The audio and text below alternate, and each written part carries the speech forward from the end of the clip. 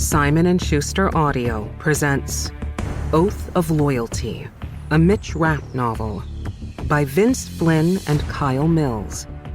Read by George Guidell.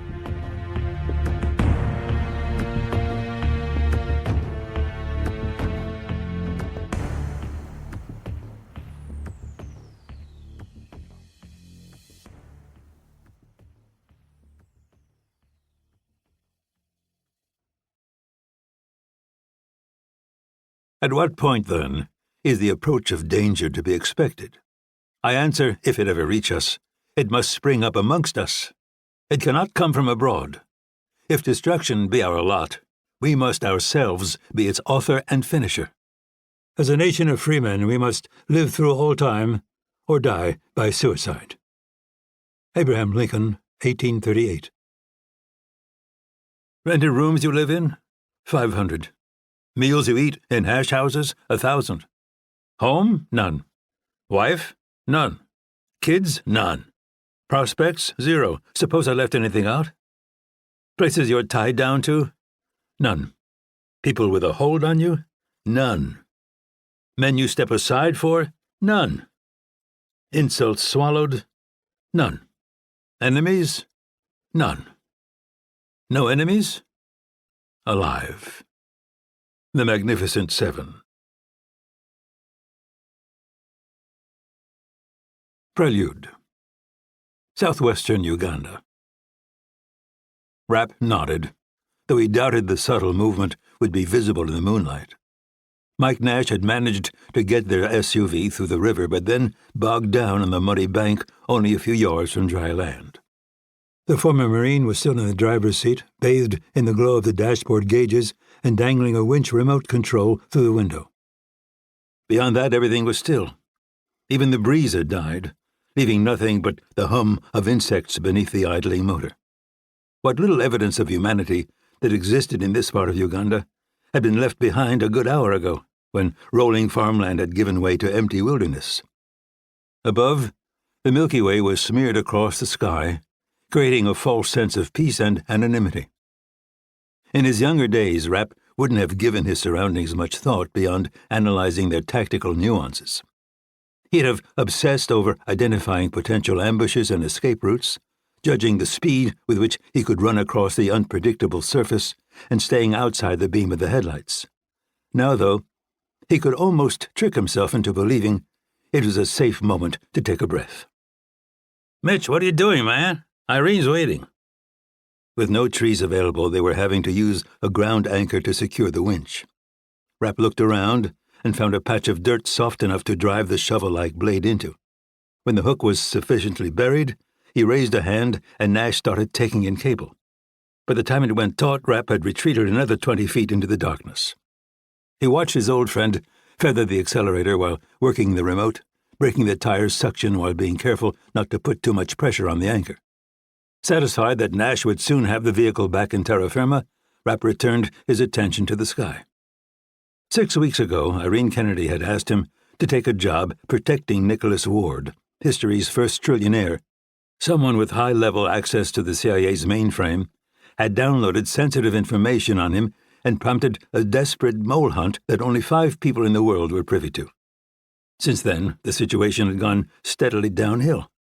The stolen information had found its way into the hands of the Saudis, who had used it to try to kill Ward, a man whose work in alternative energy threatened to make their oil reserves worthless.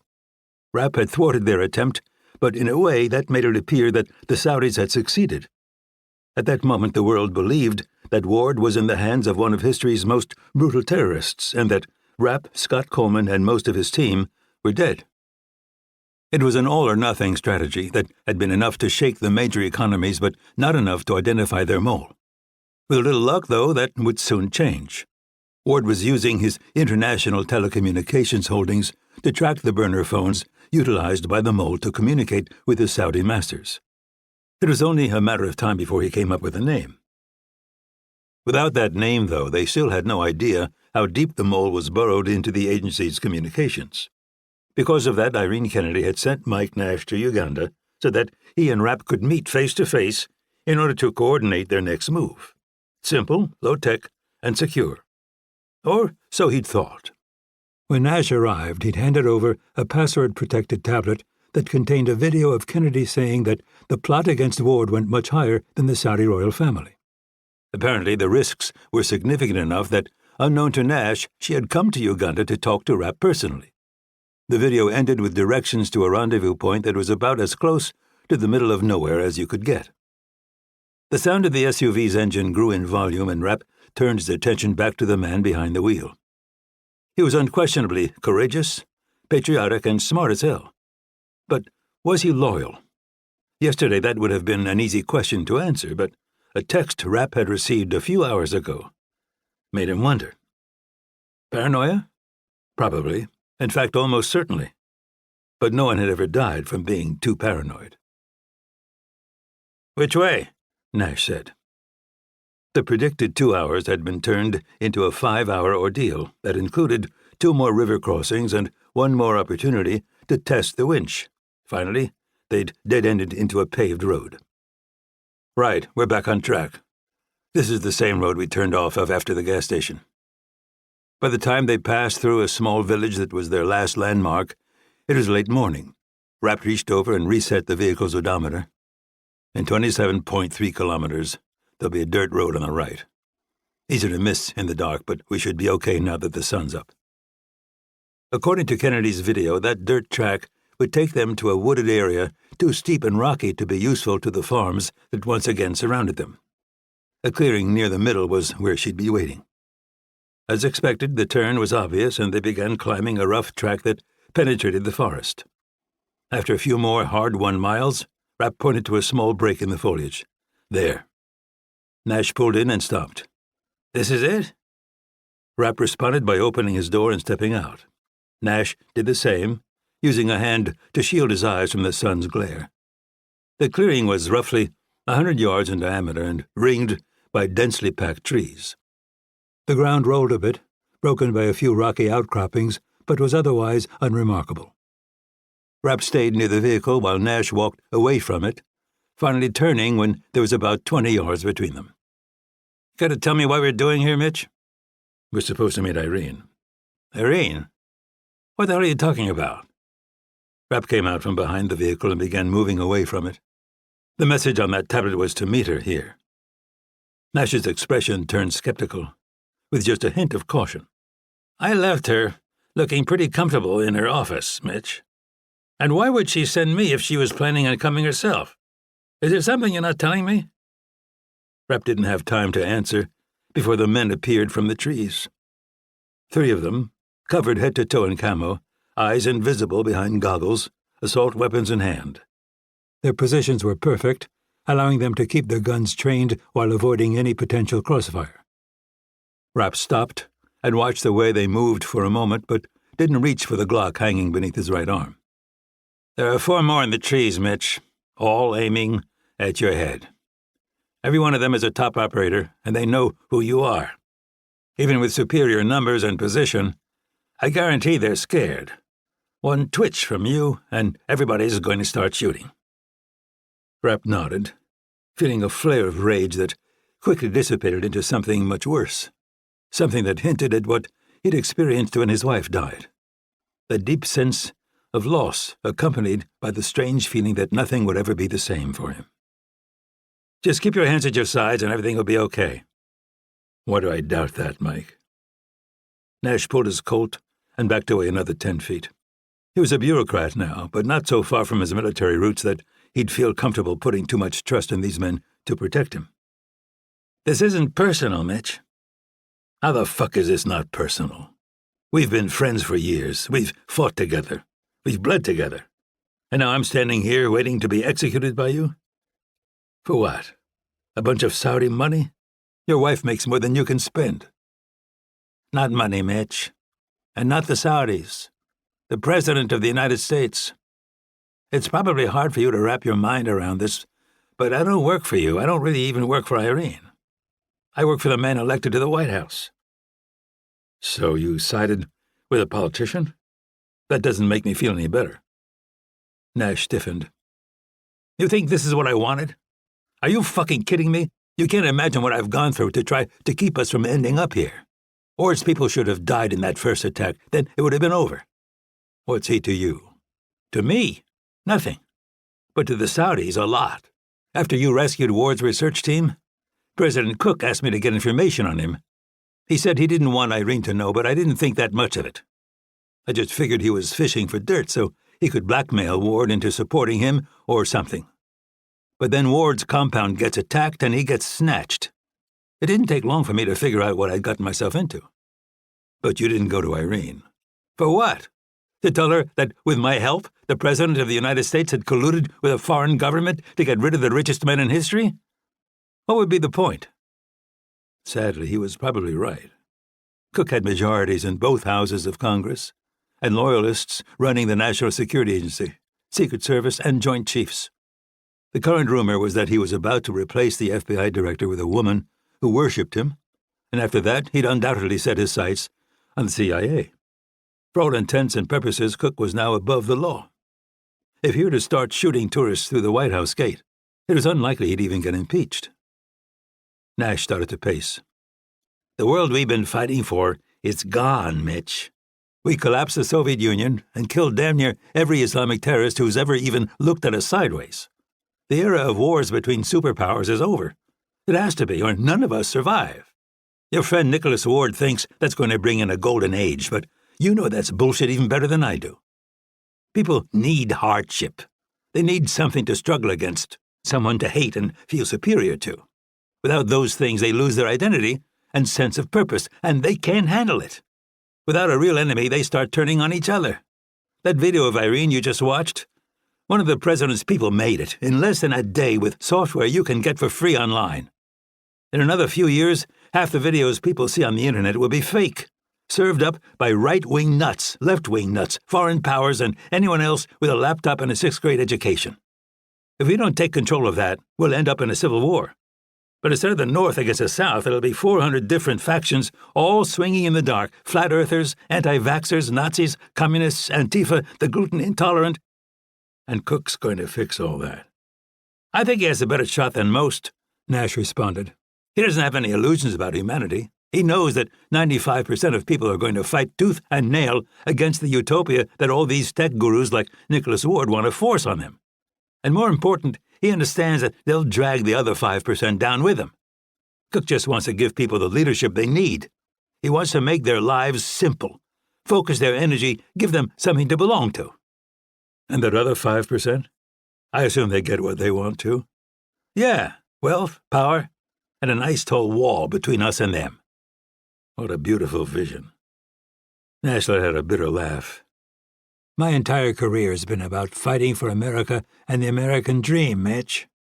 But at some point, it's time to wake up. At some point, you've got to admit that the monkeys are going to figure out a reason to throw feces at each other. The question is, how much of it are you willing to let stick to you? I've spent my entire life trying to save people who don't want to be saved. Now it's time for me to save myself and my family. 20 years from now, I want my kids to be kicking back in penthouses, not scrounging for scraps and killing each other over every conspiracy theory that comes across Facebook. The job's not stopping Al-Qaeda from taking out a few people here and there. Not anymore. Now it's about stopping the mob from destroying themselves and everything people like us have built. Rapp nodded and looked around at the men holding their weapons on him. So, what's the plan, Mike? I don't have all day. The plan... Nash looked down at the pistol in his hand. The plan is to clean up as much of your mess as I can. My mess? Yeah, your mess. You made everyone believe that Ward and his people are dead, and they need to stay that way. If they get resurrected, it's going to be inconvenient to a lot of people who don't like being inconvenienced. I assume you've got them stashed somewhere around here with Scott? Tell me where. I'll drive over, have a couple of beers with the guys, and then tonight, I'll take care of the problem and drive out before anyone knows what happened. After that, if everyone agrees to keep their mouths shut, they can just walk away. And Irene? I can protect her. Cook will make me the new director, and he doesn't have any reason to pick a fight. All she has to do is fade into retirement. He paused for a moment, finally pointing an accusatory finger at Rapp. Like always, the problem is you. You're the part of this shit sandwich everyone's going to choke on. And that's why I'll never leave here. I don't know. Maybe you do. How about I offer you the deal of the fucking century? You give me your word right now that you'll just let this go, that you'll forget about me, the cooks, the Saudis, Ward, and all the rest, that you'll go back to the Cape, race your bike, spend time with your new family, and never set foot back in the U.S. Do that, and I'll give you a ride to the airport. Rapp remained silent. Yeah, that's what I thought, Nash said, shaking his head slowly. But I want to tell you something. I'm going to make you a hero. All the shit you've done that no one knows about, I'm going to tell them. You deserve that. Rapp walked to a rock outcropping, tracked by the men covering him. He sat and rested his elbows on his knees. I got an interesting text on the way here. I meant to ask you about that. Like I told you, Ward's people are still a few weeks out from putting names to the network of burners you were using. But he has put together some of the towers they connected to. So he noticed something interesting. That one of those phones connected twice to the same tower I do, when I'm at home in Virginia.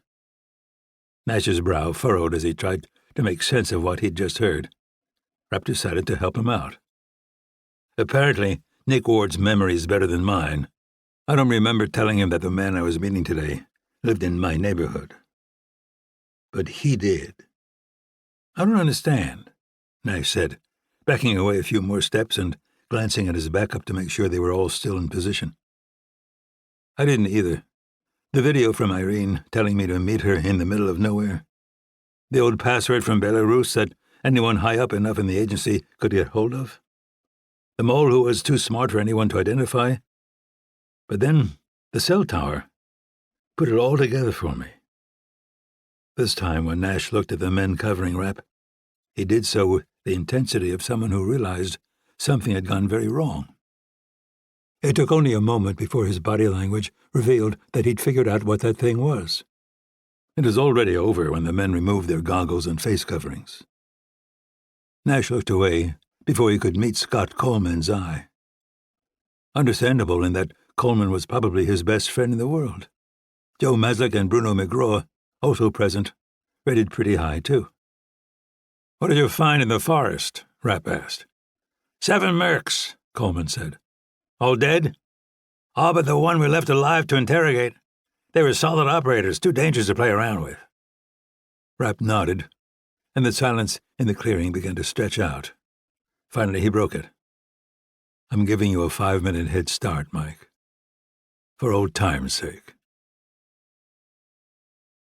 Rapp took not-so-careful aim and fired a single round into the trees.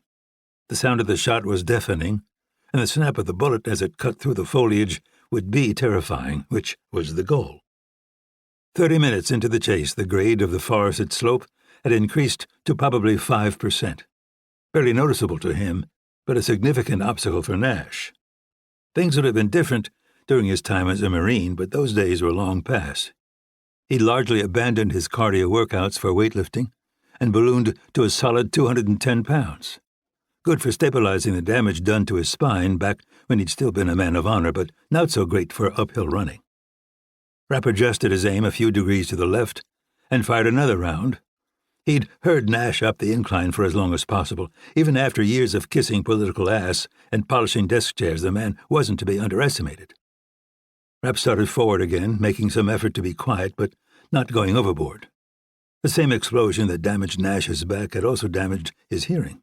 It was unlikely that he'd be able to separate the rhythm of human movement from the sound created by the intermittent breeze. This would be a historically satisfying end for the son of a bitch. Humans had evolved not that far from where they were now with very few physical advantages.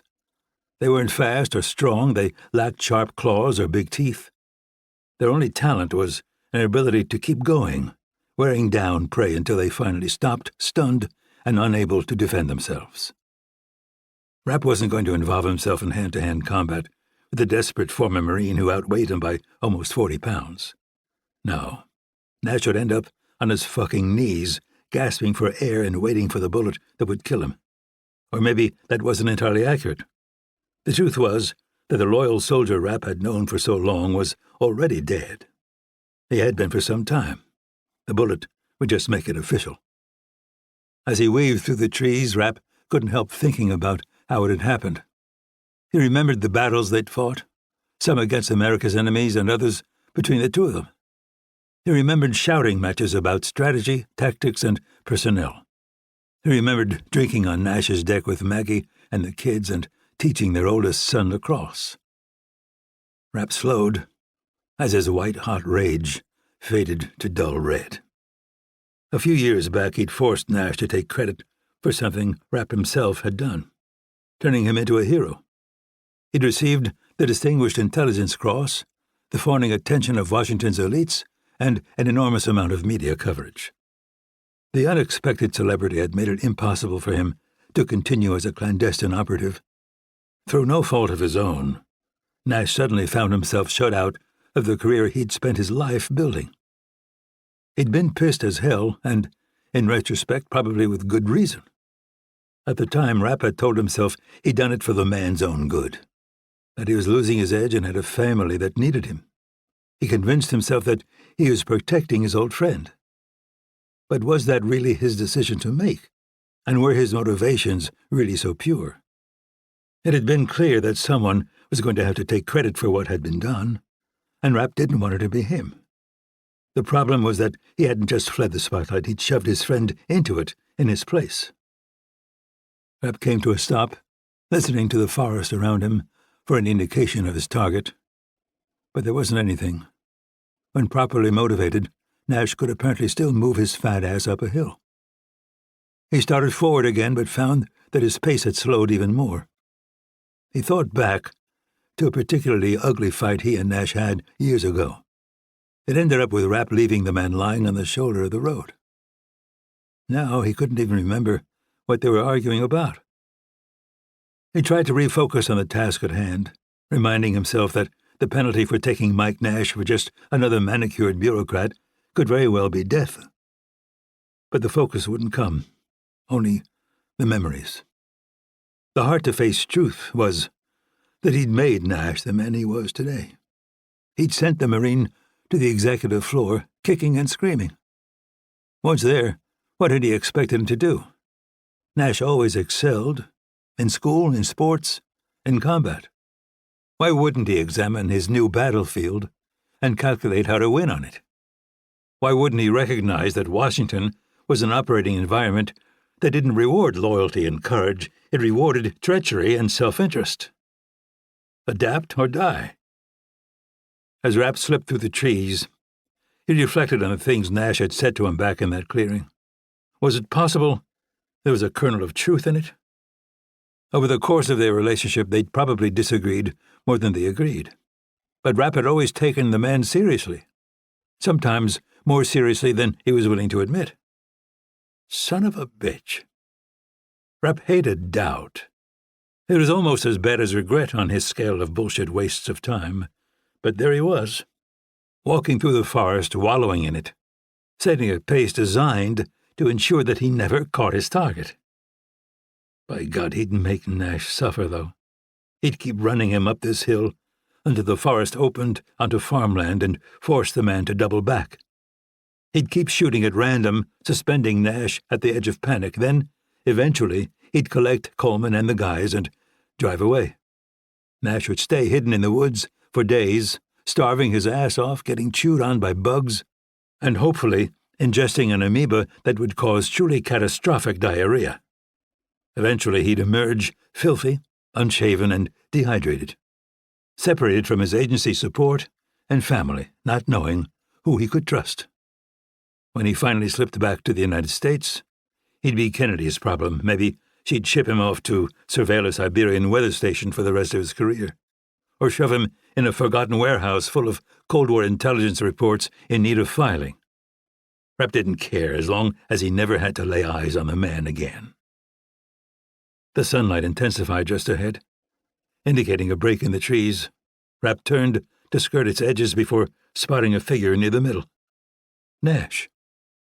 He hesitated for a moment, but then moved into a position where he'd be visible but still have reasonable cover. Nash had taken no such precautions. He was out in the open with his gun hanging loosely from his hand.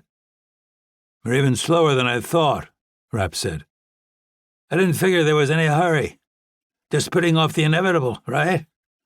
I'm not going to let you push me up this hill until I drop. I'd like to die with a little more dignity than that. If I'm going down, I'll damn well do it with a shirt free of puke and the crease in my pants still holding. Whatever works for you." "It's been a wild ride, huh, Mitch? The things we've done, the things we've seen, even if we could talk about it, no one would ever believe it." Rapp just shrugged. "I stopped to tell you something. And there's no reason for me to lie anymore, right? So you should take this seriously. None of this shit matters. Just Claudia, Anna, Irene, and Scott and the guys. That's it. Everyone else is just waiting to stab you in the back. That's what I've learned traveling the world's conference rooms. We all die, and in a few years no one will remember we even existed. Nothing we do means anything." "Do you have a point?" "Yeah, I do. Make peace with the president, Mitch. Even you and Irene can't stand against what's coming. I know you don't want to join him, but at least be smart enough to back away, and while I know you haven't listened to me much over the years, you should think about what I'm telling you. It's good advice." He raised his sidearm until the barrel was tucked under his chin. "Mike, no!" But it was too late. The gun sounded, and he collapsed to the forest floor. Chapter 1. West of Manassas, Virginia, USA. The rain just kept coming. In sheets earlier, then in waves. Now it seemed to go in circles, overwhelming the windshield wipers on Rapp's rental car and swirling in his headlights.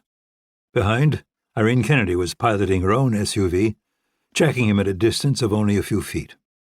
The vague glow of his house started to be discernible through his fogged windshield, but it didn't bring much comfort. He'd just told Maggie Nash that her husband was dead.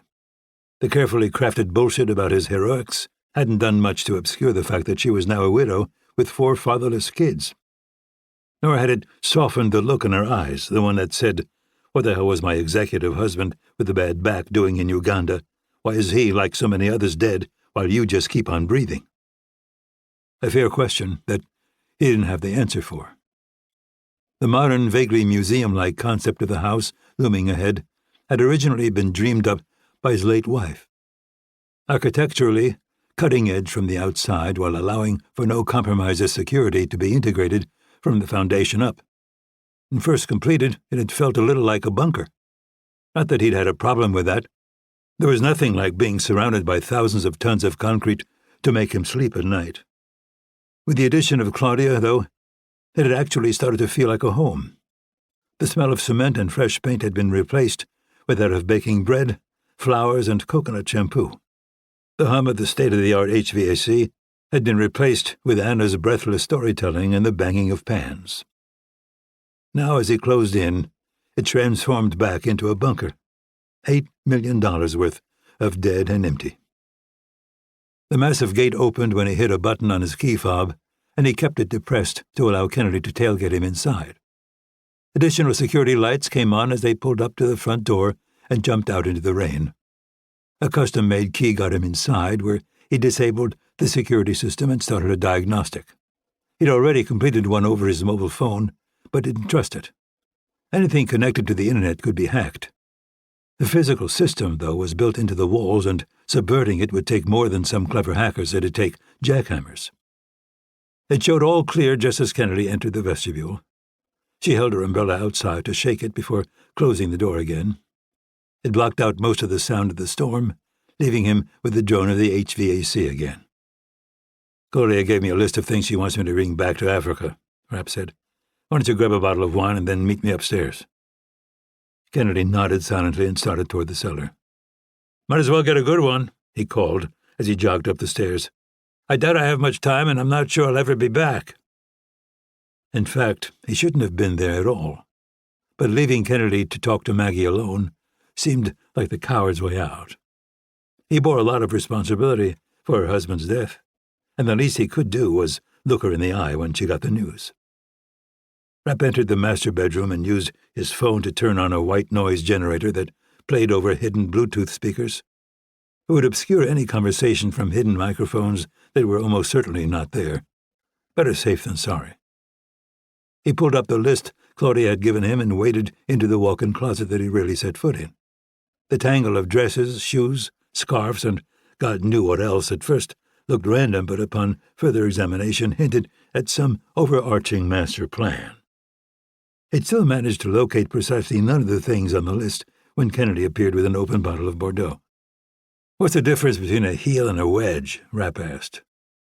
She poured a couple of glasses and then motioned him out of the closet, taking his phone as he passed. A quick glance at the list on screen was all she needed to start retrieving things. "What happened, Mitch?" "Mike was your mole." She nodded silently. "Can I assume he was working at the direction of the White House?" "Yeah." President Anthony Cook was very different from his predecessors. He was autocratic, ruthless, and had no love for the country he ran or the people who inhabited it. In fact, the opposite seemed to be true. He saw every flaw, every weakness, and had an incredible gift for exploiting them. In his mind, the further he could pit the American people against each other, the more he could control them. His only goals appeared to be basking in the adulation of his followers and the accumulation of power. In many ways, his wife was even worse. She was nowhere near as charismatic, but smarter and more calculating. Combined, they were a force to be reckoned with. If nothing else, Mike Nash had been right on that point. When Kennedy spoke again, it became clear that she'd been thinking about something that hit a little closer to home. "Did you kill him?" "He killed himself." "Are you speaking figuratively?" "You mean, am I saying that he crossed me and that's as good as suicide?" "No. He put a gun under his chin and pulled the trigger before I could stop him." She sagged a bit as some of the tension she was carrying released. He watched for a few seconds as she coiled a belt on top of a chest of drawers. "What now, Irene?" She didn't answer immediately, but when she did, it was with a phrase he rarely heard from her. "I don't know." "That's it? You got me into this, remember?" "Do you mean the mole hunt or this life?" "Both." "I guess I did. Maybe an apology is in order." "Nah. We had a pretty good run." "Have we?" she said, turning toward him. "Because it led here, to this place, to this moment. I recognize now that I've been turning away from the truth, Mitch. For a long time. Maybe for as long as we've known each other." "What truth?" "That American democracy is much more delicate than I was willing to admit. I always knew there was a power-hungry ruling class, but I didn't allow myself to see how many people would be willing to kneel in front of it. Maybe freedom just demands too much of the average citizen, too much personal responsibility, too many opportunities for failure." Right before he died, Mike said we should make peace with the Cooks, that we can't beat them or change what's coming. It's probably good advice. He said that, too. She carried a neatly folded stack of clothing from the closet and laid it on the bed before returning to her wineglass. Rapp couldn't tell if it was his imagination or if her hand shook a little as she brought it to her lips. "The role of the CIA is going to change under the Cooks, Mitch. It's going to turn inward. They aren't concerned with outside powers because they aren't a threat to them. They're much more concerned with internal enemies, political opponents, critics, and eventually the American people. Homeland Security is going to become an organization dedicated entirely to maintaining their power. That's a big change that involves a lot of people. Are they going to be able to pull it off?" "I've given that question a lot of thought, and the answer is yes." "But you're still standing. Sounds like the plan was to put Mike in your chair, but that didn't work out." "No, it didn't," she said, staring into her wineglass. "But either way, you figure you're done," Rapp prompted. "No question. I have a lot of public support, and some powerful friends inside the Beltway, so the cooks are moving cautiously, but with the lack of pushback they've gotten on their purge so far, there's no reason for them to hold back. And you think it'll be effective, Rapp said. Incredibly so. Consider how effective the Stasi was at controlling the citizens in East Germany using only handwritten notes, hardwired listening stations, and black-and-white film. Compare that to high-definition video, social media, and artificial intelligence. The technology to surveil every citizen in America exists today. And not just what they do and say, what they think and feel. It's just a matter of scaling up and putting it in place. Rapp nodded and folded his arms across his chest. This isn't what I signed on for, Irene. I was happy to defend my country from outside enemies, but it's not my job to defend it against itself. The fact that the American people vote for these pieces of shit isn't my problem, but the fact that Cook sent one of my best friends to kill me is. You're not having any wine? Kennedy said, obviously anxious to avoid the issue for just a little longer. It probably wouldn't be a good idea. She smiled bitterly and tipped a little more into her glass. No, I suppose not. Chapter 2. The White House, Washington, D.C., USA. The experts had once again gotten it wrong. A briefing from NOAA suggested that the storm would pass harmlessly with only its edges making landfall. Instead, America's eastern seaboard was being hammered by torrential rain and unseasonably high winds. To the south, a number of major cities were without power, and flooding was overwhelming unprepared authorities. The D.C. area was faring better and, according to those same experts, would continue to do so as the storm weakened. Whether that prediction would prove to be any more accurate than the first one remained to be seen. Catherine Cook stood silently at the window of her office, watching the trees struggle against the onslaught and listening to the rumble of it through the glass.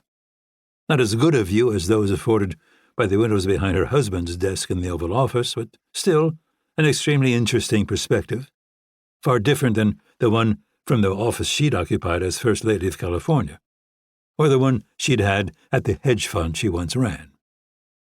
She'd worked her entire life to get where she was now, but had still arrived unprepared for the scale of it. The problems and opportunities of governing California seemed trivial by comparison, and the billions she'd handled during her time in high finance were nothing but rounding errors to the Federal Reserve. Above it all, though, was the overwhelming sense of opportunity. While many of her colleagues in New York were blind to it, Wall Street's dead end was easy to discern. Once one acquired everything money could buy, it all became a game. A petty competition between people with insecurities that they mistook for ambition and superiority. Running California had been largely the same.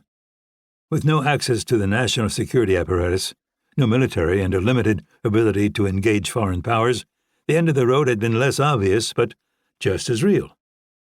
This window was different, though. Despite the driving rain, she could see forever. She and her husband were the right people in the right place at the right moment in history. They had an opportunity to remake not just America, but everything. The liberty that the free world had enjoyed over the last century was nothing more than an anomaly, a momentary pause between the priests and nobles of antiquity and the politicians and billionaires of the New Age, a momentary pause that was coming to its end. They were entering an era that could be dominated in a different but much more profound way than in the past.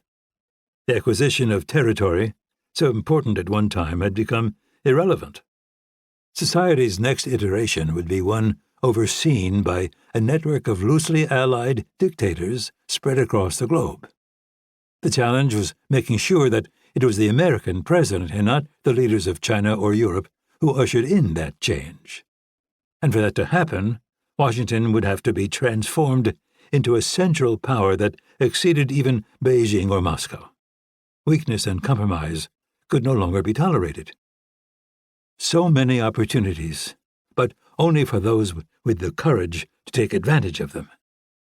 Boldness in the political arena was not something her husband had ever lacked, but now their operating environment had shifted, and on unfamiliar ground, glimmers of something she'd never seen in him were becoming visible. Cowardice. He'd been elected for his charisma, his good looks, and his confidence-inspiring certainty. He could charm, anger, and terrify with an effortlessness that no one in the world could match. Anthony Cook was a lightning rod for human emotion. Whether that turned out to be love or hate was irrelevant. Either way, it dominated everything and everyone that came into his orbit. Or at least that's what he had once been, before they had crossed paths with a meaningless CIA thug named Mitch Rapp. Catherine turned to the television depicting the governor of North Carolina walking through the storm that was devastating his state. In normal times, her husband would have been alongside him, looking young and vital, his drenched dress shirt clinging to a muscular torso. He'd have been depicted talking to locals with an expression of deep concern, unloading trucks, stacking sandbags, but no more. Virtually all activities that took place outside the gates of the White House had come to a screeching halt. He'd even backed away from the online partisan sniping that kept the American people so entertained. His mind was now focused on one thing, and one thing only: countering the perceived threat posed by Mitch Rapp. She turned back toward the window and after a few moments heard the door open behind her. There was no question as to who it was. Only one person in the world entered her office unannounced. "I thought you had a meeting with Dick Trenton," she said without turning.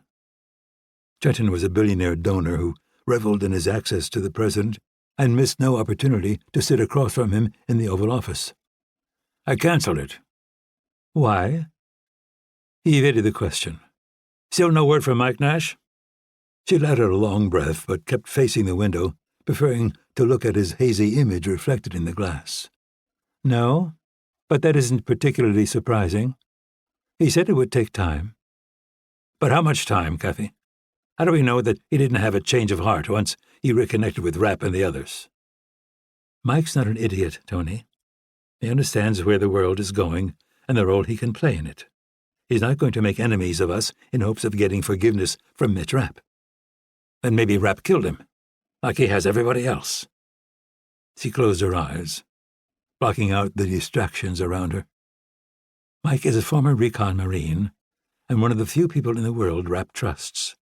More likely, Rapp's already dead and Mike's in the process of getting to Nicholas Ward. Once that's done, we'll replace Kennedy and it's over. No one's going to push back against Mike taking over at the CIA. If anything, he's better liked around Washington than Kennedy. She has a way of making people uncomfortable. But can we trust him to stay on the path we're building? That was a more difficult question. Nash still had an archaic sense of morality that he couldn't completely break free of. In the end, though, he didn't have to like any of this, for now it would be enough for him to understand that he had no other options. "There's nothing we can do about that now," she said. "But there are things we can do about the Chinese making you look weak in the Pacific, and we need to strategize about how to take advantage of the immigration fight that we both know is coming. And then there are your slipping approval." There was a quiet knock on the door, and a moment later her assistant opened it. "I'm sorry for the interruption, but Stephen Wright just called to say he's on his way here. He wanted me to tell you it's urgent." Not surprisingly, that got her husband's attention. Wright was the recently installed head of the Secret Service and the man in charge of his all-important physical security. "When?" Cook said, spinning toward the door a little too eagerly. 10 minutes, sir." Catherine Cook settled into the seating area that dominated the center of the Oval Office. In contrast, her husband chose his normal position behind the modern table that had replaced the resolute desk. Constructed of glass, steel, and polished wood, it fit the new decor and was a reminder to all who entered that the past was dead. The battles ahead could be won only by those capable of breaking free of history's limitations. Cook stood when his Secret Service chief entered, but Catherine remained on the couch. She'd known Wright for almost 20 years and had never seen him looking so haggard. His thick gray hair was still perfectly arranged, and his tan improbably even, but there was perspiration gleaming on his forehead and gathering in the lines around his eyes. Not that it was surprising. He was a former judge with no history of running large organizations, government or otherwise. What he did have, though, was a vision of a new world order that was very similar to their own. Further, he was smart, trustworthy, and very much enjoyed the status provided by being a member of their inner circle. His first task as director had been to begin purging the Secret Service's security detail of anyone with loyalties to either Mitch Rapp or Irene Kennedy. Secondarily, he was augmenting existing security protocols and changing those that Rapp and Kennedy would be familiar enough with to circumvent. Finally, he was quietly overseeing some of the agencies that had not yet been brought under the cook's thumb, most notably the FBI. "What do you have for us?" the president asked. "My people temporarily lost Irene Kennedy, but then the surveillance team watching Mitch Rapp's neighborhood reacquired her. She went to Mike Nash's house." "Is he there?" "She met someone in the driveway who we couldn't identify because of the weather. They went inside for about 45 minutes and then drove to Rapp's house. Getting surveillance inside his wall is difficult, particularly with drones unable to fly." Cook went silent for a moment, his eyes darting nervously around the office. "Is it him? Is it Rapp?" "I don't think we need to jump to conclusions," Catherine interjected. "It could just be Mike. He and Kennedy might have business at Rapp's house. They'd certainly have access to it. Mike is probably one of the people who take care of it when it's empty." Wright just stood there in silence, looking back and forth at them. It was something she'd become accustomed to long ago. They governed very much as a team, and people often weren't sure where the power in the room was located. "It's him," Cook said. "Tony, don't patronize me, Kathy." He turned back to Wright. "Is your team ready?" She felt the hairs stand on the back of her neck. "What team, Tony?" "Yes, sir, in place and waiting for your authorization." "Do it." Wright gave a short nod and rushed from the room. When the door closed, Catherine repeated herself. "What team, Tony?" It was hard to discern whether he was intentionally ignoring her question or just having a hard time tracking on it. "Mike's dead," he said flatly. "And in all likelihood Rapp tortured him first. If that's the case, he knows everything about our involvement with the Saudis, with Ward, and he knows what we sent Mike to Africa to do. Right now, he and Kennedy are standing in that fortress he built, planning their next move." "You need to calm down, Tony. Even if everything you say is true, we don't know what that next move is. This is our town and our country. Ours, not theirs." "I'm not willing to be so dismissive, Kathy. If we let them disappear, they'll reconnect with Coleman and his team, and that's not all. They still have allies all over." "If Mike's out of the picture, then Nicholas Ward is probably still alive," she said, trying to stop him before he completely disappeared into the rabbit hole he was heading down. "We're going to have to figure out how to handle that when it becomes public. There's also the problem of no longer having a credible candidate to take over the agency. Mike was going to be a popular appointment that would provide some cover for the ones that—" "Politics? Are you really talking about politics while Rapp and Kennedy strategize about how to get to me?" "I think it's unlikely that's what they're doing. I admit that Rapp isn't one to forgive, but Kennedy calculates everything she does, and a rash move against us isn't going to pencil out to her." "Tell that to Christine Barnett." Christine Barnett had been their party's leader before her very unexpected suicide. Conspiracy theories and suspicions abounded, but no one had ever been able to turn up anything that contradicted the official story. "Speculation, Tony." "Speculation? Christine thought she was the second coming of Jesus, and she was 8 points ahead in the polls. Then, right when she's about to get everything she's ever wanted, she kills herself? Don't insult my intelligence or your own." "More reason not to go after Kennedy and Rapp, half-cocked, Tony. Right now, you're in the most secure place on the planet. With a literal army dedicated to your safety, we have the luxury of stepping back and taking a breath." Another unfamiliar expression flickered across her husband's face. "Suspicion?" "That's easy for you to say, Kathy. Rapp's not coming for you. He's coming for me." Chapter 3. west of Manassas, Virginia, USA. Rapp's cell phone began to vibrate, and he pulled it from his pocket. "Problem?" Kennedy asked from inside the closet. She was searching Claudia's drawers for something called an obi belt while polishing off her second glass of wine. It was more than he could remember seeing her drink in their entire relationship. And why not? Neither of their prospects looked particularly sunny, and his had just taken a turn for the worse. "I just got a breach warning. The power's been cut to the subdivision's main gate. I hoped you could be on your way before this happened. I imagine the president's anxious to talk to you." "I'll bet. Can I assume you have a plan for something like this?" He did. The default state of that gate was locked, so cutting the power wasn't going to accomplish much. The incursion team would know that, though, and were probably just using the move as a diversion. In all likelihood, they had people in position all around the property and in the woods behind it. While the specific security measures built into his house weren't widely known, the general level of it was an open secret. They wouldn't want to risk a frontal assault and instead would purposely trigger an alarm in an effort to flush him out. And it was going to work, in the most literal and infuriating way imaginable. "Yeah," he said, at a volume that caused his voice to get swallowed by the room's white noise generator. "Could you let Claudia know what's happened and put her stuff in FedEx for me?" "If I'm not in prison," Kennedy said, pouring herself another glass, and not her normal 2 fingers. If the operators closing in on his property didn't move fast, they'd find her passed out on the sofa.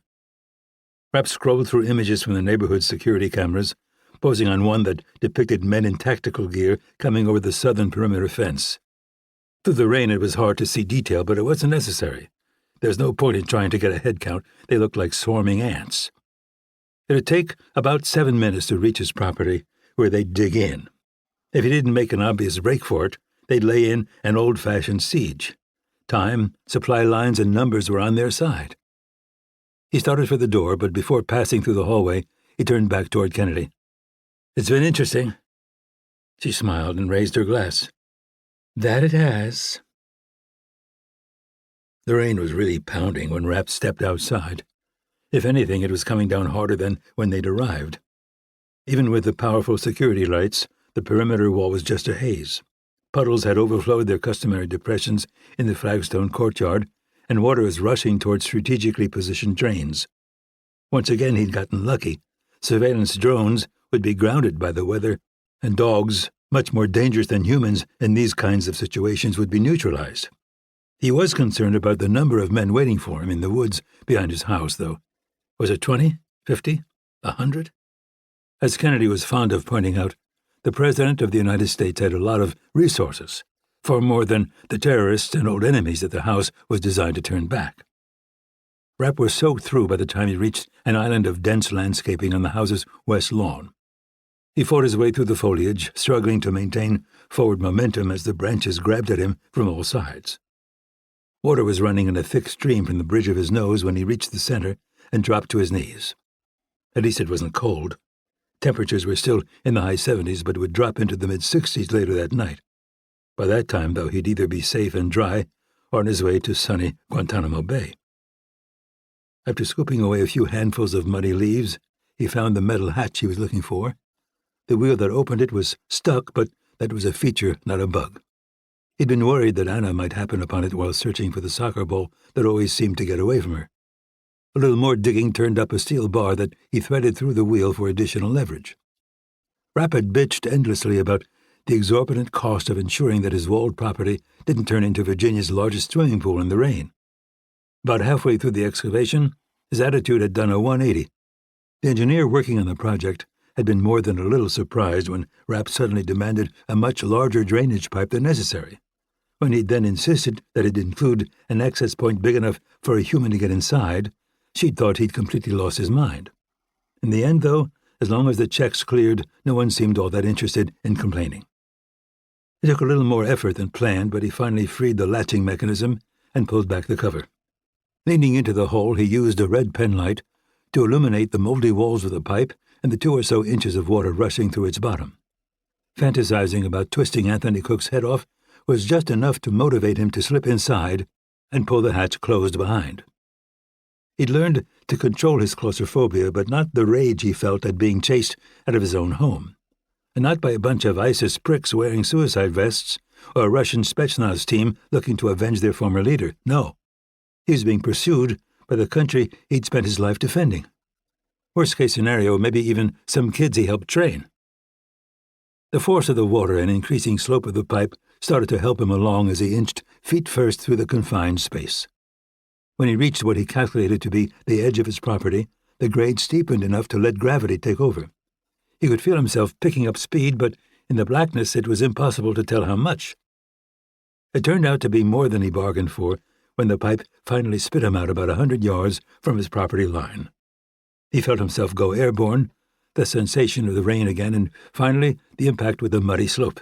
He cartwheeled out of control, finally hanging up in a bush after another 25 yards or so.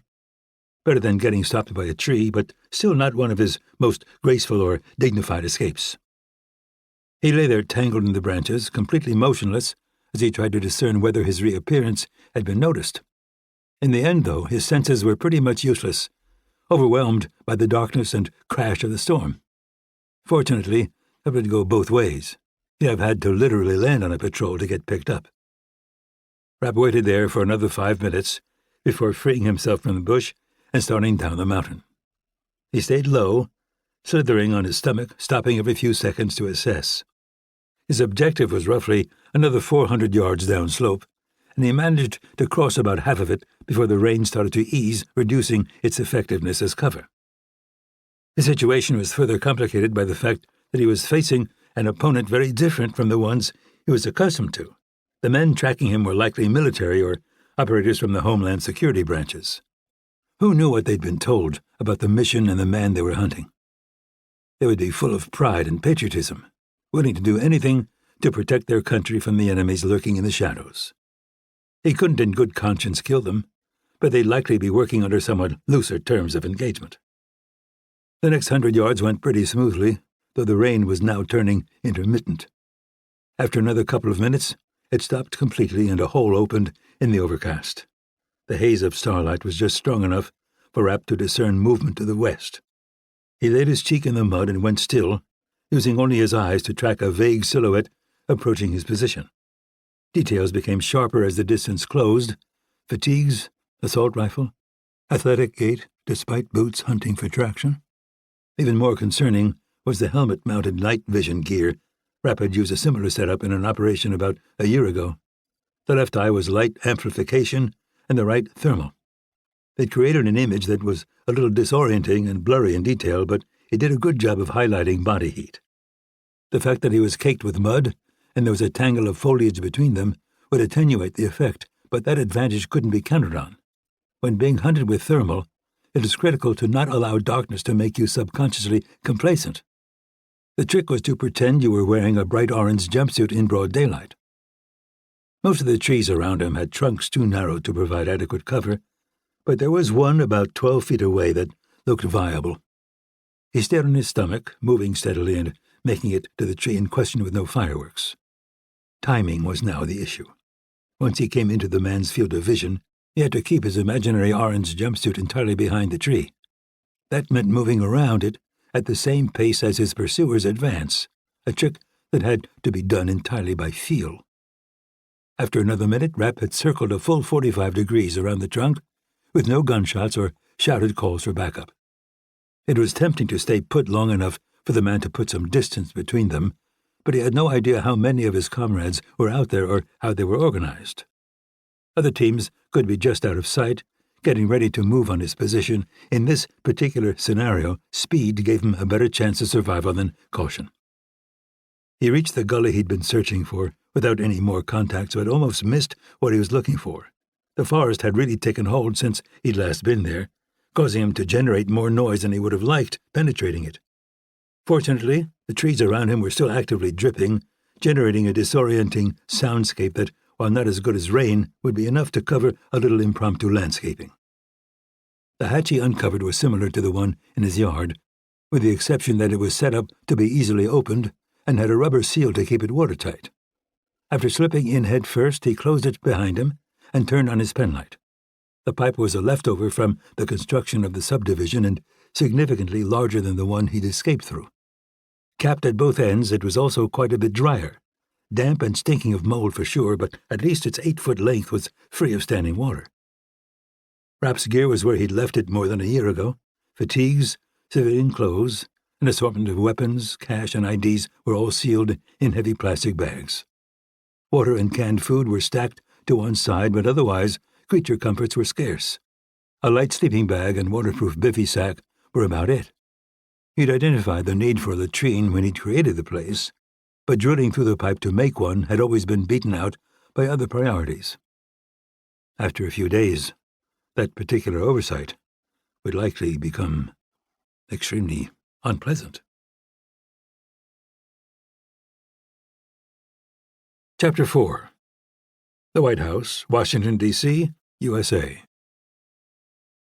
3 unfamiliar Secret Service agents ushered Irene Kennedy into the Oval Office and pointed her toward the modern desk that dominated it. She obediently took a position in front of it, examining her reflection in the dark windows behind. It wasn't a pretty sight. Makeup running, soaking wet, and dripping on the president's brand-new oak floor. Virtually nothing of the past, nothing of tradition remained in the room. And that was probably fitting. She'd used Rapp's master password to lock down his house while she finished collecting Claudia's things. From his tablet, she'd been able to monitor the teams taking positions outside the wall, but none had been in any hurry to come over it. When attacking Mitch Rapp on his home field, caution was very much the better part of valor. After finishing off another glass of wine and taping up Claudia's box, she'd briefly entertained the idea of just staying. There was probably enough food stored for a year, and the wine cellar would last even longer. The government, her government, would eventually sabotage the solar panels and the diesel backup generators would run dry. At that point, Anthony Cook would order his hesitant men to charge. They'd swarm the property with their automatic weapons and battering rams, and the jig would be up. After a few hours in front of the fireplace to give Rapp time to carry out his escape plan, the effects of the wine had begun to diminish. And with them, so did the appeal of spending weeks alone in a house under siege. It had been an entertaining fantasy while it lasted, though. She stood staring at her reflection long enough to create quite a puddle before the Cooks appeared. The president sat behind his desk and dismissed the Secret Service men guarding her. Catherine, interestingly, took up one of their positions.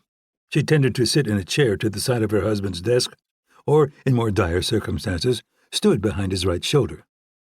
For whatever reason, she seemed content to observe this interaction from a distance. Why? Safety? Perspective? Catherine Cook had a reason for everything she did. It was a trait that she and Kennedy shared and could have potentially become the basis for a functional working relationship. There was no hope of that now, though. In hindsight, maybe it had been naive to believe there ever was. "Where is Mitch Rapp?" Cook said, staring directly at her. "He left the house when your people cut power to the subdivision's gate. After that, I don't know where he went." "You expect me to believe that?" "There's no reason for me to know Mitch's escape plan in the event of an attack, nor would I want to. What if I were captured by one of his enemies and questioned?" She allowed her tone to suggest that she believed that's exactly what had happened. "Where would he go?" "Again, I have no idea." "You're the one who trained him to disappear," Cook said, the volume of his voice rising in step with his frustration. Actually, Stan Hurley did, and Stan had a healthy distrust of governments, including his own. I assume that Mitch has safe houses all over the world, and a fair number of identities that I don't know anything about. But I couldn't tell you for certain." "Mike Nash," the president said, seeming to realize that his line of questioning had hit a dead end. But she decided not to let him get away with those 2 simple words, not after what he'd done. "What about him?" "I want to talk to him." "I think you've done enough of that." He extended his index finger and aimed it at her like a gun. In truth, it was much more dangerous than that. "You may be useless to me, Irene, but you never struck me as stupid. Just about every ally you thought you had in this town would now slit your throat to stay on my good side. And the ones who wouldn't are on their way out. What legacy are you wanting to leave? And how hard do you want the rest of your life to be?" He was right. She wasn't stupid. Despite decades of service, she had precious few friends left inside the Beltway. It was a town built around power, and that power now flowed from the man sitting in front of her. "Mike's dead," she said finally. Cook's expression went blank. "Rapp murdered him?" "He committed suicide." "You expect me to believe that?" "You didn't leave him much choice," she said, suspecting it was the remaining effects of the wine talking, but no longer capable of caring. "You told him to provide you the CIA file on Nicholas Ward so the Saudis could use it to kill him. When you found out you'd failed, you manipulated Mike in a way that left him no option other than to go to Uganda and deal with the situation before we discovered that he was the mole we'd been searching." Cook's laughter was loud enough to cut her off, but not loud enough to hide a hint of insecurity. He was right to be confident in his position, but overconfidence was an error he wouldn't make, or, more accurately, an error his wife wouldn't allow him to make. "Do you have any evidence of that, Irene? Any at all?" "I don't need evidence, Mr. President, because this isn't a war I'm interested in fighting. You got this position in a fair election. Mike made the decisions he made of his own free will, and I'm not naive enough to believe that I could win a confrontation between us." He stared at her in silence for a long time, but in the end he seemed to accept her explanation. "But what about Rapp? He's not as smart as you." "Mitch makes his own decisions." "And what are we going to do about him?" She barely managed to stifle a smile, the first one in what seemed like a long time. Cook's conspiratorial tone was so light as to be almost translucent. A test. Maybe not even that. The suggestion of a test. Was Kennedy susceptible to the subtle forces that had twisted Mike Nash? Could Cook look into her soul and find something she wanted? Some weakness that could be used to control her? No. If that weakness had ever existed, it is gone now. What she'd said about not wanting to fight was true. Perhaps the truest words she'd ever spoken in her time as CIA director. "I think I can save us some time by telling you that I'm not Mike. You've never done anything to earn my admiration or loyalty, while Mitch has done nothing but. I violently oppose where you and your constituents want to take this country. But I also acknowledge that I'm not in a position to do anything about it." "Then I guess you know what comes next." "I do."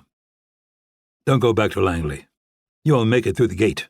Your personal effects will be sent to you." She turned to leave with no further acknowledgement of him. "Let this go," she heard Catherine say. "If you do that simple thing, we're willing to send you off with a glowing speech and a Medal of Freedom." Kennedy opened the door and passed into the outer office like she had on so many occasions before. This time, though, would likely be the last. Her life of service, the battles she'd fought, and the sacrifices she'd made had all come to nothing more than a muddy puddle in front of the president's desk.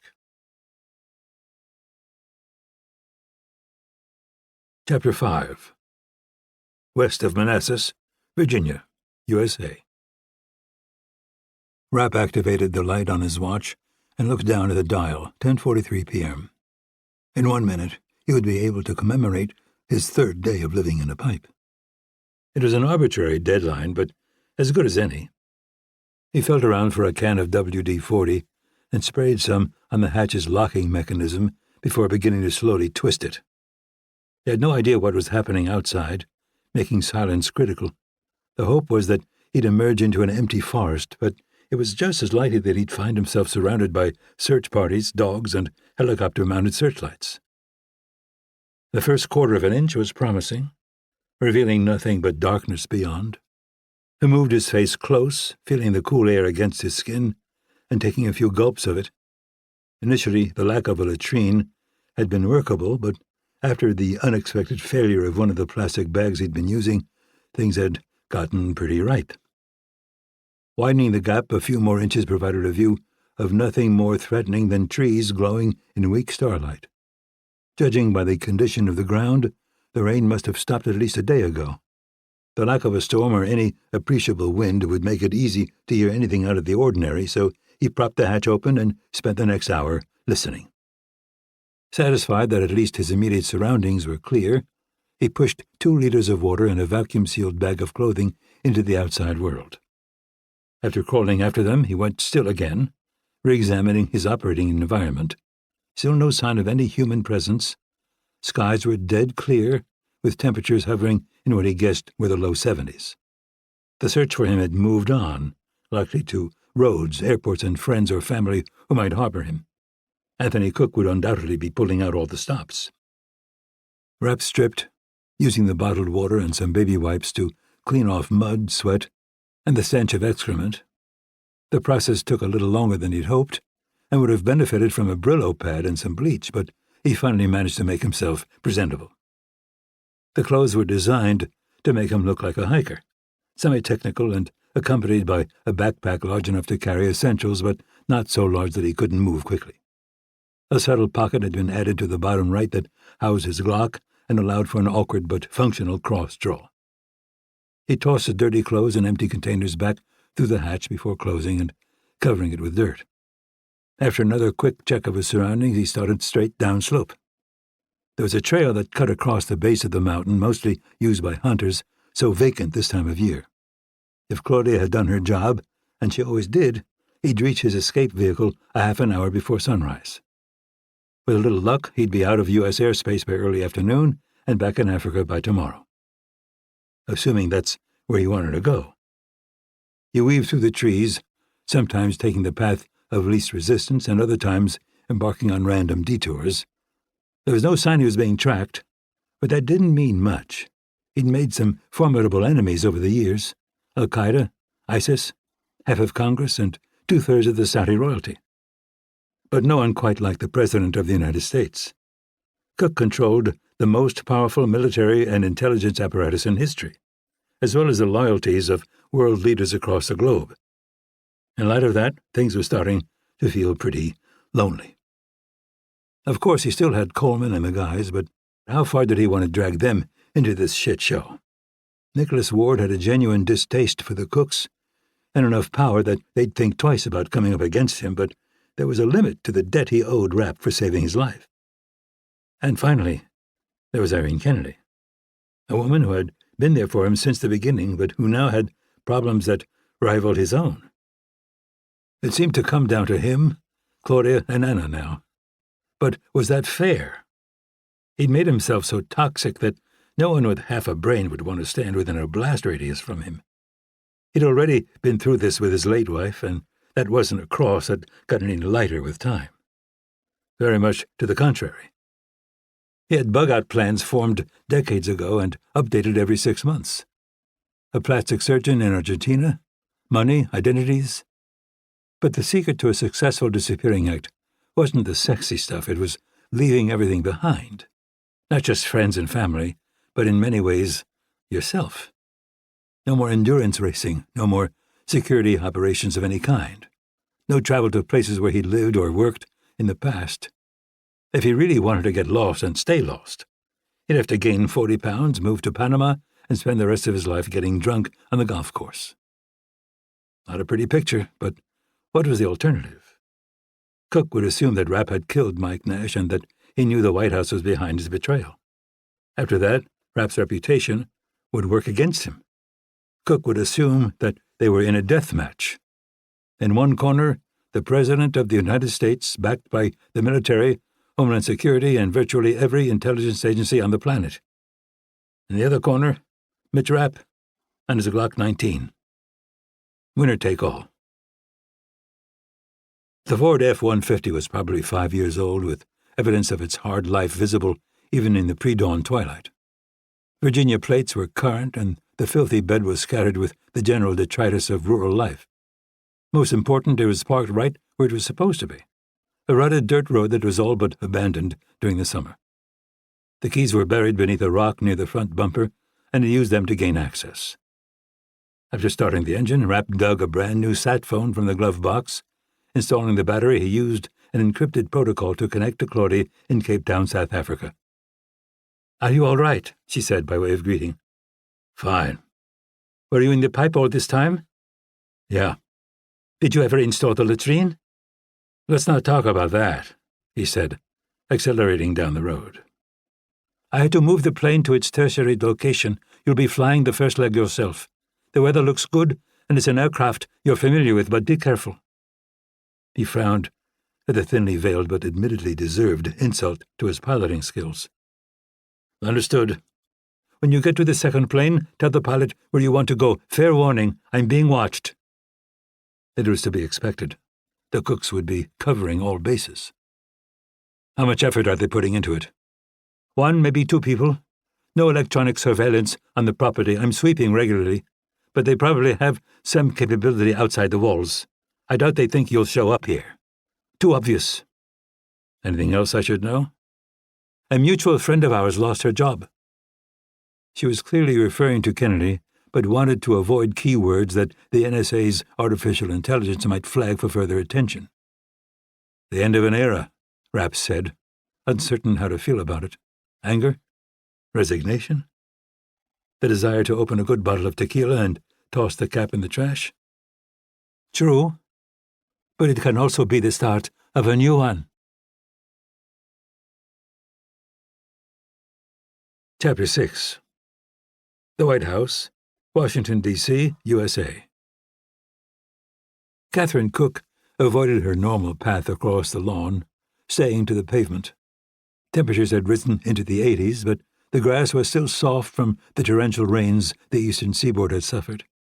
Most important, though, was that the flooding in the Carolinas had subsided quickly enough to make her husband's lack of interest more a missed opportunity than a weapon for the opposition. A man with more sensible footwear than her own overtook her to the left, sweating in black tactical clothing behind a German shepherd. He spoke briefly with a group of similarly clad men, these holding assault rifles, before continuing on his way. Manifestations of her husband's increasingly oppressive security. Outside the gate, traffic was being diverted around recently installed barriers, exacerbating Washington's already significant traffic issues. The additional security personnel were augmented by hastily erected checkpoints and scanner stations, giving points of ingress a distinct airport feel. Further, much of the personnel not directly involved with security had been deemed non-essential and sent home to work until further background checks could be done. She herself had lost a full third of her staff. Her husband had always been seen as a risk-taker. He knew what he wanted and went after it with a level of aggression that was unusual even in her world of high finance. That passion and the destructive impulses that sometimes came with it were what made him so relatable to the common man. It was also what made them such an effective team. Her dispassionate, analytical nature tended to work as a foil. In the end, their hard-won compromises formed the best of all worlds. Carefully calculated strategies wrapped in the messianic flair humanity needed from its leaders.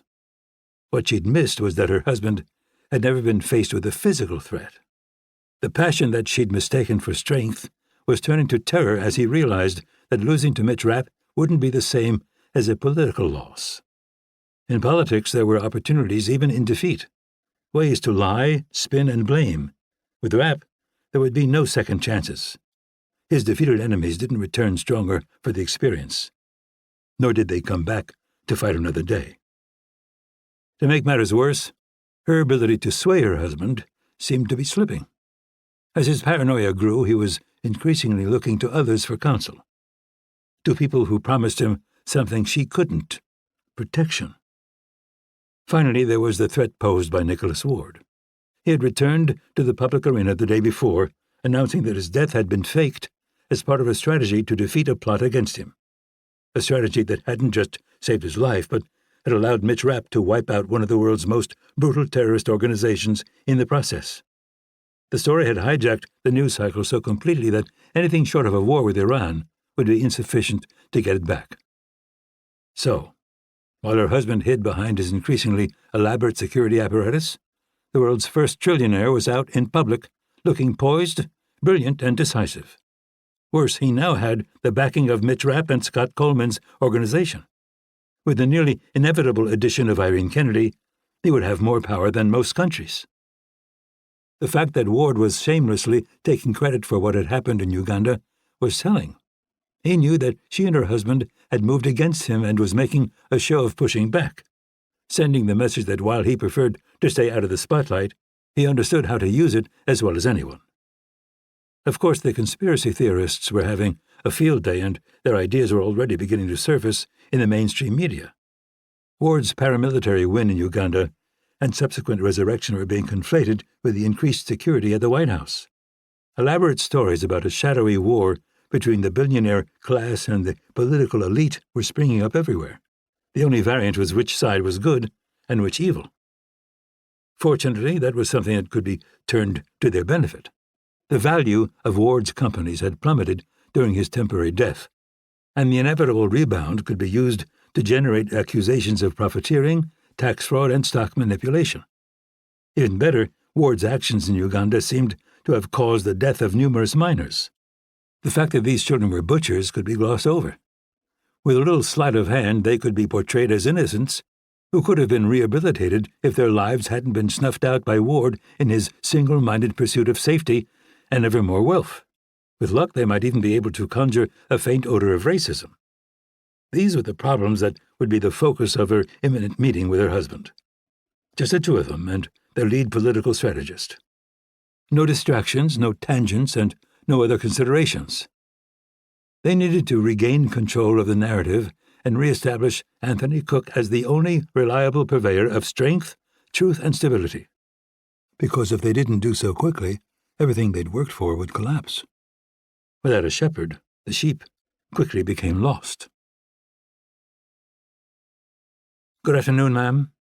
Catherine gave a nearly imperceptible nod to her husband's secretary as she passed the woman's desk. Her mood darkened when she opened the door to the Oval Office and saw that their political strategist was nowhere to be seen. Apparently, he had been replaced by the Director of the Secret Service and Darren Hargrave, the man they'd chosen to take Irene Kennedy's place at the helm of the CIA. They were standing close to one another near the room's seating area, speaking to her husband in rushed, muted tones. The three men gave her barely more attention than she had the secretary outside, but Catherine refused to acknowledge the slight. Instead, she took a seat on one of the sofas, examining each of them in turn. It took more focus than she would have liked to hide her deepening concern. In many ways, Hargrave was Stephen Wright's opposite. The Secret Service director was good-looking, forthright, and a man who made up for his lack of creativity with attention to detail. Hargrave possessed creativity in abundance, but at his core was a backstabbing bastard with a gift for destroying everything and everyone around him. The exception to this was Anthony Cook. For whatever reason, Hargrave was utterly mesmerized by the man. To call him loyal would fall well short of describing his relationship to the president. Acolyte might be a better word, or disciple. Hargrave was less interested in gathering power unto himself than basking in the glow of her husband's. He was also almost pathologically jealous, using any opportunity to drive subtle wedges between Cook and anyone else who had his confidence. In fact, Catherine sometimes wondered if Hargrave's wife and children were just a cover, if in fact his feelings for her husband went deeper than people suspected. All this had been quite convenient over the course of their 15-year association. Hargrave was a ruthless soldier with boundless devotion and flexible morals. Now, though, he had the potential to become dangerous. She'd monitored him over the years and could already see what was coming. He would carefully stoke her husband's fear, using it to become advisor, confidant, and guardian. Allowed enough free rein, he would set himself up as the only person who really cared, while everyone else just wanted to use the president for their own ends. A few minutes passed before her husband finally looked in her direction. "Rapp's still missing." "The question is whether he's on the run," Hargrave said, motioning with his head toward the windows, "or if he's just outside the gate waiting." Catherine watched her husband's expression go slack and couldn't help admiring Hargrave's delivery. Mitch Rapp suddenly felt all but omnipotent. A boogeyman whose menace was made more insidious by his absence than by his presence.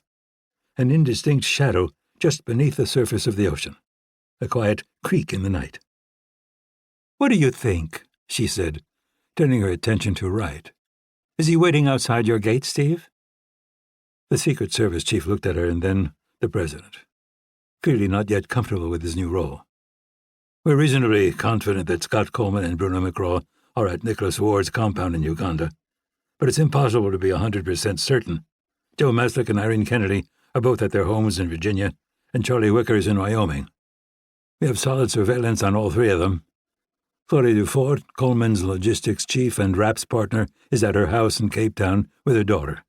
Given all that and the level of security here, I don't think an assault on us here would be practical.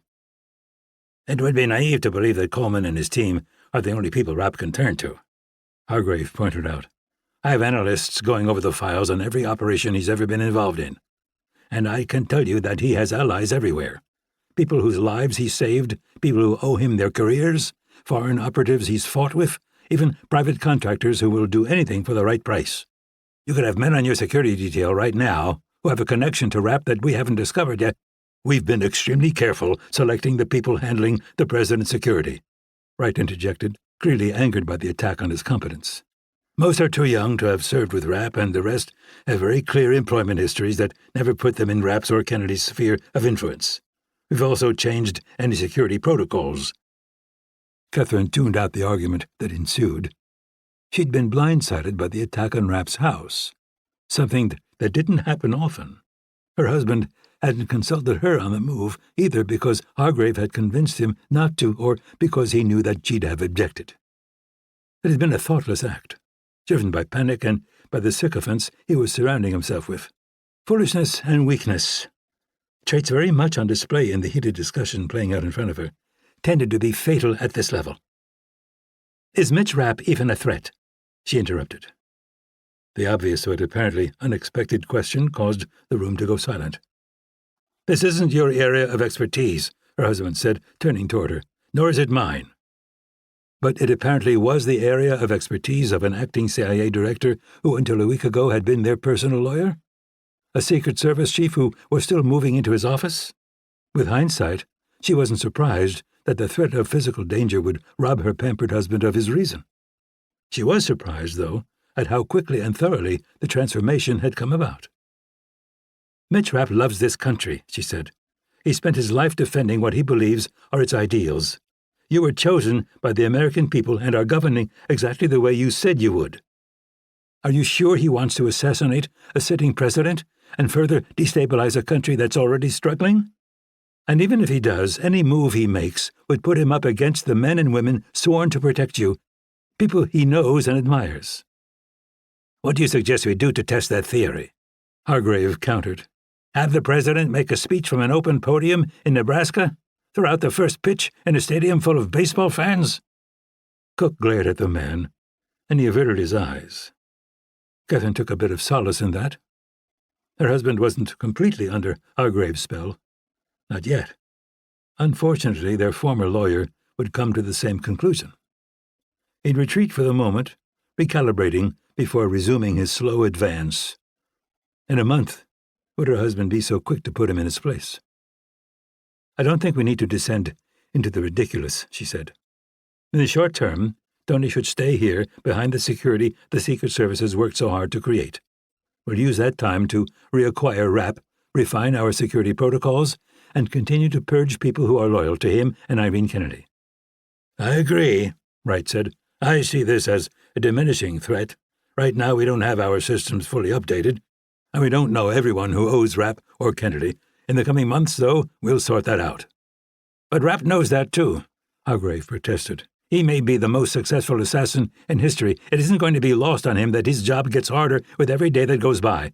If he's going to make a move, it needs to be while there are still cracks that he can slip through. Cook nodded silently, considering what he'd heard. We'll reconvene in 2 days. When we do, I want to know where Rapp is, and I want options. Chapter 7. Near Franschhoek, South Africa. It always took Rapp a few days to reacquaint himself with driving on the left, and focusing entirely on avoiding a head-on collision felt strangely therapeutic. The long flight to South Africa had been consumed by thoughts of Irene Kennedy, Anthony and Catherine Cook, Mike Nash, and the country he loved but was now struggling to recognize. Setting his mind to the task of not becoming a hood ornament on one of the oncoming farm vehicles, allowed him to put everything else aside for a while, to just enjoy the cool breeze coming through the window, the vineyards surrounding him, and the distant mountains glowing under dead, clear sky. The United States was now thousands of miles in his rearview mirror. The only question now was, would that be far enough? He turned onto a gravel road and, at the top of the first rise, was rewarded with a view that he needed more than he'd realized. The thatch roof of a Cape Dutch home peeking over a tall white wall. Many of the trees around the perimeter had been cut back to improve visibility, leaving the area a bit sparse until the neighbors' vines began. Overall, the property gave the impression of not having changed much over the better part of a century. In fact, the house included state-of-the-art alarm and surveillance systems, as well as some defensive protocols that would impress even the security-obsessed South Africans. At Claudia's insistence, though, it was all cleverly hidden. When they were in America, she subjected herself to his purpose-built bunker, but when she was in South Africa, she got to live in her idyllic turn-of-the-century oasis. Such were the compromises that were so unfamiliar to him, but apparently necessary if he wanted to have a life beyond work. When Rapp pulled through the gate, he was greeted by a now-familiar scene. 2 Rhodesian Ridgebacks rocketed from around the meticulously whitewashed home, zeroing in on his SUV as Claudia appeared on the front porch. They hit the side of the vehicle hard enough to rock it on its suspension, generating a collage of claw marks that were the reason he'd sprung for the most generous insurance policy Hertz had to offer. There was less growling and salivating than in the past, though. A step in the right direction, but not a big enough one that he would risk getting out before his backup arrived.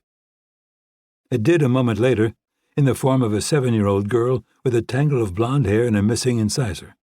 She leapt from the porch and ran toward him, waving excitedly before shouldering past the dogs. Confident he was safe, Rapp opened the door and scooped her up. Aisha and Jumbo pawed and barked but didn't seem to want to tear him apart anymore. In fact, they might have actually been excited to see him. "How's it going, Runt?" "It's going great.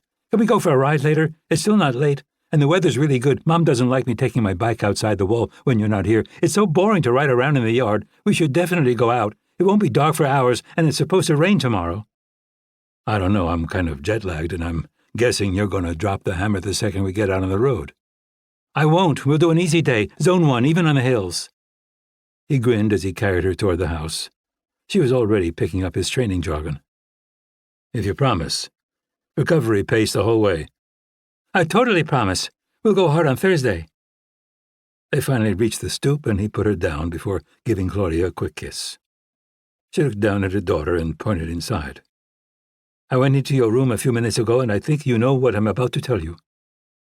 She always spoke French to Anna in hopes of turning her into a native-level speaker. That and the state of the girl's room had become the foundation of a Cold War between them. As usual, she got a reply in English. "It's not that messy, and Mitch just got here. If you want to ride with him later, I suggest you go up there and get to work, because your butt won't be getting anywhere near that bike seat until everything's back in your closet, and I don't mean just thrown in there either." "Fine," she said angrily and stomped off. Rapp winced. She'd picked that up from him, too.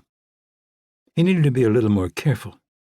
What they didn't need was to get a call from school notifying him that she'd kneecapped one of her schoolmates with a cricket bat. Claudia took him by the hand and led him to a steel-reinforced door at the back of the living room. They passed into what had once been a windowless bathroom.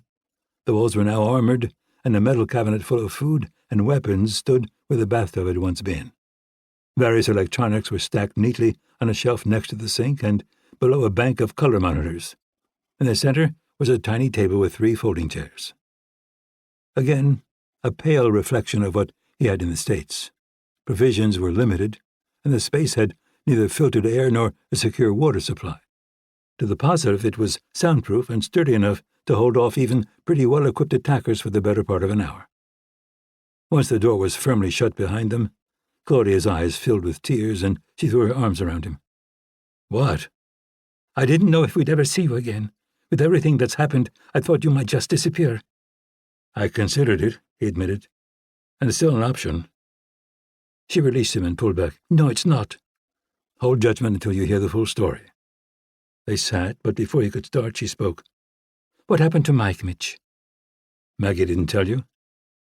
Claudia and Maggie Nash had become close friends during their time as neighbors in Virginia, and as a new widow he assumed that she'd turn to Claudia for support. She told me that he saved you and the guys in the jungle. It was a beautiful story, too beautiful to be true, I think. Mike was the mole, Rapp said flatly. He was working directly for the cooks. She brushed a lock of hair from her forehead. The African sun had bleached it noticeably, while darkening her skin an equal amount. The contrast was increasingly obvious, as were the lines at the edges of now downcast eyes. He knew people called them laugh lines, but in her case, that might be a bit optimistic. It was hard not to wonder if their relationship was eating away at her even more than her prior one. Any way you looked at it, it had been a long 35 years for her. Sure, many of her problems were self-inflicted, but in his extensive experience, that didn't make them any easier. "Did you kill him?" she asked finally. "What difference does it make now?" "It makes a lot of difference, Mitch. You live with a lot, but Mike's different. If that's something you're going to be carrying around, I want to know about it." "No. He killed himself. Before I could stop him." "And that's the truth?" "Yes." I'm sorry, Mitch. I know how close you were." He shrugged, making sure it looked more casual than it felt. "Everybody dies, and the rest of us move on until it's our turn." "But move on to where?" "That's the question. I think it's safe to say that Anthony Cook isn't happy with me." "And what do you propose we do about that?" "I'm thinking about asking Irene to try to broker a truce." Her expression suggested it wasn't what she expected to hear. "Surprised?" "A little bit. That seems like an uncharacteristically sensible course of action." "It's what Mike wanted. What he offered me and I didn't take. If I had, he'd be alive, and we'd be a hell of a lot better off." "But you were angry." "Hell yes, I was angry. All those years, and he turned on me for some piece of shit politician he just met? What am—" Rapp caught himself before the bitterness he felt about Nash's betrayal could take hold. Instead, he waved a hand around him, indicating her in the house. "But now I've put myself in a position where sensible is my only option." "And that's our fault? Mine and Anna's?" "Fault? No. I made my choices. I don't have any complaints, but you probably should. Anthony Cook is a megalomaniacal nut. And all megalomaniacal nuts have one thing in common. Deep down, they're cowards. He's afraid of me. That makes him dangerous." "Having him as an enemy," Claudia said, speaking deliberately, "is less than ideal." "That's one way of putting it. The bottom line is that if he isn't willing to let this go, I've got problems. And if we stay together, you do too." "We've had this conversation so many times. I feel like we should record it and just play it back to each other once a year." "I hear what you're saying, Claudia, but this isn't some terrorist looking to make a name for himself. There could be a Reaper drone circling us right now. When the government here complains about the new crater in their wine country, he'd say they were targeting an Al-Qaeda cell, then spread around enough money to make the whole thing go away." "Like I said, it's not ideal," she admitted. "But you still have friends. Irene, Scott, and the guys. If he drops a bomb on us, they'd react. And that's not a group you start a war with lightly." I'm not done." He fell silent. "This is our life, Mitch. We consciously decided to gather all our skeletons and combine them in one closet." "Kind of a crowded closet, though, isn't it?" "Yes, but it is what it is.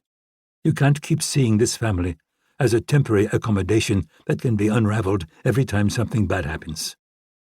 We're in this together. We're stronger that way. We have to be." He considered that for almost a minute before speaking again. "Then where do we stand?" "Like I told you on the phone, we're being watched by at least one operative, probably two. I assume they also have our everyday phones and unencrypted internet traffic." "So the Cooks know I'm here?" "No question. Irene, Joe, and Wick are in the U.S., and all are also under surveillance. Bruno and Scott are in Uganda at Nicholas Ward's compound, so they're probably clear for now. The U.S. doesn't have much intelligence infrastructure there, and as you know, It's a fortress. Rapp nodded. Then for now we run with this strategy. As long as me and the guys are in plain sight, Cook doesn't have much to worry about. Maybe we can turn down the heat on this thing. A gesture of good faith, she said. He smiled. More likely, an easy target. Rapp stepped out onto the porch, squinting at the dogs rushing him from the east. This time he didn't call in his prepubescent bodyguard, instead glaring intensely at them. Their speed faltered, and both stopped a few feet away, content to eye him from that distance. After a few seconds he stepped forward and gave each of their heads a good scratching. When he pulled a phone from his pocket and started walking, they fell in behind.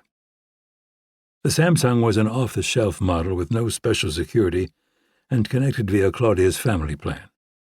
He rarely used it because it was too easily compromised, but in this case that was what he was hoping for. After selecting a name from his contacts, it seemed like it rang for an abnormally long time before being picked up. "Sunning yourself?" he said. "Actually, I was outside doing a little gardening." "Did you say gardening?" "You sound surprised." "No, not at all. It sounds like retirement's agreeing with you." "Retirement?" she said. "Is that what we've decided to call it?" "Based on what I've been seeing on the news, yeah. The Cooks aren't exactly singing your praises, but they're being cordial.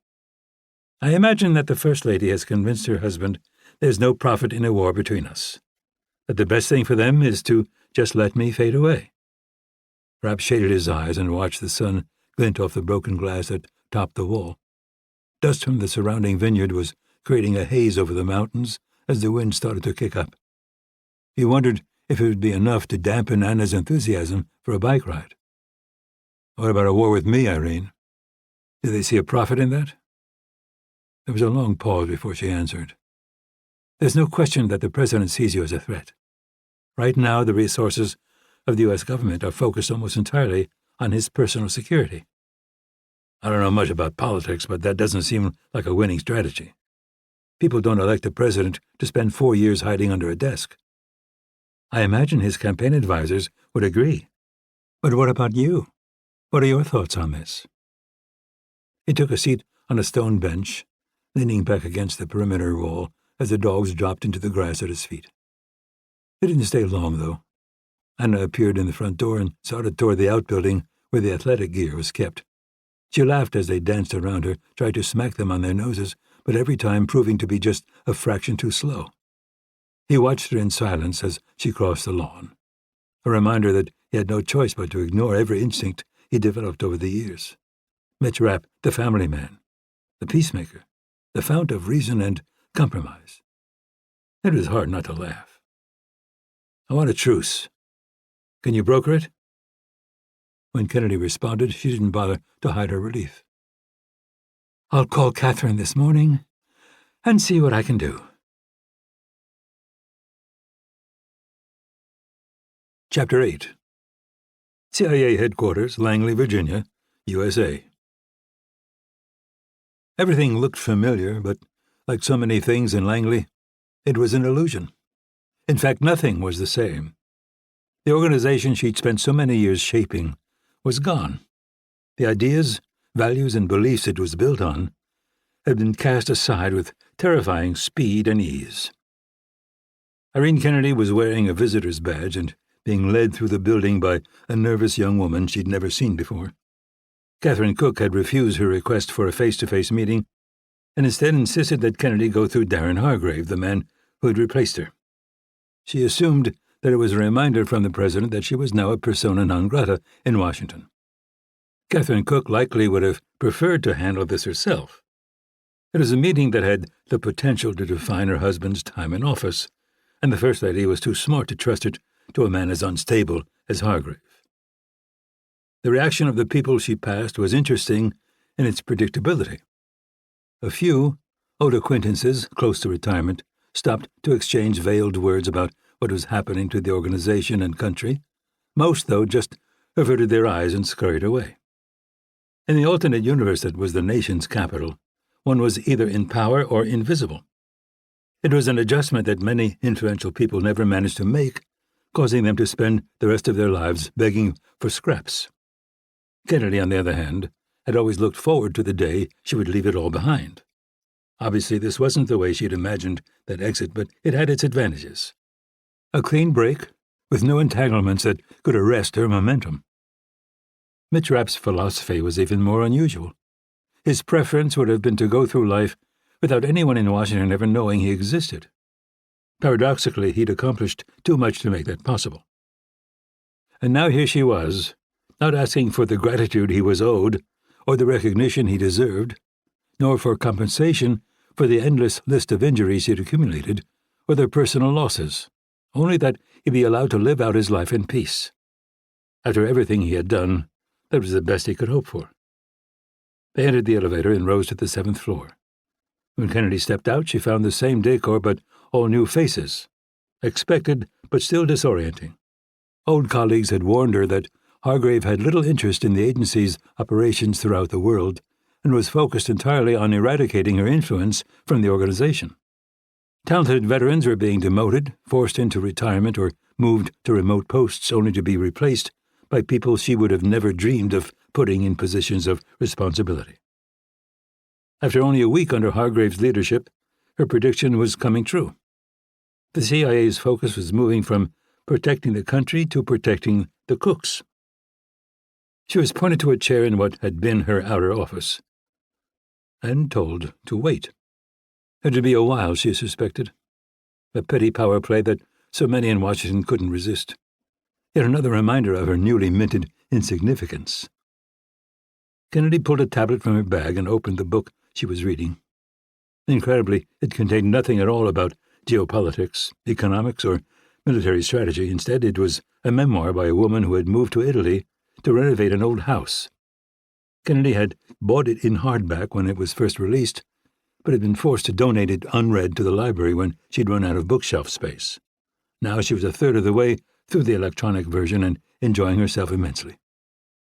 "Ma'am?" Kennedy looked up at Hargrave's assistant. "Yes?" "Electronic devices are prohibited." She smiled and went back to reading. "You're up, Irene." Almost 45 minutes after her arrival, Darren Hargrave finally appeared in what was now his doorway. Kennedy powered down her tablet and stood, but instead of waiting to shake her hand, he disappeared back into his office. She collected her things and entered, closing the door only to find him already stationed behind his desk. Of course, all her personal belongings were gone. As promised, they'd been delivered by courier the day after her dismissal. The artwork, most of which had been on loan, was also missing, replaced with myriad 8x10 photos of Hargrave posing with other people. Not unusual. Washington's denizens loved to hang pictures of themselves hobnobbing with the rich and powerful. Upon closer inspection, though, she noticed that Hargrave's taste was a bit more specific. Every single picture, and there were more than she could count without being obvious, featured Anthony Cook. Also interesting was that there was no third person in any of them. "Sit," he said, motioning to a chair in front of his desk. She did, ignoring the fact that the command was delivered with the tone someone would normally use to address a dog. "Catherine told me I should take this meeting, so here we are. Now what is it I can do for you?" "I assume that by now you know Mitch is in Africa?" He just glared at her. A man like Hargrave would take that as a veiled insult, a reminder that he'd failed both to capture Rapp at his home in Virginia and to prevent him from leaving the country. In fact, she had no such intention. While she had a strong distaste for her successor, she couldn't blame him for his lack of success. If she'd been charged with capturing Mitch Rapp, she wouldn't have fared any better. "Why would I care?" he shot back, and then immediately seemed to recognize the idiocy of the response. "It appears that the president is concerned that Mitch might want to do him harm. I'm here to convince you that's not the case." He laughed. "I'm told that you're a persuasive woman, Irene, but I'm not an idiot." Neither is Mitch. He recognizes that the president was within his rights to ask Mike Nash to provide him with information from the CIA database, and that he was free to do as he saw fit with that information. There's more than that, though, isn't there, Irene? Nash didn't go to Uganda just to talk. Mike could have walked away at any time. The fact that he didn't was his own decision. "I'll ask you again, Irene, what do you want?" "A truce." He studied her silently for a few seconds. Terms? None. He wants to be left alone. If the president doesn't make any moves against him, he'll show the same restraint. So, the great and terrible Mitch Rapp is just going to turn the other cheek, huh? He's not as volatile as people make him out to be, Director Hargrave, and he has a family now. Her successor considered that for a few moments. But he might not have terms that I think we would. Such as? That he and his people stay in plain sight and none of them ever set foot in the United States again. When you say his people, who are you referring to? Scott Coleman and his team. Impossible. They have lives here and nothing to do with the relationship between Mitch and the president. The government certainly has the ability to watch them when they're on American soil, but it's a waste of time and resources. Even if Mitch wanted to harm Anthony Cook, which he very much does not, he'd be reluctant to involve the people close to him. What about Rapp, then? She let out a long breath. I imagine I can convince him to stay out of the U.S. as long as the Cooks are in power. As far as being in plain sight, he'd likely agree to not actively try to evade surveillance. If your people were to lose him for whatever reason, they could just call and he could tell them where he is. Also, I think it would be reasonable to allow him a 3-month window to wind down his affairs here. No way in hell. Let his girlfriend deal with it. Once again, Kennedy found herself disoriented by what was happening. Without Mitch Rapp, there likely wouldn't even be an America. After domestic terrorists brought down the country's power grid, it had been he who'd captured the man and figured out how to get the electricity flowing again. In the absence of that, America would have collapsed into hunger, cold, and violence. Anthony Cook had admitted as much in a recent meeting. I'll have to ask him, Kennedy said finally. But I think he'll agree. Then I'll do the same with Tony. She reached for the bag next to her chair and stood. Thank you. He pulled a file folder from a stack to his left, refusing to further acknowledge her. Chapter 9. Near Franschhoek, South Africa. Rapp glanced at the heart rate monitor on his handlebars and saw a number that was a little concerning. 183. The big screen TV in front of him depicted his avatar surrounded by other cyclists on a dead flat road. The video game allowed him to connect his bike trainer to real-time races that drew competitors from around the globe. This one had started fairly slow, but at the 30-mile mark, a small group that included a few young pros had broken away. In a moment of temporary insanity, he decided to go with them. His training program, a document that he generally treated as having been delivered on stone tablets, had him scheduled for 100 miles at a moderate heart rate of 135. Going out on the open road, where he could be easily taken out by a rifle shot or even a car, though, hadn't seemed like a great idea. So, while this virtual race wasn't ideal, it was a lot healthier than numbing his anger and frustration with whatever he could find at the back of the liquor cabinet. The simulated road steepened, and the trainer increased its resistance in response. Rapp shifted and stood, sweat cascading to the floor, despite the outbuilding's bay doors being thrown open to the 60-degree air outside. 187 beats per minute. On screen, a kid who rode for a Belgian team came around him and went up the road. No one was crazy enough to try to follow. Rapp was still carrying too much weight in his shoulders and chest to even consider it. And then there were the years, every one of them harder than he cared to remember. Instead, he stayed in the middle of the chase group as the pace took its toll and it began shedding riders. 191 beats per minute. There had been a time when that number wouldn't have been all that alarming. Now, though, he had to recognize that if the pace got much harder, a 62-kilo kid riding in his basement in Antwerp might do what so many before him had tried, kill Mitch Rapp. His lungs felt like they were full of battery acid, and the pain in his legs had numbed in a way that suggested they were going to shut down pretty soon. Less than half a minute to the top of the climb. He just had to hang on for 30 more seconds. 193 beats per minute. His coach was going to read him the riot act when she saw this data file. Maybe he could get Marcus Dumont to hack into it and forge a nice 6-hour endurance ride. The Metallica blaring over his earbuds was suddenly replaced by an old-fashioned ringtone. Irene Kennedy's number appeared on the phone attached to his bars, But neither that nor the fact that his peripheral vision was starting to go blank was enough to make him give up. Leaning forward and closing his eyes, he sprinted for the summit. Only when the group started down the other side did he pick up. "Yeah," he panted as riders flowed around him and disappeared up the road. "Mitch, are you all right?" He rested his arms and forehead on his handlebars. "I will be." "Do you have time to talk?" "Yeah, go ahead." "I spoke with Darren Hargrave about you yesterday, and he called back this morning to tell me that the cooks have agreed to the terms I set out." Rapp stumbled off his bike and dropped to the cold stone floor. What terms?" "That you stay in plain sight and don't return to the U.S. while they're in power." He used a towel to wipe the sweat from his face. "I can live with that. You never know. Maybe he'll lose the next election." "That's certainly my hope, but I don't think it's something you should count on.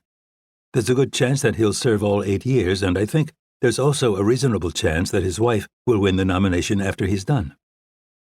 "So, potentially 16 years. "Yes, assuming they don't find a way to extend." "That seems far-fetched."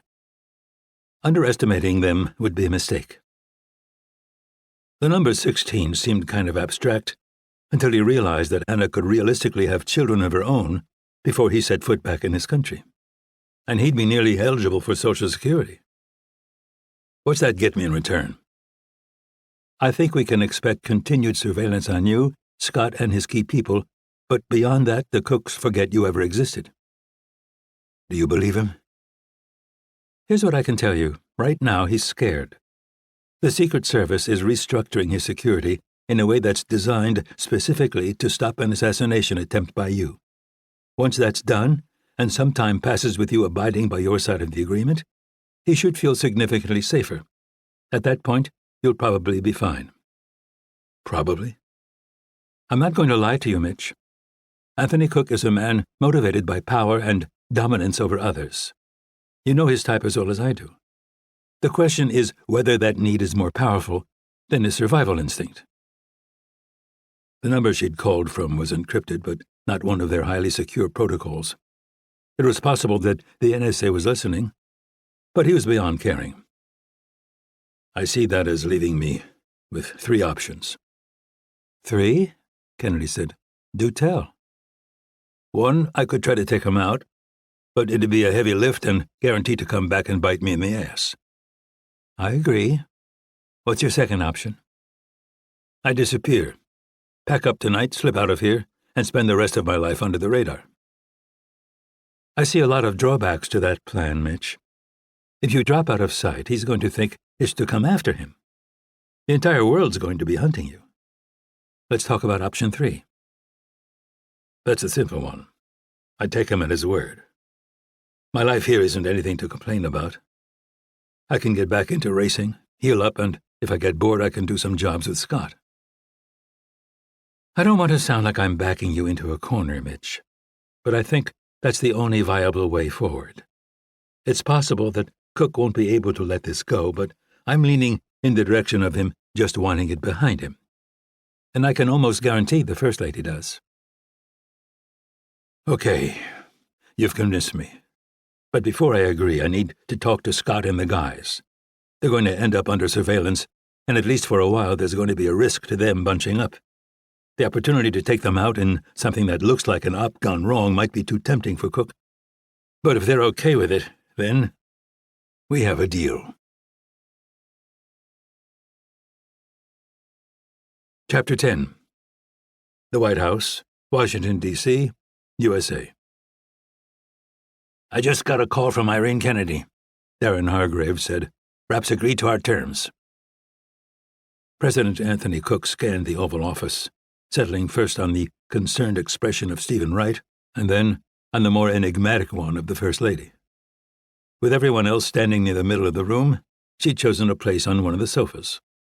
It appeared that his wife had finally come up against a problem her brilliant mind couldn't solve.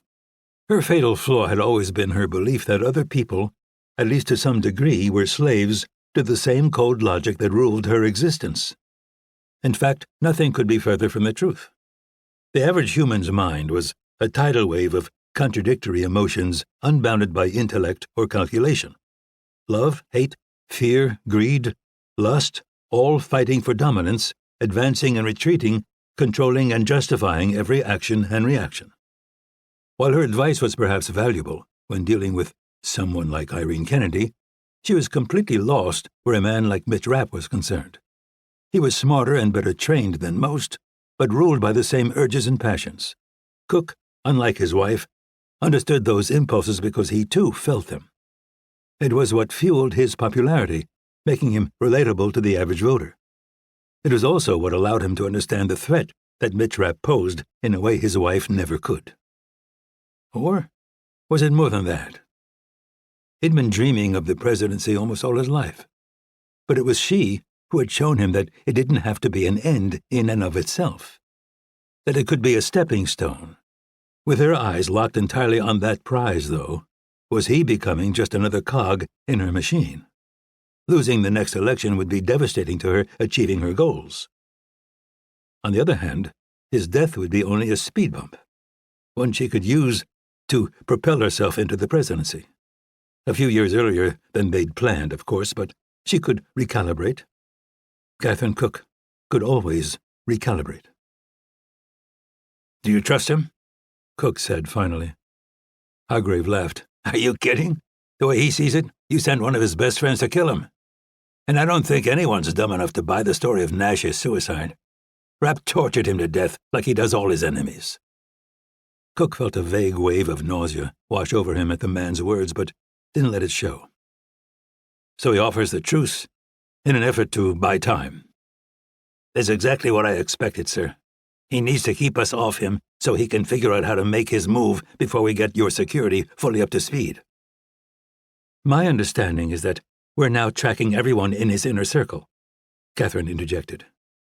Hargrave shrugged. "We still don't have reliable surveillance on Scott Coleman, but we believe that he's still at Ward's compound in Uganda. Bruno McGraw recently turned up in Greece, and our people there are watching him, but again, none of this is a surprise. While it's true that they're all in plain sight, they're also separated from one another in Europe, Virginia, South Africa, and Wyoming. At best, he's making it impossible for us to take them all out in one operation. At worst, he's putting them in position to come at us from too many directions for us to handle. And at this point in our preparation, it'll likely work. These aren't a bunch of amateurs or fanatics. We're talking about the team that's assassinated everyone from the head of ISIS to the president of Russia to Christine Barnett." Cook turned toward his Secret Service director before the First Lady could mount a counter-argument. "Steve, we're making steady progress, and every day our ship gets tighter, but are we ready for a considered attack by someone like Mitch Rapp?" "No." Cook nodded slowly. Despite the people in his office and the millions of devotees around the country, he felt increasingly isolated. "I agree," he said finally. "The fact that Rapp and his people are suddenly so visible and spread out seems like a trick to me. I wonder if he's not trying to get us focused in the wrong direction. Like Darren said in our last meeting, Scott Coleman and his men aren't the only Rapp loyalists out there. We have no idea what kind of plans he could be making with operatives we don't know anything about." "Our thoughts exactly," Hargrave said. "I have teams going through the agency's database looking for the exact kinds of people you're talking about. We're already at more than 100, about half of whom are foreign. And let's not forget that Rapp is wealthy in his own right, and that his brother is a billionaire. With those kinds of resources, he could hire a contractor or series of contractors that he has no traceable relationship with. All he'd have to do is provide them with a plan and access." "And what do you propose to do about that?" Catherine said from her position on the sofa. "You already tried to get to him at his house and failed. Why is it you're so reluctant to consider the possibility that he's willing to let this go? Mitch Rapp is a cold-blooded killer, but he's never been someone who's hidden behind lies and deception. If he wants someone dead, he's not coy about it." "Your point?" the president said. "My point is that if you go after him again, you'd better succeed. Because if you don't, there won't be any more negotiations or truces. It's going to be him or us." "Him or me," Cook corrected. "I'm the one in his crosshairs, Catherine, not you. Not Darren, not Steve, me." She refused to look away. "More the reason to proceed with caution, don't you think?" "Absolutely," Hargrave said. a barely perceptible smile playing at his lips. Cook recognized the expression. He knew something everyone else didn't. "What have you got, Darren?" "Well, obviously we have to agree to this offer of a truce. After that, we can't be seen going on the offensive, but that doesn't mean someone else can't." "I'm in no mood for your drama today," Cook said. "Spit it out." The CIA chief's smile broadened. "Like I said, we've been going through all of the CIA's classified files on Rapp and the people he's come into contact with over the years. Surprisingly, his most interesting relationship turns out to be with a contract killer named Louis Gould." "Gould?" Cook said. "I was briefed on him and his wife at some point. If I remember right, they're both dead. They have been for a while. Louis is definitely dead, killed by Mitch Rapp's mentor. His wife, though, is a different story. You can't imagine how much effort has been expended creating the impression that she's dead and wiping all references to that effort from the agency's databases. In fact, they did such a thorough job, it left a number of loose ends, holes that only someone looking very carefully would notice." "Why do we care?" Catherine said, not bothering to hide her increasing irritation. "There were no photographs of Claudia Gould left in our database, but the Mossad managed to put their hands on one."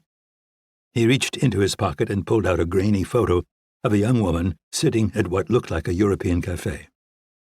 "May I present to you Mitch Rapp's girlfriend, Claudia Dufort?"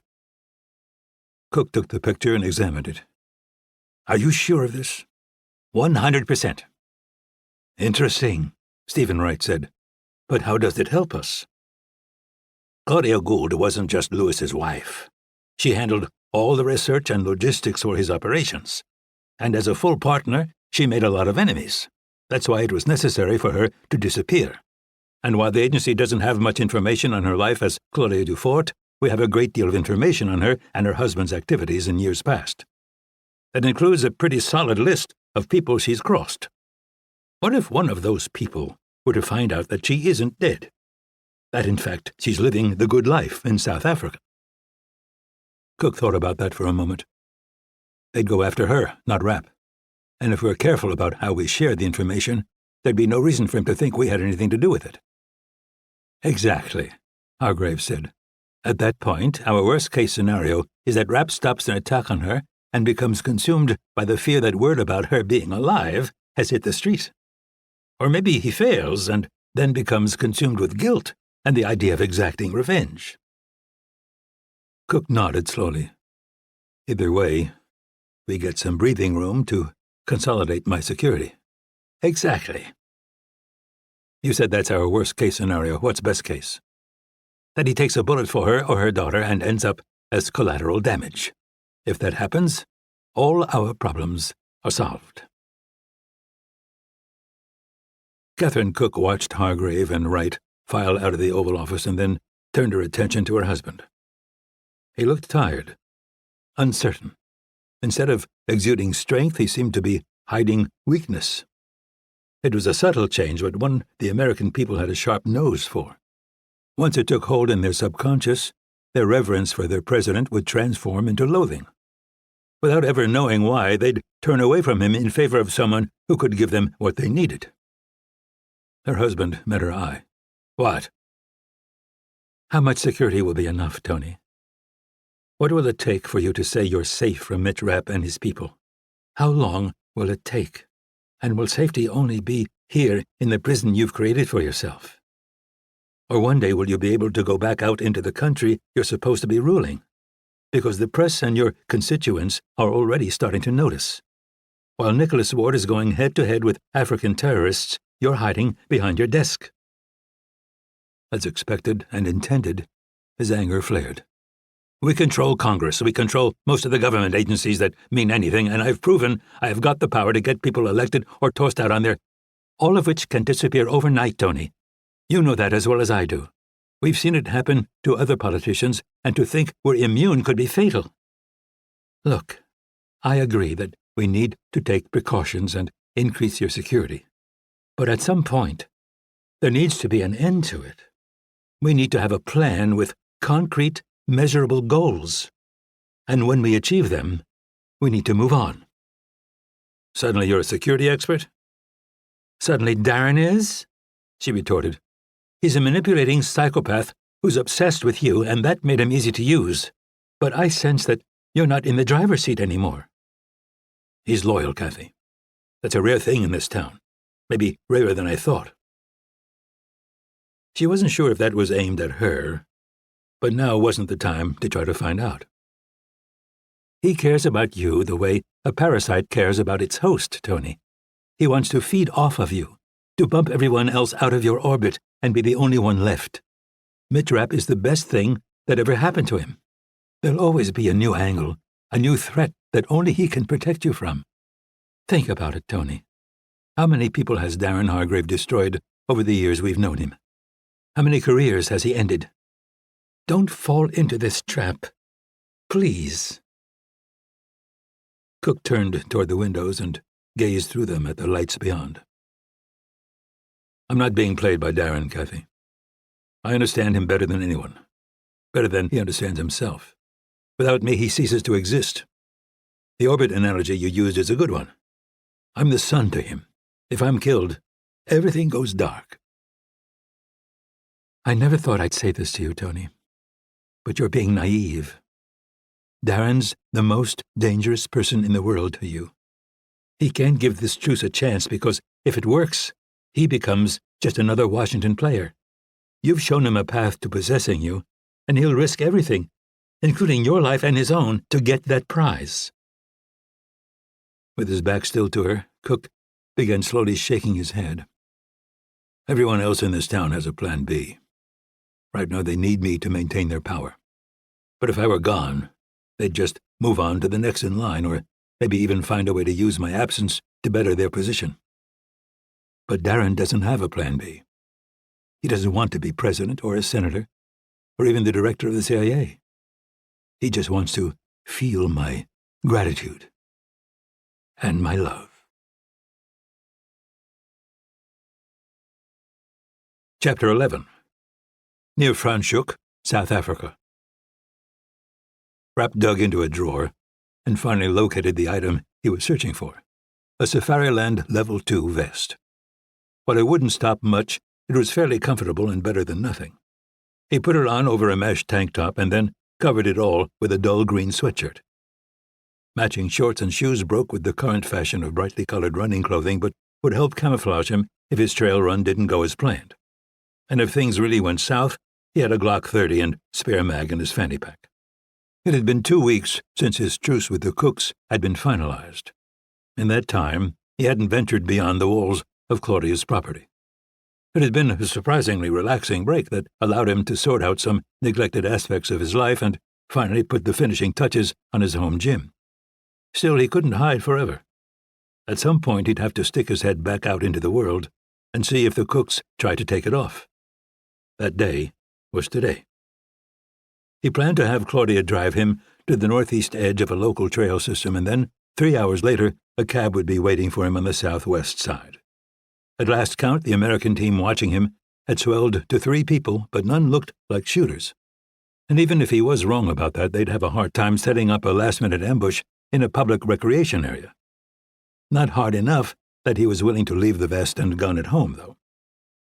Rapp selected a Camelback from his collection and was filling it in the bathroom sink when AC/DC's Back in Black began playing over his cell phone. It was connected to the house's security, and each subsystem had its own ringtone.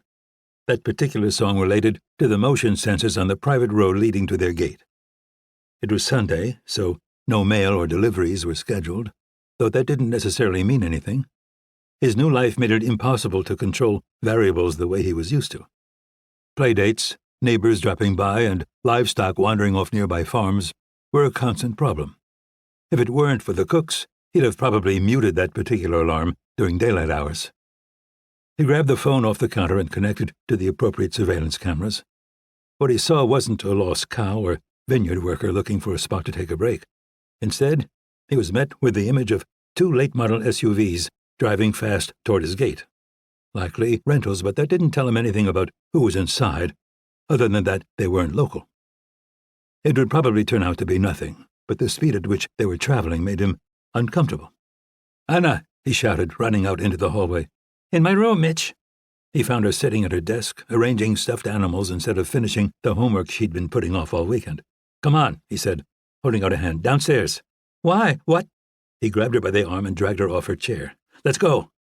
When they reached the steps, he scooped her under one arm and took them 3 at a time. "Claudia!" "Living room," she called back, and he felt a wave of relief. Thanks to the overcast and cool temperatures, she wasn't outside screwing with her landscaping. "Safe room, now!" "What is it?" he heard her say as he pulled open the steel cord door and tossed the squirming girl inside. They'd trained for this, and Claudia passed by without waiting for an answer. Rapp stuffed his phone in the zipper pocket of his sweatshirt and used some duct tape he found in a drawer to secure a Bluetooth earbud. A moment later, he picked up a call from Claudia. "The monitors are coming online. One SUV is stopped in front of the gate, and another is skidding in behind it. No other potential threats visible." Skidding to a stop wasn't a maneuver common to FedEx contractors or even the alcoholic relatives of their next-door neighbor. The chances of this being a false alarm were fading fast. "The passenger of the lead SUV is stepping out. He looks, I'd swear, Latino. Lots of tattoos. No obvious weapons, but he's got something in his hand. Okay, he's taping it to the latch. It's got to be an explosive." Her voice betrayed nothing. No fear, doubt, or hesitance. Sometimes it was easy to forget, but when she needed to be, Claudia Gould was a consummate professional. "It's going to work," Rapp said, in an equally businesslike tone. "That isn't the Virginia gate." In fact, it was just a simple set of iron bars with a standard locking mechanism and retail hinges. Once the bolt was defeated, the only thing holding it shut would be the flimsy machinery that allowed them to open and close it by remote control. He was tempted to go to the windows, but resisted. Claudia had high-definition audio-video of the house and grounds, as well as control over every relevant electronic system. No reason to put himself in harm's way until it was absolutely necessary. "Should I activate the alarm, Mitch?" It was connected to a private armed response company that would dispatch someone and notify the police. In the end, though, it would just add to the unpredictability of the situation. At best, they'd get in his way, and at worst, they'd get themselves killed. "Negative," he said. "Not unless I go down." The muffled sound of an explosion reached him as he entered the kitchen and opened a drawer in the granite island. It was on full extension slides, but stopped 3/4 into its travel. A hard yank broke the piece of wood blocking it, revealing a Glock 19 and 2 spare magazines at the back. He had similar stashes all over the house, but none were as accessible as he would have liked, the price of living with a 7-year-old. "They're using one of the SUVs to push through the gate and—" He heard Anna say something unintelligible.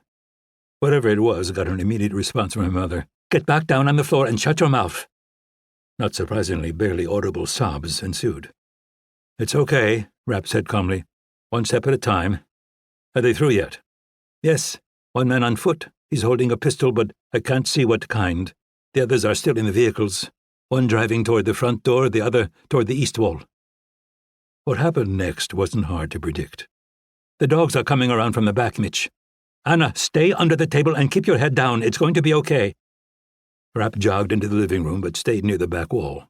The sound of revving engines was followed by rapid firing from what sounded like a single weapon. He moved to a position where he could see what was happening through the westernmost living room window.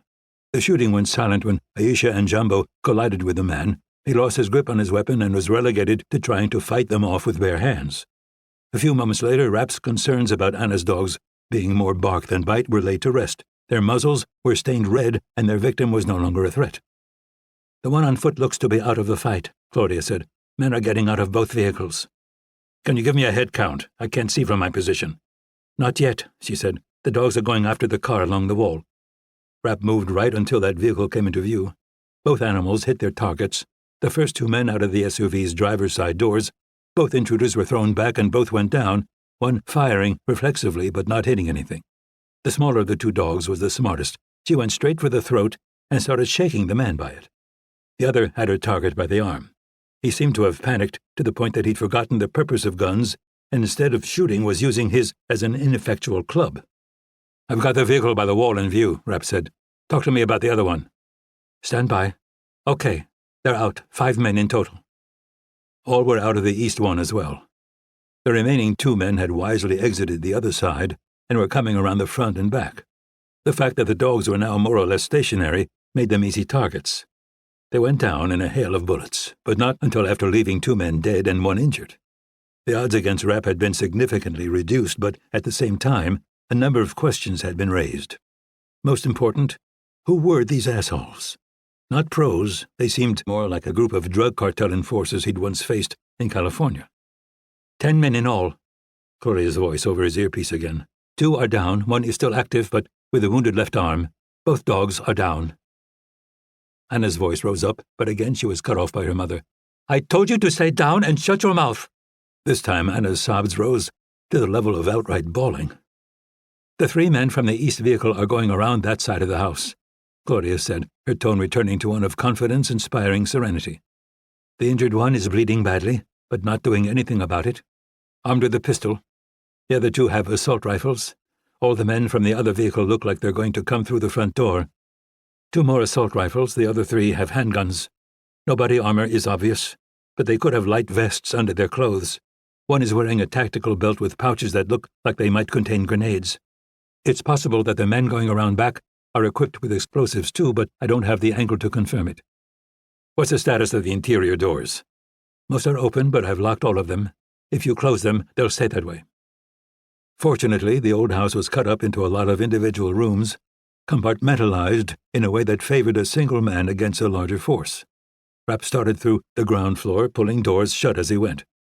With Claudia's help, he'd be able to enter any room he wanted, but his attackers would find themselves relegated largely to tight hallways, landings, and the main living area.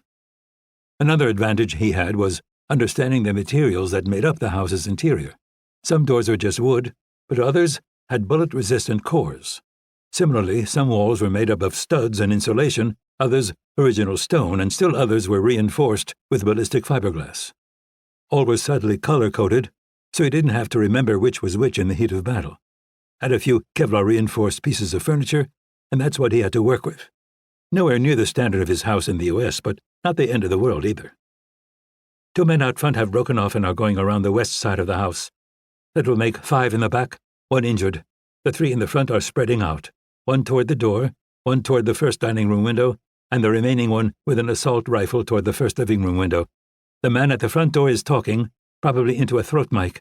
They're coordinating, and he looks like he's in charge. All the windows were barred. Nothing fancy, but not trivial to get through. Even with explosives, it would be low percentage. Bars tended not to have enough surface area to absorb much force, and the exterior walls they were set into were stone. The front and rear doors were the best bet for access, though also not trivial. Both were steel core with multiple deadbolts and reinforced hinges. An insufficiently powerful explosive would be more apt to jam them than open them. Unlock the front door, Rapp said. Understood. Unlocking the front door. Okay, they look like they're going to break the front windows. I think you can count on some fireworks, but you should be fine where you're standing. The men in back are placing something that looks like a charge on the door.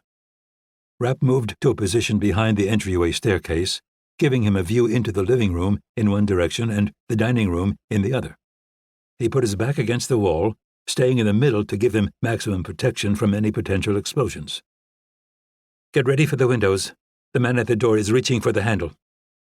The sound of shattering glass was followed by the creak of the front door opening. A moment later, a blast from the back shook the house. The back door is gone, and so is part of the wall. The front door is open and the front windows are broken. No one's coming in the back yet. There's a lot of smoke and some fire. Do you want me to turn on the sprinklers? Not unless it gets out of control. Let's limit their vision and ability to breathe as much as we can. Understood. The men out back seem to be arguing about who's going in first. That suggested they weren't complete idiots. Once they got past the mudroom, they were going to find a smoke-filled hallway lined with locked doors and sealed off from the main house by another. The man I suspect is in charge is preparing to come through the front door, Mitch. Handgun only. His back is against the exterior wall to your left and he's looking around the jam. Okay, he's in, looking toward you and up the stairs, turning right. He's focused on the living room. Now.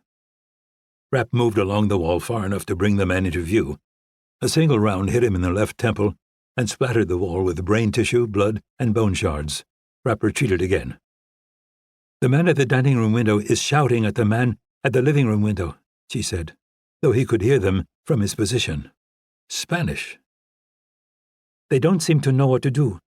2 men entering the back while the other 3 stay outside. There's still a lot of smoke, but the fire seems to be going out on its own. Roger that.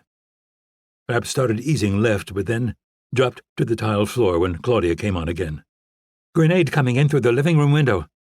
The blast threw a heavy credenza across the room, and they saw it shatter against the wall.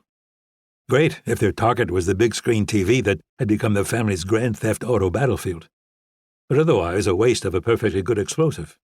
Again, he asked himself who these pricks were. If this was the best the cooks could come up with, U.S. Spec Ops had really gone to shit. It's still hard for me to see clearly into the rear hallway, but the 2 men appear to have reached the door at the end. The 2 men out front are moving toward the still open door. I think one has a grenade in his hand, but no other explosive is visible. If you move now, you can just make it. He leapt to his feet and sprinted across the entryway, slamming the front door and then retreating to his former position. A grenade wouldn't be enough to penetrate unless the blast could be concentrated. They might be able to use their vehicle for that purpose, but frankly they didn't seem that clever. Am I clear to go into the living room? Yes, they've stopped along the wall. The door slamming seems to have surprised them. Give me the exact position of the one closest to me, he said as he moved forward. The sofa was smoldering to his left, but no open flames were visible. Maybe 1 meter to the east of the porch. The other one's in a similar position on the west side. They're facing each other, with their shoulders maybe 1/2 meter from the house. The men at the back look like they might be setting a charge on the door leading to the main part of the house. If it's as powerful as the first one, they'll have full access after it's detonated. He didn't respond, instead taking a position in front of the broken window. Because of the angle, it was impossible to see the men near the porch, but the closest would be less than 10 feet away. He could hear them speaking unintelligibly as he slipped the gun through the bars. Aiming based on Claudia's description, he emptied his magazine and then immediately ran for the dining room, slapping in a fresh one as he went. 1 hit. The man's down, but I can't tell how badly he's injured. The other is backing along the wall, shooting toward the window you fired from. 2 meters from the first dining room window, staying close to the wall. 1 meter still focused on the living room window, not looking behind him. Rapp stayed near the back of the dining room, counting on the relative gloom and increasing haze from the burning couch to obscure him. His target came even with the window a moment later, still shooting at nothing, oblivious to everything else around him. The bars and what remained of the glass made the shot tricky, so Rapp lined it up carefully. A gentle squeeze at the trigger sent a round just behind the man's left eye, snapping his head around before he disappeared from sight. He's down, Claudia said over his earpiece. Dead or dying. The men in the hallway are retreating. I think they're going to blow the door, so stay clear. The man on the east side of the porch isn't dead, and he's trying to get to his feet. Rapp strode to the window and peered through. Sure enough, the man had made it to all fours. He looked up just in time to see the muzzle flash that killed him. You have no more threats at the front of the house. Still 5 in the back. All outside now. The injured one is still bleeding but steady on his feet. The sofa fire is getting pretty serious. Can I put it out? Go ahead, Rapp said, hearing the living room sprinklers activate before using a finger to plug his open ear in anticipation of what was to come. He didn't have to wait long. Again the house shook, but this time the tremor was accompanied by smoke and vaporized plaster billowing through the first floor. The door is down, she said unnecessarily. All 5 men are still outside, 2 with their backs to the east side of the door, 3 in the same position on the west side. None are moving yet. The hall camera's still functional, but there's too much smoke and dust for me to see anything. Hesitating was a mistake on the assault team's part. If all 5 had immediately charged up that corridor with the lead man's gun blazing, Rapp would have had serious problems. Instead, he was able to make it to the closet at the back of the living room unchallenged. The quiet click of Claudia unlocking it sounded as he reached for the knob. Inside, the 3M respirator was dangling from a hanger, and he put it on before turning his attention to the Benelli M4 shotgun above the jamb. The wooden hooks securing it to the wall didn't have a release mechanism, and it took almost his full weight to break them. Yet another safety precaution designed with Anna in mind. 1 man's entered the hallway, Claudia said as Rapp moved toward it. 2 covering him. 1 more entering. They're moving slowly at an interval of about 1 meter, but it's still hard to see. Rapp took a position next to the opening, listening to the men coughing inside. Their eyes would be burning and watering, even worse than his. That, combined with the still dense smoke in the corridor, would make them virtually blind. All 5 are in the hallway now, Mitch, crouched and moving slowly. The lead is probably 3 meters from you. He gave a thumbs up that she could be able to see on camera. "The lead man is now 1.5 meters from you." Rapp swung his shotgun around the jam and pulled the trigger. The double-aught ammunition hit his target in the upper chest, dropping him. By the time his team returned fire, Rapp had pulled well back from the opening again. 6 down, 4 to go. "The new lead is roughly 3 meters back, on one knee, dead center of the hall," Claudia said, though he was barely able to make out her words over the gunfire. "His pistol is out of ammunition, and he's reaching into a pocket for what I assume is another magazine. The man in second position is about a meter behind, firing over him with an assault rifle. The remaining 2 are holding the same intervals, staying low and not shooting." The accuracy of her account was easily confirmed by the pattern of bullet holes being stitched across the back of the staircase, about 4 feet up. Rapp dropped to one shoulder on the tile floor and once again brought the shotgun to bear. Through the smoke, he saw the new point man insert a fresh magazine into his weapon. The blast from Rapp's shotgun took the right side of his head off before he could use it. The man behind adjusted his aim toward the muzzle flash, but Rapp had already pulled back. The rounds ricocheted off the floor and pounded the back of the stairs. 7 down, Claudia said over the gunfire.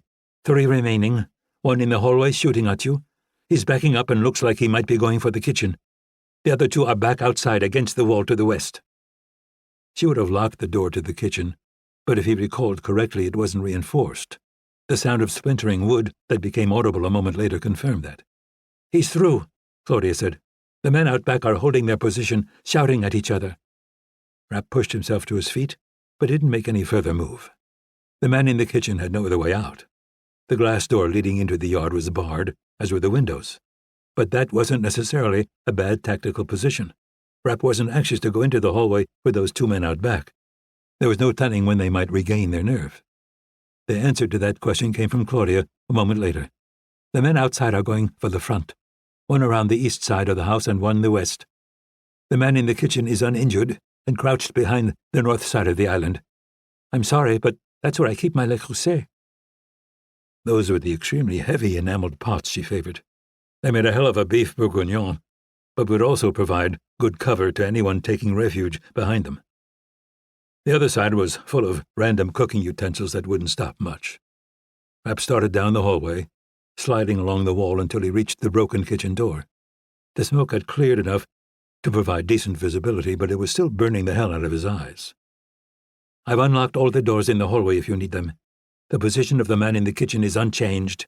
The 2 men going around the house just reached its edges. Both are stopping to see if it's clear to come around.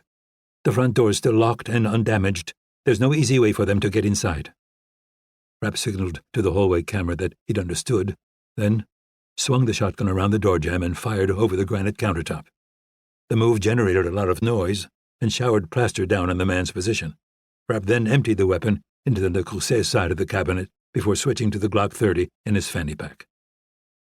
The next few rounds were aimed at the floor near the front edge of the island. It stood about 5 inches above the tile on stainless steel legs. "It's working," Claudia said over his earpiece. "He's moving to the other side." In fact, the man went 1 step further, stretching an arm beneath the island to shoot in the general direction of the door. The onslaught posed no real threat to Rapp, but it did give him a better idea of his opponent's position. Now clear of Claudia's iron pots, he presented a viable target. Rapp fired a pattern of 5 rounds into the back of the cabinet. The sound of shattering glass, wood, and ceramics was accompanied by an agonized shout. "At least 1 hit," Claudia said, "but I can't tell how bad—" Rapp was already sprinting across the kitchen floor, replacing his magazine as he went. He leapt onto the island, sliding partway across it before using his free hand to grab the edge and arrest his momentum. That position allowed him to hang a hand over the back and fire 5 rounds in what he calculated was the general direction of his target. "He's dropped his weapon," Claudia shouted over his earpiece. Rapp pushed himself forward far enough to see that the man had been hit in the shoulder and stomach. A round to the top of his head finished the job. "What's going on out front?" he said, after stripping off the respirator and sliding back onto the floor. "Both men are in the vehicle that was by the door and are on their way to the gate." "Understood," he said, jogging into the entry and grabbing Claudia's car keys off a hook. She buzzed him out the front door, and he used the fob to remote start her SUV as he ran across the empty courtyard. "Grab Anna and come to the front," he said, sliding behind the wheel and backing the vehicle to the front patio. He threw open the driver's side door and climbed between the seats into the back just as Claudia appeared. She was carrying Anna, using one hand to keep her face buried in her shoulder. Not particularly efficient, the girl was getting too heavy for her mother, but effective at keeping her from seeing the damage and bodies he'd left behind. Claudia dropped her into the driver's seat and then shoved her onto the passenger side floorboard. "Don't move," she said, climbing in and accelerating toward the gate. Anna did as she was told, huddling on the floorboard, sobbing. Rapp had considered just staying put and calling the cops. But without knowing exactly what they were up against, he'd discarded the idea. Even if the cooks had decided the truce wasn't working for them, they'd shy away from ordering a running fight through South Africa's wine country. He leaned into the SUV's cargo area, using a hidden button to open a hatch in the floor. It originally contained a little extra storage and tools for tire changes, but the armoring company had made some modifications. The tools were now under the chassis, and the shallow space was filled with foam cut to hold an HK-416 assault rifle, 2 Glock 19s, and numerous spare magazines. "Hold on!" Claudia shouted. She swerved, clipping something with the left edge of the vehicle's brush guard. Anna squealed in terror, and Rapp was thrown backward hard enough to wedge him between the front passenger seats. When he glanced over, Claudia's face was a mask of calm concentration. She'd taken a number of evasive driving courses over the years and was frankly pretty good at it. They skidded dangerously close to an irrigation ditch, but she managed to finesse their way to safety while he freed himself from the seats. The vehicle they'd collided with was the one that had disappeared through their gate a few minutes earlier. Apparently, the two men inside had found their courage and pulled into the vines to ambush them. Like their earlier plan, though, it hadn't gone particularly well. Their right quarter panel was trashed and looked like it was rubbing the tire as they pursued. The chance of them catching Claudia in the supercharged tank she was piloting was pretty much zero, but still he reached for the HK. "Slow down. We can outrun them, Mitch. I want to ask a few questions."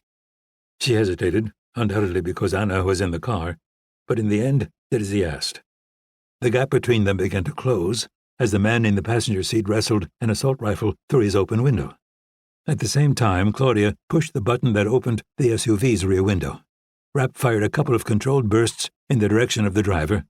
The upgraded suspension he'd paid through the nose for turned out to be worth the money, and he managed a 12-inch grouping despite the rough road surface. It was hard to see through the glare coming off what was left of the windshield, but the driver seemed to have taken a number of rounds to the neck and face. The vehicle drifted right as the man now leaning through the passenger window tried to grab the wheel. He couldn't commit to dropping his weapon, though, and the delay cost him. The tire that was rubbing the fender hit the edge of the ditch and blew. That was enough to eject the passenger through the window and roll the vehicle. "Stop!" Rapp shouted, watching the man somersault through the air and into the vines. Claudia skidded to a halt, and he stepped out into a cloud of dust. A quick examination of the wrecked vehicle confirmed that the driver was dead and that fire danger was low. The second man was a little more challenging to locate, having torn through various rows before landing. Rapp followed the damage, doubting the man's survival more with each step. An ornate cowboy boot became visible in some wire used to support the plants, providing a little hope. That hope faded when Rapp discovered that while the boot still contained a foot and lower leg, the rest of its owner was still MIA. He retrieved his phone, disconnecting the still-open line to Claudia before dialing another number. Scott Coleman answered just as Rapp arrived back at the road and began running toward the idling SUV. "Hey, how's the good life?" "Not what I was hoping for. I need an extraction for 3 people. "Shit, where are you?" "About a quarter mile from my front gate in Claudia's SUV. "Injuries?" "None." "Got it. Get lost for about 15 minutes, and I'll call you back with the time and location." Chapter 12. Over southwestern Uganda. The emerald carpet, rolling hundreds of feet beneath Rapp's feet, was comfortingly familiar, as was the rotor wash lashing him through the chopper's open door. Less familiar was the little girl sitting next to him. He'd fashioned a harness for her out of webbing and connected it to the fuselage. Despite sitting in the doorway with her feet dangling in space, there was no fear visible through the hair whipping across her face, only anger and sorrow. Helicopter rides like these always helped him think. Time with nothing to do but watch the world pass by and ponder the inevitability of it. Whether Anna would have the same reaction remained to be seen. She'd undoubtedly witnessed at least some of what he'd done from her position in the safe room, and it was clear that she knew her dogs were gone. How would she deal with it? The sun hit the horizon, splashing orange across the undulating landscape and causing the temperature to drop. He wrapped an arm around the shoulders of the girl next to him, but she didn't seem to notice. Rapp followed her gaze toward the deepening colors, trying to focus his mind on the question of what the hell had just happened. It was clear that the men who had attacked Claudia's house weren't members of an elite American team or even professional mercs. Based on the tattoos, the Spanish, and the way they handled themselves, he'd guess Latin American cartel enforcers. At first blush, it seemed like a strange group for the cooks to recruit. But the more he thought about it, the more it made sense. One of their disciples was now running the DEA, giving them access to cartel leadership. How hard would it be to offer a few favors in return for help with a little problem they had in Cape Town? Maybe the quiet release of some people from prison, or the promise to look the other way on certain large shipments. Then, once Rapp was dead, they could use an unsanctioned operation he'd carried out against the Esparza cartel to make it look like he'd involved himself in the drug trade. Very tidy. The cooks continued to live up to their reputation. But not for much longer, if he had anything to do with it. By the time they began their descent, Anna was asleep with her head on her mother's lap. The landscape below had been a nearly uniform black for the last half an hour, but now something that looked like a single point of light was visible to the north. Nicholas Ward had constructed a mountaintop compound in that remote area of Uganda, and, despite being the wealthiest man in history, spent a lot of time there. His excuse was that he had a pet research project nearby. But it was more than that. Like Claudia's house in South Africa, it had the benefit of feeling cut off from the real world, a world that, against all reason, was becoming more dangerous and unpredictable as humanity progressed. The enlightened age that technology and democracy were supposed to usher in seemed to have been cancelled.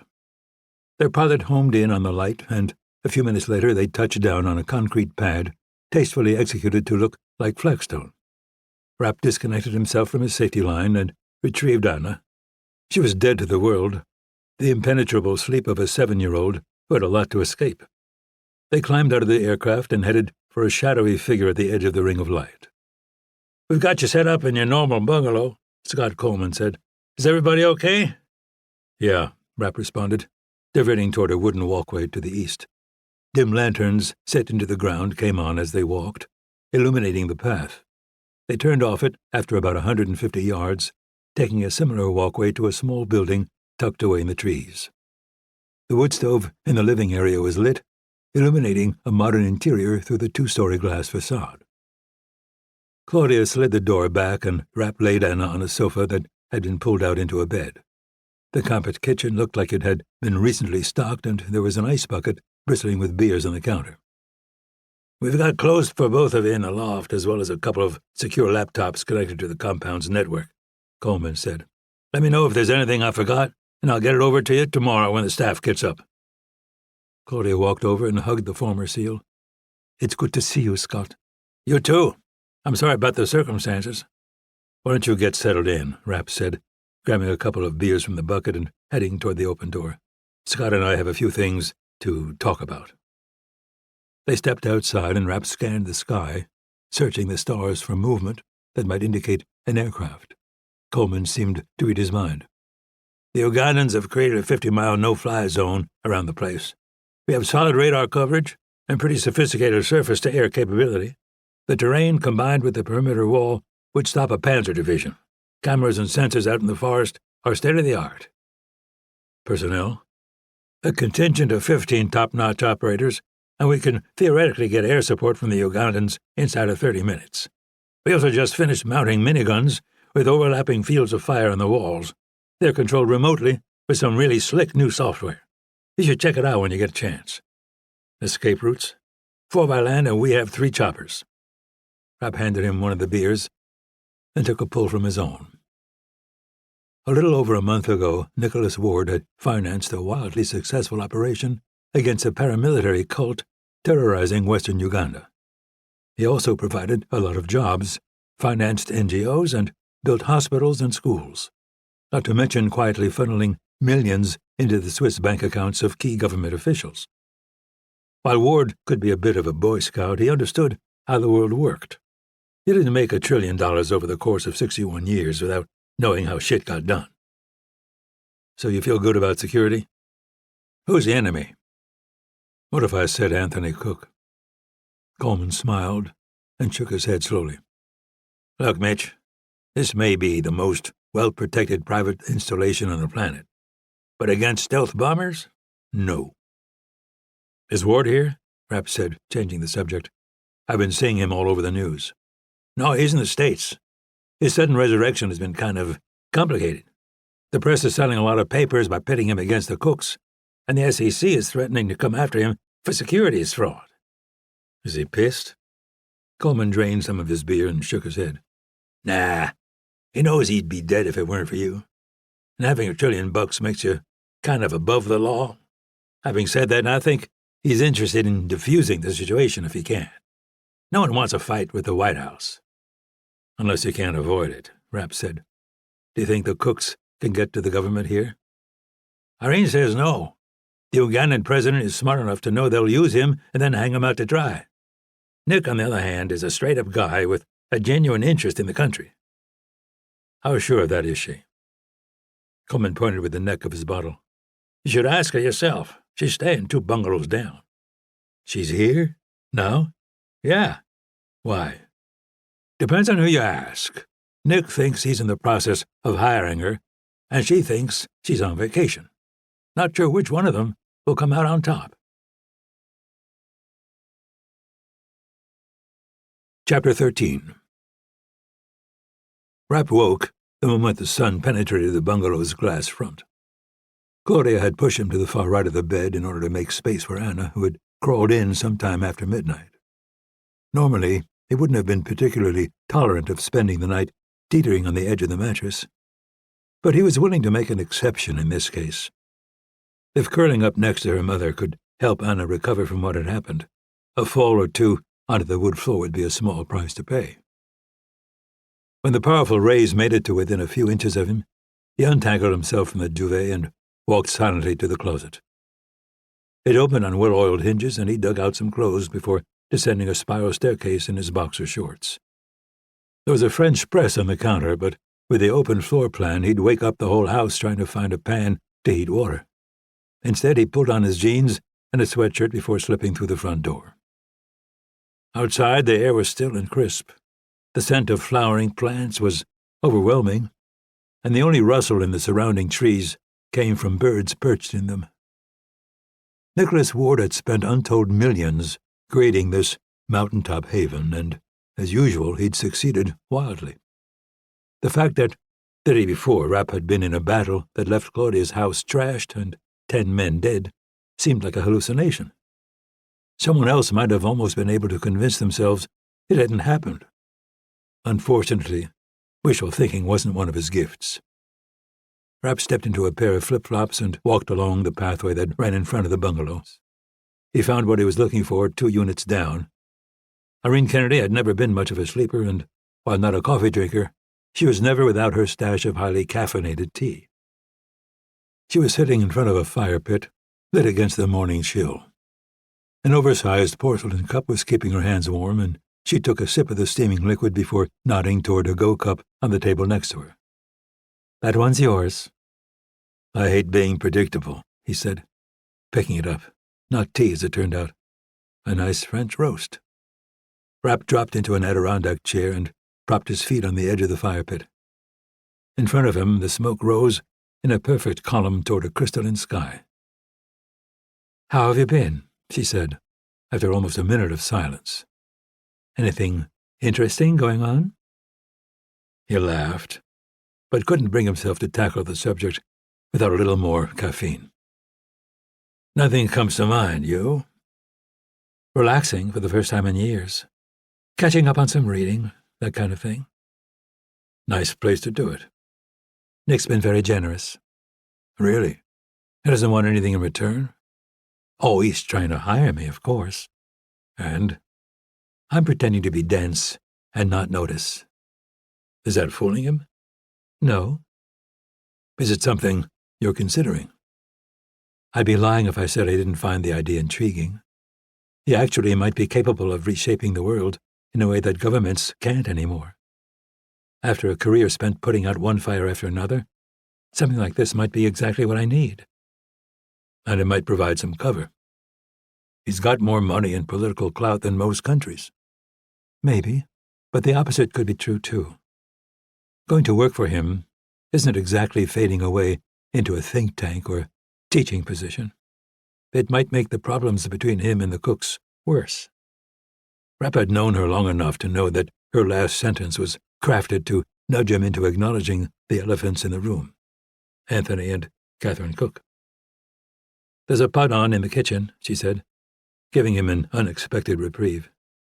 Why don't you get a refill? He stood and went inside, discovering that it wasn't a reprieve at all. Next to the coffee maker was a printout of an article from the Cape Times. It included a picture of Claudia's courtyard taken through her damaged gate. An ambulance was parked out front, and 2 men were loading a sheet-covered body into it. The word bloodbath was used multiple times in the write-up, but details were sketchy. The names of the property owners had been omitted, stating only that they were missing. The number of casualties was listed as up to 12, and an unnamed police department source was quoted as saying none appeared to be local. The last paragraph was dedicated to requesting that anyone with pertinent information step forward. He filled his cup and returned to his position in front of the fire pit. Accurate? Kennedy said, referring to the article. Only 10 casualties unless you count the dogs. Definitely not local. I'd swear they were Latino. Maybe mercs, but if so, somebody didn't get their money's worth. And who is that somebody? We both know the answer to that.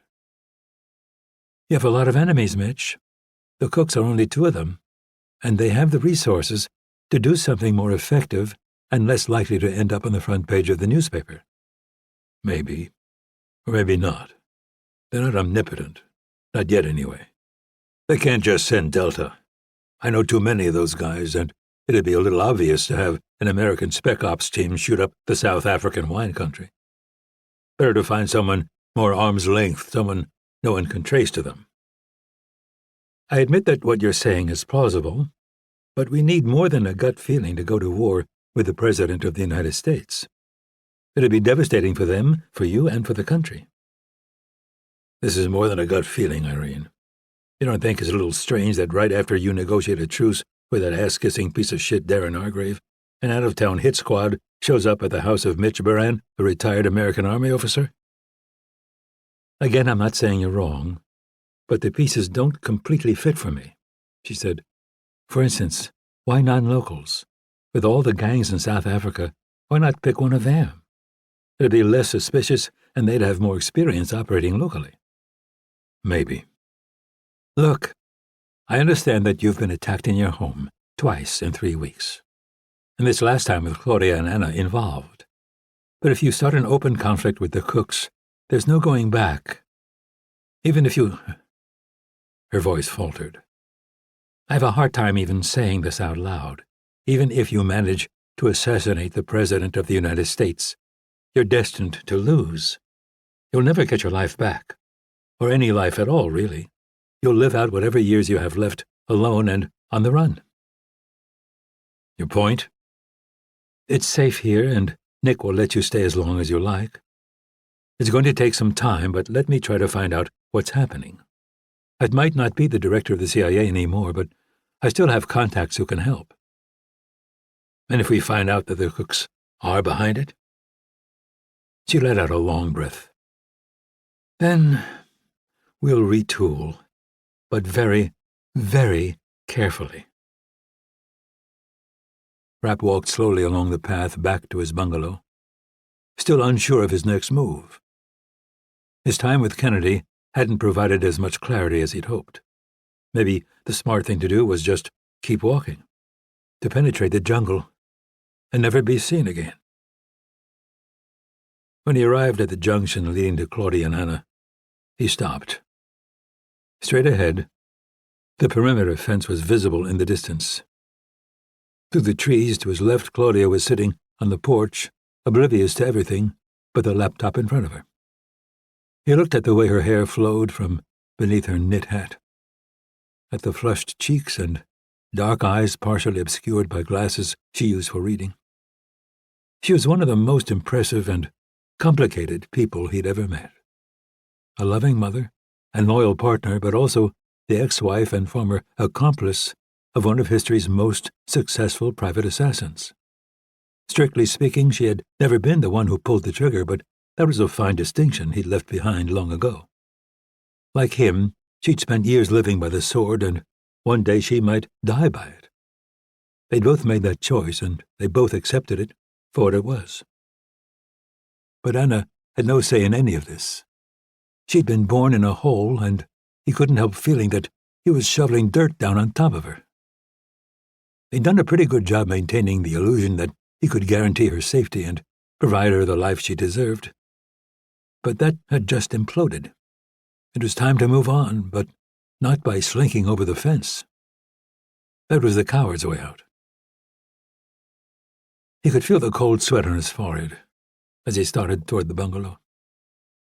Despite the sound of his footsteps on the boardwalk, Claudia remained intent on the computer screen. Or maybe it wasn't the screen at all. Maybe she just couldn't bring herself to look at him because she'd come to the same conclusion. He hoped so. It would be so much cleaner. "Can we talk?" he said, taking a seat across the table from her. That was enough to get her to meet his eye, but not enough to prompt her to speak. She wasn't going to make it easy on him. Story of his life. "This was too close, Claudia. You could have been killed. Anna could have been killed. And even though she wasn't, what's this going to do to her? She saw at least some of what happened, and hasn't said a word to me since. Is she afraid of me now? Why wouldn't she be?" Claudia just stared at him, seeming almost catatonic. Finally, she blinked. "Please stop." "Look, I know we just had this conversation, and that we've had it more times than we can count. But this is the last. Mitch, please, stop." There was something in her tone that made him fall silent. This wasn't a conversation either one of them wanted to have, but it seemed like more than that. There was something he wasn't seeing. "What?" She turned the laptop toward him. The screen depicted a high-resolution image of the dead man in her entryway. She zoomed in to highlight a tattoo that covered the left side of his neck, rising all the way to his jawline. It consisted of 3 letters intertwined with skulls and roses. "Those aren't your enemies, Mitch. They're mine." Chapter 14. The White House, Washington, D.C., USA. "Subtle," Catherine Cook said as soon as Darren Hargrave closed the Oval Office door.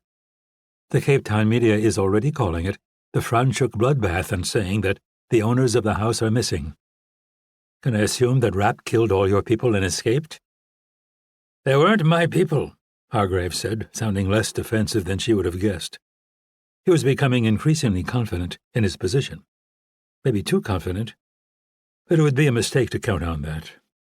"This was a hit team sent by Gustavo Marroquí," Hargrave continued, "a Guatemalan gang leader who Louis and Claudia Gould have a very ugly history with. A similar team showed up at a house they were living in Bosnia a few years ago, but they were tipped off and managed to escape.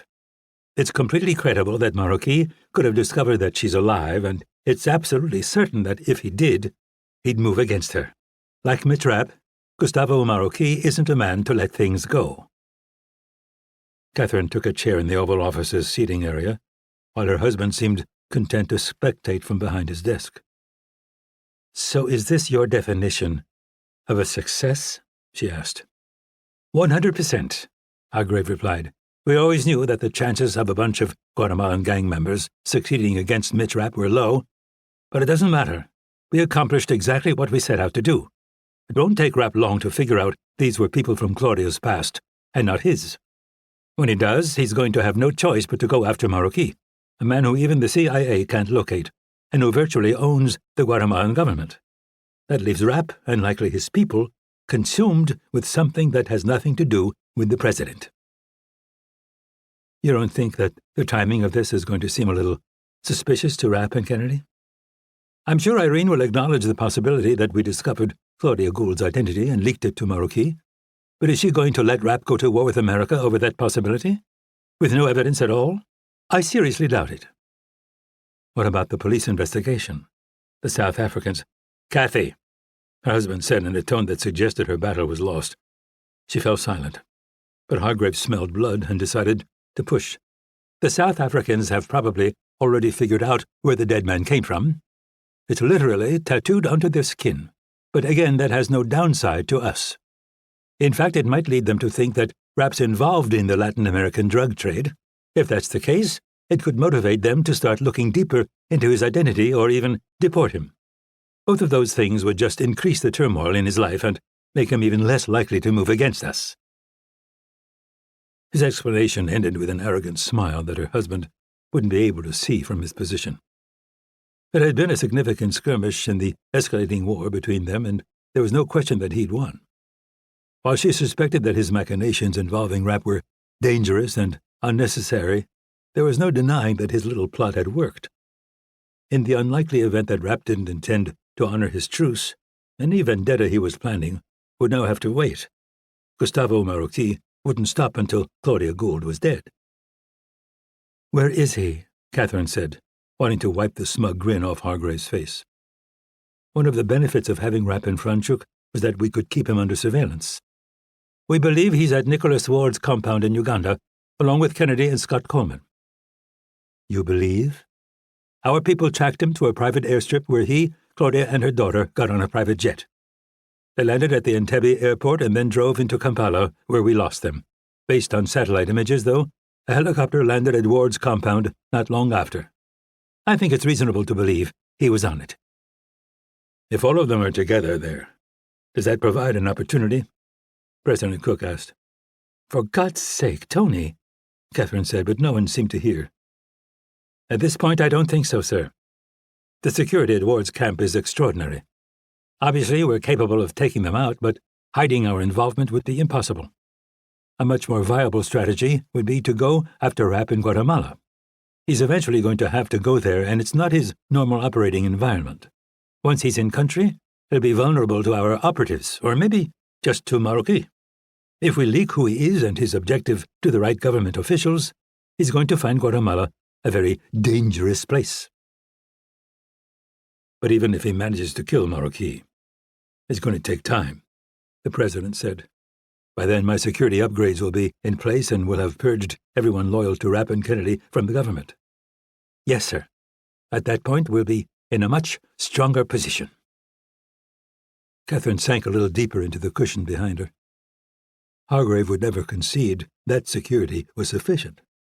In fact, she wondered if he was really even going to put people in Guatemala. If Mitch Rapp were ever killed, the threat to her husband and his dependence on Hargrave would disappear. Chapter 15. Southwestern Uganda. With her customary efficiency, Claudia had already compiled a shockingly detailed briefing on the criminal organization run by Gustavo Marroquí. Drugs, prostitution, murder for hire, human trafficking, pornography, largely the child variety, and government corruption were only the tip of the iceberg. If it was illegal, Marroquí had his hand in it. It was estimated to be worth a good $250 million, but Rapp wouldn't be surprised if he still shoplifted in convenience stores. The Guatemalan's outfit encompassed no fewer than 30 interrelated street gangs, in addition to the more elite group that he surrounded himself with. He'd spent years in a bloody battle for the domination of his country, and that was a big part of what had made it the murder capital of the world. Now, though, he'd more or less won. For sure, MS-13 continued to be a significant force, but their territory was being chipped away, leaving them to fight other, even more marginalized gangs for Marroquí's scraps. Rapp flipped to the last page of the report and skimmed the rest of its contents. The takeaway was that the situation was worse than he thought, and not by a small amount. Going after Marroquí in Guatemala in some ways would be harder than moving against Anthony Cook in Washington. Assassinating a president would be a clean, sophisticated operation. Professional operators, split-second timing, cutting-edge equipment, taking down Marroquí on his home turf was something completely different. Most likely a blood-soaked clusterfuck. He tossed the folder onto the table and couldn't help allowing a smile to play at his lips. In a tree next to him, a brightly colored bird was singing its heart out. The sky was still cloudless and the temperatures had risen into the low 70s. A breeze was blowing from the north, bringing with it the scent of the rainforest. Fuck, he felt better. The weight of what happened in South Africa had been too heavy for even him to carry, something he hadn't realized until Kennedy lifted it off him. Rapp was still suspicious that the cooks could be behind what happened, but she'd made a strong case against that theory. While it was certainly possible that Darren Hargrave had discovered Claudia's true identity and notified Marroquí, it wasn't the most likely scenario. The truth was that Claudia still used her old contacts in the criminal world from time to time. Obviously, she leaned toward people she trusted. But crooks were crooks. None were particularly reliable partners, and it would take only one slip for it to get out that she was alive. Despite not being entirely convinced, Rapp was willing to tentatively proceed under the assumption that the timing of this was just an unfortunate coincidence. And if that was the case, then all this was Claudia's fault. It was something she didn't seem to see the humor in, but he was enjoying the hell out of it. In all likelihood, the broken record conversation Claudia was so tired of having would never have to come up again. What she'd said last time was right. They both had skeletons in their closets, and when one inevitably crawled out, they were better off together than apart. The battle at the house had demonstrated their effectiveness as a team, in a very visceral way, but it went further than that. With Kennedy out of the agency and likely looking to pursue a cushy private sector job, he was cut off from the intelligence and logistic resources he counted on to operate. Claudia's considerable talents in that realm would go a long way to fill the gap. Conversely, the death of her husband had left her without any reliable operational capability, a void he was highly qualified to fill. The door to the bungalow opened, and Nana appeared. She stopped short of the threshold, contemplating him intensely in her Powerpuff Girls pajamas. Rapp found himself similarly frozen. What did she see? The man who had done what was necessary to keep her safe? Or a butcher who had calmly executed 10 men while she watched in high definition? Finally, she started toward him. The relief he felt when she climbed into his lap was surprisingly intense. Strange that not long ago he had been doing everything in his power to hand her back to her mother. She leaned her head against his chest but remained silent. Unquestionably, as the adult, it was his responsibility to say something comforting, maybe even profound. But what? Should he explain how the world worked, and his unique part in it to a 7-year-old? Or was it better to just pretend none of it had ever happened? Kids had short attention spans, right? And home invasions weren't exactly unheard of in South Africa. Even at her age, she'd have heard stories from classmates. In a few days, this would already be 100 miles in her rearview mirror. Right? You want me to make you some breakfast? He said, missing profound by a fair margin, but perhaps grazing comforting. No, Mom's doing it. She said she's going to bring it out. What's she making? Not like eggs and ham or anything, like yogurt and fruit. She fell silent, and he let it stretch out for almost a minute before speaking. I'm sorry about what happened. I didn't want to hurt those men. But I didn't have a choice if I wanted to protect you and your mom. You didn't protect Aisha and Jambo. The dogs. It wasn't a response he was prepared for. She didn't seem bothered by the fact that he'd killed those men. She was bothered by the fact that he hadn't killed them fast enough. I couldn't get to them in time, but they got their shots in before they went down. Mitch, came the cautioning voice of Claudia from inside the bungalow. Apparently she was eavesdropping. It was too late, though. Anna looked up at him with a slightly curled upper lip and a gleam in her eye that made him a little queasy. He remembered her father having the same expression when he thought he'd had Stan Hurley dead to rights, just a few moments before Hurley ripped his throat out. Footsteps became audible on the path behind him, and he craned his neck to see Scott Coleman approaching. The former SEAL gave the top of Anna's head a quick rub before dropping into a chair. "How you doing, kiddo?" "They killed Aisha and Jambo." "Yeah, I heard. I'm really sorry. But they loved you and wanted to protect you. They were happy to die doing it." "How do you know?" "Because Mitch and I would have been." Rapp felt a pang of jealousy. Coleman was a natural. He never got nervous around her, never felt the need to calculate every word that came out of his mouth. Back home in Virginia, they'd go out and work in the subdivision's makeshift farm for hours, chatting away about nothing. No awkward silences, no misunderstandings or uncomfortable blank stares. Rapp treated his relationship with her like a minefield that, with enough calm forethought, could be safely navigated. Coleman had no such bias. He knew that sometimes an explosion was necessary. She stared at the man for a moment and then suddenly burst into tears. Rapp felt his teeth clench as she pressed tighter against him, but Coleman just commandeered his coffee and watched impassively. She normally calmed down pretty quickly, but it wasn't the case this time. When her sobs turned into convulsive wails, Rapp tried holding her tighter, then patting her back, but nothing worked. Finally, Claudia came out with breakfast and a rescue. She managed to peel the girl off Rapp and led her into the house while the two men watched. When the door closed behind them, Coleman began slowly shaking his head. "Gustavo Marroquí, you lucky bastard. I can't believe you're off the hook." "Are you done?" "I am," Irene Kennedy said. "Thank you. Everything was delicious, as usual." Claudia moved everyone's plates to a table next to the outdoor sofa. They'd eaten in silence, but now it was time to talk business, something she didn't seem anxious to do. It wasn't surprising. While she never made excuses about her previous life, she only discussed it when absolutely necessary. And even then, she spoke as if she were telling half-remembered stories about an acquaintance. "Years ago, Louis was—" Her voice faltered and she glanced back at the bungalow to make sure Anna was closed up inside. "Louis and I were contracted to kill Gustavo's older brother, Alvaro, who was running their operation at the time." "By whom?" Kennedy asked. "There were a lot of buffers, but I assume it was the Guatemalan government. Alvaro was amassing a lot of power and bringing various gangs into his organization. It went counter to the government's policy of playing the different factions against each other to keep them weak."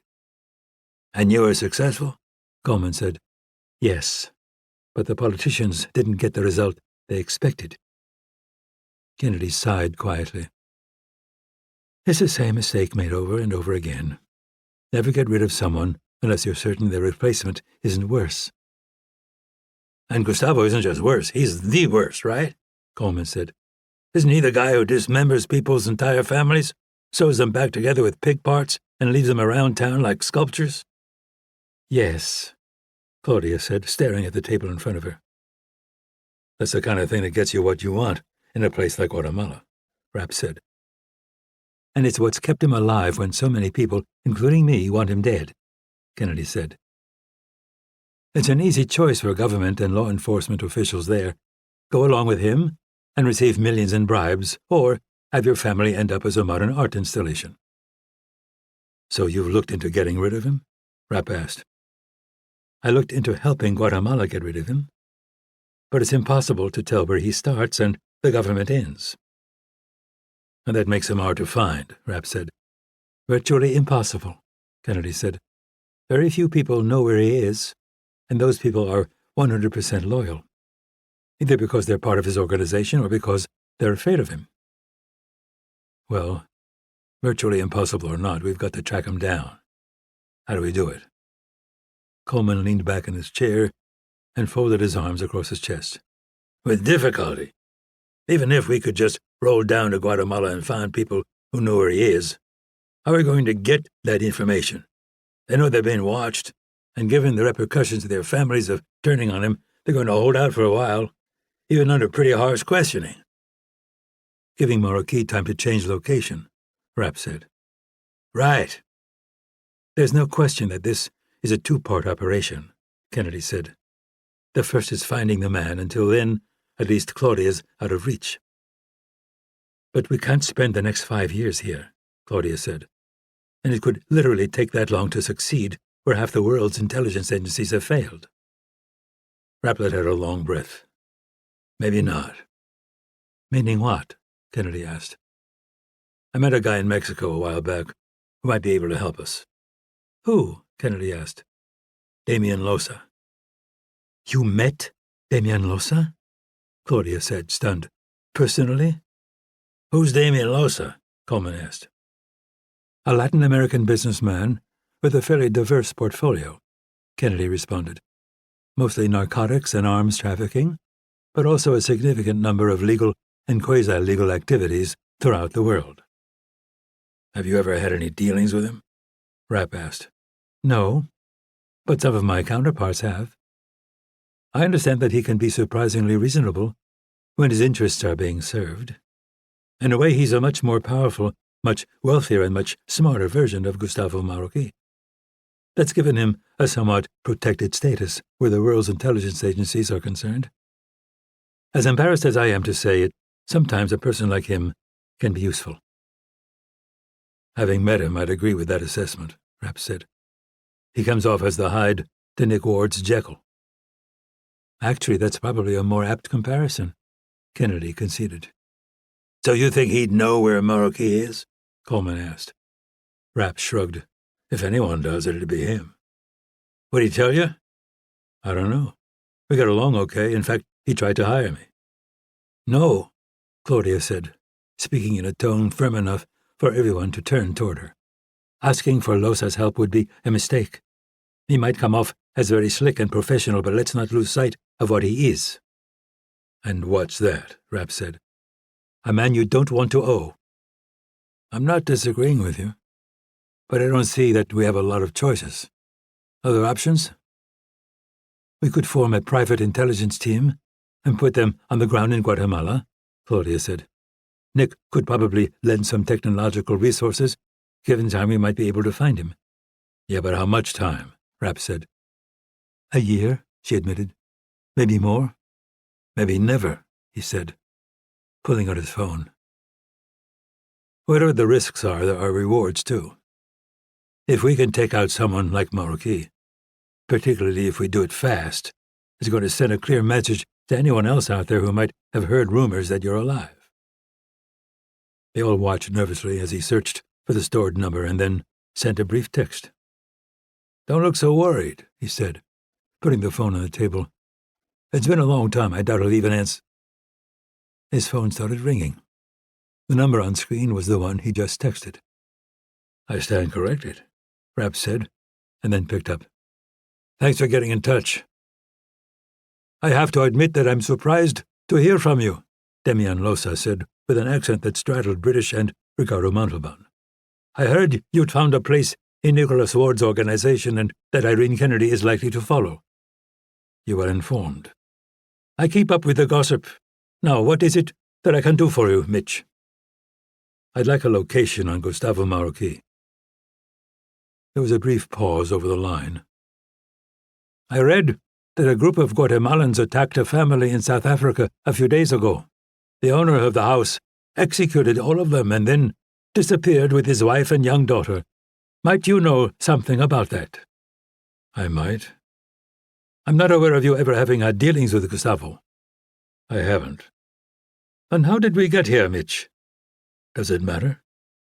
I've survived this long because I don't make decisions without all the information available. If you think I'm going to get involved in something I don't understand, you've misjudged me.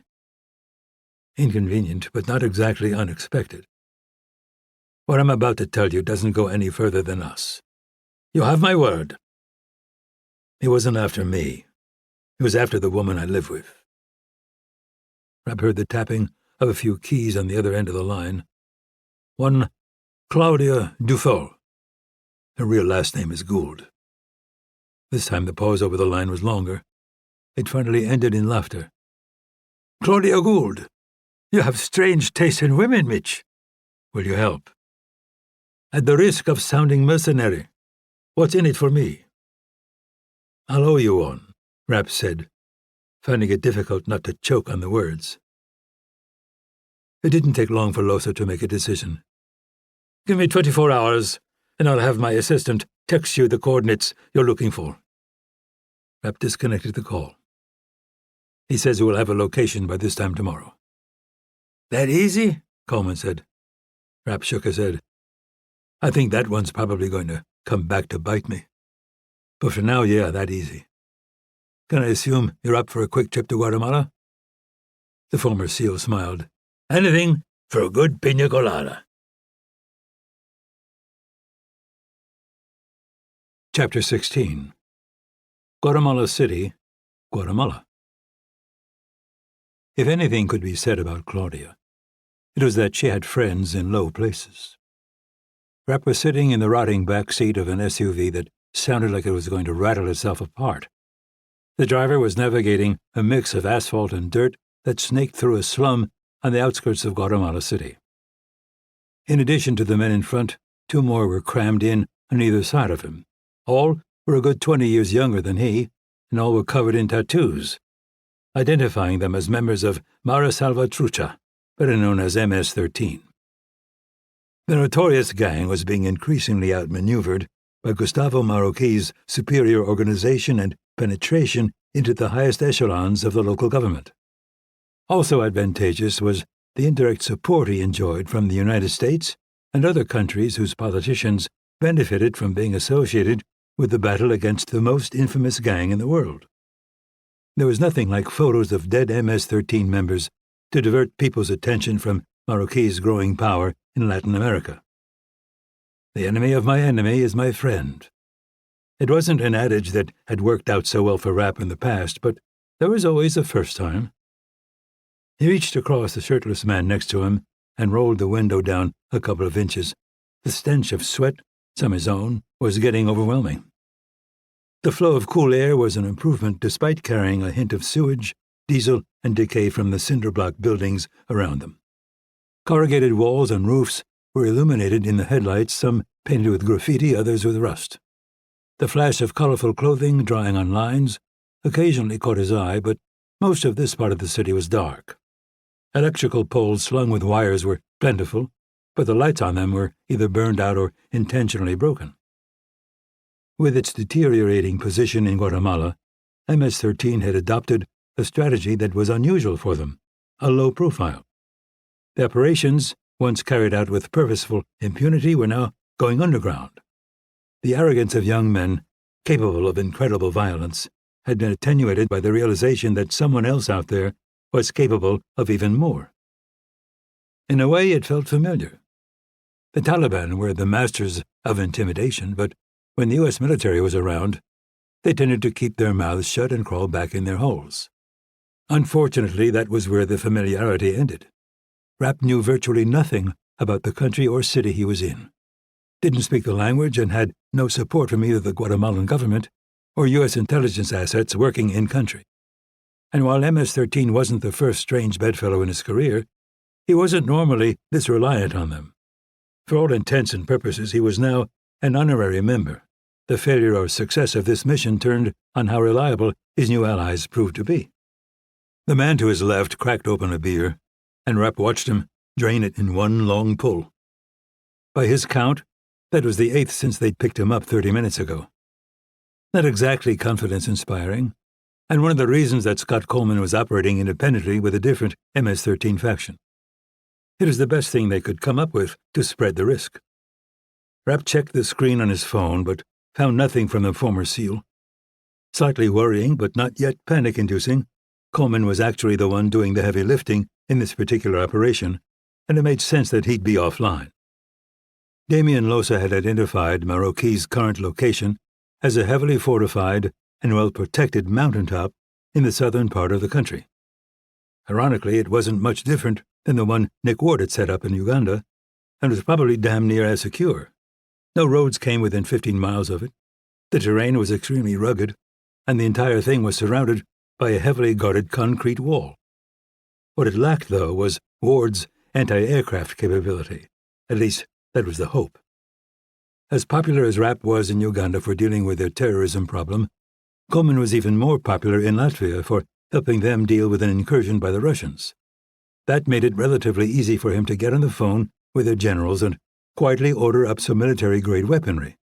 Add to the mix a few professional smugglers, and they'd soon be in possession of an item that would send a clear warning to anyone else out there with a grudge against Claudia Gould.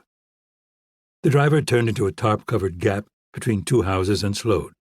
The makeshift tunnel was steep, probably a 10% grade, and went on for longer than Rapp would have thought possible. Eventually they came to a large, graffiti-covered door that was rolled back by an armed guard. They passed through a number of similar doors before coming to a parking area covered with still more corrugated metal and containing maybe 10 other cars.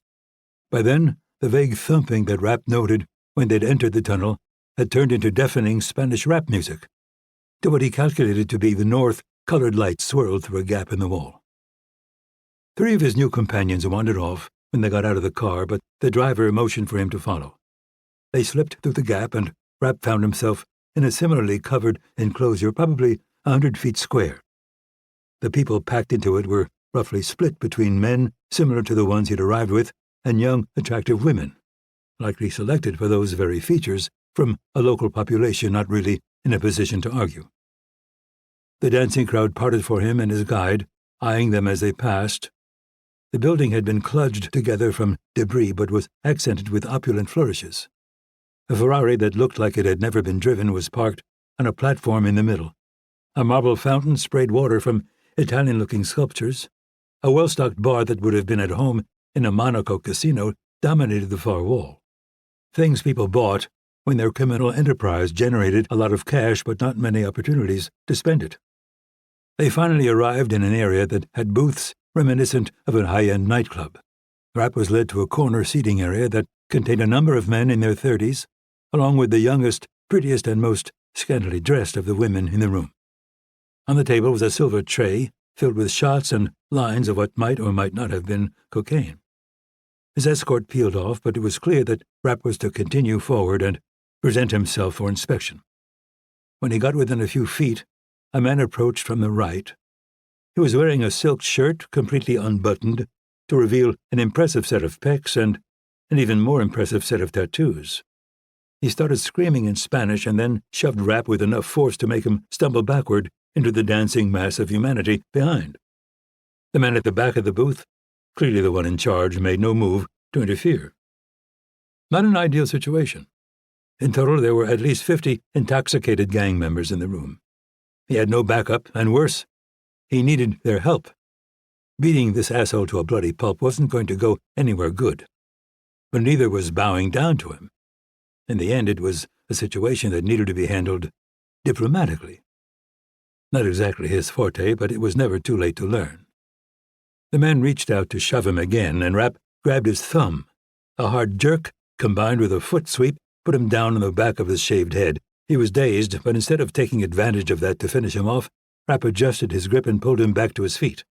Laughing, Rapp grabbed a couple of shots from the tray, handed one to the confused man in front of him, and slammed back the other. It went down like battery acid.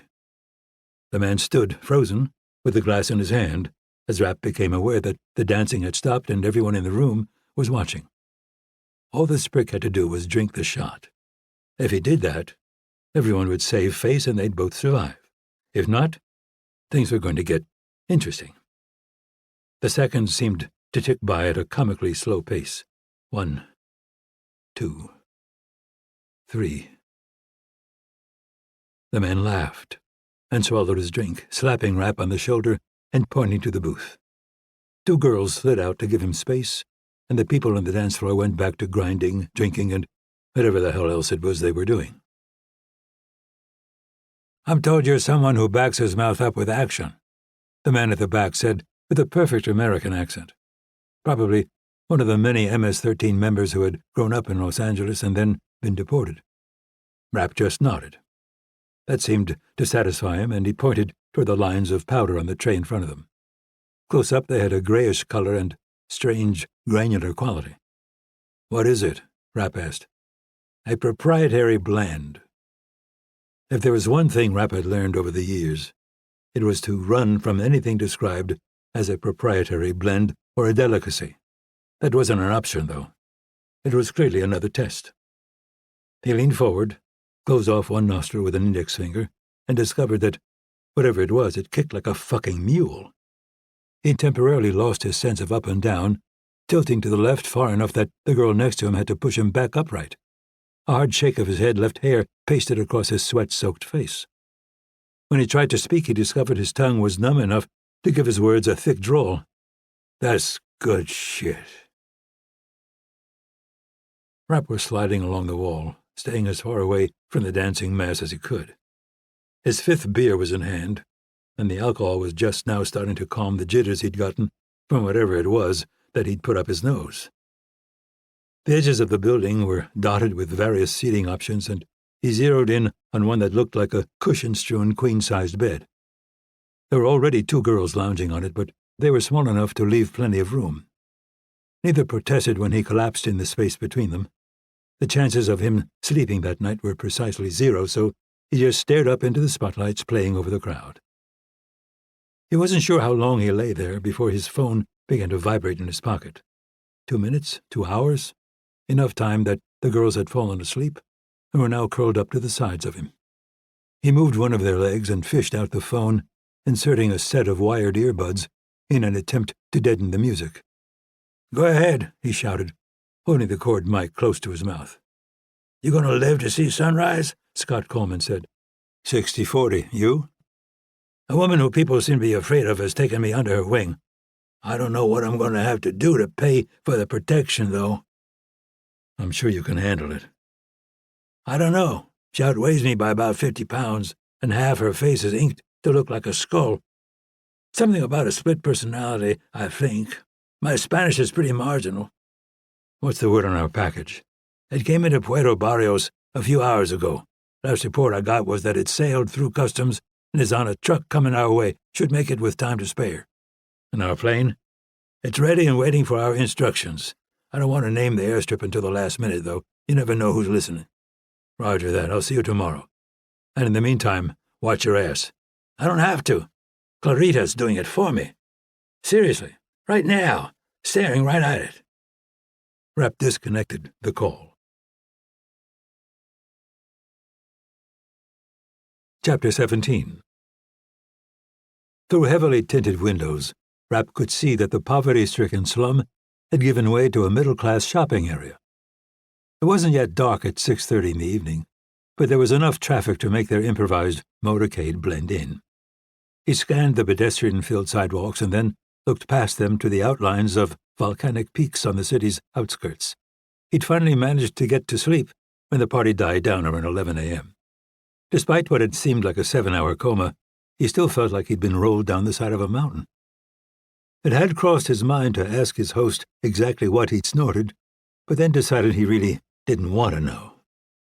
On the bright side, his performance the night before seemed to have moved him up in the pecking order. He was traveling in the same vehicle he'd arrived in, but this time he raided the front passenger seat. Behind the wheel was Carlos, the man he'd put on his ass the night before. The young Guatemalan wasn't holding any grudges, chatting away in amicable but virtually incomprehensible English. The expensive clothes had disappeared, replaced by a pair of grimy jeans, running shoes, and a completely bare torso. Through the tattoos, Rapp could see an impressive road map of bullet holes, knife wounds, and burns. There was no question that the man had been in a lot of fights in his 20-odd years, but based on the number of scars he'd accumulated, he might not have won any. Rapp was scheduled to rendezvous with Scott Coleman at a drug runner airstrip a little less than 2 hours away. In theory, the weapon they'd requested from the Latvians would be there along with the plane designated to transport it. Whether that was really going to materialize, though, was hard to say. MS-13 wasn't exactly known for its operational precision, and he hadn't been able to reach the former SEAL since they talked the night before. At that point, Rapp calculated the chances of successfully dealing with Gustavo Marroquí at around even money. When the sound of multiple automatic rifles erupted a few minutes later, he had to revise his estimate down to less than 10%. The lead car was taking fire from two vehicles parked on either side of the street, causing it to stop short as civilians scattered in every direction. Rapp pulled his Glock from the holster beneath his right arm and instinctively twisted around in his seat. As expected, their chase car started taking fire a moment later, this time from three men who had appeared in storefronts. The two men in the backseat of Rapp's SUV rolled down their windows, shouldered their assault rifles, and started firing. They didn't have an angle, though, making their effort little more than an exercise in wasting ammo and endangering civilians. "Stop shooting!" Rapp yelled. They either didn't hear or didn't understand. Carlos accelerated, and Rapp turned to face forward as the vehicle hopped the curb. "That's not an exit!" he shouted, as the Guatemalan aimed at a too narrow gap between shops and parked cars. Like his companions, though, he seemed uninterested in Rapp's thoughts on the matter. "Fuck this!" Rapp threw his door open and jumped out, managing to stay on his feet as his momentum slammed him into the side of a water cooler delivery truck he'd identified moments before. The impact intensified his pounding headache, but significantly improved his tactical situation. Metal and concrete weren't as effective at stopping bullets as most people believed, but water could usually be counted on. The roar of machine gun fire started to falter as the shooters in front expended their ammunition and were forced into clumsy reloads. Carlos discovered too late that Rapp had been right about the size of the gap he was going for, and swerved, shattering the glass facade of one store and crashing into the next. The ground clearance of the water truck was high enough that Rapp was able to roll under it and come out on the street between it and a car that had been abandoned by its terrified occupant. When he did, he spotted three of the forward shooters, now concentrating their fresh magazines on Carlos's immobile vehicle. Behind, Carlos's men were trapped in the chase car, staying low, taking fire from all angles. Strangely, no one seemed to be paying any attention to Rapp. Why was a mystery, but no point in looking a gift horse in the mouth. He rose to one knee and took careful aim. His first round hit one of the shooters out front in the head, and his second penetrated another man's side just below the shoulder. Both collapsed, and Rapp moved around to the front of the truck. The third man didn't seem to have any idea that something had happened to his companions, and was fully invested in spraying Carlos's vehicle on full auto. One of the men in the back seat had almost made it out, but was now lying face down on the asphalt with one foot tangled in a seatbelt. Neither Carlos nor the other man who had been in the back seat was visible, and Rapp assumed they'd escaped into the shoe store the vehicle was partially parked in. The remaining shooter at the front seemed to come to the same conclusion and stopped firing, running in a direction that would take him past Carlos's SUV and give him a shot at anyone behind it. Rapp broke cover and scooped up a fallen AK-47, firing a controlled burst at the running man. To his surprise, he missed, punching a hole in the wall of a clothing store to the man's left. Judging by the tight pattern he left, it was clear that it wasn't his aim, but instead the combination of a banged-up sight and a shit weapon. Apparently, these men's work tended to be of the close-up variety. Before he had time to compensate for the poor setup, the man had cleared the front bumper of the SUV and was adjusting his aim toward someone behind it. This time, Rapp fired on instinct. It wasn't particularly clean, but one of the rounds impacted the man's forearm with enough force to cause him to lose his grip on his weapon. Rapp sprinted across the street, staying low, as the shooters focused on their chase car started to take notice of him. He made it back to the cover of the water truck and fired around it at three approaching men. He hit one before exhausting his magazine, prompting the others to seek cover. Out of the corner of his eye, he saw Carlos appear from behind his vehicle, but instead of picking up a weapon and coming to Rapp's aid, he started kicking wildly at something out of sight on the ground. Almost certainly the man Rapp had shot. Carlos's right arm was hanging limp, and it was coated with blood flowing from a wound in his biceps. If he survived, he'd have a nice addition to his scar collection. The two remaining shooters had split up and were trying to get position on them. Rapp ran toward Carlos, who was still focused on the unconscious man at his feet. He let out a stream of Spanish expletives as Rapp grabbed him and dragged him deeper into the store. It was devoid of both customers and employees, which suggested a rear exit. Rapp snatched a couple of shirts from a rack and led Carlos into the back room, where he shoved him against a wall. "Listen to me," he said as he tore the sleeve off one of the shirts and began winding it around the man's wound. "We've got to keep moving. If they know I'm here, it's not just those 6 guys. It's going to be 50. The man looked confused as Rapp tied off the makeshift bandage. He assumed that it was a language barrier, but when he started to repeat himself more slowly, Carlos spoke over him. "No, it's you, Tio. The man you killed is my asshole cousin." He grinned and slapped Rapp on the shoulder. "He does this always." Rapp wiped away as much blood as he could, and then helped the Guatemalan into a clean shirt. The shaved head and tattoos were never going to allow him to blend into polite society, but it was better than nothing. They found the rear exit, and Rapp pushed Carlos through before using a fire extinguisher to smash the door's inner handle. With a little luck, that would slow down any pursuit. The alley went on farther than expected, crossing multiple streets as it led east. The first few were emptied of people, but the sound of the gunfight could only carry so far. By the time they'd covered 5 blocks, city life had returned to normal. "Can you drive?" Rapp asked as they joined a group of pedestrians waiting to cross the street. "No problem," came the less than convincing reply. Blood was dripping from the cuff of his shirt, and the people around them were starting to back away. When the light turned red, traffic came to a stop. The car in front would be easiest to take, but Rapp was fairly certain it had a manual transmission that would be impossible for Carlos to operate. The second in line was a late-model Hyundai sedan, which would have been fine, but the windows were rolled up, and the woman inside was eyeing them suspiciously, undoubtedly locked up tight. The third vehicle turned out to be what they were after, a well-cared-for Toyota Yaris. The only person visible inside was the driver, an oblivious young man holding a cigarette out the open window.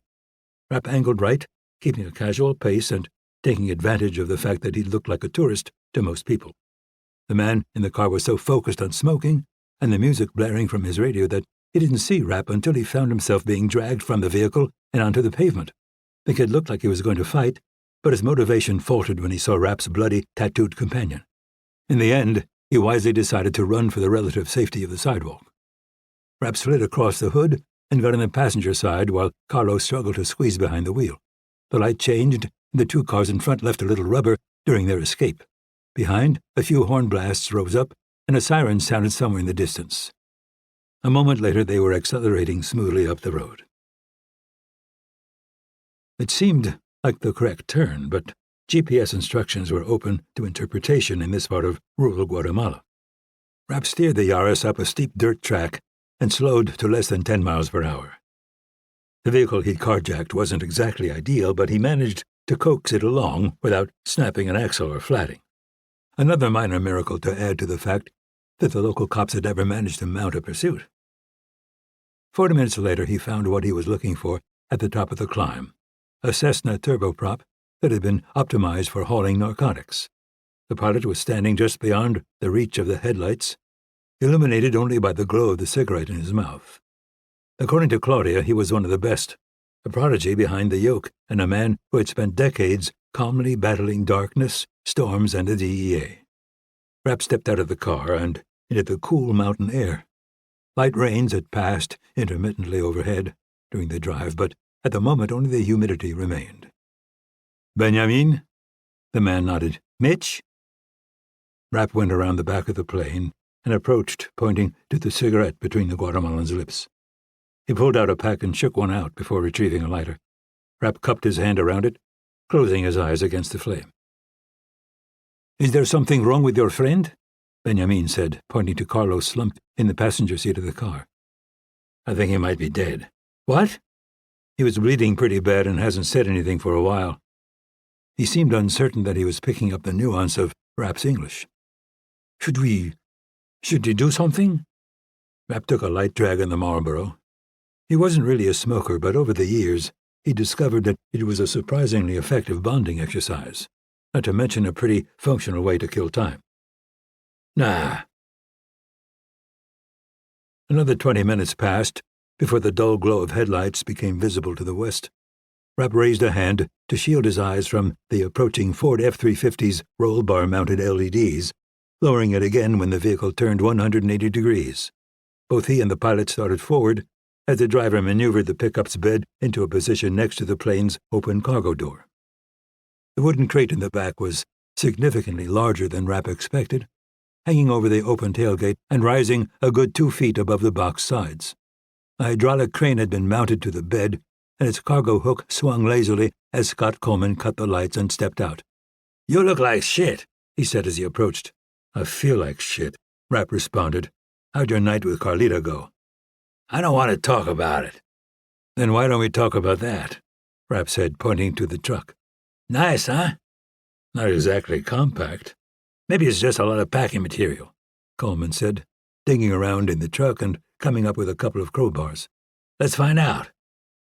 It took a fair amount of effort, but they finally got the crate broken down. What they were left with was a tube about 10 feet long and a little over a foot in diameter. The front was covered in a clear glass dome with stabilizer fins just behind. At the other end were significantly larger guidance fins and markings that identified it as Soviet in origin. "I said I was looking to take out a house, Scott, not a town. We're not sure if Marocchi has anti-aircraft capability, so I figured we'd drop something from high up. The problem is that if you're going to do that, you need guidance. This was the smallest thing the Latvians had lying around that's got the right mix of features. Besides, you said you wanted to make a statement, right? Well, nothing says fuck you like 1,100 pounds of fuel-air explosive." Rapp nodded in the darkness. The man had a point. Chapter 18. "Too much or just enough?" Scott Coleman shouted over the gale blowing through the turboprop's open door. They were cruising at 12,000 feet above a black, uninhabited landscape. As forecasted, the clouds were continuing to dissipate, giving way to patches of hazy stars. A few dim red lights illuminated what had once been the passenger area of the aircraft, but was now a stripped-down cargo hold. The former SEAL had just finished taping protective foam to the bomb's tail fins in a configuration that would protect them as they went through the door, but then be torn off by the wind as it fell. The operation was more art than science, though. The Soviets had designed the weapon to be released by a mechanism somewhat more sophisticated than two guys chucking it out the side of a smuggling plane. "Looks okay to me," Rapp shouted back. Coleman gave him the thumbs up and walked over to a console fitted with a joystick, a monitor, and a disconcerting amount of Cyrillic writing. The bomb had a camera in the nose cone that could be used to find and lock onto a target. Once that was done, the fins, hopefully undamaged from their exit and no longer covered in padding, would take over. A yet unanswered question was whether Marocchi followed blackout protocols at night. While modern weapons would have infrared, starlight, laser, and whatever other overpriced systems defense contractors could come up with, this relic relied entirely on black and white video with the resolution of an I Love Lucy rerun. Fortunately, what Soviet engineers lacked in finesse, they tended to make up for with brute force. Pinpoint accuracy wasn't really necessary for this beast. Their pilot appeared from the cockpit and raised a fist, the signal that they were 5 minutes from their target, and that he was going to bring them to their operational altitude of 25,000 feet. Rapp put on an oxygen mask and attached the bottle to his belt. Coleman did the same, and they tied off to a couple of lines that would allow them to reach the open door but not fall through it. The sensation of gravity intensified as they started their climb. Rapp put on a down jacket and goggles and then slid forward on his stomach until the rope attached to his harness went tight. Even through his headset, the roar of the engines and wind was deafening as he hung his head into space. No sign of anything on the ground, but based on the lack of stars, it seemed likely that they were passing through one of the intermittent clouds. To his right, Coleman was messing with the video console, occasionally glancing at the rather rough Google translation of the instructions. Rapp focused on him for a moment, regretting all the times he'd taken the geeks at Langley for granted. Their abilities with languages, computers, and 100 other things had saved his ass more times than he cared to remember. If they didn't end up crashing into the side of a mountain or vaporizing themselves with their new Soviet toy, maybe he'd send donuts. "You got anything?" Coleman shouted over his earphones. "Not yet." The plane's interior lights flickered, suggesting they'd reached 25,000 feet. Rapp continued to search the ground, finally picking up something in his light-sensitive peripheral vision. "Benjamin, do you see that?" "See, right where the coordinates you gave me said it would be." The plane continued on course as the dim glow intensified. After another minute or so, it resolved into lights forming a rough circle in the sea of darkness. Not surprising. To the degree Marocchi expected trouble, he'd reasonably assume it would come from the ground. Based on that, security floods on his perimeter made a lot of sense. At least they had, until he'd sent a hit squad to the South African wine country. 1 minute, the pilot said. Rapp and Coleman took positions on either side of the bomb. It was too long to point directly at the open door, but it was more or less angled in that direction. "Get ready. On my mark. Now!" The plane banked hard, tilting down on the door side to provide a gravity assist as they started pushing the weapon. Even with the incline, it was heavy as hell. Progress was slower than expected, right up to the moment that the nose cleared the aircraft's fuselage. Despite the fact that they'd slowed to barely above stall speed, the wind caught the front fins and spun the weapon like it was made of papier-mâché. It hit Coleman about calf height, knocking him down and fouling his safety line in one of the rear fins. Rapp dove on top of him as the line went taut, pulling a switchblade from his pocket and snapping it open. In the end, though, it was unnecessary. The fin cut through the line before they could be dragged out, and the bomb disappeared into the darkness. Suddenly free of its weight, the plane jerked back to level, and their pilot throttled up. Rapp lifted Coleman and dragged him toward the video console, starting a silent countdown in his mind. Approximately 30 seconds to impact. The former SEAL's nose was pouring blood, and he looked dazed, but with Rapp's help he managed to get his hands on the joystick. At first, the screen was dark. 25 seconds. Coleman manipulated the stick, and a moment later the image of Marroquin's security lights appeared. 20 seconds to impact, Rapp shouted. Coleman brought the crosshairs into the middle of the circle and depressed a button. Words appeared on screen that Rapp assumed confirmed a target lock, and Coleman's legs collapsed beneath him. He tied the man off with what was left of his safety line and started for the door, but was blinded by a powerful flash before he could close it. The old Soviet piece of shit had actually worked. He dropped to his stomach and slid toward the edge of the door again. The aftermath of their attack wasn't exactly subtle. The small ring of electric light had been replaced by a raging fire probably 20 times the diameter. He'd wanted to make a statement, and it looked like he'd succeeded. They'd blown the entire top of the mountain off. Chapter 19. The White House, Washington, D.C., USA. Acting CIA Director Darren Hargrave strode past the president's assistant, feeling the same sense of euphoria he always did. No, that wasn't true. It had become even more powerful, more intoxicating.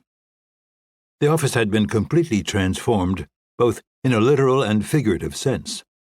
When he'd first started doing legal work for the Cooks so many years ago, their political aspirations were little more than dreams, whispers. But Anthony's potential was impossible to ignore. He combined the alpha quality of Teddy Roosevelt with John F. Kennedy's good looks and FDR's uncanny ability to exude strength and compassion simultaneously. To that he added the understanding that the constraints holding his power in check were imaginary, a faded dream of men long dead. Cook was finally where he was meant to be, and as CIA Director, Hargrave was in a position to keep him there for 4 years, 8 years, and beyond. He'd always known that Cook would lead him to greatness, but the reality had now exceeded even his wildest expectations. He opened the door to the Oval Office, not bothering to ask permission or to wait for his arrival to be announced. Cook was alone, sitting at his desk, speaking on the phone. A rare opportunity for a private audience. His wife, the demon whispering in his ear, was in Ohio trying to cover for her husband's increasingly obvious absence from public life. Cook finally put down the phone, focusing his attention on Hargrave but not offering any kind of greeting. It wasn't a surprising reaction. He'd undoubtedly read the CIA's preliminary report about the recent disturbance in Guatemala. "What you sent me wasn't worth the paper it was printed on," the president said finally. "Just a bunch of speculation from corrupt Guatemalan politicians. It literally happened only a few hours ago and in an extremely remote part of the country. We're learning more every minute." "Learning more," Cook said, his stare intensifying in a way that was equal parts thrilling and terrifying. "Over the course of a few days, Mitch Rapp seems to have done something the combined intelligence agencies of the world couldn't: kill Gustavo Marroquin. And not only that, he also managed to vaporize the mountain the man lived on. I remind you that that's not proven, sir. Marroquin's made a lot of enemies, and are you suggesting this was done by rival gang?" Cook said angrily. "Marroquin has that country in his pocket. No one's even come close to making an attempt on him in years. Now, a week after he attacks Mitch Rapp, his compound and everything within a half a mile of it goes up in a pillar of fire." "I agree that it's a remote possibility," Hargrave said, backing down. "A much more likely scenario is that Rapp managed to get hold of a military-grade weapon and either smuggle it into Marroquin's compound or drop it from a plane. So now it's possible that Rapp has access to military-grade weapons? Cook said, pressing his palms against his temples. It's possible, Hargrave conceded. But that's useful information as we continue to adapt your security. I thought you had people in Guatemala, that you were going to deal with him there. Intercepting him was always a long shot, sir. Carrying out operations from the shadows is what he does, and, let's be honest, he does it well. Further, he has Irene Kennedy, who knows our capabilities around the world better than anyone, and Claudia Gould, who's likely to have extensive contacts in Guatemala's criminal underground. Cook continued to massage his temples for a moment, before leaning back in his chair. Where is he now? We don't know, sir, but we do have surveillance on most of his team. Joe Maslick, Bruno McGraw, and Charlie Wicker. You mean the 3 men he didn't need in order to kill someone who had nearly as much security as I do and lived in a country that Rapp's never operated in? It infuriated Hargrave that a meaningless enforcer like Mitch Rapp had the power to affect a man as great as Anthony Cook. But he reminded himself that good could come from it. Only through adversity would the president learn to differentiate those who truly cared for him from the leeches who swarmed around him. Yes, sir, but there are no buts, Darren. That could have been me. It can be me. For all we know, he's sitting in rural Maryland right now, programming a guided missile to come through my window. What good are your security measures against that? And what good are your excuses going to be to me when there's nothing left of the White House but a crater? He wouldn't do that. There'd be too much collateral damage.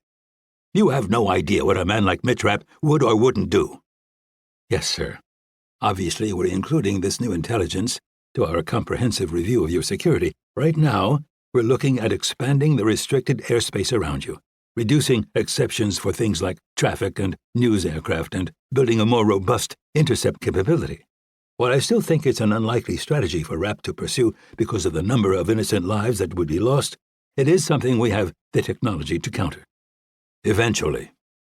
Steady progress is being made, sir, but I'll admit that Rapp was able to neutralize the Marroquin threat faster than expected. But Claudia Gould has more than one enemy. If the Guatemalans found out about her, I don't think it would be a stretch to expect other people from her past to have stumbled on the same information. Even if that's true, Rapp made it pretty clear what happens to people who come after her. People are going to take that into account and reevaluate whether a little revenge is worth losing their life. She has a pretty colorful past, Mr. President. Some of her enemies aren't easily intimidated. And you could tip another one off. Hargrave gave a short nod.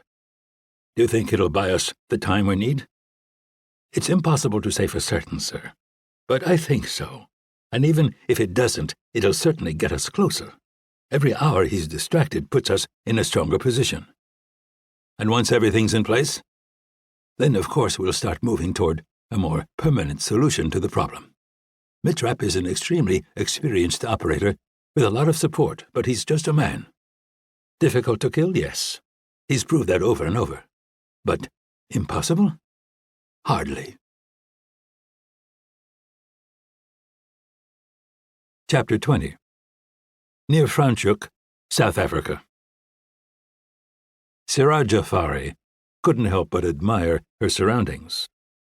She'd arrived in South Africa about a week ago and had spent the time familiarizing herself with the Franschhoek area. The entire Western Cape was stunning, but this road was particularly special. It was unpaved, but well-maintained, and bordered on either side by vines. Beyond, a series of verdant hills gradually morphed into majestic, stony peaks. Even with dark sunglasses, she was forced to squint through the sun pouring through the windshield. The property she was searching for turned out to be accurately represented by the photos she'd seen, a clean white wall that blocked everything from view except the gray thatch roof peeking above. As she got closer, a corrugated metal gate became visible, but it had been made clear that she wasn't to approach. Instead, she searched to the east for the narrow track that had been described to her. It appeared after another 100 meters, and she eased the car right, making sure not to kick up dust that would be visible from a distance.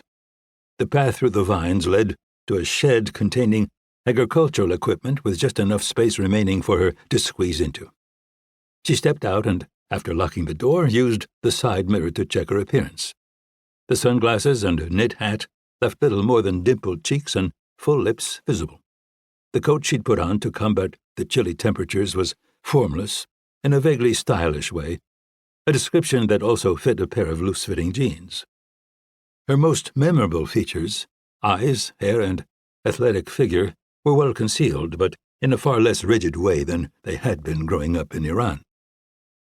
At 35, she still possessed what most people would describe as innocent beauty, a relentless cuteness that was difficult to escape with Western styles of dress.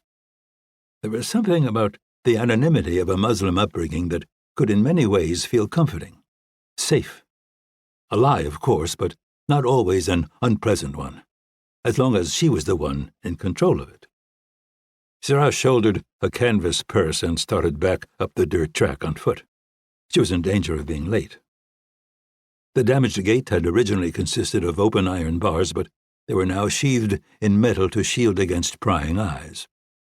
It had been pulled back just enough to let her pass through, but that fact had been camouflaged by an empty police cruiser pulled up just in front. Based on the information she'd been given, the property was unoccupied and had been since the attack. As had been widely reported by the media, the owners miraculously overcame a 10-man Guatemalan hit squad and escaped to parts still unknown. When she was only a few meters from the gate, a Caucasian man wearing the uniform of a low-level police official appeared in the gap. His deep-set eyes and thin beard fit the description Syrah had been given by the woman who'd set up this meeting. Officer Michael Pistorius made no effort at a greeting, instead eyeing her silently before starting across the courtyard.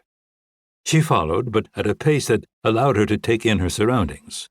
The house was traditional Cape Dutch, white with a central porch and a row of first-floor windows that had been partially covered with plywood. 4 dormers with glass intact hinted at a second story and added interest to the steeply sloping roof. The grounds were a combination of well-tended grass, gravel, and flagstone, with an abundance of flowering plants. To the east was a sizable freestanding building with bay doors firmly closed. "Hurry, we don't have much time," Pistorius said, using a key to open the front door. Syrah nodded and passed into the house's dim interior. The extensive damage was immediately evident, as was a puddle of dried blood outlined in blue tape on the entryway floor. "You have my money?" he said, making a show of his distaste for her. "Of course." She dug a stack of cash from her purse and handed it to him.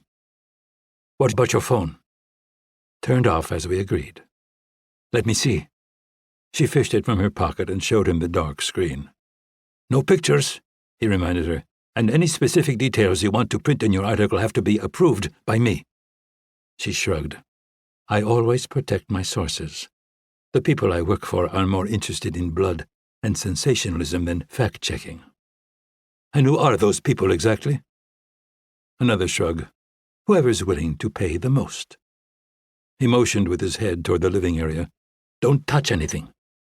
"Can I use my flashlight app if I promise?" She fell silent when he pulled a light from his belt and offered it to her. The damage was indeed impressive. A sideboard was shattered on the floor, white walls had been darkened by smoke, and the sofa had been partially consumed by fire, revealing what appeared to be layers of Kevlar. Some walls had been penetrated, while others were intact. Not unusual for an old house. Original walls were often constructed of stone or brick, while newer partitions would be made from plasterboard. That didn't seem to be the case here, though. There was no coherent architectural pattern, and eventually she found a gouge big enough to confirm the presence of ballistic material. "He had hidden weapons, too," Pistorius said. "A lot of them." "Really?" She responded, shining the flashlight at the molding near the ceiling. There was something about it that had been bothering her, and now she knew what it was. The paint was color-coded to indicate the strength of the walls. It wouldn't have been obvious in normal light, but the powerful LED beam exaggerated the different shades where the corners met.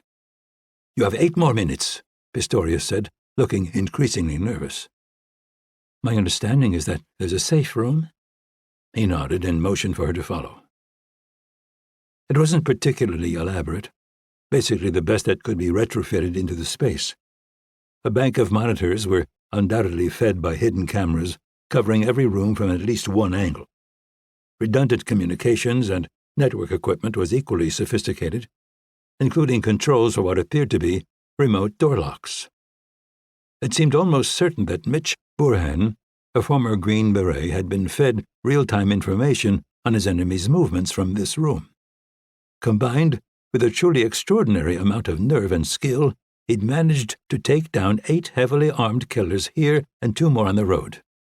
Even with his training and background, no small feat. "Can I go upstairs?" On the second floor, there was enough sun coming through the windows to make the flashlight unnecessary, and she gave it back to Pistorius. The layout was fairly simple: a master bedroom with an ensuite bathroom, a second bedroom set up for guests, and a room that was obviously the home of 7-year-old Anna. The latter two shared a bathroom in the hall. The fight had clearly not reached that level, and there was no appreciable damage. Syrah entered the closet and reached for a drawer, but her police shadow immediately protested. "What are you doing?" "Just looking for some personal details. These kinds of stories are about human interest. People want to know who these people are, how they—" "No," he said firmly. "I told you not to touch anything, and I meant it. You have 3 more minutes. If it's a matter of money, 2 minutes, 55 seconds. She knew men like him, and recognized that nothing short of a clawhammer against his skull was going to change his mind. Tempting, but not practical. She finished her tour of the second floor and then descended again. There was a mangled door lying on the tile behind the entry, and she looked down a hallway that led to an exit covered with plywood.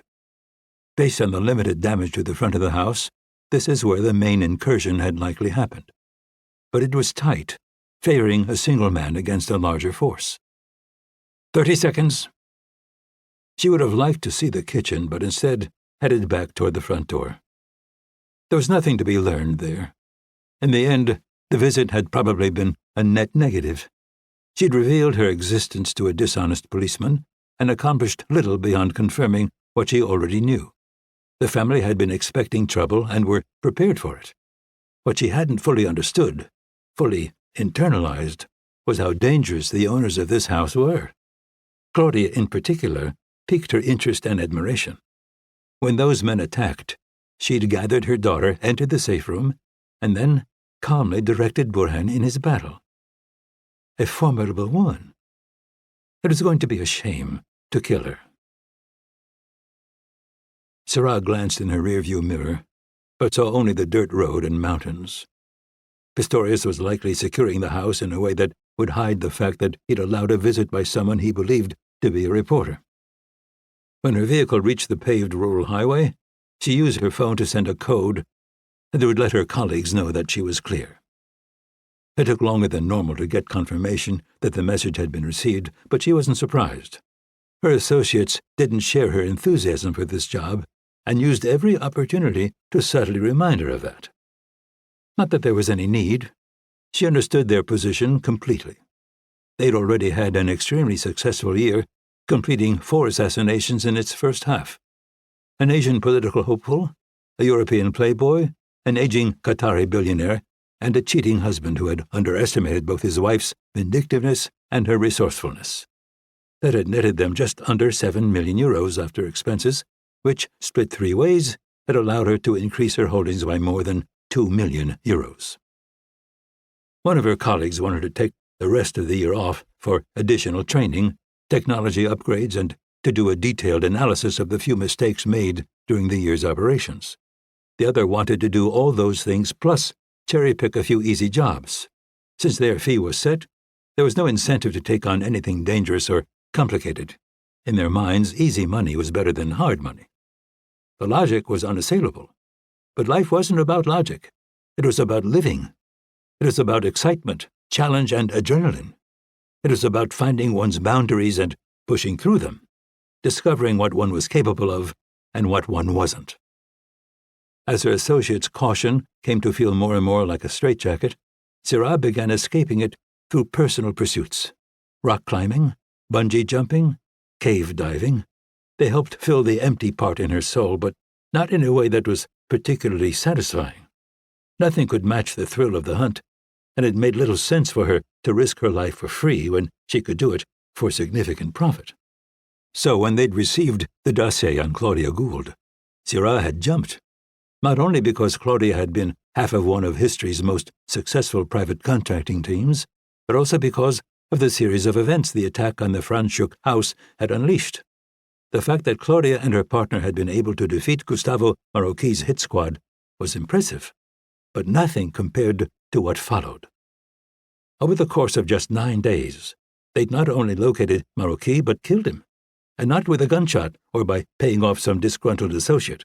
No, they'd annihilated the entire top of the mountain he'd lived on.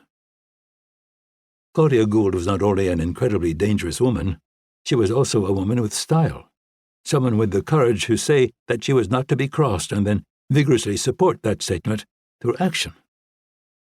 Syrah felt a dull pulse of excitement at the realization that she wasn't safe. No matter how careful she was, no matter how well crafted her plans, there was no way to fully protect herself from Claudia Gould. And anyone arrogant enough to think they could would likely end up like Gustavo Marocchi. Chapter 21. Near Franschhoek, South Africa. The weather had turned cold, barely above 40 degrees Fahrenheit, with heavy clouds rolling in the night before. The rows of vines on either side of the muddy road Rapp was driving down seemed particularly still as they disappeared into a hazy distance. It had taken him and Coleman a full 2 weeks to get out of Guatemala. The death of Gustavo Marocchi had been a far more significant event than they anticipated. The government had descended into chaos as corrupt politicians lost their cover. Gang warfare erupted throughout the country, and someone at MS-13 had provided the authorities with his description. So with no backup, grade school Spanish, and dwindling cash reserves, they'd have to get out on their own. The day they'd finally made it across the border to El Salvador had been one of the happiest of his life. Rapp looked up through the sunroof but didn't see anything beyond overcast. Despite that, it was certain that he was being watched. He'd booked his flight from Central America under the name Mitch Burhan and made no secret of renting the car at the Cape Town airport. There was no question that he'd been reacquired, as had Scott Coleman when he'd transited through Entebbe on his way back to Nick Ward's compound. With that, Rapp and his core team would all be accounted for again. He'd agreed to stay in plain sight, and it was in his best interest to live up to that agreement at this point. He was still suspicious that Cook wasn't actually abiding by the terms of their truce, but for now it made sense to pretend. Blowing things up at this point would open another battlefront that he wasn't prepared to deal with. Better to leave that war for later. Or, with little luck, never. The gate leading to Claudia's house was pulled closed and covered in corrugated metal. Rapp slowed the car to a crawl but kept driving. There was no point in going out in the rain when he could let the front bumper do the work. Once inside the courtyard, he pulled up to the porch and stepped out. Police tape was fluttering in the wind, and he pulled it off before opening the door. A quick test of a light switch suggested the power was out, likely shut down at the main to prevent any nicked wires from catching fire. The bodies were gone, but he could still smell death beneath what he assumed was a punctured sewer line. Pretty much everything in the living room was a loss. Tape outlines remained on the tile, and there was water damage on the ceiling that was starting to mold. Walls were in equally bad shape, some having taken fire in addition to the explosives. Even worse was Claudia's beloved artwork. He continued into the kitchen and found it in somewhat better condition. Based on the stain on the floor, the freezer had melted. Maybe it was that and not sewage causing the smell. But he didn't open it to find out. Instead, he grabbed a bag of tortilla chips and a warm Coke from the pantry. After righting a stool stained with dried blood, he sat at the pockmarked island and dug in. Clearly, this wasn't a job for a gallon of spackle and some paint. It was the domain of an architect and full construction crew. The whole bottom floor was a gut job, which would be expensive and time-consuming, particularly if their insurance didn't cover Guatemalan hit squads. On the other hand, it would allow Claudia to add the modern touches she was always going on about, and him to install a more integrated security system. Or maybe their time in South Africa was over. The shit that had gone down there could have put them back on the radar of their long list of enemies. Probably better to keep their distance for a while and handle renovations over the internet. Then when the work was done, they could decide whether it was viable to move back in or if they should just put the property on the market and disappear. Usually that kind of vanishing act was the answer when you were up against a wall. But he questioned whether it was even an option anymore. First, the level of discipline and attention to detail it demanded would likely prove impossible for a girl Anna's age. Second, dropping off the face of the earth would violate the terms of his truce with Anthony Cook, and any armistice they might or might not have would be right down the toilet. After 30 minutes, he'd gone through 2 soft drinks and the entire bag of Africa's answer to Doritos, but come to no conclusions. In truth, soul-searching wasn't his reason for being there, but it seemed like a good use of the downtime. Likely it wouldn't last. He slid off the stool and was going to go upstairs to see if there was any damage, but then spotted a police vehicle creeping through the gate. He examined it through a rare unbroken window and then started for the entryway. Even after 3 weeks, the press couldn't let go of the Franschhoek bloodbath, with much of the continued interest being generated by the fact that the house's owners were still unaccounted for. If they ever had a hope of returning, he needed to quiet this thing down and get on the right side of the law. "Afternoon," Rapp called to the man stepping from the cruiser. He was alone, probably 5 inches taller than Rapp, with a shaved head and impeccable uniform. "I'm Tato Gumede," he said through a pleasant African accent. "Do I have the pleasure of addressing Mitch Burhan?" "In the flesh," Rapp said, keeping his tone lighter than the circumstances probably warranted. What he didn't need right now was to get hauled off to an interrogation room. "Is it just you?" The man stopped in the grass about 10 feet away. It was no longer raining, and he seemed to judge it a safe distance. "After what happened here, I didn't think that backup would do me much good." Rapp wasn't sure how to respond, so he didn't. "May I ask where your partner and her daughter are?" "In a safe place." The man nodded.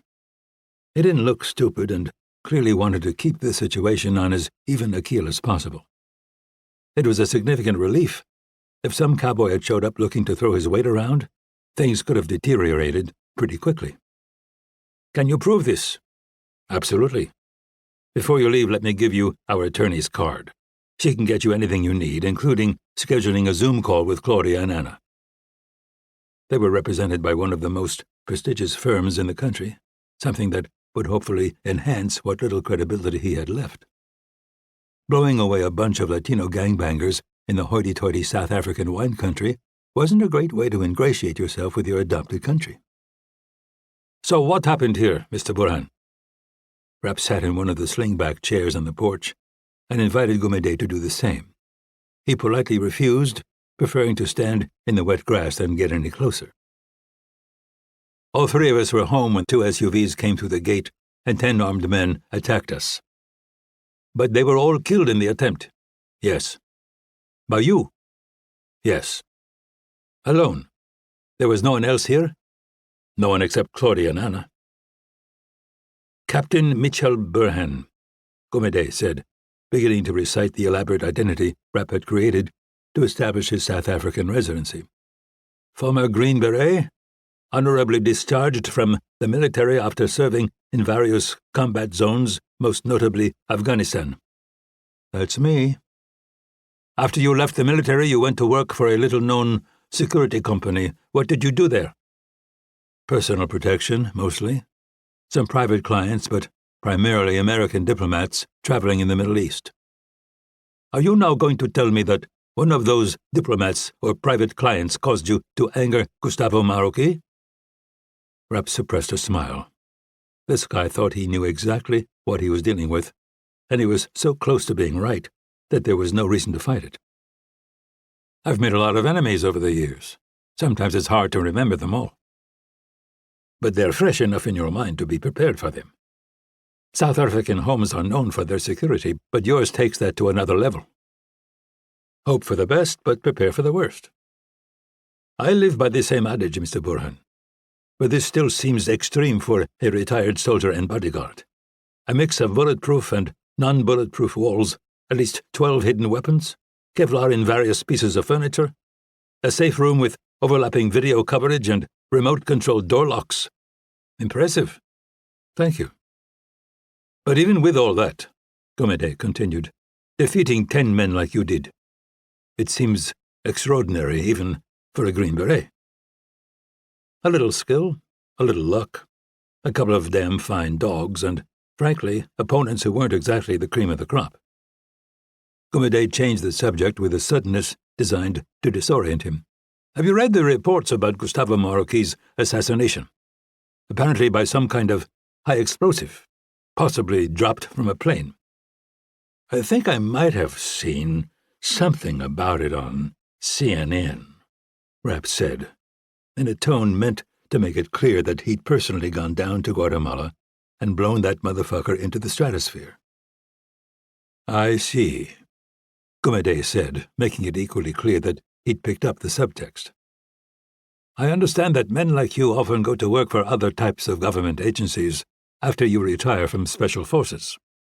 Ones that have, his voice faded for a moment, broader missions. Sometimes. Again, the African nodded thoughtfully, clearly considering how far he wanted to insert himself into this. I've made a number of official inquiries about you to the American government, and they've been very forthcoming with superficial information. But when I try to dig deeper, I run into an extremely polite wall of red tape.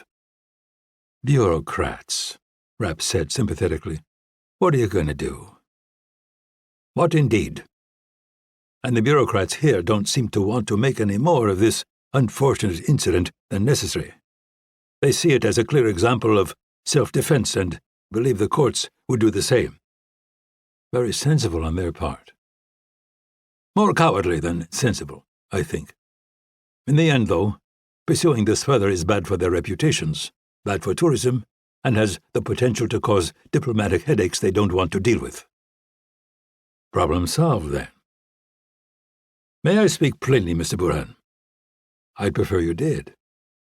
I think you're a sociopath and cold-blooded killer, and while I believe you used those traits in the service of your government, I also think that at some point you got involved in the drug trade.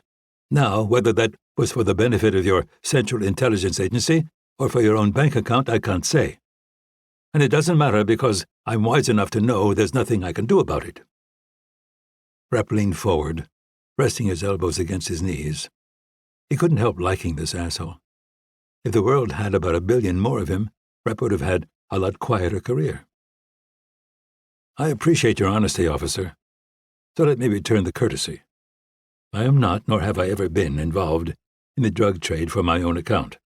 Further, whatever I've done in the past is just that, in the past. My goal now is to live out a peaceful retirement, and as inconvenient as this kind of thing is to you, it's a hell of a lot more inconvenient to me. But as you've noticed, it's being taken care of. Chapter 22. A section of ceiling completely gave way, and Rapp barely managed to avoid it coming down on his head. He dropped the pry bar he'd been using and caught what he could in a strategically placed wheelbarrow. Despite having turned off the water to most of the house, some of the plaster was still wet enough to stick to the antique tile floor Claudia loved so much. The rest enveloped him in a cloud that he could smell through the mask that wouldn't fully seal against his beard. He pushed the wheelbarrow through the haze to the front door. An improvised ramp allowed him to avoid the porch steps, and he continued across the grass to a large dumpster near the perimeter wall. Once there, he pulled off his mask and used a shovel to begin transferring the debris. Finally, he stepped back, shading his eyes against the sun, and taking a moment to survey his progress. The gate was unrepaired and still covered with corrugated metal that was pretty effective in deterring press photographers and general curiosity seekers. Of course, they could still use drones, but he hadn't seen any yet. If that changed, he had a 12-gauge by the door. The freezer was cleaned out, as was the damage to the sewage line, which had taken care of the worst of the odors. An electrician had tested as much of the wiring as was practical and cut off any questionable circuits at the breaker box. That had left much of the ground floor without power, but with the creative use of extension cords, He could run the refrigerator, microwave, work lights, and basic power tools, though not all at the same time. Most of the furniture and artwork from the first floor had found a new home at the dump. Later that week, a moving van was scheduled to take the rest of their belongings to a secure storage unit outside of Cape Town. Then the place would be ready to hand over to the architect Claudia had coming to meet with him. After that, he wasn't sure. Doing a proper job of renovating the house would take at least 6 months, and after that their tentative plan was to return. By then, the press would have moved on, any rumors about Claudia that might have taken hold in criminal circles would have died down, and his truce with the White House would be worn in. What could possibly go wrong? The phone in his pocket began to vibrate, and he pulled off his work gloves to dig it out. "Are things still on track?" Claudia said when he picked up. "More or less. I'm going to have to scramble to get everything ready for the movers, but it's doable. The boxes and packing supplies are supposed to be delivered today. It's a lot, Mitch. Are you sure you don't want me to come and help? Scott's back, and between him and Irene, they can handle Anna." "No, I've got this. Stop worrying." "I'm not worrying, but this is my fault, and I'm sitting around the pool while you live in a house with no power and a leaking toilet." "I'm sure you'll find a way to make it up to me," he said. "How are things going on your end? Have you found us somewhere to live yet?" "No, but I'll have some options for you to look at when you get back. Obviously, everything has its pros and cons. Do we get lost in a big city like Paris, London, or Istanbul, or do we want to disappear into something more rural? There are some nice places in Asia, but I'm leaning more toward Latin America. I'd like Anna to learn a little Spanish, which wouldn't be hard with her foundation in French. And while I admire her devotion to Afrikaans, I'm not sure it's going to be that useful in the long run." "What about my Alaska idea?" He'd read that it was possible to just get off a train in the middle of nowhere and claim some acreage. They could build a cabin next to a lake and turn off the world for a while. Hunt, fish. It'd be good for the kid to get some survival skills under her belt. "I'm ignoring it." Her tone suggested that pressing the issue would be futile, so he changed the subject. "How's Anna doing?" "Better. She can't get enough of the pool, and Scott's taking her on a gorilla safari tomorrow. But she misses her friends. I'd like to fly in Amale, but we're not very popular with the other parents right now." "Have you talked to her about the fact that we can't come back for a while?" "No, I think it's too soon. She's resilient, but I want her to bounce back a little more before she has to face that. Also, I think it would be better if you were here when we deliver the news. Not that I'm trying to push any of this off on you, but we need to present a united front. Is that okay?" His phone began vibrating again, and he glanced down at the letters on the screen. G-A-Z. They were ones he thought he'd never see again, and, more important, they were ones he'd never wanted to see again. Grisha Azarov was a Russian assassin he'd come up against a while back in Saudi Arabia. At the time, the man had been pretty much at the top of the food chain. He'd nearly killed Coleman in Pakistan, and when Rapp finally faced off against him, it hadn't been pretty. Rapp had come out the victor, but that victory involved being blown off an oil rig and having to extinguish his burning hair in a sand dune. In the end, though, Rapp had decided there was no reason to kill the man. His attacks weren't personal. They'd been carried out at the orders of the Russian government. With his former masters dead, Azarov's only interests were anonymity and a Californian surf instructor he'd met. Last he'd heard, the Russian had married, gained 25 pounds, and developed a fondness for high-quality weed. "Are you still there?" Claudia said. "Yeah." "Can I take your silence to mean you think I should handle Anna on my own?" "No, I agree that it's better if we both do it." The letters continued to pulse on screen. Relentless, like the man they represented had once been. "Listen, I've got a call coming in. Can we continue this later?" "Sure." She disconnected and he picked up the other line. "Problem?" "Not for me," came the accented response. "For you." From most people, that would have sounded like a threat, but not from Azarov. He wasn't the type. "What are you talking about?" "I recently received a dossier on one of my old email accounts. It contains a significant amount of information on Claudia.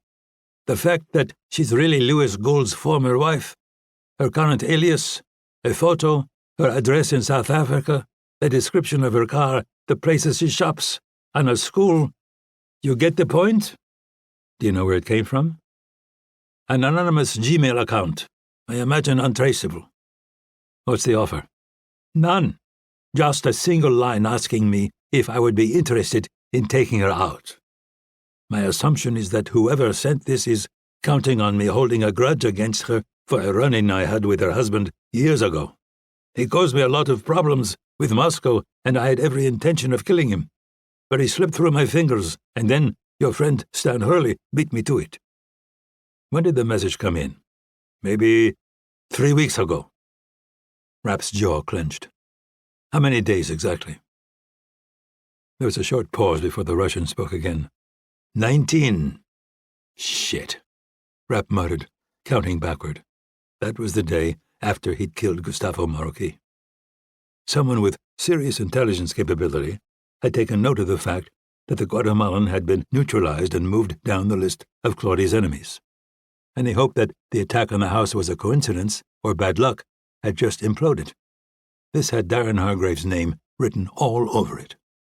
And that bootlicking son of a bitch didn't take a dump without Anthony Cook's blessing. I didn't want to get involved, Mitch, but Kara made the point that if our positions were reversed, you'd pick up the phone. It took a while, but this morning, I decided she was right. Did you respond to the message? I'm sorry. I told them no. Same day that you got it? Yes. A string of curse words in no fewer than 5 languages went through Rapp's mind, but this time he kept his mouth shut. If Azarov had remained silent as to whether he was interested, it could have bought some time. But with a hard no, Hargrave would have already moved on to the next person who wanted Claudia dead. There's nothing to apologize for, Grisha. I appreciate the call. If you ever need anything, I'll remember you made it. I'll forward you the dossier. Good luck to both of you. The line went dead. Rapp grabbed the handles of the empty wheelbarrow and sent it careening across the grass. Fuck! Chapter 23. Southwestern Uganda. The sun was up, but still low on the horizon when the chopper landed. Rapp jumped down to Nicholas Ward's helipad with the duffel slung over one shoulder. Claudia and Anna were looking on from a safe distance, and the young girl raised her arms as he approached. Rapp took the hint and scooped her up as the aircraft lifted off again. I didn't think you were ever coming back. We're going to see gorillas. Do you want to come? I bet there's room still. It's a big truck and we rented like the whole thing. Sounds fun, but I'm going to have to skip this one. I've got some work to do. Mom says she's going to see if Amala can come next weekend. Nick isn't ever even here, and he says we can use his pool anytime we want. He works even more than you. I saw him on TV yesterday. He's really boring when he's on it, not like in real life. Anna, Mitch has been dealing with the house all week and traveling all night, Claudia said. The least you could do is walk yourself. She rolled her eyes and wriggled from his grip. In fact, why don't you run ahead and make Mitch your special cereal? He hasn't had breakfast yet. Anna perked up at that. Apparently she'd learned to create quite a concoction out of muesli, milk, yogurt, and local fruit, typically served in a coconut shell that leaked. Claudia waited until she disappeared up the trail before taking a position, blocking his path. Why are you here, Mitch? You weren't due for a few more days, and you're supposed to be meeting with our architect. He pulled out his phone, retrieved the dossier Grisha Azarov had sent, and handed it to her. She scrolled for a few seconds, the blood draining from her face. This is not good. Not good at all. Irene Kennedy finished going through Azarov's email and then handed the phone to Scott Coleman so he could do the same. They were sitting across from Rapp and Claudia in the shadow cast by their bungalow. Everyone remained silent while the former SEAL studied the dossier and then tossed the cell on the table. I only see one explanation for this, Rapp said. I know, Kennedy said, but I think it's too soon to come to any hard conclusions. Seriously? Look, I eradicated all the information about falsifying Claudia's death and creating her new identity from the CIA's database. In fact, we went so far as to have Marcus create a worm to find and delete any reference to it. Whenever Kennedy resorted to stating the obvious, it was in an effort to give herself time to think. Rapp knew that, but his anger had reached the point that he wasn't willing to play along. There's no way to eradicate that many files that's even close to clean, Irene. Even if Marcus's worm worked perfectly, that just replaces one set of problems with another. You end up with incomplete narratives, references that don't go anywhere, and reports that don't make sense. And that's ignoring the fact that a lot of the people who helped us make her disappear still work at the agency. Sure, we picked ones we could trust, but where do their loyalties lie now? I hope you know, because after what happened with Mike, I sure as hell don't. No system is foolproof, she admitted. And this is just the kind of sleazy, backstabbing operation that Darren Hargrave would come up with. It also makes sense that Grisha would be high on his list, Kennedy conceded. The information about his run-in with Lewis is well documented in the CIA's database. But your relationship with him isn't. That information was so sensitive that we never recorded anything about it. There was never a file to delete. Hargrave is a scumbag, but you've got to give him credit, Coleman said. This was a slick move. If Mitch really was going after the president, his window's closing as they harden their security. This allows them to tie Mitch up without implicating themselves, maybe even get him killed. Look, Kennedy said in the soothing tone she tended to adopt when things were blowing up. I agree that there's a good chance that Darren Hargrave is behind this. But whether it's been done with Cook's knowledge is— Come on, Rapp interrupted. Hargrave is so far up the president's ass Cook can taste his hairspray. Be that as it may, Kennedy said, wrestling back control of the conversation.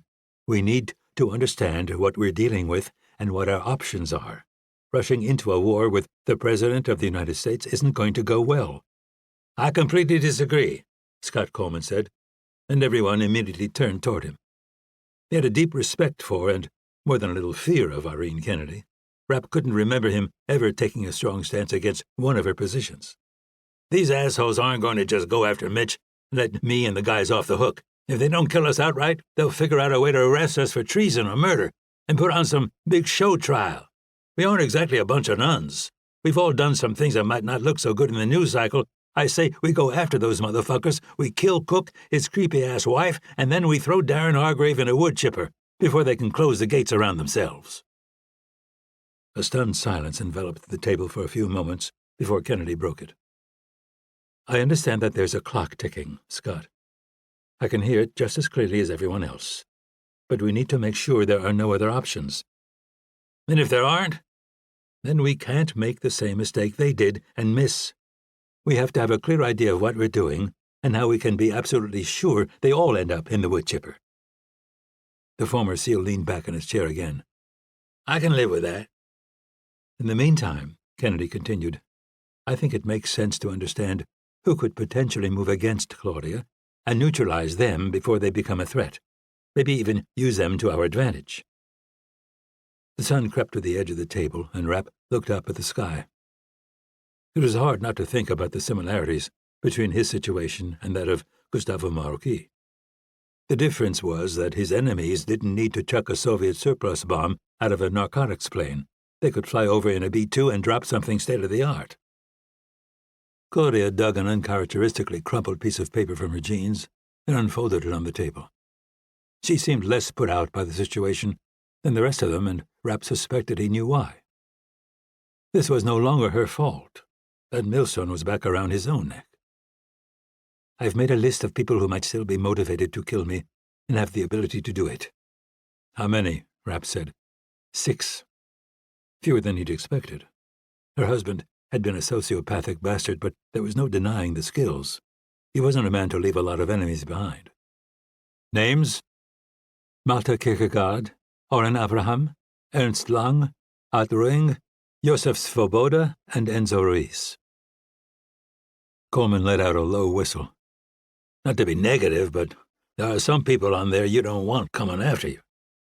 Could be worse, Rapp said. Let's start at the beginning. Marta Kierkegaard. Coleman shook his head. There wasn't any money on offer in that email to Grisha.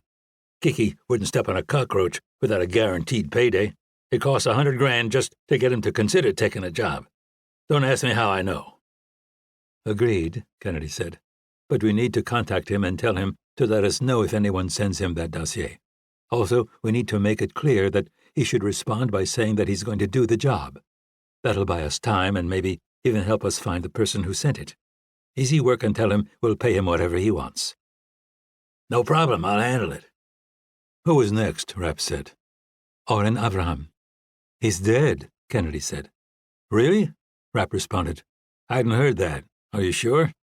She nodded. "Bottom of the Indian Ocean." "Well, there you go. Next?" Ernst Lang. "Didn't you use one of his offshore companies to finance an op a few years ago?" Coleman asked. "Yes," Kennedy confirmed. "It was something the CIA couldn't have a connection to." "Can you still get to him?" Rapp asked. She pulled out her phone and scrolled through the contacts before setting the audio to speaker. It only rang twice before being picked up. "Is this a joke?" came the German accented voice. "No, it's really me, Ernst." "Why?" he said suspiciously. "I haven't done anything that would cause you problems, and I heard you were filed." "It's not what you've done, it's what you might do. Have you received any interesting anonymous emails lately?" "I have no idea what you're talking about." "You're sure?" "Of course I'm sure." "Okay, then. It's possible that you're going to get a dossier on a woman you don't much care for. Her name, photo, address, habits, everything you'd need to exact a little revenge." "So?" "So I'd be disappointed if something happened to her." "Why don't you government people ever speak plainly? What you mean is that if I make a move, you'll send that psychopath Mitch Rapp to kill me." "I'm sorry, force of habit, yes. That's exactly what I'm going to do." "Not really a problem for me because I can't think of a single woman in the world that I hate enough to bother killing." "I'll remember you said that. Also, if you do get a dossier like the one I'm talking about, I need you to say you're going to act on it and call me immediately." When he spoke again, Lang had turned back into the businessman he'd always been. "I'm hearing you asking for a lot of favors, Dr. Kennedy." She winced, and Rapp understood how she felt. How many markers were they going to leave around the world before all this was over? It was worth killing Cook just for that. "I'm hearing the same thing, Ernst." "In that case, I'd be very happy to help, just like I imagine you will be if I ever need it." She disconnected the call. "Next." "At Ruing," Claudia said. "Who's that?" Rapp said. "A mid-sized Thai gangster. Last I heard, he was being squeezed by a number of other gangs and had lost a lot of his influence. I can contact him directly. It'll cost some money and a little groveling, but he'll back off. After that, we have Josef Svoboda." "I hate that prick," Coleman groaned. "He gives the business a bad name." Rapp nodded in agreement. The man was talented, but also extremely public.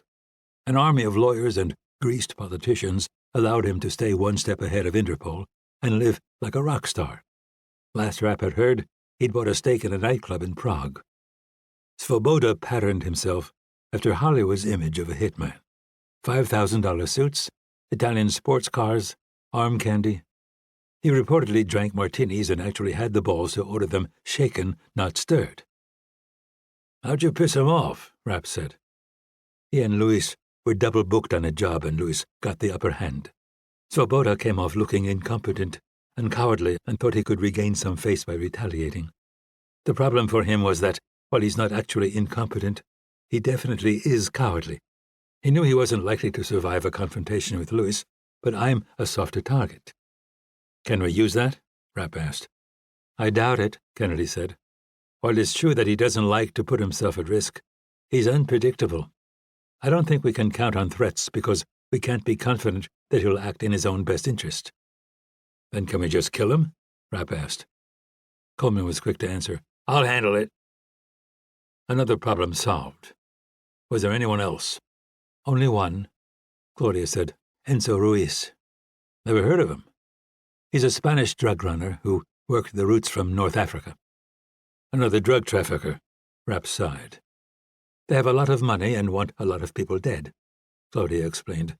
"This was early in Luis's career, and he actually botched the job. Ruiz was the target, and he survived being shot. It left him partially paralyzed, though, and his kids forced him out of the business." "I remember this," Kennedy said. "Part of a war between Spanish gangs and ones based in Morocco." It was during that war, yes.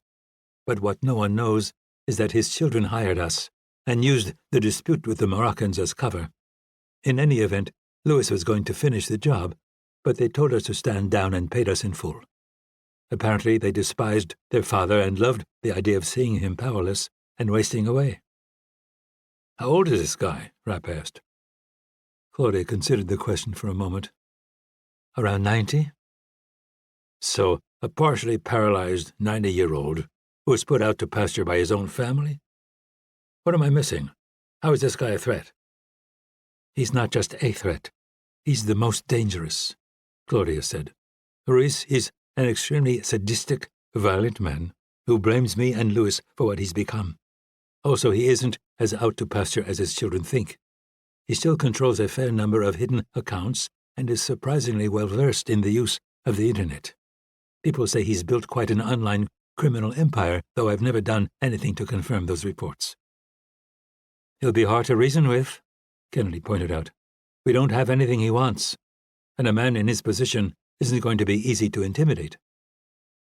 I'll pay my visit while Scott's in the Czech Republic dealing with Svoboda, Rapp said, turning to the former SEAL. Scott, make it look like an accident. We don't know how accurate the cook's list of Claudia's enemies is, and we don't want them to catch on to the fact that we're neutralizing them. Better to string them along as we can. No problem. Rapp glanced around the table. Anything else? When no one spoke up, he stood. Then, let's get to work. Chapter 24. Girona, Spain. The chatting of a couple of mountain bikers became audible on the dirt road behind, and Rapp moved aside to let them pass. Girona, Spain was one of the cycling capitals of the world, a beautiful city and a popular place for pros to train in the off-season. He was tempted to have Claudia put it on her list of potential temporary homes, but that was impossible. As he got fitter, he'd start getting noticed, and that was pretty much the opposite of their goal. Barcelona might not be a bad choice, though. It was only a half-hour train ride, and he wouldn't mind joining Ana in learning Spanish. It seemed to be coming up in his life more and more. But for now, he needed to focus on the task at hand.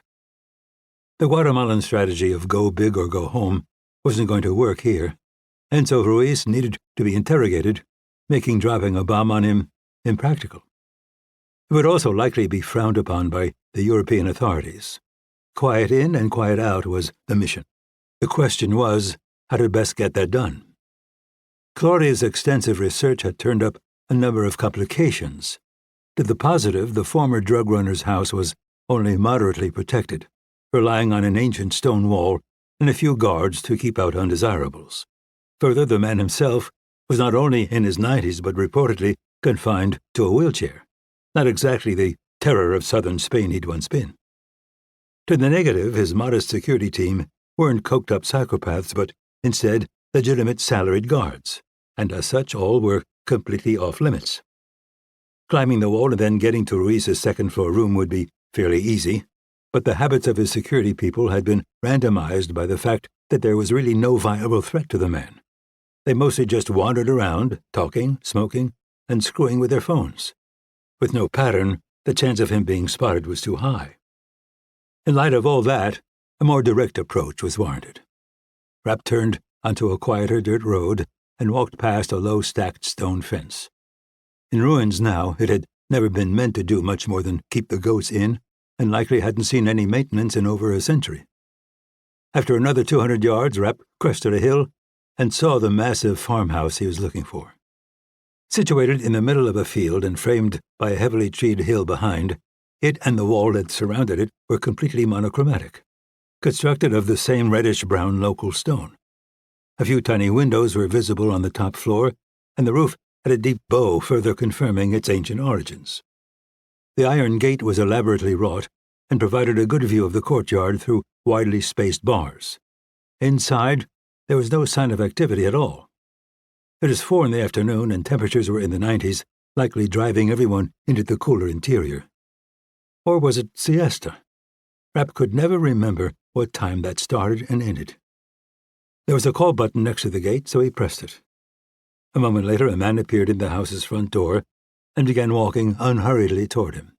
He spoke in unintelligible Catalan, but seemed largely unconcerned. The Walther P99 on his hip came off as an afterthought. "I'm here to see Enzo Ruiz," Rapp said in English. He seemed to understand the name, but nothing else. A quick wave of the hand suggested that Rapp should wait while he went back to the house to find someone with better English skills. Still unconcerned, he lit a cigarette as he ambled off. It was a good 5 minutes before the next man appeared, matching his colleague's complete lack of urgency as he approached the gate. "Can I help you?" Heavily accented but easily understandable. "I'd like to talk to Enzo Ruiz. There's no one here called this." "Why don't you go inside and make sure? Tell him Mitch Rapp is standing at his gate." His bored expression gained a hint of suspicion, but no recognition. This guy was probably a former cop who would have no reason to know who Mitch Rapp was. That name circulated in darker places that his boss had spent his life. After a moment's hesitance, he headed back to the house. This time, the delay was long enough that Rapp started to worry that they were smuggling the old man out the back. Finally, he reappeared. "Senor Ruiz would be pleased to meet with you. Are you armed?" "Yes." "You can leave your weapon with me." "No." This time, he was only gone for about 3 minutes. When he reappeared, his concern over Rapp's gun had vanished. Not surprising. The most dangerous enemy someone like Ruiz had was boredom, not assassins. When Claudia said his family had put him out to pasture, she was speaking literally. The man who had reinvented drug running from North Africa and spent his youth with people prostrated before him now lived in the middle of a field protected by a few sleepy guards. "Please follow." Rapp did, lagging a bit as they entered the house. Simple layout. The steps to the second floor were built into the wall, with no railing, and made of the same stone as everything else. It would be possible to jump from the top of them and land on a table that looked like it could take the weight of a dump truck. Then it was a straight run to the front door with no cover. Not that any of that would likely be necessary, but best to be prepared. The door they passed through was at the end of a narrow hallway on the second floor. It led to a large room with a single window on the north side. Furniture was a weird mix of ancient wood and the plastic and stainless steel of various medical machines. A hospital bed set up in the center dominated, making the wheelchair-bound man by the wall seem even smaller than he was. Ruiz slurred something in Spanish, and the guard left, closing the ill-fitting door behind him. His red-rimmed eyes had a yellowish hue beneath a wrinkled scalp still holding on to a few clumps of white hair. Time didn't care about Ruiz's time as an enforcer for Spain's dictatorship, or the fact that he'd managed to beat the Africans at their own brutal game, or even about the immense fortune he'd amassed. Kings, peasants, killers and victims. Everyone ended up in the same place eventually. "Mitch Rapp," the man said. Based on those 2 words, his English was excellent. According to Claudia, he'd had a British mistress in the 70s, and British nannies had raised his kids. "What is your interest in Claudia Gould?" Rapp tried not to react to the Spaniard's words, but still Ruiz managed to pick up on his surprise. "It's a curse," Ruiz explained. "Most men's minds weaken along with their bodies. Mine's gotten stronger." "Then why don't you tell me?" Ruiz used a joystick to bring the chair around to fully face his new opponent. A smile played at his chapped lips. "Gustavo Marroquí sent men to her house in South Africa to kill her. But because he's a moron, he sent other morons to do the job. You were the man who executed them, and then you destroyed the entire mountaintop he lived on." The Spaniard hacked out a laugh. "You live up to your reputation, Mr. Rapp. Or do you prefer Mr. Burhan now?" He clearly loved having the upper hand. It was a sensation he probably hadn't experienced in years. But he wasn't clairvoyant. More likely he'd already had the pieces to the puzzle, and Rapp's appearance just showed him how to put them together. "So you got the email. The dossier on her," Rapp said. Another smile, this time wide enough to reveal teeth stained by the better part of a century of smoking. "I did." "When?" "You haven't answered my question." "My interest in her is personal." He nodded slowly. That was the only logical conclusion I could come to, but I found it hard to believe. Weren't she and her husband responsible for your wife's death? Yes. Then you and I should want the same thing. And yet we don't. You're a much more complicated man than I would have thought, Mr. Rapp. Now you answer my question. What question? Oh, yes, the dossier. Some 3 weeks ago. And what did you do with it? Ruiz pushed himself into a slightly more upright position. What a strange surprise life has given me. This morning I was resigned to sit here staring out the window like I do every day, and now I have Mitch Rapp in front of me with hat in hand. That's not a hat, Enzo. It's a gun. Again he choked out a laugh. As Ulysses says, "'Tis on a bull." Isn't that what you Americans say? How do you figure? Death didn't scare me when I had something to live for. It certainly doesn't now. But maybe you're thinking you can use torture to extract the information you want. Look at me. How long do you think I'd last before my heart gave out? So, now you're considering threatening my family. Do you think I'm some kind of idiot? Do you think I don't know it was them? That they were the ones who hired Claudia Gould to kill me and then, when he failed, left me here to rot? If you do decide to kill them, please bring them here and do it in front of me. I'd love to watch. The old bastard was right. But he was also a simple creature with even simpler needs. He wanted dominance over others. In Rapp's extensive experience, there were only 2 ways to deal with the Enzo Ruizes of the world: kill them or give them what they want. And since the former wasn't going to get him very far, Rapp had no choice but to choose the latter. You're holding all the cards, he admitted. What do you want? It was a question that had already been answered, really, and while Rapp wasn't particularly happy about whacking Ruiz's kids, they weren't exactly innocent bystanders. It's not what I want, Mr. Rapp. It's what I don't want. I don't want to die of old age sitting in this chair. That's not a fitting end for a man like me. What's that have to do with me? Rapp said, not sure anymore where this was going. I want to be killed by the world's most infamous assassin. Rapp just stood there. Not what you expected? I figured you'd want me to go after your kids. The old man nodded. It's tempting. And a few years ago, that probably would have been my request. But I made them what they are. They're my legacy. They're the reason I won't be forgotten. Well, then, you and I have no problem, Enzo. I'd be happy to kill you. Ruiz seemed unwilling to take the statement at face value. But what I'm going to tell you isn't what you want to hear. It's going to make you angry. Even more reason for me to twist your head off. Even more reason for you to leave me to rot, the Spaniard countered. If you know anything about me, you know I'm a man of my word. That seemed to satisfy him, but only barely. Unknown to my children, I still dabble in the business online. It's what keeps me sane.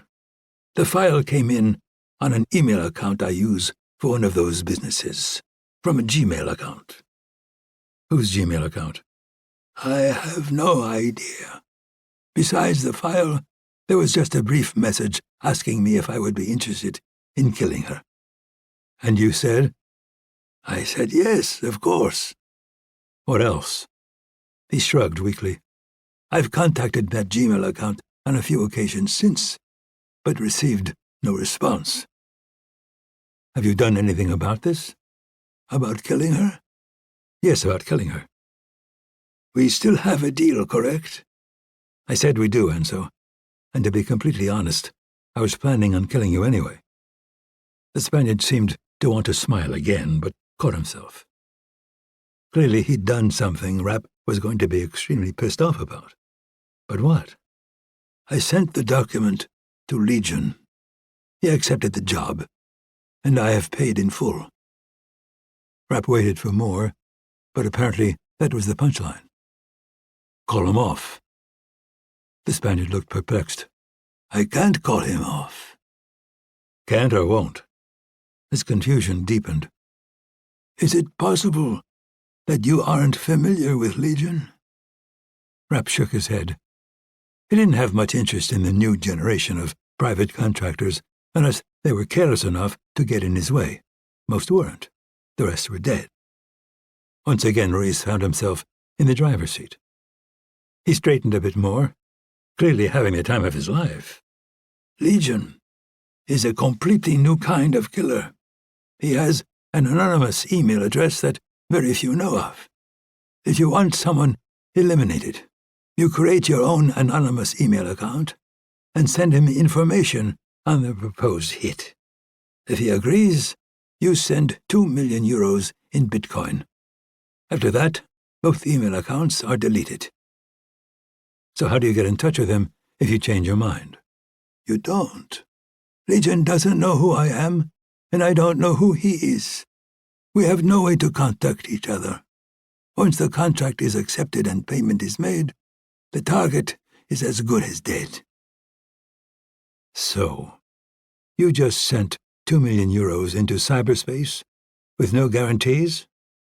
That seems a little trusting. What if he screws up or just walks with your money?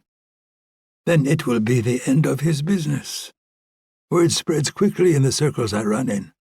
Similar, I imagine, to your network. But it's never happened.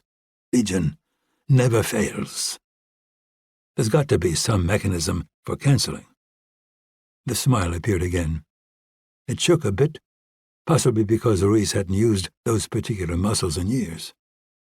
Not that I or anyone else knows of, but even if I could call him off, that wasn't part of my deal with you.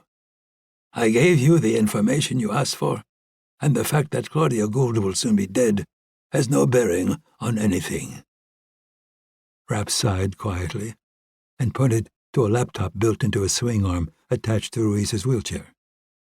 So you deleted all the emails related to this? The ones to Legion. That's the agreement. But not the others. Why would I? So you don't get caught contracting a hit, Rapp thought, but then saw the error in his logic. What did this geriatric piece of shit care? If the Spanish authorities put him in prison, he'd probably be running the place inside of 2 weeks. Print them out. Instead of refusing, he did so with as much glee as a man like him could conjure. He'd called down the wrath of God on the woman Mitch Rapp loved, and there was nothing Rapp could do about it. To a man like him, that was heroin. Sheets of paper started coming out of a printer near the foot of the bed, and Rapp scanned them before shoving them in his back pocket.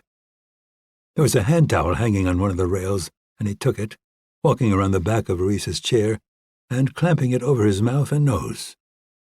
The Spaniard fought for one last time in a life filled with violence. Rapp focused on keeping the towel in place with as little pressure as possible and preventing the old man from banging up his flailing arms. While it would be pretty clear what had happened there, best to keep the physical evidence to a minimum. As Ruiz himself had predicted, he didn't last long. Rapp kept the towel in place for another 30 seconds after the man had gone limp, just to make sure. When he finally pulled it away, he saw that the old bastard had died with a smile on his face. Rapp descended the stairs and found the English-speaking guard standing in the entry hall. "What's your name?" "Alexandre Fabre." Rapp handed him a sticky note with a name and phone number scrawled across it. "Do you know who that is?" "Jordi Cardenas, of course. He's the director of our intelligence services. And an old friend of mine. If you should have any problems that you think might have something to do with me, that should be the first number you call. His assistant will put you right through." He was understandably confused, but pulled out his wallet and put the piece of paper safely inside. Chapter 25. North of Cape Town, South Africa. The trail became steep enough that Siraj Jafari had to use her hands for balance as she continued upward. The area was a rock-climbing destination that had faded in popularity due to frequent car break-ins and then been abandoned entirely after a deadly mugging. That was 2 years ago, but the parking area was still there, well out of sight of the highway. Disused trails were still passable with some effort, and the views were spectacular. A solid workout after too many days of inactivity and a perfect location for what she had to do. The path flattened but also narrowed, tracking a bulging cliff face on one side and a 100-meter drop-off on the other. Skies were uncharacteristically gray, and she found herself looking into them often, calculating the chance of rain. Climbing down was always harder than climbing up, and wet surfaces would add a little excitement to what was scheduled to be a tedious day. Another half-hour took her to a summit of sorts, the top of a tall cliff that still had steel climbing anchors glued into it. The views were intermittently obscured by mist, but with that came an enhanced sense of anonymity, the very thing she was there seeking. Sarah wasn't really worried that she was being actively watched, but casual surveillance was an increasing problem in the modern world. Shared networks, Google, security cameras, and 100 other things constantly conspired against the oppressive secrecy that her operation was built on. That secrecy, combined with a 100% success rate, was what allowed her and her people to operate in a completely new way, one that their competition lacked both the skill and creativity to emulate. She dropped her light backpack and sat with legs dangling over the cliff. After watching the swirling fog for a few moments, she dug out a phone. It had been purchased on the black market in China, and at the moment lacked both a battery and SIM card. Sarah installed both and waited for it to capture a mobile network. As promised by her out-of-date guidebook, signal strength was excellent. The proprietary internet calling app had numerous layers of security, but she finally managed to navigate to a waiting area. A chirp sounded when her two colleagues entered, and she put in a wired headset. "Everyone is well?" The voices that responded had been making her smile for almost 15 years now. To call them sisters would trivialize their relationship. Sisters shared parents and an upbringing, but that was nothing compared to what they'd been through together, what they'd escaped together. The weapon used in the Guatemala attack was likely dropped from a plane and was unquestionably military in origin. Nazarine's voice was steady as always, a woman of logic and control. Further, the house in Franschhoek is still being watched by a 3-man team, American and very professional. There's no doubt they saw you. "No doubt," Sarah responded, unconcerned. The Americans watching Claudia Gould's house would see exactly what had been presented to them, a low-level policeman making a little extra cash helping a reporter. "At this point, I think we can be certain that Mitch Burhan is still connected to the U.S. government," Yasmin chimed in. She was the group's most empathetic member, a creative who was sometimes hard to keep on track but who understood people and was a fountain of improbable ideas that almost always ended up working. "Why are we wasting our time on this?" Sarah asked. "A reminder that we shouldn't have taken this job," Nazarine snapped. "We only take work that everyone votes for, and that's what happened. Because we were afraid you'd kill yourself swimming through one of those caves," Yasmin said. "Or expose us all by getting arrested driving one of your sports cars at 3 times the speed limit," Nazarine added. Her fears were largely unfounded, though. Sarah was the one who was exposed, the one who pulled the trigger. The other two could disappear in a matter of hours, leaving barely a trace that they'd ever existed. "Were we able to track Burhan?" Sarah said, unwilling to rehash this argument. "No," Nazarine said. "We have limited resources on the ground in Africa, and we weren't expecting him to leave. By all appearances, he wasn't expecting it either." "How so?" "He had a meeting with his architect in 2 days' time. That's now been cancelled. He also cancelled the moving van that was scheduled to move items from the house to a storage unit he rented. The question is whether he'll return. Has anything been rescheduled? I see him as our best chance of finding Claudia." "Nothing that we're aware of," Nazarine said. "We're following their architect, contractors, law firm, realtors, and every other person or organization they might need to work with. Up to the moment he left, it had been a productive strategy. While we hadn't gotten anything actionable yet, it seemed only a matter of time. It was reasonable to expect regular communication with the people they hired meetings, payments, and the like. Potentially even physical inspections that Claudia might want to be directly involved in. And all of that would have to be scheduled ahead of time. Something had to have happened in order to make him leave so unexpectedly, Sirah said. Do we have any idea what? Not at this point, Yasmin replied, but we're working on it. What about the police? Sirah continued. How did his meeting with Tato Gomede go? Quite well, apparently. Our informants say that the police have no interest in charging Borhan with a crime. He has a right to defend himself, and based on what happened in Latin America, they've come to the same conclusion we have about his involvement with America's clandestine services. But his identity is still checking out? Yes, but that doesn't mean anything. So does Claudia's, and we know it's false. Again, it's hard not to see the hand of the American government in this. Agreed. But they have a weakness. The daughter, Yasmin said. Precisely. Have you found anything useful on her? We're putting together a list of her friends, and we're already looking into Amale Okoro, who appears to be her closest. Young girls' phones tend to have light security, and they often misplace them. Some also play online video games with each other. It'll take a little time, but there's a good chance we can follow these kinds of connections to Anna. I wonder if they'll commit such a careless error. Children are hard to control, Nazreen said. But I agree. I'm less confident in that approach than Yasmin. One thing we're working on is penetrating the communications of the American team watching him. But their level of professionalism makes it no small task. Also, it appears that they were as surprised by his departure as we were. Any indication that they know where he went or when he'll return? Sirah asked. None. It's a thread we can pull, but only with great care. We don't want to risk revealing ourselves to the American government. In the end, I think we have to resign ourselves to this taking a while. We have money and time, Yasmin said. That gives us the luxury of being methodical. If it takes 6 months, it takes 6 months. Sirah nodded, gazing out over the empty landscape below. Then, as they say, the ball is in your court. Get me a location on Claudia so I can go to work.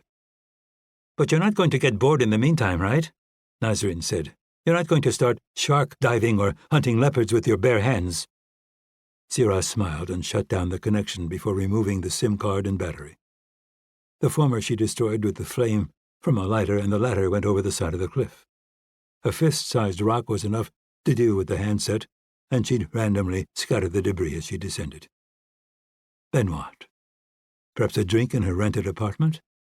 Not something she did often, but a pleasure forbidden to her in her youth might be a nice way to finish the day.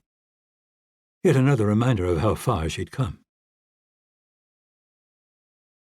The voices became audible when Sirah was still more than 100 meters away, echoing off the stone. Not English or Afrikaans, but one of the country's tribal languages. Out of force of habit, Sirah had already been moving quietly, but now she slowed and went entirely silent. It was a skill she'd learned avoiding her abusive father, and one that even her male instructors had begrudgingly acknowledged. In truth, she'd done everything well, excelling at every test she was given. Speed, endurance, intelligence, courage. But above all, her ability to remain calm under pressure. Even her greatest weakness, physical power, was far better than anyone would guess of a woman who stood only 160 centimeters and weighed barely 56 kilograms. It was a disconnect between expectation and reality that proved quite useful, but not one she'd ever had an opportunity to leverage in the service of her country. The relatively liberal Iranian president had started the program with the idea of creating a division of women spies and saboteurs that would be so unexpected as to be invisible to their Israeli opponents. He'd recruited young women from a wide swath of society, in her case, the police, but also universities, intelligence agencies, and the sciences. Of course, most washed out quickly, but she and a few others held on. At the end of their training, only she and 2 others, Nasrin and Yasmin, remained. But there were to be no clandestine infiltrations into enemy territory, no glorious operations that thwarted their enemies and proved the value of their gender, and the endless push-pull between the civilian government, Religious leaders and military, the president had been forced to turn the program over to the Republican Guard. Predictably, they'd immediately replaced her instructors with the cruelest and most misogynistic men they could find. The night before what was to be her graduation, the director of the program had come into her quarters and violently raped her. He explained that it was an experience that she'd need to be prepared for if she were ever captured. Nazreen and Yasmin, she discovered later, had suffered the same fate. Despite the humiliation and considerable injuries, all three of them had gotten up that morning, dressed, and made their way to the ceremony that would welcome them into Iran's most secretive intelligence organization. They'd stood at attention outside their commander's office for hours before one of his people told them that the program had been canceled and that they'd been reassigned to the typing pool. The typing pool. Who knew such things even existed in this day and age? Or maybe they didn't, and one had been created especially for them, because being raped wasn't sufficiently humiliating. Sadly for their new commander, his new typists had learned their lessons too well. The last hour of his life had been extraordinarily painful, ending only when she severed his penis and slowly choked him to death with it. After that, it was just a matter of using his computer credentials to transfer money into foreign accounts they'd opened and create safe passage out of the country. Shortly thereafter, Legion was born. The trail widened, and Syrah crouched, moving to a vantage point above the clearing where she'd parked her rental car. The guidebook's warnings about criminal activity turned out to be prescient. Her assumption had been that when the climbing community had abandoned the area, so would the men who made it so undesirable. Never underestimate the persistence of the criminal element. She of all people should have known that.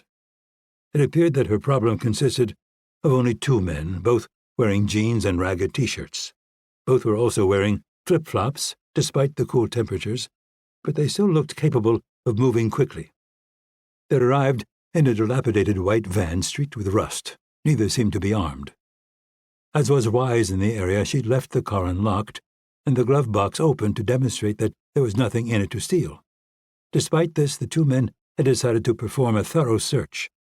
Not really a problem for her as long as they finished it quickly and moved on. If not, it might become necessary to take action. Sarah retrieved a 6-hour P226 from her pack and screwed on an Octane 9 silencer. Sighting over it, she tracked one of the men as he started back toward the van. His companion, meanwhile, opened her vehicle's hood. There was a deep glow in the cloud layer to the west, and hazy shadows were stretching themselves across the clearing. The impending darkness would probably discourage anyone else from coming up there that evening. Though it was far from certain. These two had. The question now was what to do about it. As was so often the case in life, there were no good options. She could sit there and let the men strip her car, which would inevitably lead to significant contact with the police and endless problems with Avis. Her cover and passport would likely survive additional scrutiny, but it would all be very public, time-consuming, and could affect her ability to quickly leave the country if necessary. On the other hand, dealing with the situation in a more aggressive manner involved its own risks and irritations. Which to choose? When the man at the van reappeared, with a lug wrench in one hand and a box brimming with other tools in the other, she took careful aim and squeezed off a single round. The SIG bucked, and the silencer produced enough sound to make the man hovering over the engine look up. The metallic rattle of his companion dropping the box distracted him, and he turned toward the sound. Sarah waited for him to present an optimal target before squeezing off another round. He immediately crumpled, disappearing behind the front bumper. It took 5 minutes of down-climbing to arrive at the clearing, and when she did, she winced in the waning light. Both shots were perfect, leaving neat holes dead center of mass in both men. It looked like exactly what it was, the work of an anal-retentive professional assassin. Minimal ammo, minimal mess, maximum efficiency. Force of habit and, in retrospect, not what she was after. Sarah emptied her magazine at random into the two men, but was still unsatisfied with the effect. She needed to leave absolutely no doubt that this was the result of gang rivalry or a turf war. If someone somehow found evidence of a doe-eyed, dimpled young woman being in the area, The very thought that she might be involved would have to be laughable.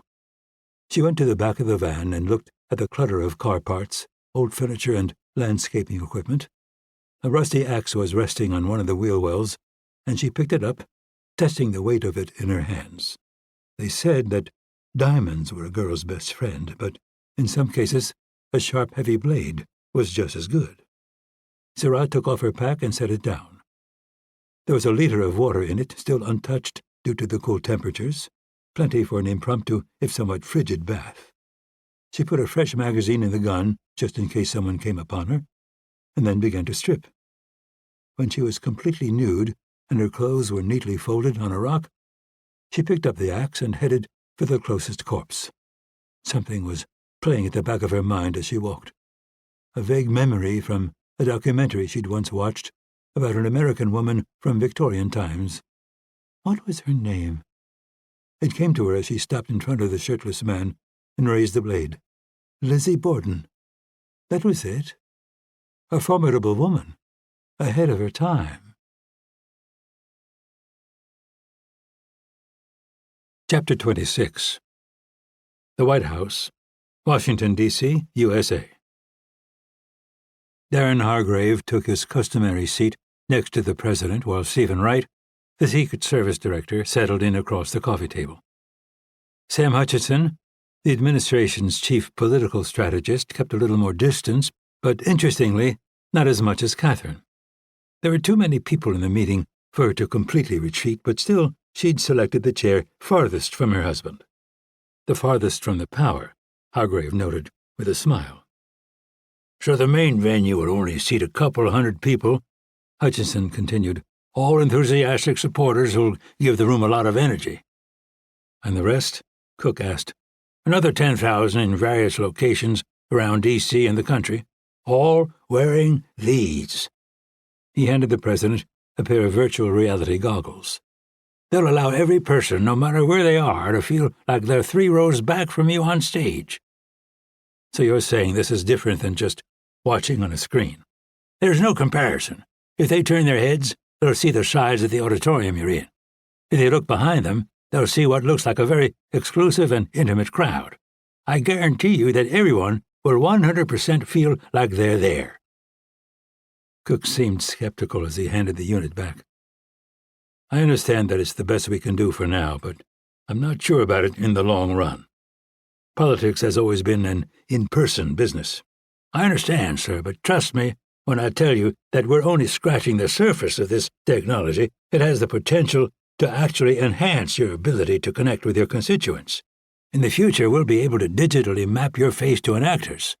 That'll allow for virtual appearances at much smaller venues than you'd normally have time for. It'll make your supporters feel like they have personal access to you. It also has a lot of potential with regard to security, Wright interjected. We can set up these appearances to make it hard for people to know where you really are. For instance, you could have an actor doing a live appearance from Camp David when you're really here.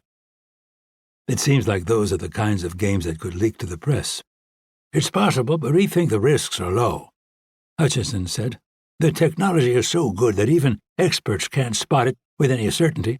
Plus, we could just say that we're using artificial backgrounds at the request of the Secret Service. I don't think anyone's going to begrudge you that. There are going to be pictures of the crowds, Catherine pointed out. Thousands of people in virtual reality goggles. It's going to look like 1950s science fiction. I understand what you're saying, ma'am, but I think it's going to go over really well with the younger demographic. Polls show that they're counting on technology to solve pretty much all their problems. Depicting the president as someone who's mastered it is going to be a net positive, particularly as the older, lower-tech demographic dies off. Okay, Cook said, starting to lose interest in the subject. We're going to try it and see how things go. If it's a disaster, we'll rethink. Thank you, Sam. The man stood and nodded respectfully before retreating from the office. The president waited for him to close the door before speaking again. Are you sure you can secure this event, Steve? Yes, sir. We're still purging people connected to Kennedy and Rapp, but we'll have enough loyalists to cover it, and no one's going to know which of the local venues you're going to appear at until the last minute, which makes coordinating an attack all but impossible. particularly by someone with limited manpower. That said, it's my understanding that we're still not certain of Rapp's or Coleman's locations. Coleman just reappeared at his house in Greece, and we have people watching him, Hargrave said. Rapp flew to Nicholas Ward's compound in Uganda after he left South Africa, and as far as we know, he's been there ever since. As far as we know, Cook repeated. Remember that one of the terms of our truce with him is that he stays in plain sight. Yes, sir, I agree that the time he spends at Ward's camp is problematic. We need to agree to some reasonable surveillance protocols, but with everything that's happening, it made sense not to push. In another day or two, though, I think it'll be reasonable to insist. Okay, Cook said. Steve, unless you've got anything else, I'm going to let you go. I know you've got a lot on your plate. Thank you, sir. Again, the president waited for the door to fully close before he spoke. I'm not happy, Darren. Why not, sir? Enzo Ruiz. Ruiz was extremely ill and in his 90s, sir. He died in the middle of the day, surrounded by guards who all agree his heart finally gave out. An initial review by medical examiners has confirmed that. But without having reliable eyes on Rapp, there's no way to prove that he wasn't responsible.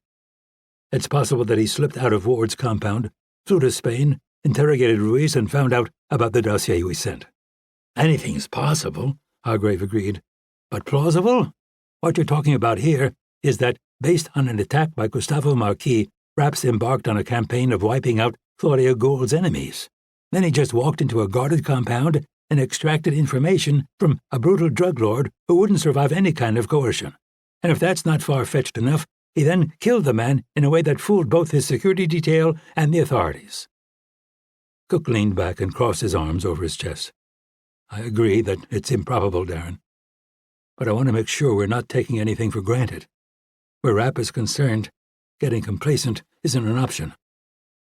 Hargrave nodded silently, reluctant to respond with anything more. In fact, Rapp's involvement in Enzo Ruiz's death wasn't as far-fetched as he was making it out to be. Initial reports were coming in that another one of Claudia's enemies, a Czech assassin named Josef Svoboda, had died in what was being called an accident by authorities. It was a worrying coincidence, but not one that the president needed to know about at this point. It would only make the situation more stressful and could shake his trust in the CIA. That was something that had to be prevented at all costs. The spell his wife had cast on him was weakening, but not yet broken. She couldn't be allowed information like this while she was still strong enough to weaponize it. But your plan seems to be falling apart, the First Lady said. It revolves around keeping Rapp off balance and focused elsewhere. How does the Legion contract accomplish that if he doesn't know anything about it? Hargrave grinned. Actually, the situation couldn't be more perfect. Watching the subtle change in the woman's expression and body language was like electricity running up his spine. Her normal condescension and disgust had become tinged with fear. She knew that her ability to use her husband for her own ends was slipping away, that Anthony Cook was finally starting to see her for what she was. Perfect, the president said. How? We'll warn Rapp that we picked up chatter about Legion being contracted to kill Claudia Gould. It works on every level for us. Not only does it appear to be an act of good faith on our part, but it puts him in panic mode, Cook said, finishing Hargrave's thought. Now he's not facing a bunch of incompetent cartel enforcers. He's facing one of the most successful and relentless killers in the world. Exactly. And after Claudia dies, which she almost certainly will, Rapp will spend the rest of his life trying to find Legion and exact revenge. Then, at some point during all that, he'll make himself vulnerable and will put an end to this once and for all. With Hargrave finally gone, Catherine was alone in the Oval Office with her husband. She watched him pace and, for one of the first times in her life, had no idea what he was thinking. Every day she became more convinced that he was misjudging Mitch Rapp on virtually every level.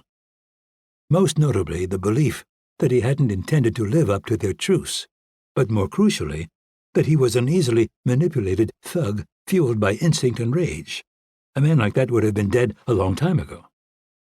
She was also concerned that Hargrave was downplaying the possibility that Rapp had discovered the existence of the dossier on Claudia Gould. How hard would it be for Claudia to identify and locate her surviving enemies? Once done, Rapp could either kill, like he perhaps had done with Enzo Ruiz, or subvert them with threats. While these kinds of people might have a heightened thirst for revenge, they possessed an equally heightened survival instinct. Defying Mitch Rapp wasn't the path to a long life. Finally, the idea of Rapp becoming obsessed with Legion after Claudia's death seemed overly optimistic. Would a man like him even give Legion a second thought? There was nothing personal there, just a business providing a service for payment. Much more likely, Rapp would focus his substantial energy and resources on finding out who had written the check. Technically, Enzo Ruiz, but would he be satisfied with that? Or would he be motivated to look deeper? She squinted into the sunlight coming through the windows and the figure moving through it. Her husband wasn't a brilliant man in the normal sense, but he had also never been a stupid one. Along with his gift for connecting with the common man, he'd always had a natural intuition for who to trust, who to subvert, and who to destroy.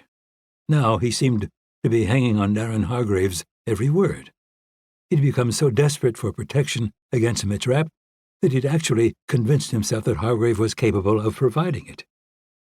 Could a man who had become defined by doubt and fear win a second term in the White House? Realistically, they needed 4 full terms to achieve the kind of power necessary to perpetuate it indefinitely. Losing would be the end of everything they dreamed of. "Things aren't going well," she said finally. "We'll find Rapp. I'm not talking about him, Tony. I'm talking about your poll numbers. You look weak and ineffective. We didn't run on an ambitious legislative platform. We ran on the force of your personality, your ability to make your constituents feel like they have power and a voice. The longer you stay behind these walls, the more that fades. I know you're not impressed with what Sam's setting up, but I think it's a step in the right direction. I can see the point, but it can't be the only step. You're not even engaged in social media anymore. You're leaving it to people who don't have the authority to put out anything but bland government speak. Your gift is understanding what people want and giving it to them. You can't let your fear of Mitch Rapp cause you to lose that. We've got a couple of potentially strong opponents in the next elect. I can't win if I'm dead. You think Rapp can't control his impulses, but I think he can. What would happen if he just went to ground and stayed there? I'm afraid you'd run down to the White House's bunker and huddle there until you lose the election. Then he'd have you right where he wants you. If Rapp really is after you, and at this point you and Darren may have made that a certainty, your only defense is your ability to stay in power." He stopped pacing and glared down at her. "If he does manage to get to me, I imagine you'll end up behind my desk." She couldn't tell if it was an accusation or just an observation. Either way, it was a rather obvious and banal statement that didn't merit a response. His assassination would almost certainly be an event powerful enough to ride into the White House. The much more difficult problem was, if he survived, to lose the next election. If her husband insisted on destroying himself, was she obligated to go down with him? To give up everything she'd worked for because of his cowardice and miscalculation? Their relationship was largely one of convenience and shared vision. Each of them had a unique role to play in realizing that vision. Could he still be counted on to play his part? How ironic that she was now concerned that the President of the United States could become an obstacle to the accumulation of power. "That's not the plan, Tony. And you're not going to die. For now, at least, you have more security than anyone in history. Mitch Rapp is a talented killer, but he's not an avenging angel. He can't walk through walls or be in 2 places at once." Cook didn't respond, instead turned his back to her and stared through the window. Chapter 27. Southwestern Uganda. Rapp stepped off the chopper, shouldering his duffel and running crouched through the swirling dust. Claudia was visible, standing at a safe distance in the dawn light, but no one else was in evidence. As the aircraft lifted off behind him, Rapp couldn't help wondering how much longer Nick Ward was going to let them use his Ugandan compound. Right now he was in the U.S. dealing with various lawsuits and SEC inquiries relating to the measures they'd taken to keep him alive. When he returned, though, he might not be interested in standing so close to people targeted by a president who already despised him. "I read that Enzo Ruiz recently died of natural causes," Claudia said as he approached. "Sad, isn't it?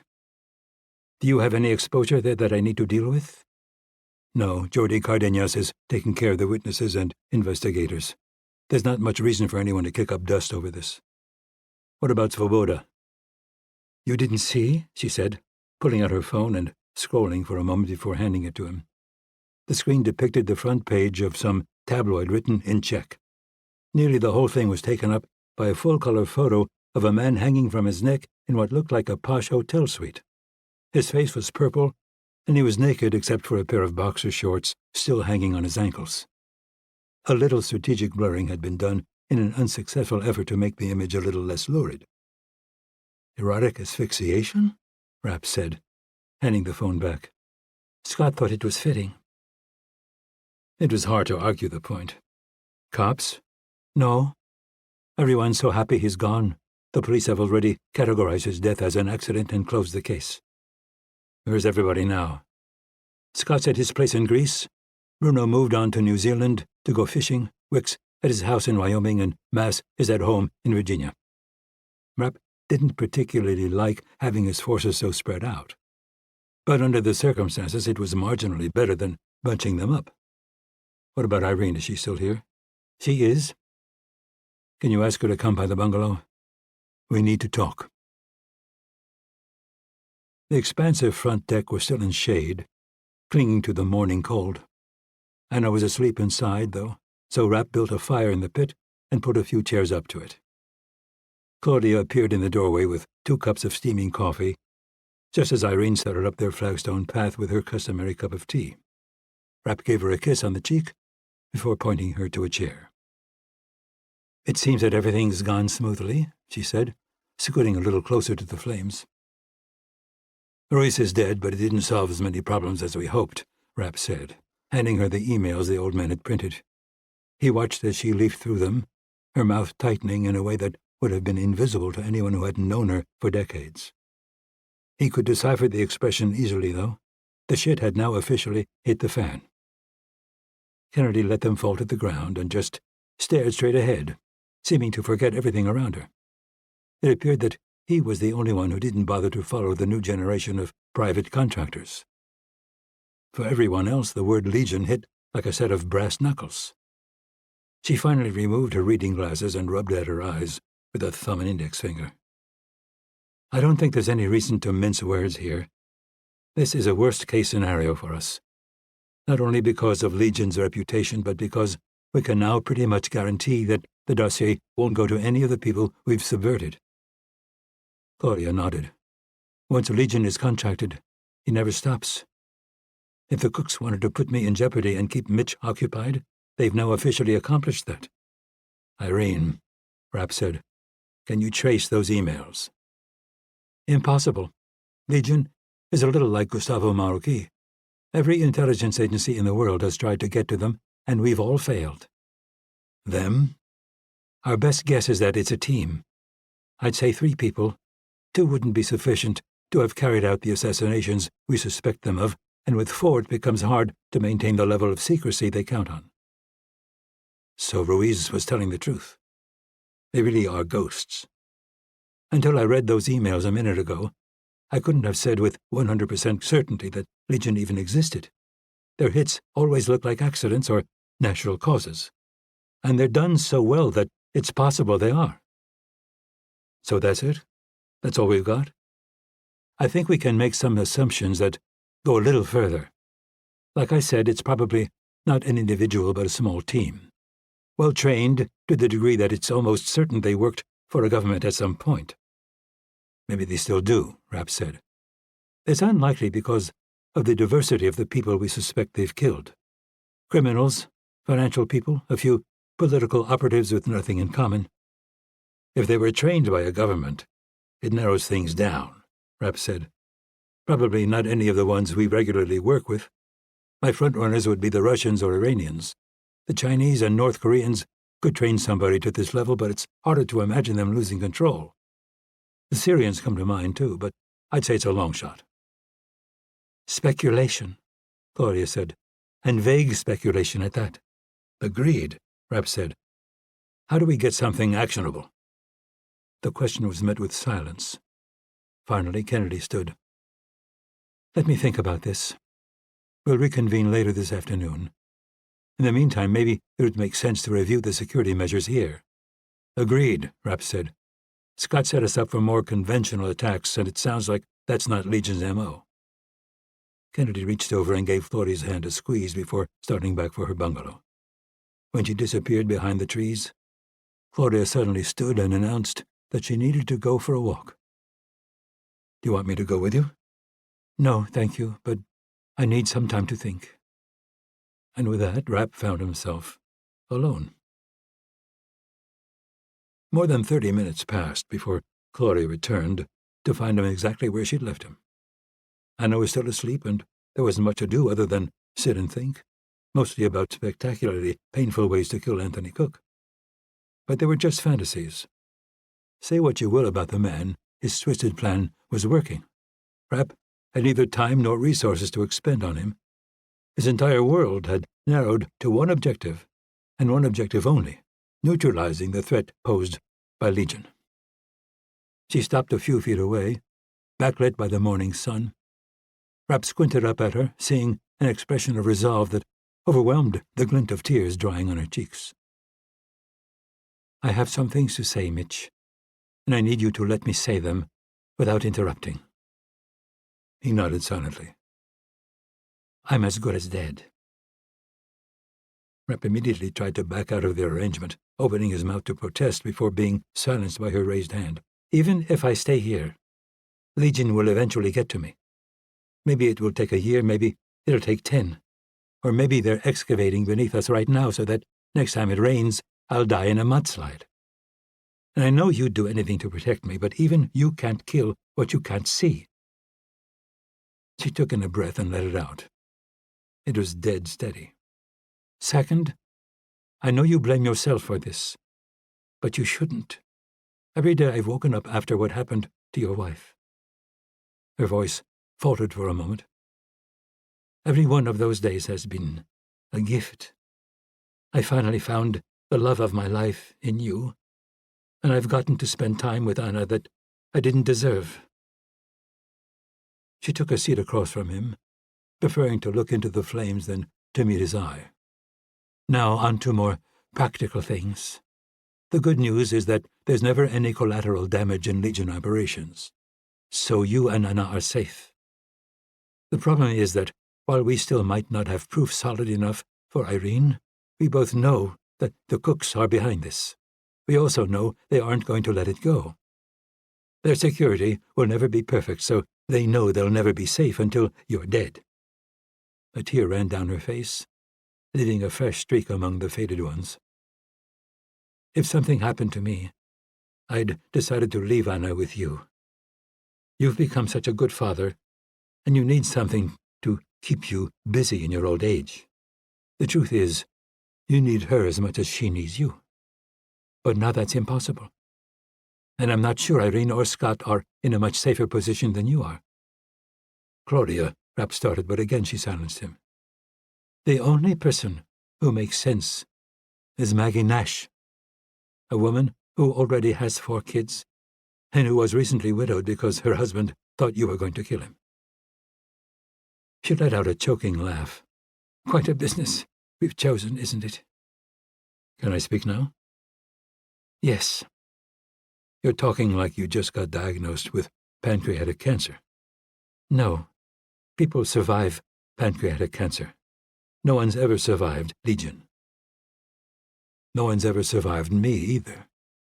Irene's going to figure out how to find these assholes, and I'm going to put a bullet in them. After that, I'm going to see Anthony Cook off in a big state funeral. She pulled out a tissue and dabbed at her eyes. And Maggie? Rapp adjusted uncomfortably in his chair. Uncertainty wasn't a sensation he is particularly accustomed to, but despite what many people might have thought, neither was arrogance. It would be stupid not to consider the possibility that this was the battle that would finally kill him. I agree that it might not be a bad idea for us to talk to her, just in case. She nodded. One last thing? What? I want to leave here. I want us to put together new identities, and I want to show Anna the world in the time I have left with her. Claudia, promise me. He leaned back in the Adirondack chair and let out a long breath. What could he do? Fine. I promise. Chapter 28. Rapp slowed his stroke to the point that he was in danger of sinking to the bottom of the pool. Anna pulled even with him a couple of seconds later, making up for her lack of technique with flailing determination. They reached the other side together, and Rapp used his superior reach to touch the tile edge just before her. She put her arms up on the deck, panting wildly, as he pushed himself up and sat. You almost got me.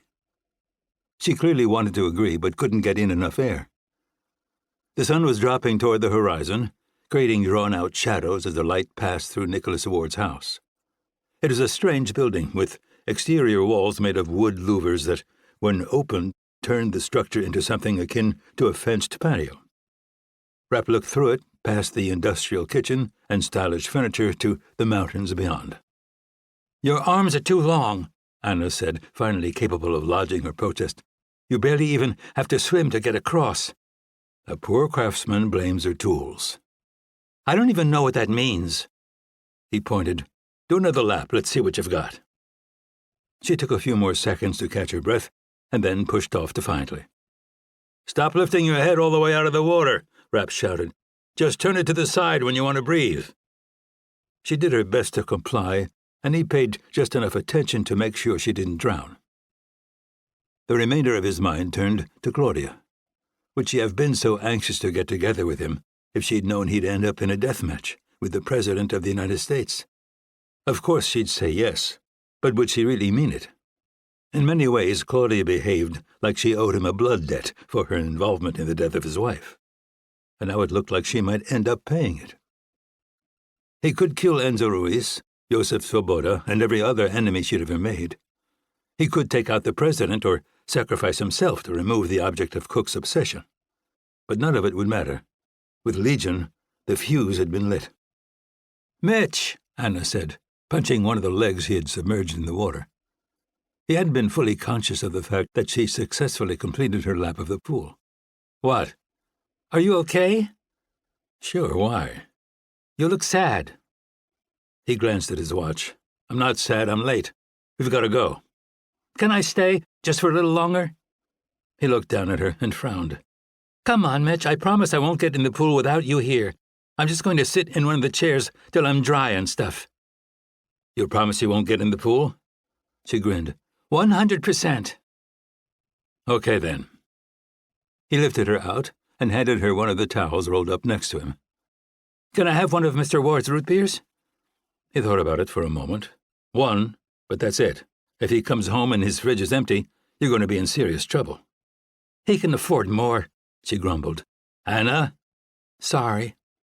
And what else are you not going to do when you're inside? Sit on his furniture in my swimsuit. He stood. Exactly. Where's Anna? Claudia said, as he approached, still drying his hair with a towel. Kennedy was already present, sitting in the shadow of the bungalow to escape the afternoon heat. The fact that there were no snacks or drinks confirmed his impression that Claudia was hanging on by a thread. She wanted one of Nick's root beers. But she's not going to get in the pool. I made her promise, he said, sitting next to her and tossing the towel on the stoop. Have we come up with anything? Neither of them responded. What? I've thought through some options, Kennedy said, but there's something we should talk about first. And that is? About an hour ago, I got a call from Darren Hargrave. Why? 2 reasons. First, he wants to set up a system for confirming your presence here. Second, he wanted to warn you that The agencies picked up chatter about Legion being hired to kill Claudia. Rapp kept his expression impassive, wondering silently what Kennedy would make of this. She had an understandable bias against going to war with the democracy she'd served so long. Would that affect her judgment? If so, it would be a first. But they were living in a world of firsts right now.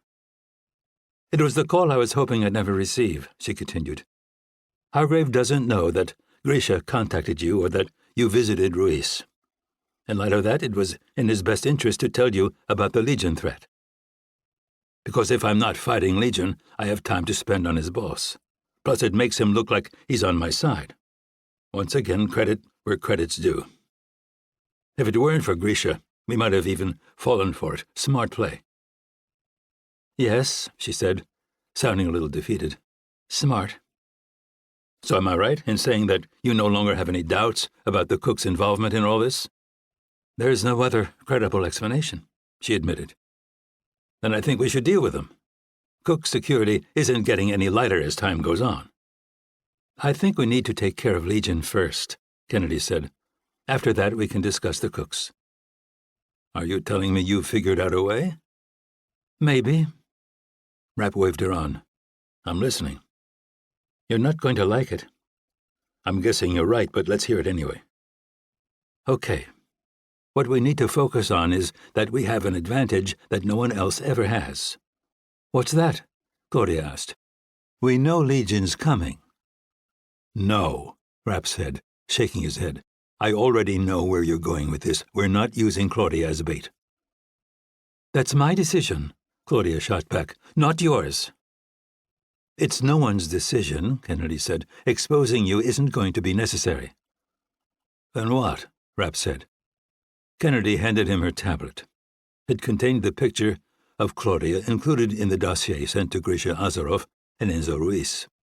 She was quite a bit younger, sitting at what looked like a Paris cafe, wearing sunglasses and a scarf that covered part of her chin. It had been taken in less than ideal conditions, leaving it slightly grainy. "I'm still not following you," Rapp said. "It's not a very good picture," Kennedy pointed out. "But they included my address and a detailed analysis of my daily habits," Claudia said. "I mean, it's always nice to have multiple high-res shots, but in this case, it's not really necessary." Kennedy pulled a single piece of paper from the pocket of her jacket. On it was printed an equally distant and grainy shot of Claudia wearing the same sunglasses and scarf, but this time standing in front of a brick wall. "That's not me," Claudia said. Rapp leaned forward. Upon closer inspection, she was right. This woman was thinner, with higher cheekbones and blonde strands visible around where Claudia's hair had been photoshopped on. There was something familiar about the partially obscured face, and when he realized what it was, he shoved the picture back in Kennedy's direction. "No way in hell!" "Who is she?" Claudia asked. Kennedy seemed reluctant to say the name aloud, so Rapp was forced to do it for her. "Sadie Hansen. Also Sadie Griffith and Hannah Larson and Haley Tolstoy. Have I missed any?" "At least 5, Kennedy said. Sadie was a young, beautiful psychopath who also suffered from manic depression, possibly a touch of Asperger's and a compulsion for shoplifting. On the other hand, she also had the best situational awareness Rapp had ever seen and seemed impervious to fear or panic, but more in a suicidal way than a courageous one. Sadie was a British national, recruited and quickly abandoned by MI6. The agency picked her up a while back over Rapp's objections, but then he'd had to eat crow when she'd proved critical to resolving a devastating attack on America's power grid. Kennedy was fond of saying she was no worse than her other even more infamous recruit, an angry kid with no appreciable skills, named Mitch Rapp. "Sadie's an inch taller and about 5 pounds lighter," Kennedy said. "Right now her hair's longer and blonde, but it's about the same texture, so that's an easy fix. So are her skin tone and eye color, plus she's good at accents." "Probably because she's schizophrenic," Rapp said. "The medication's done wonders." He let out a long breath. "So, let me get this straight. You're proposing that Sadie and I go back to the house in South Africa, and we use her to draw in Legion." Kennedy nodded. Also, we bring in Bibi as your new live-in help. Bibi Kincaid was yet another misfit, a former FBI agent with an honest-to-God photographic memory. That, combined with the fact that she was overweight, middle-aged, and blessed with extraordinarily unmemorable features, had made her the best surveillance operative in the business. The problem? Her inability to forget made it increasingly difficult for her to differentiate recent memories from distant ones, and that was driving her slowly insane. So we keep Sadie inside the walls and let Bibi go out, Rapp said. Exactly. If anyone's watching you, she can be counted on to notice. What about Anna? Rapp asked. She'd stay here with Claudia. Based on the state of the house, it's perfectly reasonable that you wouldn't bring her back with you. The idea is that you'd be working on getting renovations started. Not really a safe or healthy environment for a girl her age. Claudia, who had been uncharacteristically quiet during this, finally spoke up. No, I don't want someone standing in for me. What if she gets killed? Then Legion moves on, Rapp said. We still have a lot of problems, but at least one's off the table. That seems callous. Even for you, Claudia said. He shrugged. It's just Sadie. I doubt she'd care. No reason to speculate, Kennedy said. We can ask her. In fact, Claudia, why don't you do it? Give her a full reading of the risks and ask her if she wants the job. She's a private contractor, so if she doesn't, she can say no. If she does, she can name her price. Chapter 29. Cape Town International Airport, Cape Town, South Africa. Rapp stood with his back against the wall of the arrival hall, studying the people flowing past. Some were meeting loved ones, others went straight for the doors, and still others were collecting around the rental car agencies. So far he'd only noted a single familiar face, one of the American surveillance operatives keeping tabs on him. Infuriating, but likely harmless in the short term. Legion, on the other hand, wasn't so benign. It was almost certain that they'd had someone watching him since his return home, but who? One of their team? Members of a local gang? A legit private eye? There was no way to know, but he'd be surprised if they made a move that day. The chances of them going for something like an improvised rifle shot were around 0. Making their assassinations come off as accidental or natural was a big part of their secrecy protocol. He'd been back for 3 days, removing remaining rubble, getting the rest of the plumbing and electricity rigged to work, and buying up a patchwork of furniture from local showrooms. The last thing on his list was to get the annoying rattle out of the dishwasher. He suspected it was a bullet being thrown around by the spray arms, but so far hadn't been able to locate it. The house still wasn't pretty, but it was livable and getting better by the hour. Bibi Kincaid had settled into one of the guest bedrooms the day before and was unleashing the full force of her OCD on the place. Surfaces were being scrubbed, holes were being spackled, and hastily purchased knickknacks were being put into place with the aid of her personal ruler. Rapp frowned as he continued to study the airport through dark sunglasses. Not only was he about to be living with 2 of the craziest people he'd ever met, but they were crazy in exactly opposite ways. One wandered indifferently through combat situations that she forgot about the next day. The other traveled with her own measuring devices and remembered everything. He pulled his phone from his pocket and pretended to scroll through the screen. After a few more minutes, he spotted Sadie in the flow of people coming from baggage claim. He didn't react immediately, instead evaluating her in his peripheral vision. She was wearing the same style and brand of sunglasses that Claudia had bought a few months before. Her hair was exactly the right cut and color, but much of it was hidden beneath a floppy straw hat. Her loose-fitting dress wasn't familiar, but definitely reflected Claudia's style, a subtle red that descended to mid-calf before meeting a pair of leather boots. Even more interesting was the fact that Sadie's face had filled out enough to hide her sharp cheekbones. From what he'd been told, it wasn't makeup, it was the result of a crash diet of 6 Big Macs a day with accompanying fries and milkshakes. The overall effect was incredible. With 20 yards of distance still between them, he had no criticisms of her appearance and only minor ones relating to the way she moved, something Legion would have no way to gauge. It was so good that he was starting to feel a glimmer of hope that this could actually work.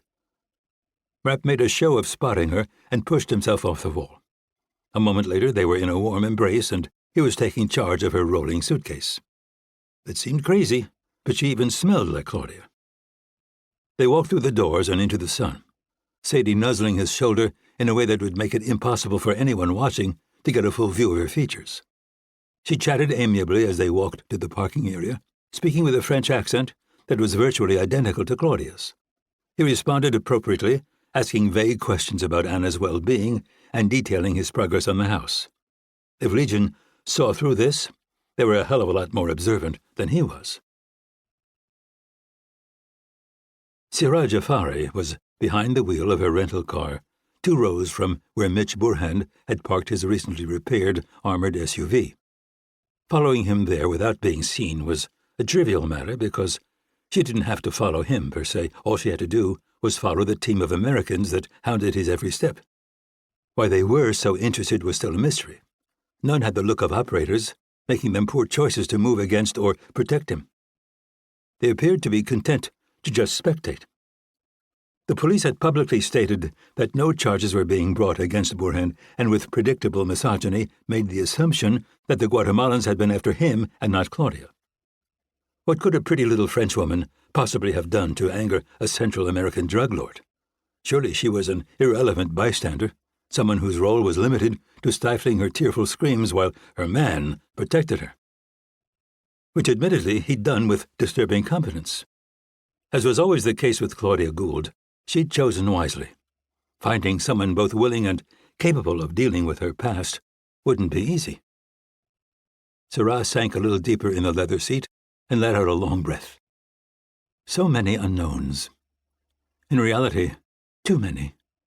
But she could feel the blood pumping through her veins and the intoxicating trickle of adrenaline mixing with it. One of Burhan's watchers suddenly scurried from his position at the front of the airport, and Siraj focused on the doors. A moment later, the trickle of adrenaline turned into a flood. It was her. The return of Burhan, the flurry of activity at the house, and the appearance of a middle-aged woman who seemed to be some kind of servant had been encouraging, but far from conclusive. With Marroquin neutralized, the hope had been that Claudia would feel safe enough to return and take control of the renovations of her home. On the other hand, the fact that Legion had been contracted suggested that Marroquin wasn't the only person looking to settle an old score with her. Would she be aware of that? Apparently not. Sarah followed them with her eyes as they made their way across the parking lot. Claudia looked quite lovely, in a dusty red dress, leather boots, and straw hat. Her companion was equally attractive, vaguely Arab-looking with long hair, a neatly trimmed beard, and an athletic gait. There was a barely perceptible bulge beneath his arm, marking him as armed and left-handed. Claudia stayed to his right so as not to interfere if the weapon should become necessary. He was taking in everything around them, whereas she seemed oblivious to her surroundings. Clearly, Claudia Gould had found a man she believed she could trust. Sadly, the girl, Anna, was still missing. Caring for a child tended to cause people to drop their guard. Having said that, it is hard to complain. Over the course of the last few days, the situation had gone from unproductive boredom to rather promising. Claudia was within reach, and the as-yet unidentified servant seemed to work and run errands on a predictable schedule. Siraj smiled and turned the key in the ignition. Finally, something they could work with. The gate was more or less functioning again, and Rapp pushed a button on his keychain to start it grinding slowly open. Cleaning products were neatly lined up inside the wall, suggesting that Bibi was still hard at it. Sadie had remained in character the entire drive, expressing her relief that the Guatemalans were dealt with, throwing out ideas about the house renovations and lamenting Anna's absence. As they pulled in, Bibi appeared on the front porch, her short gray hair hidden under a bandana and broom in hand. She leaned it carefully against the wall and walked across the recently mowed lawn to greet them. "It's so nice to meet you," Sadie said, smiling warmly and offering a hand. Her already amazing accent seemed to improve every time she opened her mouth. "Thank you so much for coming to help us. I know these aren't ideal conditions, but I'm certain we can get things back on track. It's nice to meet you too, Claudia. And don't worry, I like a challenge. Sadie put a hand on her back and began ushering her toward the house. Why don't you give me a tour of the damage and tell me a little more about yourself? Mitch has hardly said a word. You know how he can be, or if you don't, you will soon. He was about to return to the SUV for Sadie's suitcase when Bibi glanced back at him and mouthed, "Wow. Wow, indeed." Chapter 30. North of Cape Town, South Africa. Siraj Jafari glanced at the odometer and confirmed that she was now 10 kilometers from the nearest paved road. The land around her was largely flat and covered with low, dusty foliage. Roughly 200 meters to the east, a shallow canyon dropped to a river that provided enough water for tightly packed trees to replace the brush. The rain against her windshield was light, but starting to create a layer of mud on the dirt track. If she stayed out there too long, the nondescript hatchback might have problems getting her back to civilization. A good excuse to keep the conference quick and efficient. Deeming the location sufficiently remote, she shut down the engine and stepped out into the mist. This time she limited herself to a range of no more than 10 meters from her vehicle. What she didn't need was to replicate the disastrous spectacle of her last staff meeting. While the mutilation of those two men had been immediately blamed on gang violence, involving herself in their deaths had been a careless mistake. And she wasn't in the business of making mistakes, careless or otherwise. With her communications application active and a wired headset inserted in her ear, she scanned the empty landscape and waited.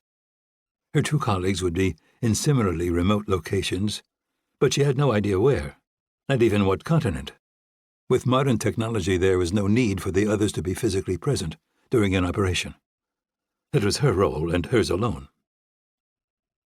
A tone sounded, and she was connected a few moments later. "Everyone is well?" Affirmatives all around in the precise wording they'd agreed upon. Any deviation would signal a problem and result in them going to ground until contact could be safely reestablished. Likely never. "With our recent stroke of luck, can I assume you've made some progress?" "Some," Nazreen said, "but I can't help wondering why they've returned." "Meaning what?" "Meaning that Burhan had stabilized the house and looked to be preparing to move their things to a storage unit before he unexpectedly disappeared. Now, suddenly, they're not only back, but back with a servant." "It seems likely that Claudia decided she wanted to take a more hands-on role in repairing the place," Siraj said. "It's perfectly livable, particularly the second floor, and with the Guatemalan threat neutralized, why not?" "Then why didn't they bring back the daughter?" "Because she's traumatized by what happened there? Because the ground floor is still badly damaged? Because she'd be underfoot with what they have to do?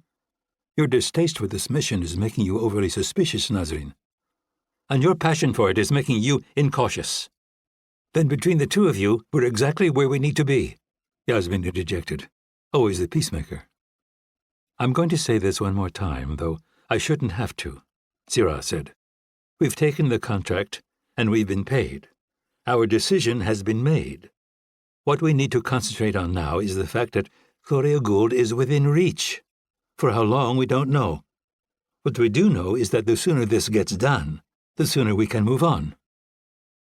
Silence reigned for a few seconds before Nazreen broke it. "They don't appear to be planning on leaving any time soon. The furniture has been replaced, though haphazardly.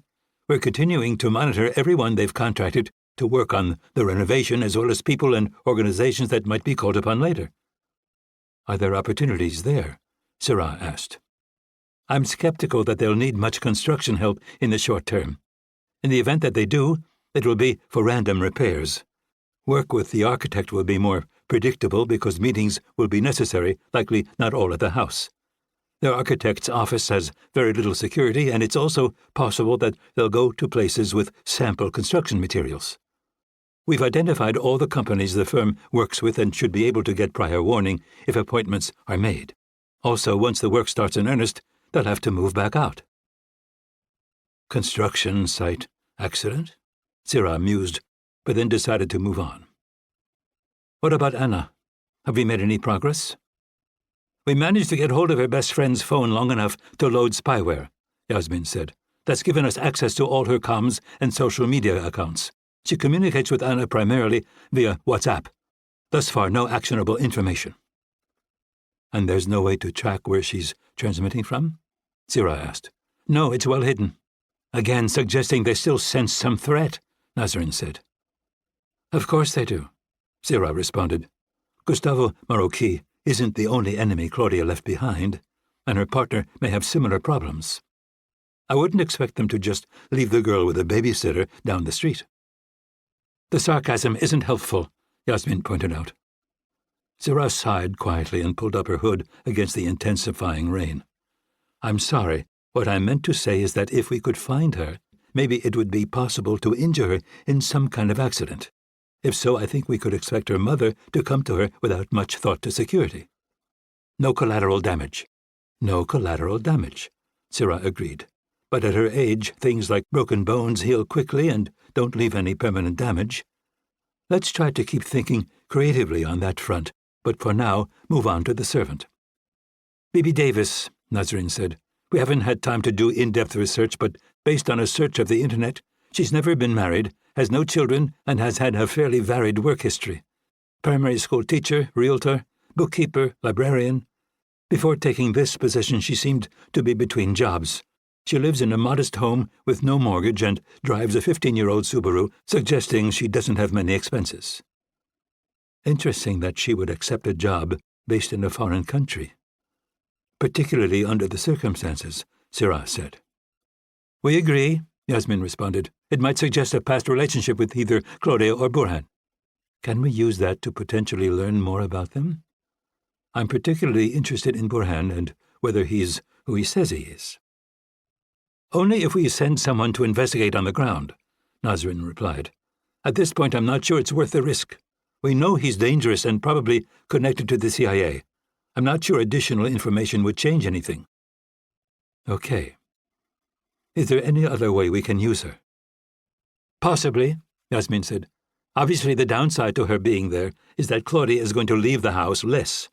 The assumption is that Bibi will be doing much of the shopping, errands, and the like. Having said that, based on what we've seen, she's very much a creature of habit. She lives her life on a strict schedule to the point that suggests compulsiveness. If that turns out to be the case, it could present some interesting opportunities. All right, Syrah said. We remain in data gathering and planning mode, but the situation has definitely taken a turn in the right direction. Let me know if there's anything you need from me. Until then, I'm going to pull back. They disconnected, and Syrah began searching for a jagged rock large enough to break apart the phone. After spending a little extra effort on the SIM card, she scattered the individual pieces in the brush. Over the short time Legion had been operational, they'd used everything from apparent heart attacks to private plane crashes to complete their contracts. Their most creative moment thus far was death by stampede. A Russian oligarch, obsessed with the American Old West, had created a massive cattle ranch in Belarus and liked to walk alone through his herd. Unfortunately, this was a shockingly safe activity. She'd had to hide among the irritatingly docile creatures, hit him in the skull with a weapon built in the shape of a cow hoof, and then coax them with food to walk over him. And that turned out to be the easy part. Actually starting the stampede that was necessary to make it look natural had been the real challenge. As it turned out, his cows had an extraordinary tolerance for being shot with a pellet rifle. The ones she'd experimented on in Finland had been quite a bit more skittish. How was she to know there was variation between breeds? Even compared to her foray into bovine psychology, though this operation was hopelessly complex. The deadly Mitch Burhan with his likely connections to the Central Intelligence Agency, the cunning Claudia Gould, the presence of the American surveillance team. Everywhere she looked, there were threats. The mist had condensed to the point that Syrah was starting to hear the muffled slap of individual drops. She folded her arms across her chest, looking out across the lonely plain. Whatever happened with Claudia Gould, there wouldn't be many more days like this one. Yasmin was already making subtle hints that she wanted out. The draw of a normal life, husband, children, friends, was powerful to her. It always had been. And on the day she logged off, so would Legion. Sarah would find herself alone for the first time in her life, unmoored from the sisters she loved, the challenges she craved, and the excitement she had become addicted to. What then? Chapter 31. Near Franschhoek, South Africa. Rapp followed the new woman of the house to their safe room and joined Bibi inside. Some construction materials had found their way under the table, but everyone still managed to sit. Sadie was close enough that her shoulder pressed against Rapp's, and she patted him on the leg affectionately. Scooting away wasn't an option because there was nowhere to go. "I've swept the entire house," Bibi started, her fleshy body squeezed into the facing chair. "It's clean. My guess is that Legion and the Americans didn't expect you to come back. The place is a disaster." Sadie stiffened and responded in the French accent that never slipped. "That seems kind of negative." She was doing a good job of filling out a pair of Claudia's jeans with the weight she'd gained. They were a little short, but the flowing white blouse she'd found in the closet fit perfectly. "I don't think Bibi meant," Rapp started, but she cut him off. "It may not look like much now, but when the renovations are done, it's going to be amazing." Bibi's brow furrowed, but she didn't otherwise acknowledge that the woman had spoken. "As you know, this room is soundproof at conversational levels, and I've disconnected all the electronics from their power sources. Also, I installed new secure hardware for the network and changed all the passwords. I think it's unlikely anyone could have tapped in, but better safe than sorry. The bottom line is that I'm confident we can talk freely in here." Rapp nodded. "Where Legion is concerned, there are no precautions I consider overkill. We don't understand their capabilities, resources, or operating history. Irene's pretty comfortable attributing 4 hits to them, but it's almost certain there are more. These aren't people who come at you with guns blazing. They're people who release a shark when you're swimming in the ocean, or swap out your blood pressure medication for sugar pills and wait for you to have a stroke. Even with our eyes wide open, there's a good chance we won't see them coming." "They're incredible," Sadie said. "No pattern at all. Everything they do is bespoke, tailored perfectly to their target, and the fact that they can use double-blind protocols for anonymity is proof. How good do you have to be to get people to send 2 million euros to an anonymous email account that will be shut down the day the money's transferred?" She sounded more like a fangirl than a target, but Rapp let it go. Sadie was Sadie, and there was nothing anyone, including him, could do about it. "So what I want to do," Rapp continued, "is turn this thing around. There's a lot of experience in this room. If the 3 of us had been hired to get to Claudia, how would we do it? Are we assuming that it can't look like a hit and there can't be any collateral damage?" Bibi said. "Those seem to be the parameters Legion works under." "Not easy, then. The obvious thing would be to use the crime problem around here as cover. Attacking the house again would be a stretch. Maybe a carjacking? And haven't I read something about people randomly throwing cinder blocks off freeway overpasses? I mean, it's not exactly elegant, but in the context of South Africa, it wouldn't generate a lot of questions." "Too low percentage," Sadie said, "particularly with the armored SUV. A carjacker would need an RPG, and how do you aim a cinder block well enough to guarantee a kill? Plus, it just feels wrong for them. Too heavy-handed. What about the water supply? Are there any common diseases or contaminants around here? Even if it didn't kill me, it could create an emergency that would force us to improvise." "All the water goes through a filtration system that's inside the house and still fully functional. It'd have to be taken offline for that kind of an attack to be feasible." "Okay, maybe not," Sadie conceded. "But what about the air conditioning units? I once rigged an HVAC system at a hotel and pumped carbon monoxide through an open window. It killed the target's wife, too, though." She turned thoughtful for a moment. "But I think his kid survived. I can't remember." "They're outside the house, but still inside the wall," Rapp said, recalling that the kid, in fact, had not survived. "And we're trying to avoid collateral damage." "Are you 100% sure that rule's still in play?" Bibi asked. "After what you did to the Guatemalans, you might have lost innocent bystander status. If I were them, I'd break my rule and do you at the same time. The last thing in the world I'd want is to spend the rest of my life waiting for you to drop a Soviet surplus bomb on my house." "I'm not 100% sure," Rapp admitted. But we have central climate control, so that means you die too. Inconvenient, but not insurmountable, Sadie said. Run the gas, and when everyone's unconscious, shut out the unit. After that, all you have to do is stroll in with a tank of carbon monoxide and a face mask. Claudia dies, and everyone else makes a full recovery. You mean you die, and everyone else makes a full recovery, Bibi said, but Sadie ignored her. You could even make it look like undiagnosed damage from the gunfight. Complicated, Rapp said. Yeah, but there's no easy way to get to Claudia, and that's what Legion does, right? Complicated? Okay, you've convinced me, Bibi. I've got carbon monoxide detectors in the house, but they're just ones I bought from the hardware store. I don't even know if they work anymore. Can you install some hidden ones that we can count on?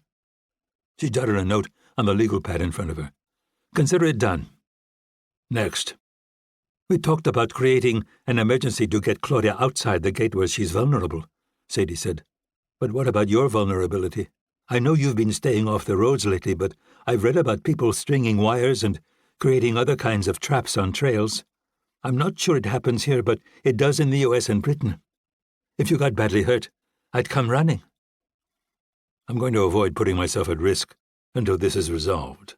No mountain biking, trail running, or climbing. What about Bibi? Unpredictable, Rapp said. I might respond to that, not you. To me, Anna's the weakest link, Bibi said. Any problem with her creates a panicked response in her mother, who would then ignore her own safety to get to her as quickly as possible. Agreed, Rapp said. We're letting Anna communicate in a limited way with her friends, but obscuring her location. I think we should assume that, at a minimum, Legion's already compromised her best friend's phone. Can we use that to maneuver them into making a play? I'd be pretty focused on Anna if I were them, Bibi said, lining up her collection of pencils to the right of her pad. So we let them find her, Sadie proposed. They injure her, and I bolt out of here in a way that looks panicked, but is actually carefully controlled. When Legion makes their move, we take them out. I hear what you're saying, Rapp said, but putting Anna in harm's way is a hard no. I think your judgment's clouded, Sadie said. Getting hurt is better than losing your mother, right? And there's no way they're going to kill her. A dead daughter lacks urgency. I mean, why would Claudia even leave the house? More likely you'd just have someone bring the body back for burial, right? I'd go for a really visceral and painful injury. Not so bad that she'd end up in a coma, though. Something that would keep her awake, suffering, and calling for her mother. Bad burns, or what about an animal attack? Do they have chimpanzees in Uganda? I saw a news report once about a woman who got charged by one. It bit her face right off. Rapp held out a hand, silencing her. The images were causing a constriction in his chest that was starting to feel vaguely dangerous. Let's back burner this for a moment. I think we can do better. Sadie just shrugged. What do you have in mind? Bibi said. No big moves that could be noticeable. We'll let you create an extremely predictable routine and see if you can identify anyone watching you. You're better at that than anyone, and they won't be prepared for someone who's incapable of forgetting a face. In the meantime, we need to figure out how to create an opportunity for Legion and funnel them into it. Maybe through Bibi, maybe through the architect or construction people. Even Anna's not completely off the table as long as we can be sure they never get anywhere near her. We've got to put ourselves in a position where we don't just have the ability to predict their moves, we have the ability to control them. Because without a face or a name, that's the only way we're going to identify them. Remember, they have no idea we know they're out there. That gives us an edge. What about me? Sadie said. What's my role? For now, staying out of sight inside the wall. You've got Claudia down pretty well, but you're not her twin. If Legion figures out we've pulled a switch, this whole thing is blown. That's it? She said, folding her arms and staring straight forward. So, endless boredom. But since you're the target, boredom is good, Bibi pointed out. Not if I die of it. Rapp grabbed his pillow off the bed, tossing it and a blanket onto the sofa beneath the window. The house's master bedroom was large enough that Claudia had put a sectional in one corner. Until now, it had largely served to cause arguments about him using it as a receptacle for laundry. With no strong sense of Legion's surveillance capability, it made sense to keep things as natural as possible. Unfortunately, that precluded him moving into the guest bedroom. With Guatemala, the new housekeeper, and the sudden reappearance of Claudia, there was already too much unusual activity. Not that he thought Legion could be spooked in the normal sense of the word, but they could be made more cautious. And what he didn't need was for this to turn into an endless staring contest. The only light in the room was coming from the partially open door to the bathroom. Rapp used the tenuous illumination to pour a small glass of bourbon. He dropped onto the sofa and put his feet on the coffee table before taking a cautious sip. While the idea of dulling his senses became more appealing with every minute Sadie was in the house, it wasn't in the cards. When all this was over, though, he promised himself a proper binge. The shower was running, and he watched the steam flow into the room. It swirled hypnotically as though it was trying to reveal something to him. But what? Any way he looked at it, there wasn't much time left. Every year, his world felt like it got a little smaller. Maybe that was just the way things went as people aged. For him, though, it didn't have anything to do with fear. More like a tighter focus on what was important. And at this point, the list was pretty short. 1. Kill Legion. 2. Get rid of the cooks. 3. Find a sustainable way forward. He heard the shower go off, and a moment later Sadie appeared in the doorway. She was backlit, but he could see that she'd removed her brown contacts, revealing bright, strangely dead blue eyes. Her naked body was still wet enough to glisten, highlighting a series of long, thin scars next to her meticulously groomed pubic area. Unquestionably self-inflicted. "What's that?" she said, pointing to the pillow next to him. The French accent was fully part of her now. "I was planning on sleeping in here. It'll look more natural." "Even more natural in the bed. And I can personally guarantee it'll be more comfortable than the sofa." He mentally reeled through a list of potential responses. Everything with her was a delicate balancing act. Finally, he affected a grin. "With Legion after you, I'd rather keep a little distance between us." She ran a hand through her wet hair but didn't move from her position in the doorway.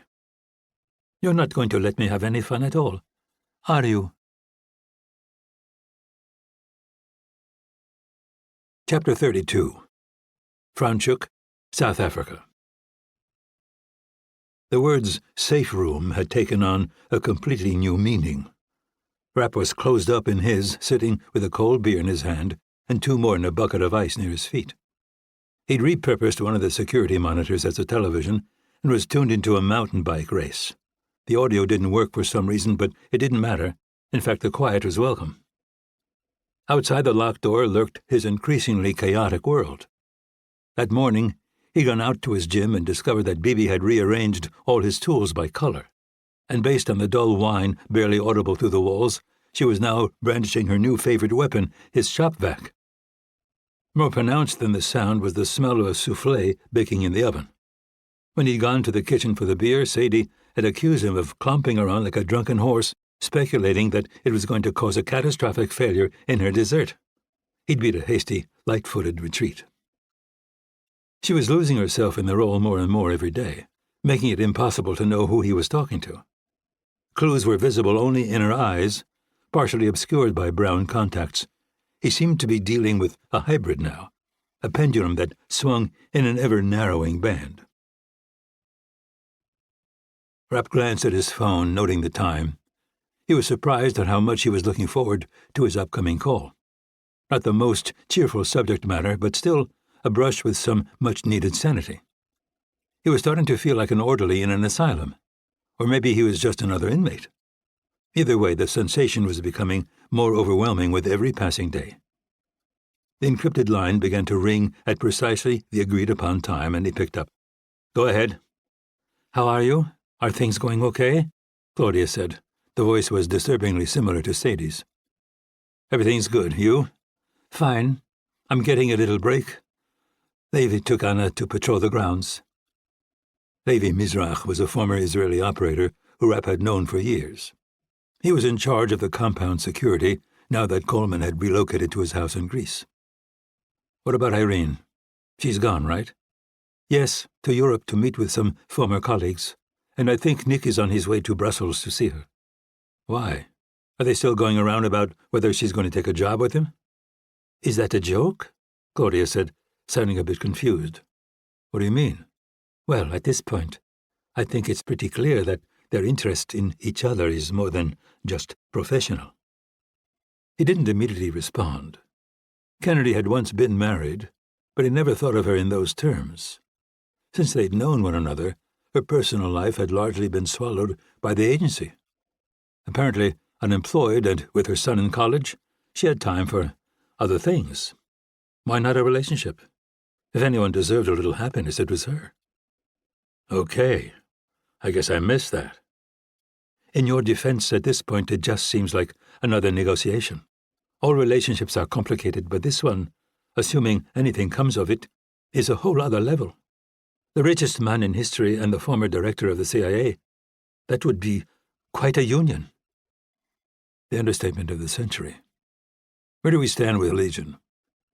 Irene's tried to contact them, but none of the email addresses they're suspected of using in the past are active. We don't anticipate them issuing another until... Their voice faded for a moment. Until this job's done. She's also talked with her contacts around the world, and no one knows any more than the agency. We're still assuming that Legion was trained by a government, but have no idea which one. Irene has good back channels in Russia and Syria, and she's reasonably convinced they didn't come from there, but that doesn't help much. I heard some banging and then Anna shouting, "Is that Mitch? Hey, Mitch, I was just on patrol." Claudia put her on speaker so she could speak at a normal level. "When are you coming back?" "Should be pretty soon." "We ought to come there instead. I miss my friends at school, and I can't talk to Amale. Just text and Mom erases half the stuff I say." "She's a difficult woman." "I know, right? And then Amale lost her phone, but she found it like the next day. Her parents were really mad. It was a brand new iPhone. They're super expensive, you know, like 10,000 rand. And she, "Hey, wait, I'm not done talking." "Yes, you are," he heard Claudia say. "Now go start your schoolwork. I'll be up in a few minutes to help you." "Bye," she yelled. "Okay, I'm back, Mitch. Where were we?" Amale lost her phone and then found it the next day. "I thought the same thing. We should assume that Legion was behind it and that they now have spyware installed." "Maybe it's something we can use?" "Maybe. Let me know if you want to go in that direction. In the meantime, how's the house project going?" "The architects are working on some initial ideas, but that doesn't really involve anything hands-on. I'm sure Legion has access to all their communications and that they're watching every contractor and construction supplier as well as moving and rental companies. Again, a lot of opportunities to flush them out, but not without putting Sadie at risk." "BB hasn't noticed anything?" "Just the American surveillance team." "You can't let anything happen to Sadie," Claudia stressed. "It's not her job to die for my mistakes." "How is she holding up?" A potentially loaded question. The fact that he was living in such close quarters with a woman someone once dubbed Victoria's secret agent likely wasn't sitting well with her. "She'll be fine. Nothing ever happens to people like her." "What about the cook issue?" "I haven't spent much time on it. Irene wants to take point." "Meaning she wants to do nothing?" "For now." "Yeah, but what if now is our chance? I'm not saying that we should make a move, but it's possible that we could somehow subvert his security upgrades while they're in process. Maybe create a hole or get someone inside. This might be the time to lay a little groundwork. If we don't ever use it, fine, but it'd be nice to know it's there." "You should talk to her, not me," Claudia said, sounding uncharacteristically hesitant. "Whose side are you on here?" "The side that ends with you alive, Mitch. This is a big step. Sometimes you just have to put your trust in someone else. Seriously, tell me another person in the world you'd rather have working on this. Me? No. Scott? No. You? God, no. As you're fond of saying, take the win. For now, just take the win." "I don't know, Claudia. Irene has a strong bias here. Are we missing an opportunity? With the right preparation, anyone can be killed." "Maybe you should put Sadie on it." He let out a long breath, but not so loud that she'd hear. He didn't want to talk about Sadie. He wanted to spend a few minutes with his mind clear of her souffle, the fact that she got off on cutting herself, her increasing despondency over her separation from Anna, a girl she'd never met. "She's nuts, Claudia. And I don't mean a little bit off. I mean batshit insane. But she's convincing, and that's what we need. Talented, dangerous, and beautiful. What did Liz Dawson call her? Here it came. Victoria's secret agent? Please tell me we're not having this conversation, Rapp said. There was a long pause over the line. We're not. Then can we return to my other problem? So you're not just going to take the win? I'm considering it. Fine. Cook is doing a hybrid physical-virtual event in 2 days. It seems like this is the direction they're going in to give him maximum exposure to his constituents, while at the same time giving him minimum exposure to you. So you are paying attention. Of course I am. I'm not trying to take options off the table, Mitch. I'm just trying to manage them. And what I'm seeing isn't encouraging. There are 3 potential sites, all heavily secured. The audience will be brought in on buses, but which venue is being used will only be known less than an hour before. But he's actually going to be at one of them personally. He's leaving the White House. Yes, but we don't know when or how or where exactly. Also, and I'm not exaggerating when I say it, this could literally be the most secure event in history. What we need to do here is sit back, watch, and get some insight into where their security protocols are headed.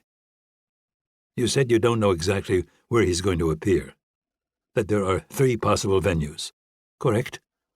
Or all of them in the D.C. area? Yes. And you're telling me that all our guys are being watched? Physical, electronic, drone? They're completely locked down. Why? He smiled. No reason. Chapter 33. B.B. Kincaid looked down sadly at the towel in her hand, knowing it was the last dry one in the house. The night before, a nicked pipe had given way, and by the time they'd woken, a minor disaster was in the offing. Mitch had shut off the water and cleared most of it using a huge squeegee attached to a rake handle. After he'd left for the plumbing supply store, she'd attacked the problem with rags, and now the floor was dry. The problem was that the grout was coated with a pasty haze of plaster. The haphazard staining thwarted her every effort at cleaning and distorted the perfect grid effect created by the tile. Nothing lined up anymore. Nothing was consistent. Or if it was permanent, what would they do then?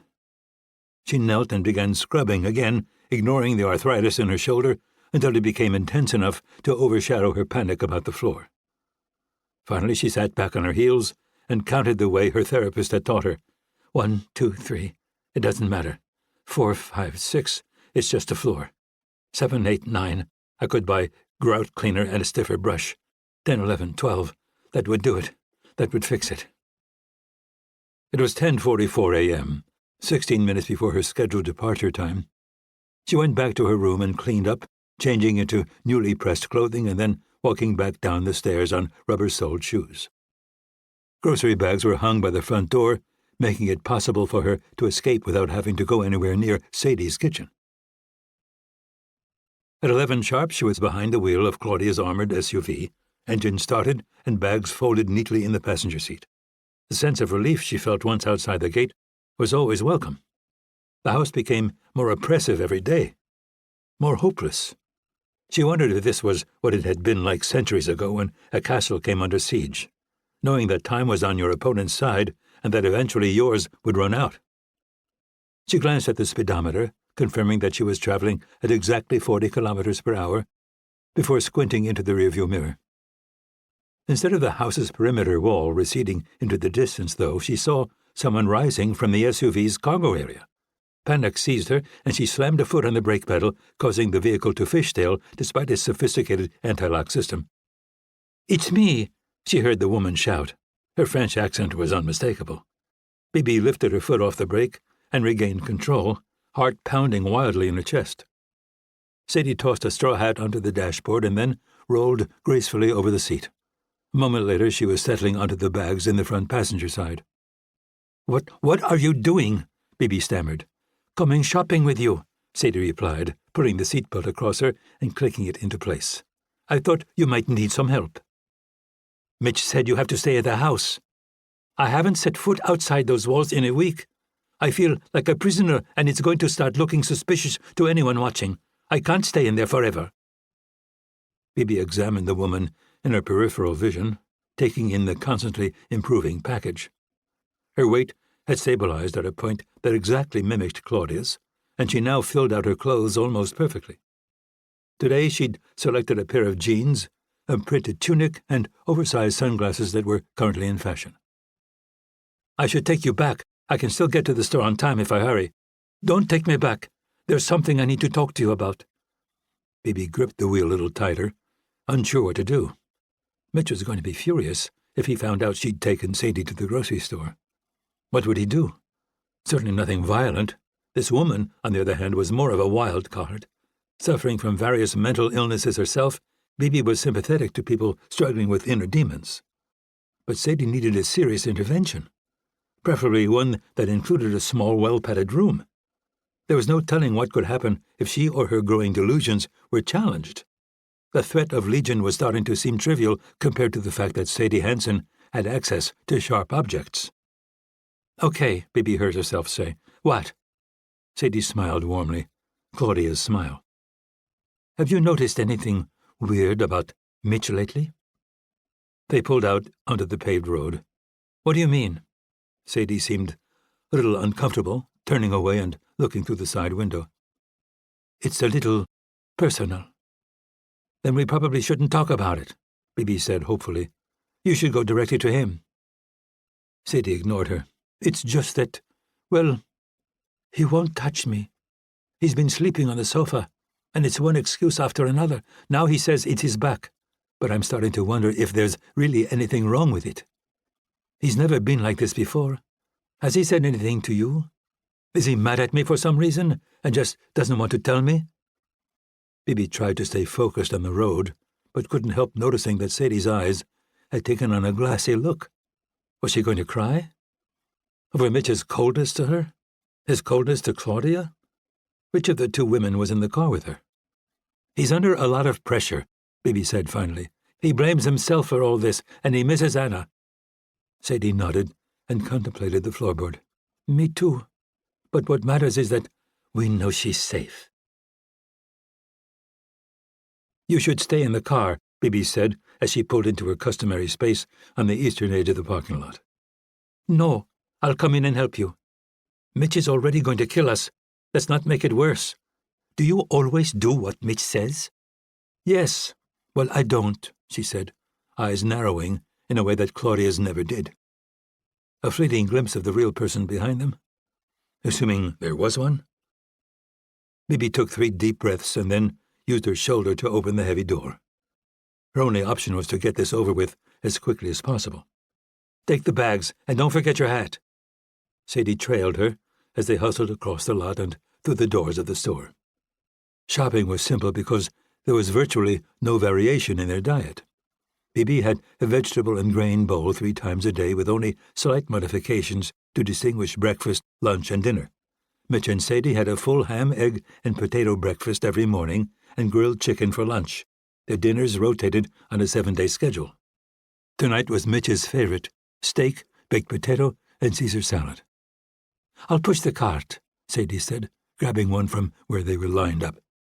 "What's first?" "Lettuce," Bibi responded, walking past a flower display to the vegetable aisle. They were going to be okay, she told herself. There was no way Legion would be able to anticipate Sadie coming out that day. They were planners. The chances that they'd make some half-cocked move were precisely 0. 0, 0, 0. When they came to the romaine, Sadie reached for one. Bibi moved to block her, carefully tearing off the canned food section from her list. "Why don't you take the cart and get this stuff?" she said, figuring the woman couldn't mess up the assignment too badly. As Bibi watched her retreat toward the back of the store, she took the opportunity to scan the faces of the people Sadie passed. All the employees were familiar, as were 2 of the customers, both long-term residents of the area. She turned back to the lettuce, putting on a plastic glove and sorting through the heads until she found a uniformly shaped one with unblemished leaves.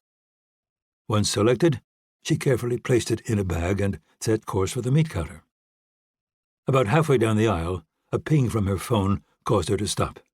She retrieved it and reluctantly looked down at the text. Apparently Mitch had finished his errands and was back home. Where the hell is she? Nerves caused Bibi to type a lengthier response than he was probably looking for. She's with me. I swear it's not my fault. There was nothing I could do. Almost 30 seconds went by before she got a 2-word answer. I know. When they pulled through the gate, Mitch was standing on the grass waiting. Bibi swung around to put the passenger door closest to him and maintain as much distance as possible. He looked like he was going to dismember someone and throw their body parts on a bonfire, an act he'd probably actually carried out at some point in his life.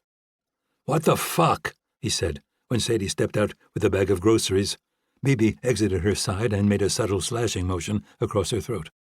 This woman was holding on by a very thin thread. "Don't you dare talk to me like that," Sadie responded. "I told you to stay inside the walls. Were those instructions too complicated for you?" "Do you ever think of me, Mitch? Or do you just think of yourself? I'm bored, and I'm lonely, and I can't even cook to relax because we eat the same things day in and day out." "What the hell are you talking about? Do you think another woman would put up with this?" she said, her voice rising in volume. "With you? Well, then you should go find her."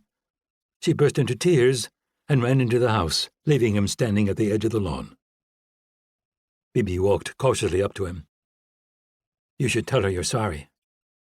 He put a hand on his face and wiped slowly down it before stalking toward his gym. Chapter 34. West of Manassas, Virginia, USA. Joe Maslick shouldered a tactical backpack and stepped out onto his porch. After pulling the door shut, he squinted up at the sky, a recently formed habit that made him feel like he'd gone from fighting terrorists to joining their ranks. Somewhere up there, just out of sight, was a camera drone. Physical surveillance started just outside the subdivision's gate. 2-man teams working around the clock in 8-hour shifts. The electronic side of the operation was harder to detect, but at the very least his main phone and internet were compromised. He'd been serving his country since he'd turned 18, and that piece of shit Anthony Cook was making him feel like a criminal, a traitor. Which is why when Rapp had called on an encrypted line and asked him if he wanted to make the situation worse, Maslick had jumped at the chance. Not smart, for sure, but the Cooks could pucker up and kiss his ass. And not on the cheek, either. Right down the fucking middle. He tossed the pack in the bed of his pickup and slid behind the wheel.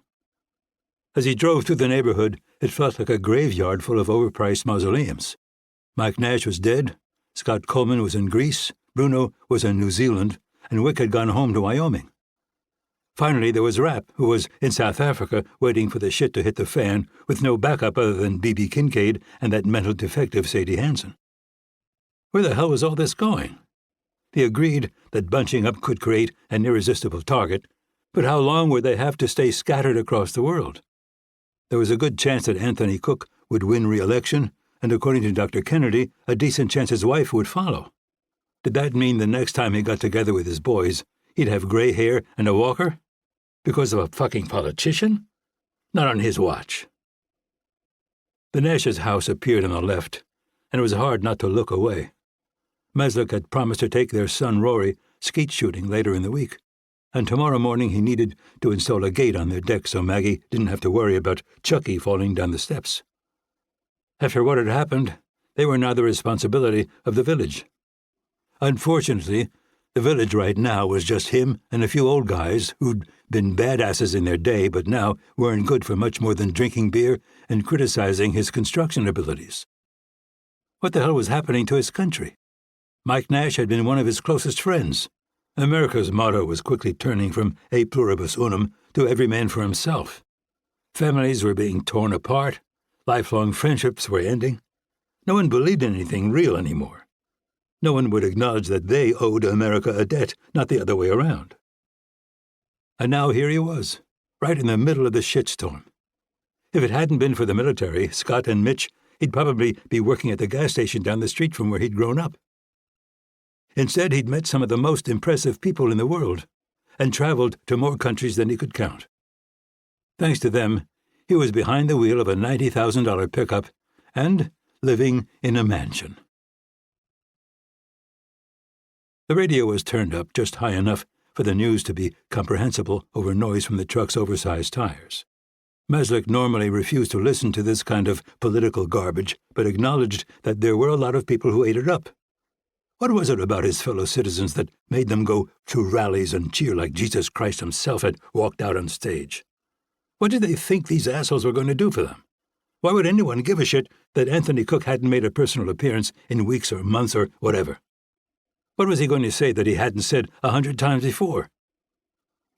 The announcer became more breathless as the pivotal moment drew closer. The moment that the great Anthony Cook would finally return to the spotlight and bless everyone with his presence.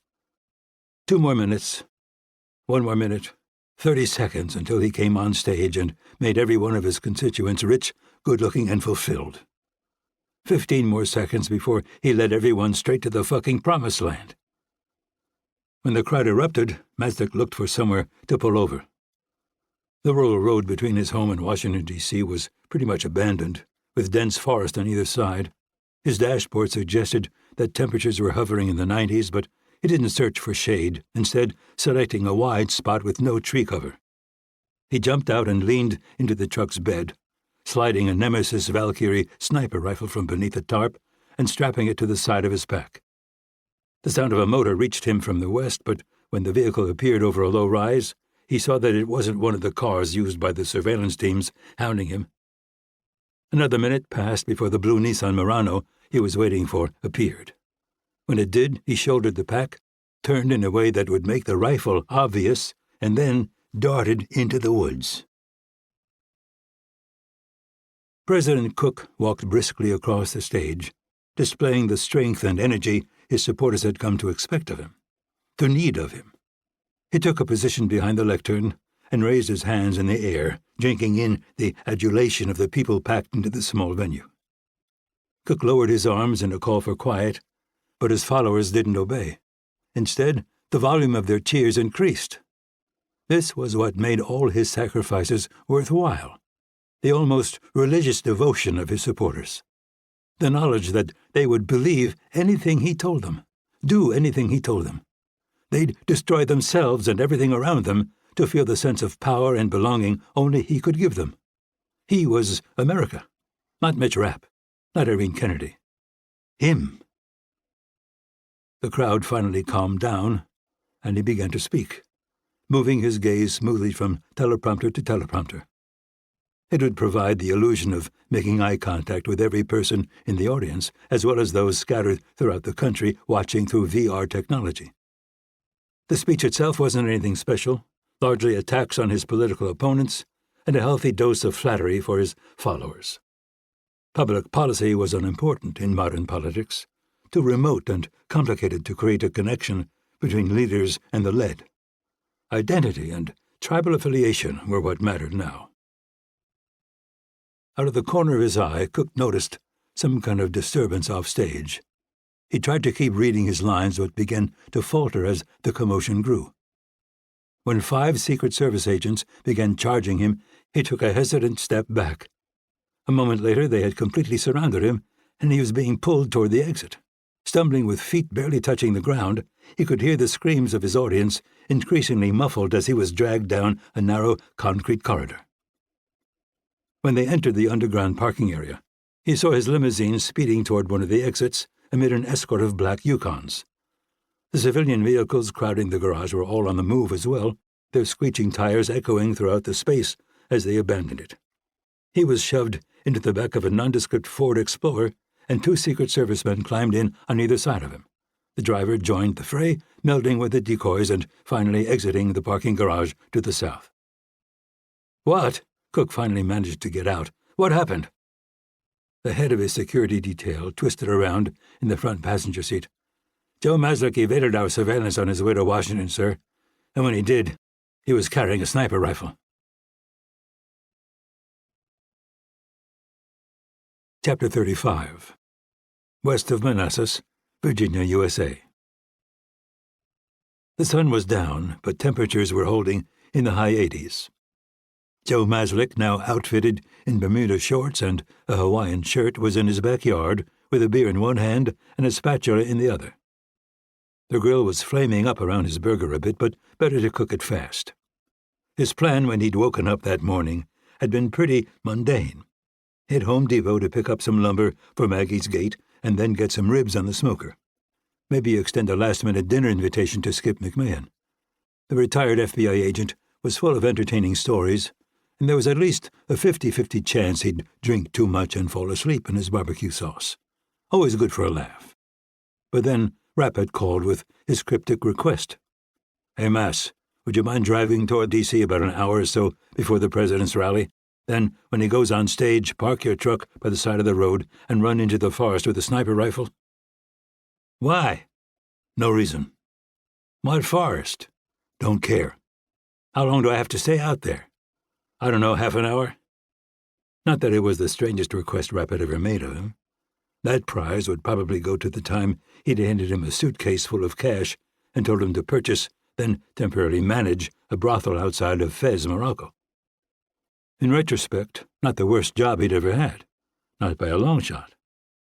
He grabbed another beer from the refrigerator next to his grill before carefully arranging lettuce, tomato, and a roasted green chili on a bun he'd just finished toasting. After putting a slice of cheddar on the patty, he drained the can in one long pull and went in for another. The cheese was barely starting to melt when he heard a hum overhead. Apparently, the surveillance drone operator was no longer under orders to be subtle.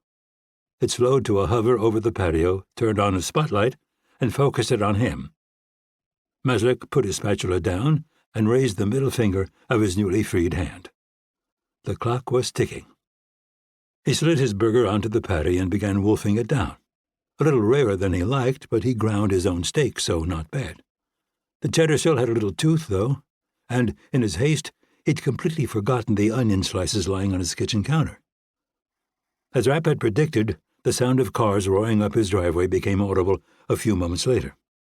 He kept cramming the burger in his mouth as men armed with assault rifles approached from both sides of the house. The exact models were impossible to discern in the semi-darkness, but that was less important than the fact that they were all pointed in his direction. "Put your hands where I can see them," someone shouted.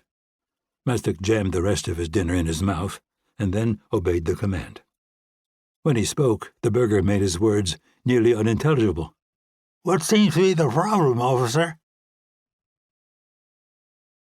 Catherine Cook was clicking through the news channels in the White House residence, stopping whenever she saw a video of her husband being dragged off stage. It had been hours ago, but the clips were still saturating every media outlet, from cable television to Twitter to Facebook. She hit the pause button a split second before the lead Secret Service man reached him and took in how small he looked, how frightened and weak. Apparently he had been taken directly to one of the new fortified locations that Rapp and Kennedy knew nothing about and was now on his way back to the White House. For what it was worth. She lowered herself into a chair, staring silently at that frozen image until the door opened. Her husband walked across the wood floor and stopped behind her. He didn't seem to have anything to say, but she did. "You can steal, Tony. You can lie, cheat. You can even pursue policies that destroy the lives of your own constituents." She pointed to the screen. "What you can't do is look like that." "Sam's already working on a story about an operation I'm carrying out against ISIS. We're going to say that we received information that they were planning an attack. Darren's feeding the FBI disinformation about an Egyptian immigrant studying at Georgetown. They're going to pick him up tomorrow. It'll have more impact if we can put a face on it." Again, she pointed to the TV. "You have put a face on it, Tony. That's going to be your next opponent's campaign poster." "Joe Maslik, I heard," she interrupted. "How far from that venue was he?" "Still an hour.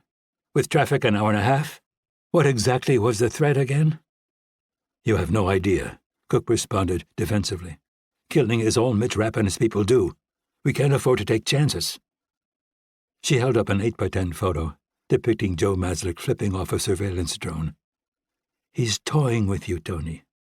How much more obvious could it be? He wanted to make a fool out of you and to make you pull back from the public even more.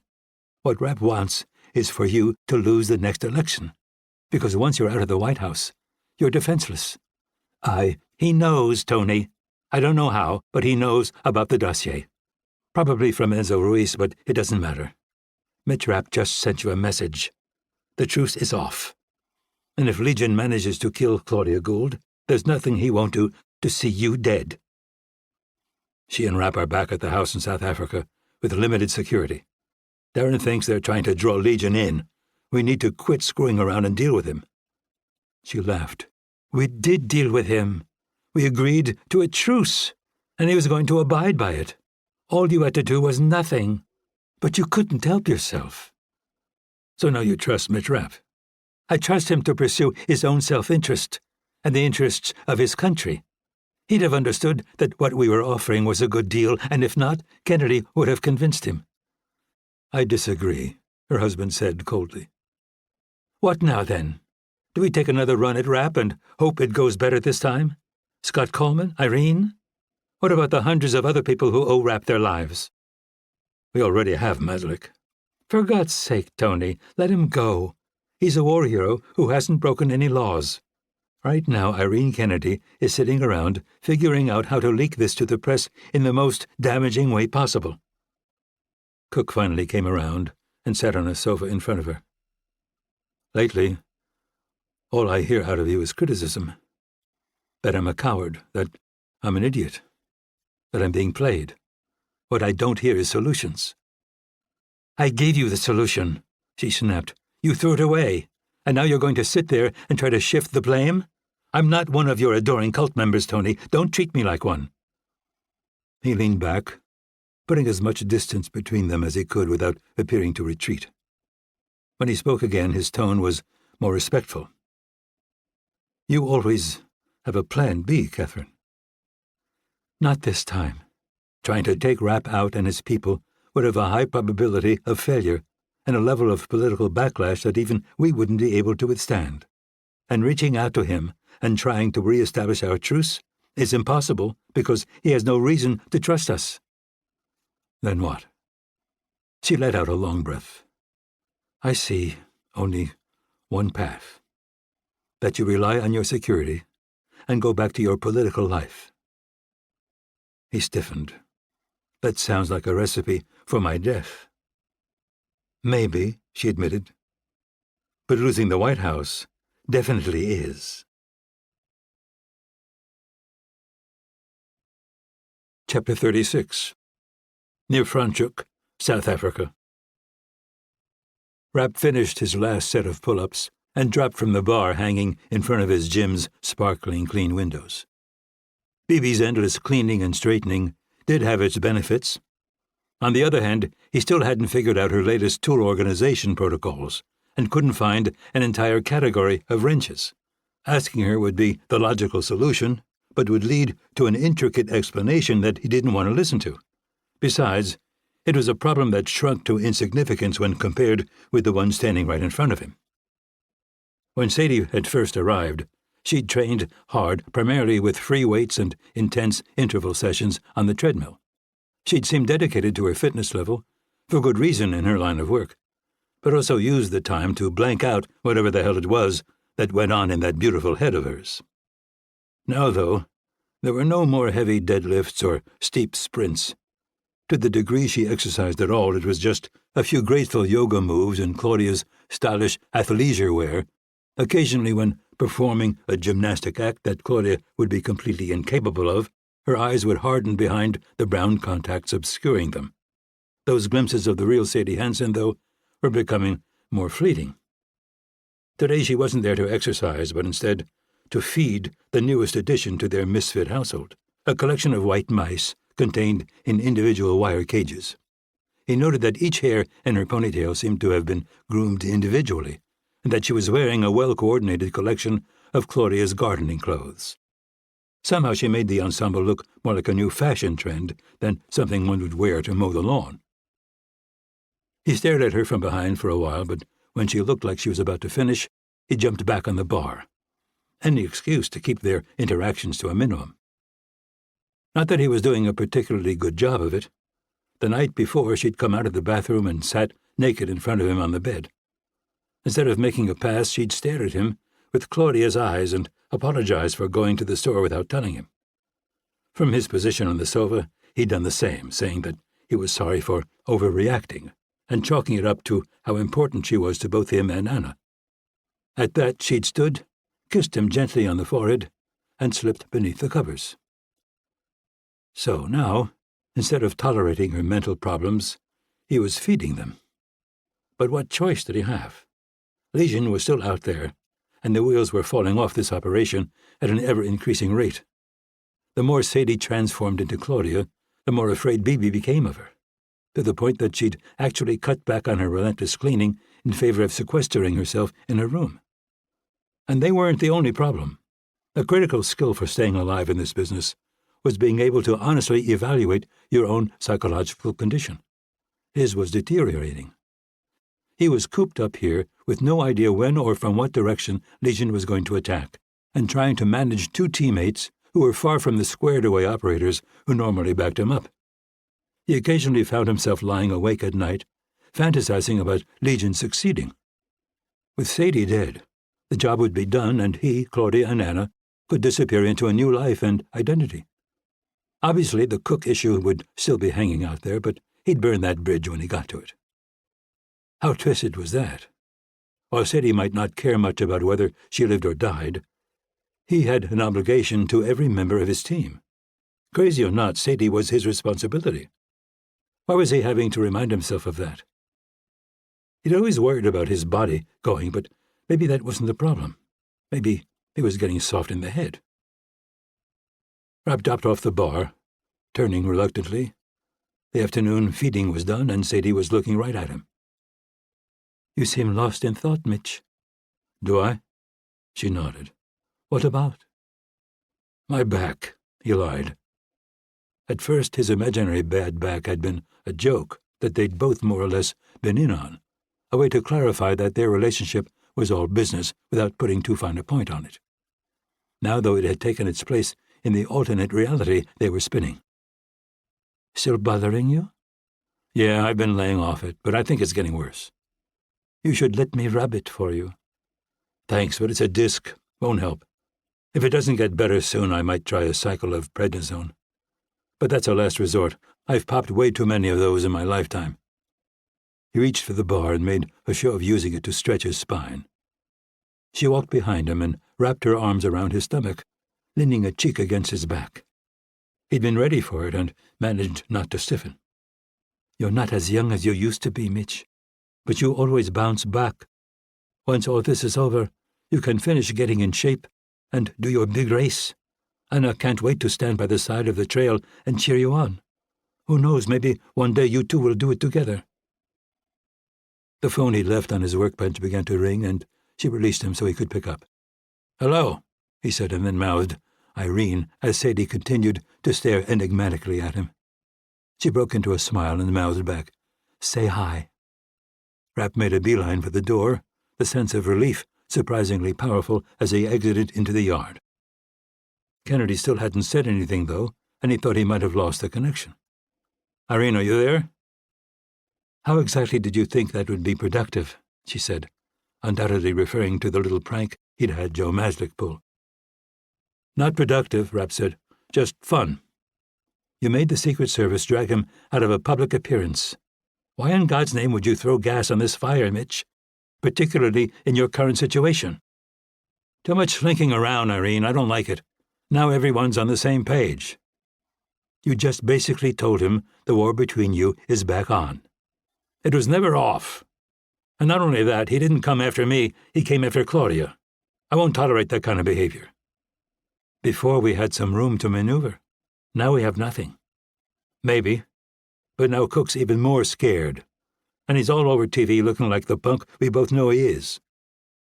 Are you sure you want him this scared? Are you sure you want the President of the United States backed into a corner? Yeah, Irene, I do. And you know why? Because I'm scared and backed into a corner. I'm afraid I've missed something that's going to get Sadie killed. I'm afraid Cook's going to grow a pair and come after you and the guys individually. I'm afraid he's going to decide his administration can deal with the blowback from vaporizing Nick's compound. And there's nothing I can do about any of that right now. But what I can do is make sure he feels my breath down the back of his fucking neck. It was a long time before she responded. "Do you want to know what I see, Mitch?" "Probably not, but I figure you're going to tell me anyway."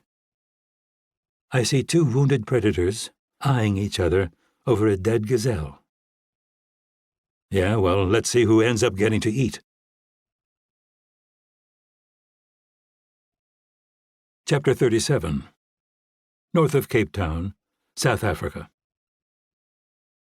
We've continued to monitor Amale Okoro's communications with Anna, but we haven't been able to glean any useful information. It's likely that she's being censored. The fact that she never lets anything slip about her location seems far-fetched otherwise, Nasrin said over the encrypted line. "IP address?" Sirah said. "Hidden." She was walking along a dirt track, similar to the last one, but this time with clear skies and temperatures hovering around 17 degrees Celsius. The dry, rolling landscape was empty in every direction, making her and the car she'd parked 50 meters back the only indication of human existence. She adjusted her headset to minimize the wind noise before speaking again. "What about Morocco?" Claudia Gould had flown to Cape Town on a commercial flight originating in the African nation, and there was no indication it was a connection. More likely she had been hiding out there, and if that was the case, it was plausible that Anna still was. "Nothing actionable. We found a vacation rental in Marrakesh that she might have stayed in and had it searched, but as expected, there wasn't anything to be found." "I think we have to agree that this is becoming increasingly suspicious," Yasmin interjected cautiously. "Why is the girl so well hidden if Claudia believes the attack on her was just the result of her history with Gustavo Marocchi? Clearly that problem has been solved. The separation must be difficult, and the house is set up for a long-term stay now. You yourself said the entire upper floor was undamaged." "That's true," Sirah admitted. "And Claudia never leaves the compound, not to go to her gym, shop, visit friends.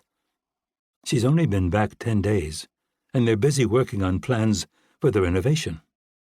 Also, I suspect their friends might be a little wary of them after what just happened. This doesn't seem all that surprising to me." "Nothing does anymore," Nasrin commented. "I'm not getting dragged into another debate about this. And what you're saying isn't even accurate, is it? Claudia left to go to the store 3 days ago." "Your single-mindedness is what makes you capable of what you do," Yasmin said, her caution growing further. "But we're concerned that it's becoming an obsession, or worse, a frenzy. You seem to have taken the attitude that you'd rather die than fail." "We're not going to fail," Sirah said, feeling a spark of anger in the pit of her stomach. This was a coordinated attack. The two of them had been rehearsing it.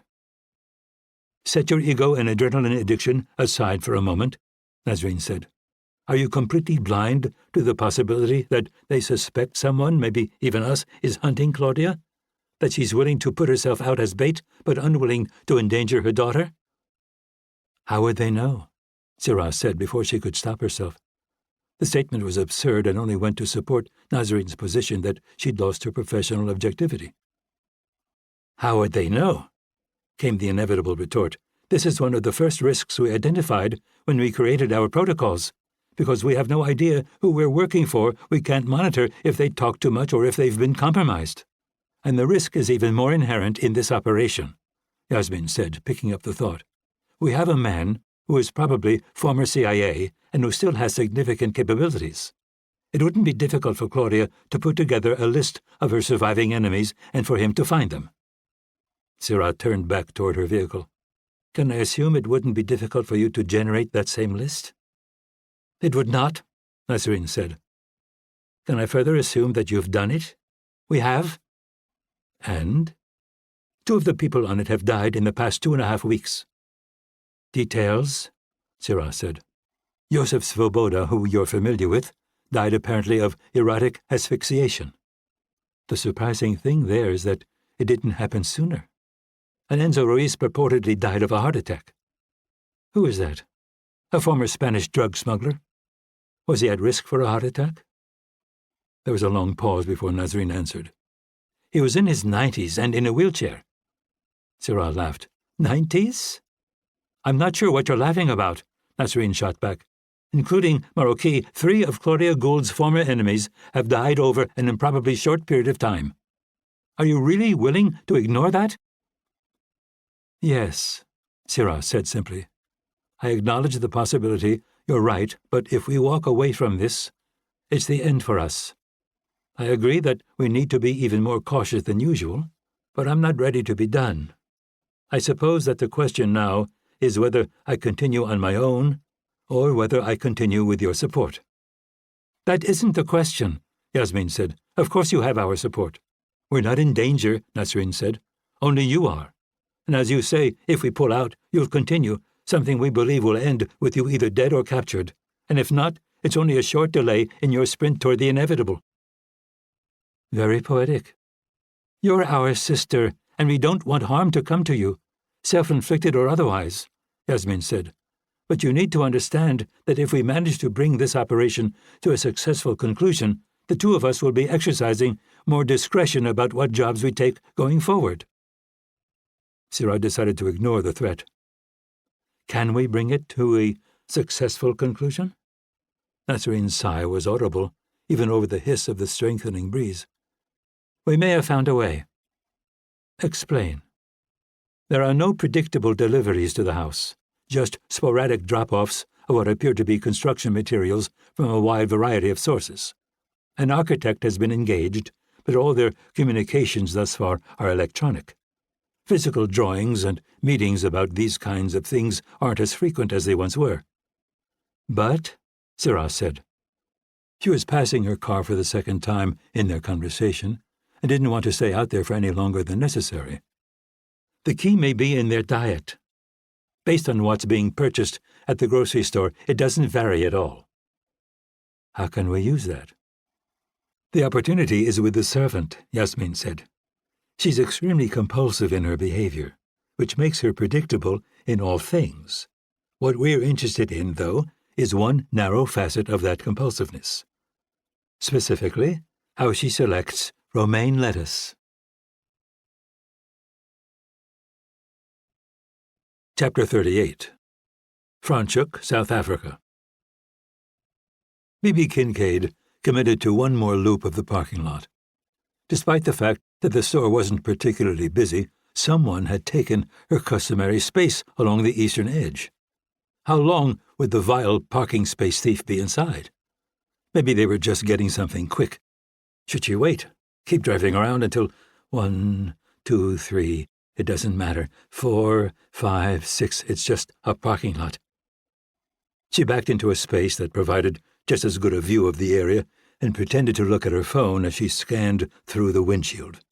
There were a few customers visible, only one of whom she'd seen before, an old woman with a cane that seemed to cause more problems than it solved.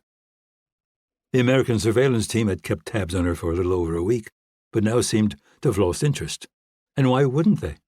No one in this world knew or cared that she existed. No one but Mitch, Claudia, Scott, and his men. In her younger years, she had been the FBI's most valued surveillance asset. Later, as her mental state deteriorated, she'd become a liability. Her husband, a wonderful man, had finally been forced to leave as she began to combat her issues with ever more compulsive behavior. Her friends had drifted away for the same reason. Finally, the Bureau had forced her into early retirement. If Mitch Rapp hadn't offered her the job with Coleman's company, she didn't know what she would have done. After 3 deep breaths, Bibi finally stepped out of the vehicle and started toward the store. After selecting a cart, she pretended to browse the vegetable department, but really focused on the people around her. Whoever Legion were, they were good. Anyone she'd seen more than once on her journeys outside the walls had been confirmed as a long-time local or tourist with a background that checked out. She used her customary dispenser to get a plastic glove, but was forced to pause on her way to the romaine lettuce. A young woman she'd never seen before was standing in front of the display. Probably early 30s, Middle Eastern descent, pretty in a pixie-ish kind of way. Bibi filed her face away. She was incapable of doing otherwise, and waited for her to move on before approaching the display. She used her gloved hand to pick through what turned out to be an extremely disappointing selection. The situation took a turn for the better when she dug down a layer and spotted some crisp leaves peeking through. A moment later, she was holding a head blessed with beautiful sheen and graced by leaves that undulated in uniformed waves along their length. After easing it into a bag, she started in the direction of the meat counter. Chapter 39. Near Franschhoek, South Africa. Bibi Kincaid paced in front of the gate, her sneakers barely making a sound against the flagstones. She was sweating profusely despite the cold temperatures and her lack of a jacket. The house behind her was completely dark, adhering to Rapp's blackout protocols and forcing her to count on the starlight to keep her from tripping. She was counting silently to herself, trying to quiet her mind. At 2,312, it still hadn't done the job. She felt terrified and alone. The first sensation was well justified, but the second probably less so. Legion was out there, waiting. Maybe in the vines, maybe just on the other side of the wall. A motor became audible in the distance, and she looked down at the security camera feed on her phone. Nothing for a few seconds, and then the glare of headlights followed by the vague outline of an ambulance. They tended not to run their emergency lights in an effort to not attract attention, and at this time of night there was little traffic to contend with anyway. Bibi swiped to another app and used it to open the gate. A few moments later she waved the vehicle inside and jogged along behind as it went for the front door. "What's happening?" the woman who stepped from the passenger side asked. She was in her early 40s with dusty blonde hair and a heavy South African accent. Based on a thorough investigation of the paramedics serving the area, Bibi immediately recognized her as Aileen de Jager. Originally from Durban, she'd been on the job for more than a decade. "They're upstairs," Bibi said. "Both of them are really sick. You have to hurry." The driver jumped out and went straight to the back of the ambulance. His profile flashed in the light bouncing off the house, allowing Bibi to identify him as Gatik Patel, an 8-year veteran. She managed to relax just a bit. Not Legion, not yet. They were both extremely professional, getting the gurney up the stairs without even bumping a wall and then following Bibi into the master bedroom. The acrid smell of vomit preceded their entry, but neither seemed to notice. They headed straight for Sadie, who was sprawled motionless on the bed in a stained sleep shirt. Rapp was still moving, dry-heaving over the toilet, clad only in sweatpants. Beneath a patchwork of scars, his sharply defined muscles contracted a few more times before he finally slid to the floor. "Let's get him first," the Jager said, pointing to the bathroom. "Then we can come back for the woman." The quiet ping brought Sirah Jafari fully awake. She retrieved a cell phone from the nightstand and looked down at a 3-letter text on screen. A paradoxical mix of excitement and calm overtook her, and she savored it as she walked barefoot to the kitchen. The endgame was finally in play. She took the SIM card out of the phone and put it in the microwave. Dull sparks lit up the room as she wrapped the handset in a dish towel and smashed it with a kitchen hammer. When the level of destruction was satisfactory, she retrieved another phone, loaded another SIM, and turned it on. A proprietary app streamed video time-stamped 17 minutes ago. It had been taken by a drone operated by Nasrin from some unknown location, likely the other side of the world. An ambulance was visible, in the glare of its lights splashing against a whitewashed Cape Dutch house. The front door was open, but the angle made it impossible to see inside. She fast-forwarded to a moment when 2 paramedics rolled a gurney onto the porch. Mitch Burhan was motionless on it, his bearded face the only thing extending beyond the sheet covering him. He was slipped efficiently into the back of the vehicle before the 2 responders grabbed a stretcher and headed back inside. When they reappeared again, it was with Claudia Gould. She appeared to be in equally bad shape, the lower half of her face darkened by what was presumably vomit. Sirah's lips curved into a smile that faltered when Bibi Davis appeared. She looked completely healthy as she began a frantic, hand-waving exchange with the female paramedic. Finally, she retreated inside, and the ambulance headed toward the open gate. It had worked. Her instructors would have undoubtedly praised Dalla at this moment, but she praised her team. The lettuce had been laced with a substance that mimicked the symptoms of food poisoning, and it had done its work on their primary targets. The hope had been that Davis would also be affected, but the possibility that she ate separately from her masters was something they'd considered. Inconvenient, but hardly devastating. The older woman appeared on the porch again, now wearing a coat and proceeding to Claudia's SUV at a waddling jog.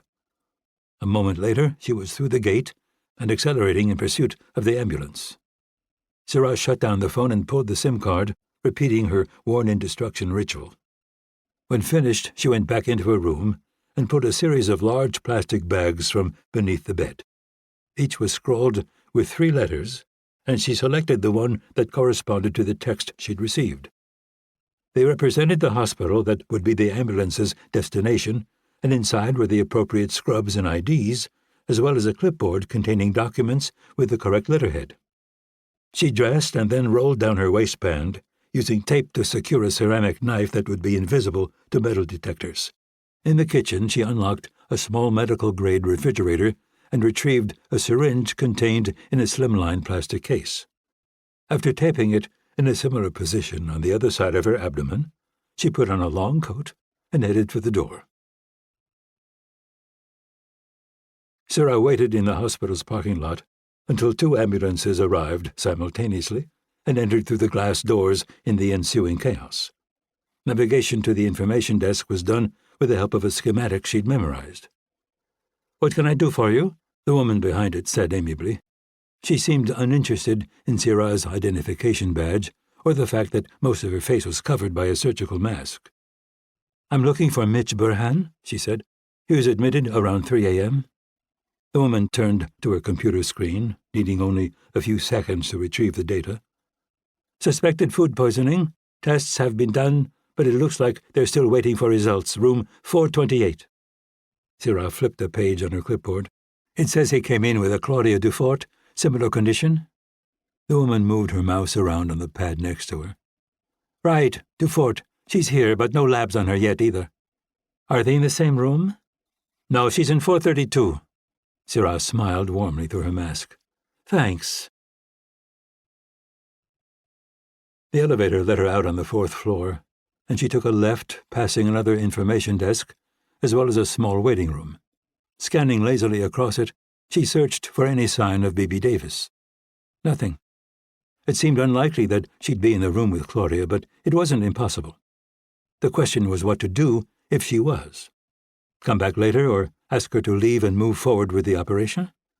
Normally, the former would be the obvious strategy, but with the compulsive behavior the woman demonstrated, it was possible she'd stay by Gould's bed until she was released. When Sarah turned the next corner, her question was answered. Davis was standing at the far end of the passage, talking on her phone. She glanced up from the screen, fixing on Sarah for a moment, and then started in her direction. They nodded absently at one another as they passed, and then the American woman disappeared down another hallway. It was a closer brush than Sarah would have liked, but hardly worth worrying about. The only time Davis had seen her was the day she'd planted the tainted head of lettuce at the grocery store, and then only in profile and only for a few seconds. It was unlikely the woman would remember her under the best of circumstances, but with protective glasses, a mask and a bandana to cover her hair, it would be impossible. Room 432 was easily found, and Sarah peered through the glass portal set into the door. The lights inside were off, but there was just enough illumination to see. Claudia Gould was lying on the only bed in the room, elevated into a partially seated position with an IV running into her left arm. The gurney she'd presumably been brought in on was still in the corner, probably because it was covered in various bodily fluids and would need cleaning before being put back into use. Satisfied by what she saw, Sarah pushed through the door and closed it behind her, before retrieving the syringe from her waistband. She'd prefer to do this in darkness, but it didn't fit with the role she was playing. A nurse checking on a patient would do so with the overheads lit. She located the switch and flipped it, but nothing happened. Her hesitation lasted probably less than 1/10 of a second, but it was enough time to remember her arrogance, her dismissiveness when her sisters raised their concerns about this mission, her thirst for excitement and success. She started to spin and was unsurprised when a hand clamped around her wrist. She dropped her clipboard and went for the knife taped to her stomach, but then felt the bite of something penetrating her thigh. An arm wrapped around her, powerful enough to make it hard to breathe, but she still managed to get her fingers around the blade. They'd already gone numb, though, and she could feel her legs melting beneath her. An overwhelming sensation of warmth and weightlessness was the last thing she remembered. Rapp lowered the woman to the ground and picked up the knife and syringe she'd dropped. By the time he'd stashed them in the pocket of his paramedic uniform, Sadie was out of bed and out of her hospital gown. She threw it, and it hit him in the back of the head, hanging around his shoulders as he stripped the unconscious woman on the floor. He almost had the gown on her when Sadie, dressed in a matching paramedic uniform, wheeled the gurney up. They lifted the woman onto it and pulled a sheet up to her neck. "My God," Sadie said, looking into her serene face. "She's so cute." Not a particularly relevant observation, but undeniably accurate. Iranian, if Rapp had to guess, a nationality that fit pretty well with the profile they'd worked up. Other than that, all he could say for sure was that she was in her 30s and had a thin, athletic build that made her heavier than she looked. Not someone you'd take for one of the most successful killers of her generation. More like the new kindergarten teacher who got all the husbands to suddenly take interest in student conferences. Rapp shoved her clothes and the clipboard she'd been carrying under the sheet, and then hung another from the side of the gurney. It contained the appropriate hospital transfer paperwork in the unlikely event someone stopped them. "Ready?" Sadie nodded, and he confirmed that the corridor was clear before they wheeled the gurney out. At a natural pace, it took them about a minute to make the elevator, and another 5 to reach the rear exit. An ambulance was waiting, and they put the woman in the back, with Sadie climbing in behind. Chapter 40. Siraj Jafari opened her eyes to a gloom that for a moment made her think she was still at the hospital. As her surroundings and memories sharpened, though, it became clear that wasn't the case.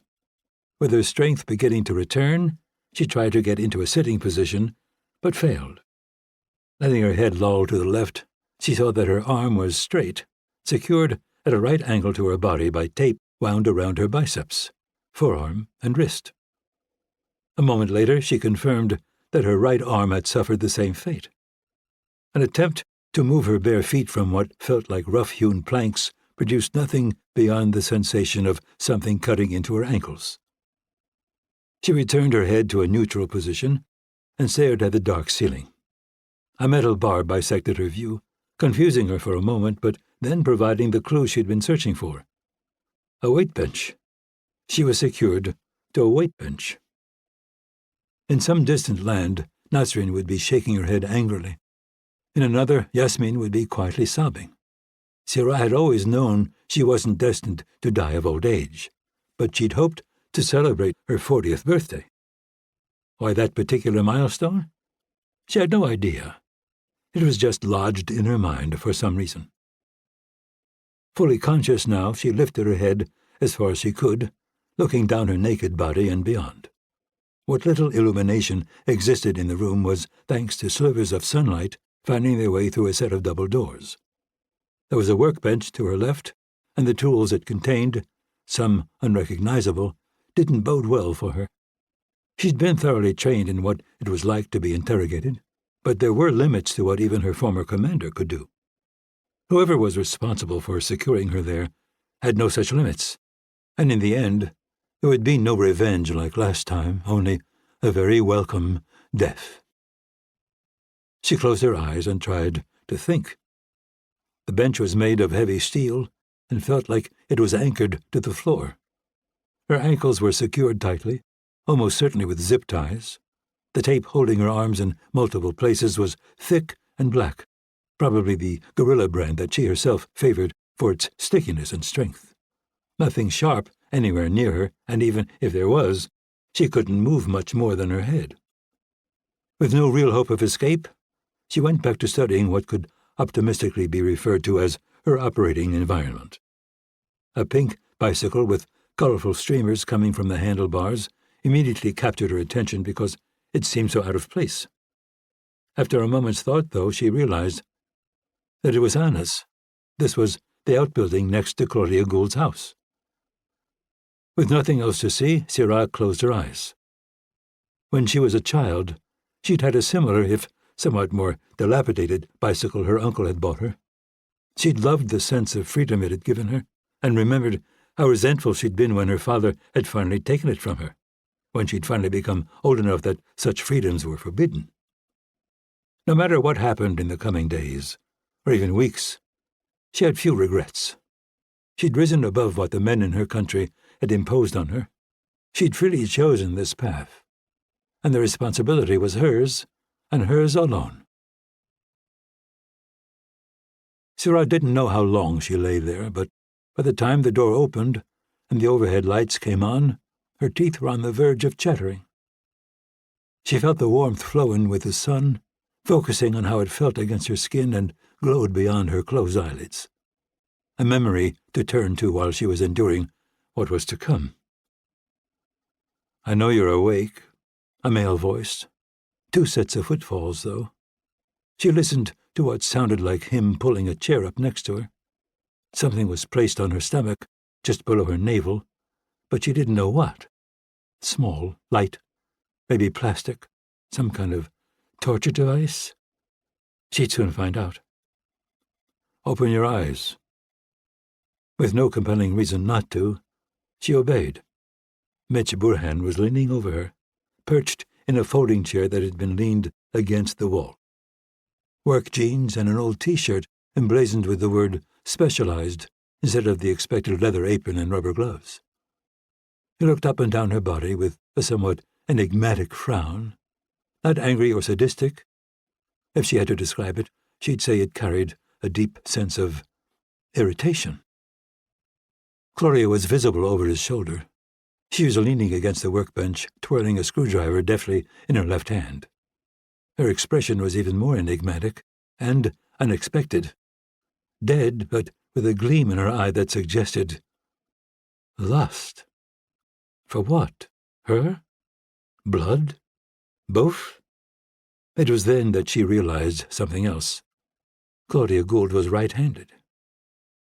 Syrah returned her gaze to the ceiling, now blazing with LED light.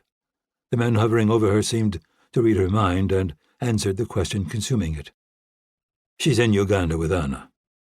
He leaned back and crossed his legs, bringing a black cowboy boot into Syrah's field of vision. "Now, why don't you tell me about yourself?" She'd been taught to remain silent during questioning.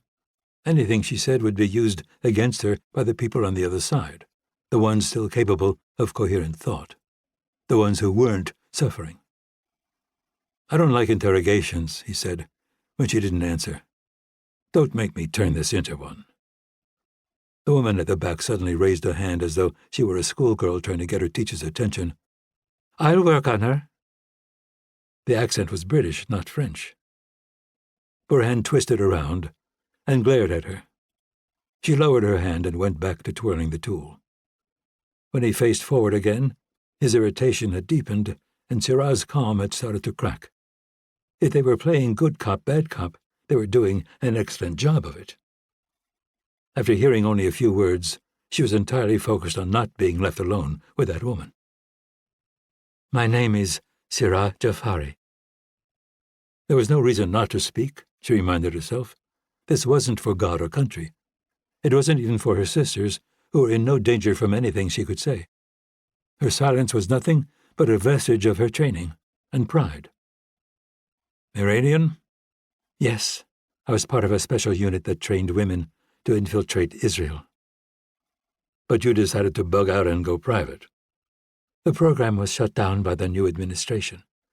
My commander, after teaching me one last lesson, decided my place was in the typing pool." "I'll bet the typing pool sounds pretty good right now." "No," she said after a few seconds' thought. "It still doesn't." He folded his arms and stared down at her for probably 30 seconds. "I have to hand it to you. If there was a magazine called Leafy Greens Monthly, that head of lettuce would be a centerfold." "Thank you. I trimmed it by hand. The secret, though, is in the wax. That's what gives it the satiny appearance under the lights. My compliments on making your servant's compulsions seem so real." "No, she's really like that. You have no idea how many ways a silverware drawer can be arranged." Syrah smiled sadly, and he reached over, tapping the thing on her stomach. "What's in here?" She lifted her head and saw the syringe that had been destined for Claudia. E. coli bacteria, along with a heavy dose of the toxin they produce. Isn't that what was on the lettuce? No, too unpredictable. That was a non-lethal synthetic poison I mixed with the wax so it couldn't be washed off. Undetectable by normal methods, and it tends to act within a very narrow time frame. We did put bacteria on various other heads of lettuce from that supplier, though. You'll start to see people in the area fall ill over the next few days, but not fatally. It would have covered Claudia's death. Very thorough. Thank you. May I ask how you knew? We don't need anything Bibi buys from the store. Our food came in on one of the early construction supply trucks. He pointed, and she managed to crane her neck far enough to see a set of mouse cages. We've been testing everything she brings in. None of the mice would touch that lettuce. The food poisoning angle seemed obvious at that point. Yes, Sirah responded quietly. I suppose so. Obvious. But you didn't do all this yourself. No. How many more? 2. Names? Nasrin Poor and Yasmin Husseini. Where are they? I have no idea.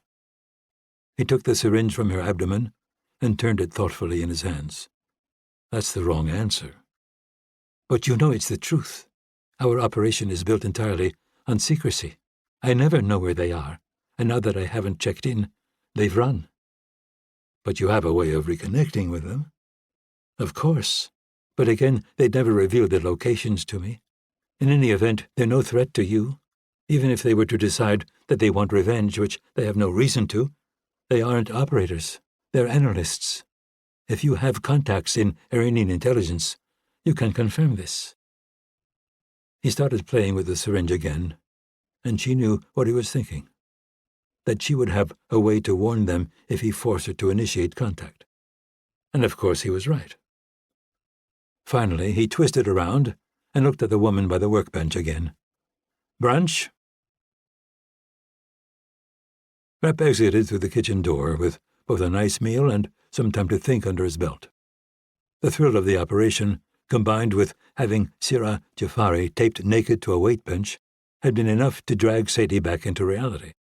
He thought his problems with her were more or less solved until the act of preparing food kicked her right back into Claudia mode. Her desire to go medieval on the Iranian had now been overpowered by her desire to create a celebratory meal fit for a French king. Bibi, who was back from returning the ambulance, had closed herself up in her room again, probably sitting on the edge of her bed with bags packed. Rapp opened the door to the shed and snapped on the lights again. The woman didn't react at all, and he stopped at the base of the weight bench, looking down at her. She stared defiantly into the bright light, teeth chattering, and skin covered in goosebumps. He couldn't help being intrigued by what he saw. She was tough, well-trained, and extraordinarily creative. But the main thing he got from her was drive. This was a woman who knew what she wanted out of life, and was either going to get it or die trying. What happened to the guy who taught you that last lesson and put you in the typing pool? I cut off his genitals and choked him to death with them. Harsh. We had history. He grabbed a paint-spattered drop-cloth and threw it over her before sitting again. So what now, Sirah? I'd be grateful if you just killed me. Everything I've told you is the truth, and I don't know any more. You wouldn't rather I just let you go? That's not possible. You suspect that I'd just try to finish what I started. Legion is built on success. A single failure would cause it to collapse. Because the person who took out the contract would spread around that you'd run off with his money and not done the job. Yes. You were hired by a man named Enzo Ruiz. I met with him about it a few weeks ago, and I can guarantee that he isn't going to talk to anyone about you or anything else. Still, you have no reason to release me. It's all risk and no reward. Why are you toying with me? You don't seem like the type, and you know full well that none of this was personal. If you want something from me, tell me what it is. If you don't, then a quick death isn't too much to ask for. He grinned. It isn't? No, it isn't. What if, instead of me killing you, we were to talk about a job? I don't understand. I have someone I'd like dead, but I'm not really in a position to do the work myself. It occurs to me that we could both come out on top here. You're saying that if I take a contract, you'll just let me go? Yes. Then I accept. Not so fast. You haven't heard the target. Does it matter? It might. Who then? Anthony Cook. The President of the United States? So you've heard of him? Her brow furrowed in exactly the way he'd hoped. It was an expression he'd seen many times before. Hell, he'd seen it in the mirror. She was calculating, trying to figure out if she could pull it off. When she spoke again, it was as though she'd completely forgotten she was taped to a weight bench. I don't follow politics, but it seems like I've read he's cut back on his personal appearances and increased his security because of some ISIS threat, if I remember right. They caught one of the men involved, no? All fabricated. It's really me he's afraid of. That's why you have an American team watching you. Me and my people. The minute any of us drop off the radar, they stuff Cook in a bunker and surround him with 100 Secret Service guys. It's something I'd consider, but I can't speak for Nasrin and Yasmin. How bad do they want to keep you alive? I honestly don't know. Terms? She didn't hesitate. 5 million euros up front, another 5 when the job's done. I thought your fee was 2 million. This is a different kind of job with different secrecy protocols. More risk to me and likely extremely costly. We cover our expenses from our fee. Still, 10 million seems steep. I assume that comes with a guarantee? I won't take another job until this one's done, or I'm dead. That's the best I can do. And you'll do it in a way that won't roll back against me? Absolutely. Against either of us. One last question. Okay. Did you once kill a guy by getting his own cows to trample him? Yes. He nodded appreciatively and pulled her cell phone from his pocket. What do you say we find out if your friends are taking your calls? Chapter 41. Rapp backed the SUV through the outbuilding's bay doors and then got out to close them. Saran was sitting at his workbench, wearing a loose-fitting skirt and sweater. Most of her head was hidden by a knit hat topped with a white pom-pom that flopped back and forth as she devoured a ham and cheese croissant. A pair of Claudia's sunglasses would eventually complete the ensemble, but for now they were lying next to her plate. When she was done eating, he'd drive her to Cape Town and drop her somewhere out of sight of the American surveillance team. After that, it would be time to get rid of the other 2 women in his life. One of Nicholas Ward's private jets was on its way to a remote strip 3 hours to the north, and it would take both back to the United States. Bibi to the relative calm of her life in Maryland, and Sadie to New York and whatever the hell it was she did there. He couldn't fight off a smile at the thought of never laying eyes on Sadie Hansen again. While there was no question that he wouldn't have been able to pull this off without her, enough was enough. He wanted her out of his house, out of South Africa, and out of his hemisphere. So you're really just going to let me go? Sirah said through a half-full mouth. He thumbed toward the SUV. Your chariot awaits. She spun around on the stool, examining him for a moment. Can I ask you a question? Sure. What's your real name? What's it matter, as long as my check clears? She didn't seem inclined to let the subject go that easily. I don't normally start my client relationships this way. Taped to a weight bench? I was referring to the fact that you know who I am. It seems like that should go both ways. I disagree. You know my identity, Mitch. You know the identities of my team. And you have a way of making contact. It puts us in significant danger. If you were to make a mistake, we could be exposed. If you get into trouble, you could use us as a bargaining chip with the authorities. How does my name change any of that? She slid off the stool, testing her balance in an overly large pair of Claudia's boots. You defeated a 10-man hit squad here. You managed to find Gustavo Marroquí, something no one had been able to do, and use what appears to be a military weapon to kill him. Then you were able to capture me.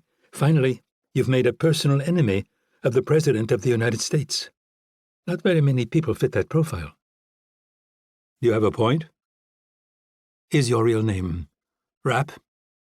Because if it is, it would make me more comfortable. Mitch Rapp isn't in the business of making mistakes, and he would never give us up. There was an undercurrent of excitement in her voice, barely perceptible but undoubtedly there. She was dying to take out the President of the United States. And why not? If she pulled it off in her normal, anonymous way, it would be hard to argue against her being the best private contractor in history.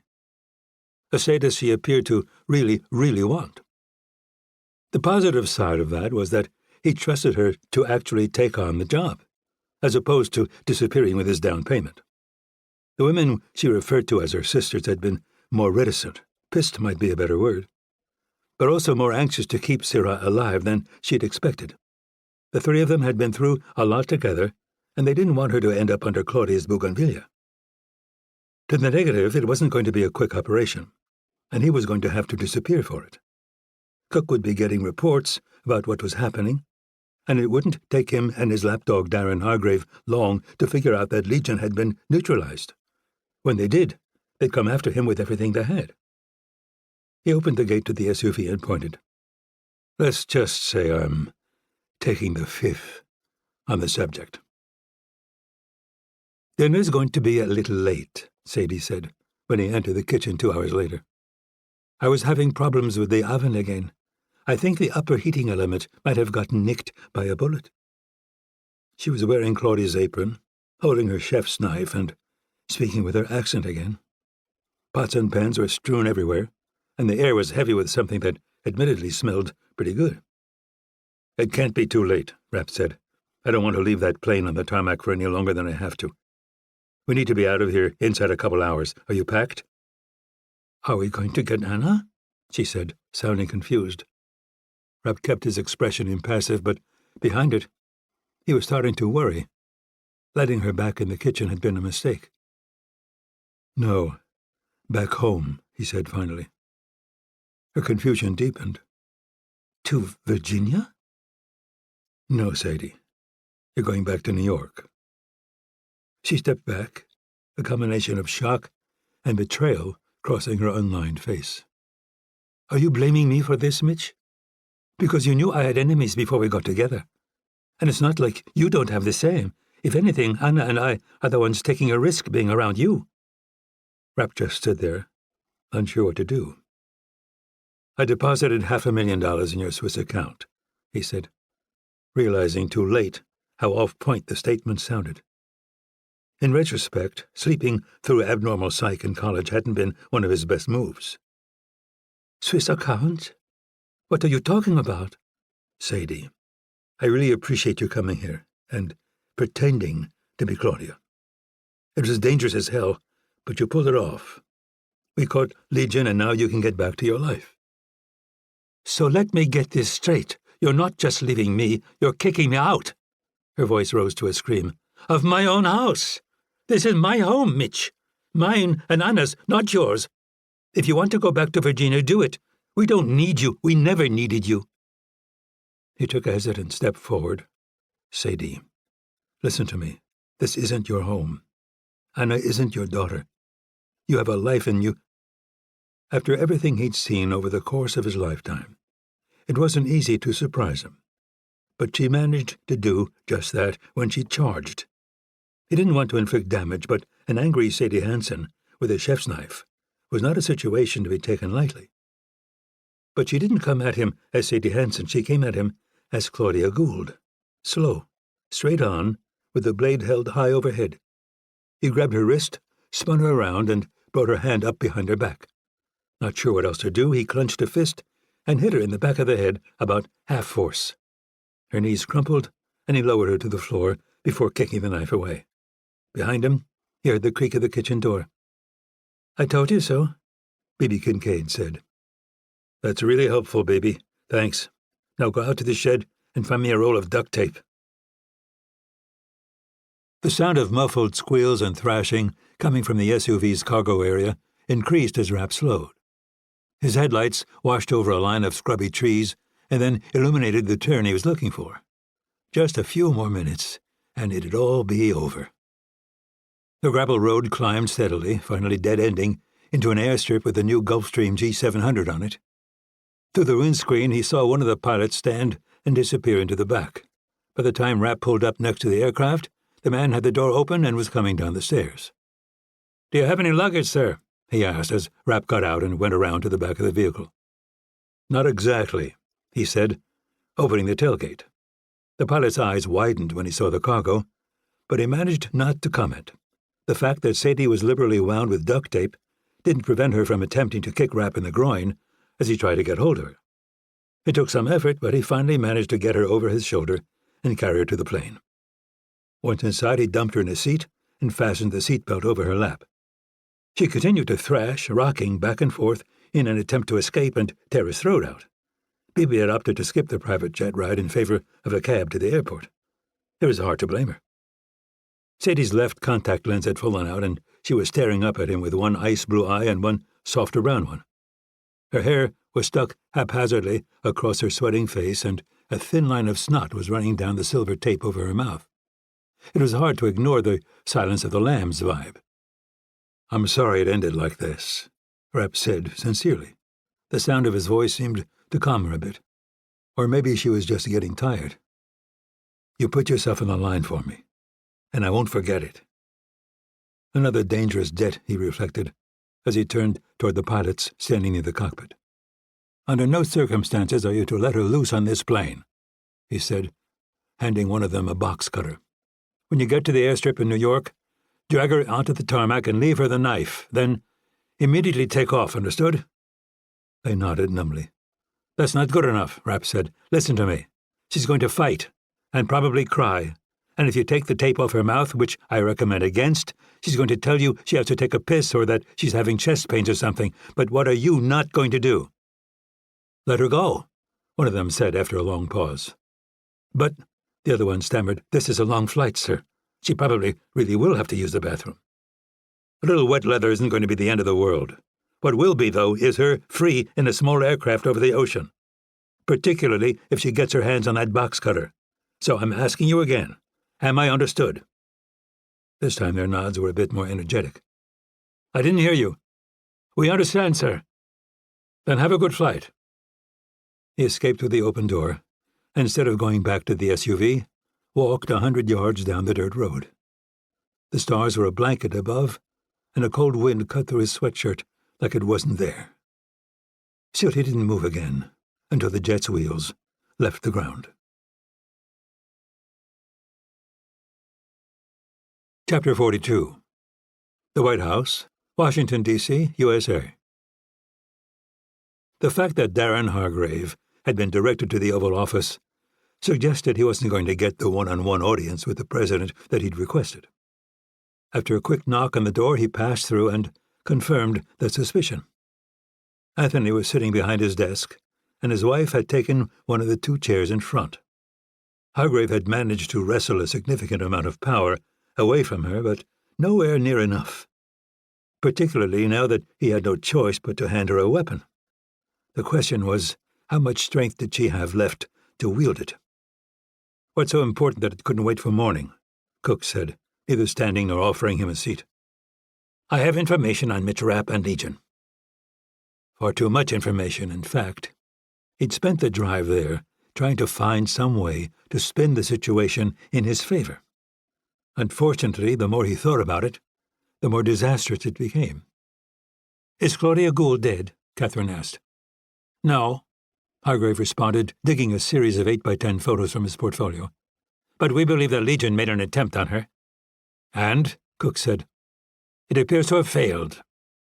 Catherine was staring at him from her position to his right, and he was pretty sure the bitch was smiling. Just a hint at the corners of her mouth. He put one stack on the president's desk and reluctantly gave another to the First Lady. She didn't seem to have much interest in it, though. The fact that he'd failed was all that would be important to her.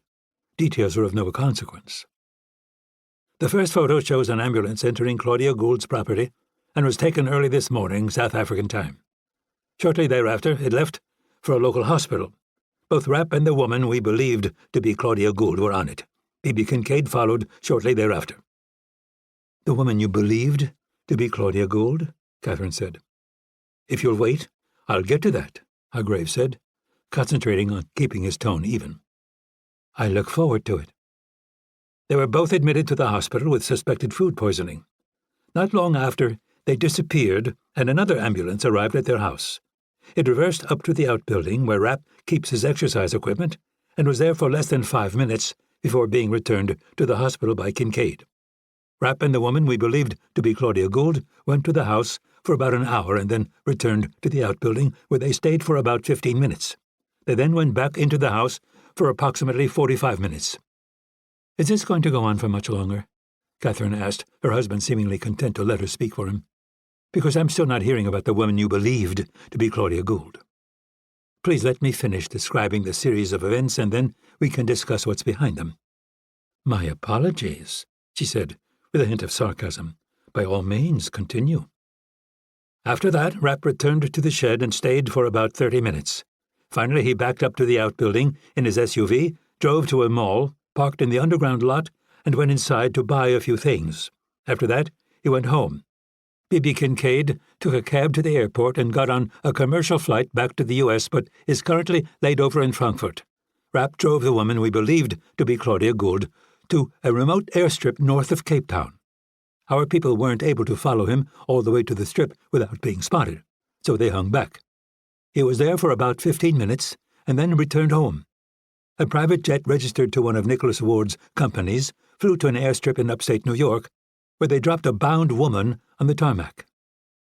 He watched Cook flip through the photos, finally finding the one depicting a woman using a box cutter to free herself from a significant amount of duct tape. "And this isn't Claudia?" the president said. "No, sir. We tracked her back to an apartment in Manhattan. Her real name is Sadie Hansen.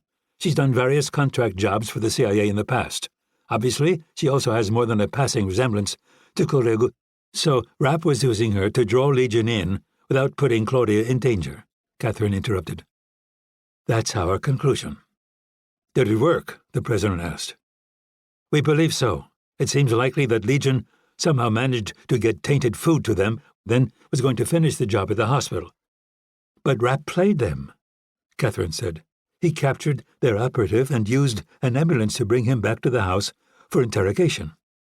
"That's the most logical conclusion," Hargrave admitted.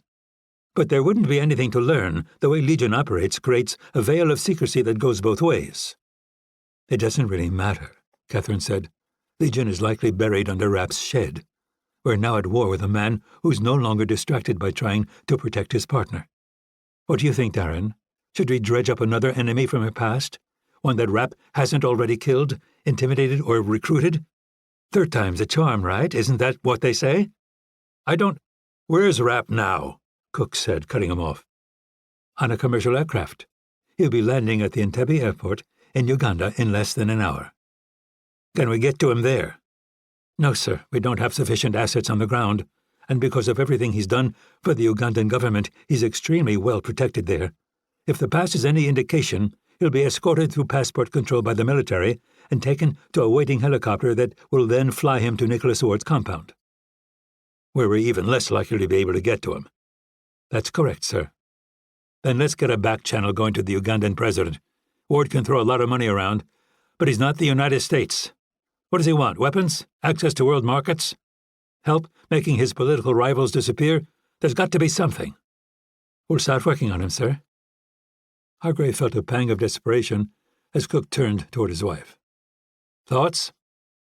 She raised an arm and pointed directly to Hargrave. "All of this was about one man, Darren. He needed Mitch Rapp to be a threat in order to push me out, to make you reliant on him, to make you love him. You've known who and what he is since we first met him, and despite that you let him turn the tables on you. You went from being manipulator to the one being manipulated. At the first sign of a problem, you panicked. You allowed yourself to be led into an all-or-nothing scenario, and you ended up with nothing." "Manipulator," Hargrave said. "What possible incentive do I have? All I've ever done is work to help Tony get to this place, and not for myself, for him. I don't want to be president. Can you say the same?" "Darren," the president cautioned, No, he shouted back, startling both of them. Catherine thought the man might physically attack her, but her husband didn't seem to share her concern. Or he didn't care. If Rapp succeeds, what do you care? Hargrave continued. You'll be out of the White House for a few years, and then you'll ride Tony's memory right back in. If he doesn't get re-elected, though, you have problems, don't you? If I keep him safe inside these walls and he loses, you're done. You'll never sit behind that desk. Safe inside these walls? She shot back.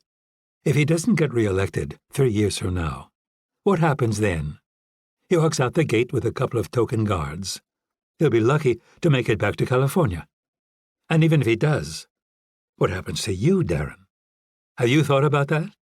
What will you have when Tony retires to the golf course? When he has no more use for you? Enough! Cook shouted, slamming both hands down on his desk and leaping to his feet. I want answers and I want options, from both of you. He sat again. Now get out. Hargrave gave a jerky nod and hurried for the door while Catherine watched. When she returned her attention to her husband, he was staring directly at her. I meant both of you. Chapter 43. Above southwestern Uganda. Rapp put a jacket on, but refused to retreat farther inside the chopper. He remained in his favorite spot on the floor, legs hanging through the open door, and taking a beating from rotor wash. To the west he could see the mountaintop that was home to Nicholas Ward's compound, but for now he ignored it. Instead, he looked toward Lake Edward and the scattered clouds beyond. This would likely be his last visit to Uganda for a long time, maybe forever. At this point, it was hard to predict what his future held. In Washington, the shit was unquestionably hitting the fan. By now, that prick Darren Hargrave would be offering the president of Uganda economic aid, cutting-edge military equipment, and maybe even his daughters in order to get the man to betray Nick Ward. And when that was done, he'd offer the same and more to MI6, the Mossad, SVR, and any other intelligence agency willing to join the hunt. On the brighter side, Siraj Jafari seemed equally dedicated to making herself the undisputed heavyweight champion of the assassination game. He was looking forward to hearing what crazy scheme she dreamed up almost as much as he was looking forward to seeing Anthony Cook dead. Until that magnificent day, though, he needed to get lost. A little educational trip for Anna to the far corners of the world, maybe check out the lemurs in Madagascar, then to the Seychelles for some diving, Ulaanbaatar, Istanbul, Machu Picchu. The chopper swung around Ward's compound and sat down. Claudia, the real one finally, was waiting near a stand of trees, using both hands to keep her hat from being swept away. He jogged clear of the aircraft, wrapped his arms around her, and lifted her off the ground. She laughed and kissed him, keeping one hand on her hat. Wow, look who's in a good mood. Can I assume that Legion's dead? Was it just one person, or was it a team like we thought? It was a team, he said, starting toward her cabin. 3 people, and not dead exactly, but no longer a threat. Her brow furrowed, but she sensed that she should let the story evolve at its own pace. And no one was hurt, Bibi? Not a scratch. She's on her way home. Maybe even there by now. Sadie? Safely back in New York. And how did that go? I mean, working with her? Rapp decided to have a little fun. I have to admit that I was wrong about her. She's not just stunningly beautiful, she's got serious game. Claudia's jaw clenched, despite the fact that he hadn't yet delivered the coup de grace. And the amazing thing, she's an incredible cook. I'm trying to get her to send you some recipes. Predictably, Claudia looked like she wanted to carve his heart out, with whatever blunt instrument was at hand. Before she could get a hold of one, he laughed. She's a complete psycho, Claudia. Bibi and I had to wind her in duct tape to get her on the plane. I told the pilots to dump her on the tarmac in New York with a box cutter. Her expression softened. We owe her, though, for what she did for us. Yeah, and that terrifies me. My hope is to never lay eyes on Sadie Hansen again. Now, what's our situation here? Have you arranged our exit? Of course. How soon can we go? No, tomorrow morning, maybe afternoon if we push. Then push. Want to be miles away from here before the cooks get a cruise missile teed up. Okay, I'll get on it. Why don't you tell Anna she's dying to see you, and I think she'll be excited to be moving on. It's getting a little slow here for her. No problem.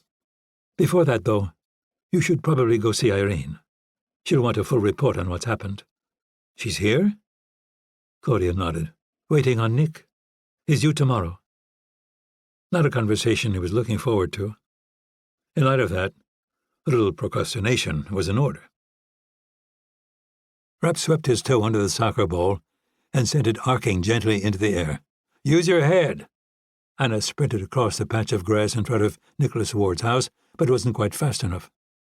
Scott's better than you, she pointed out. He can get it all the way to me, but he had to leave. He said he had to work. I don't know where. He has lots of jobs. I wonder if he went to see Joe. Do you think he's going to come back soon? I don't know, Rapp said, trapping the ball when she kicked it back to him. But we're leaving, too. Her eyes widened. Are we going home? Is the house all fixed? 'Cause... Not home, Claudia called from her position near the pool. We're going to go have some fun. Where? Are we going to get to fly on the helicopter? Because... Not the helicopter, Rapp said. We're going out by ground. He tapped the ball back toward the girl, but she let it go right by. We can't go out on the ground. There aren't any roads that come here.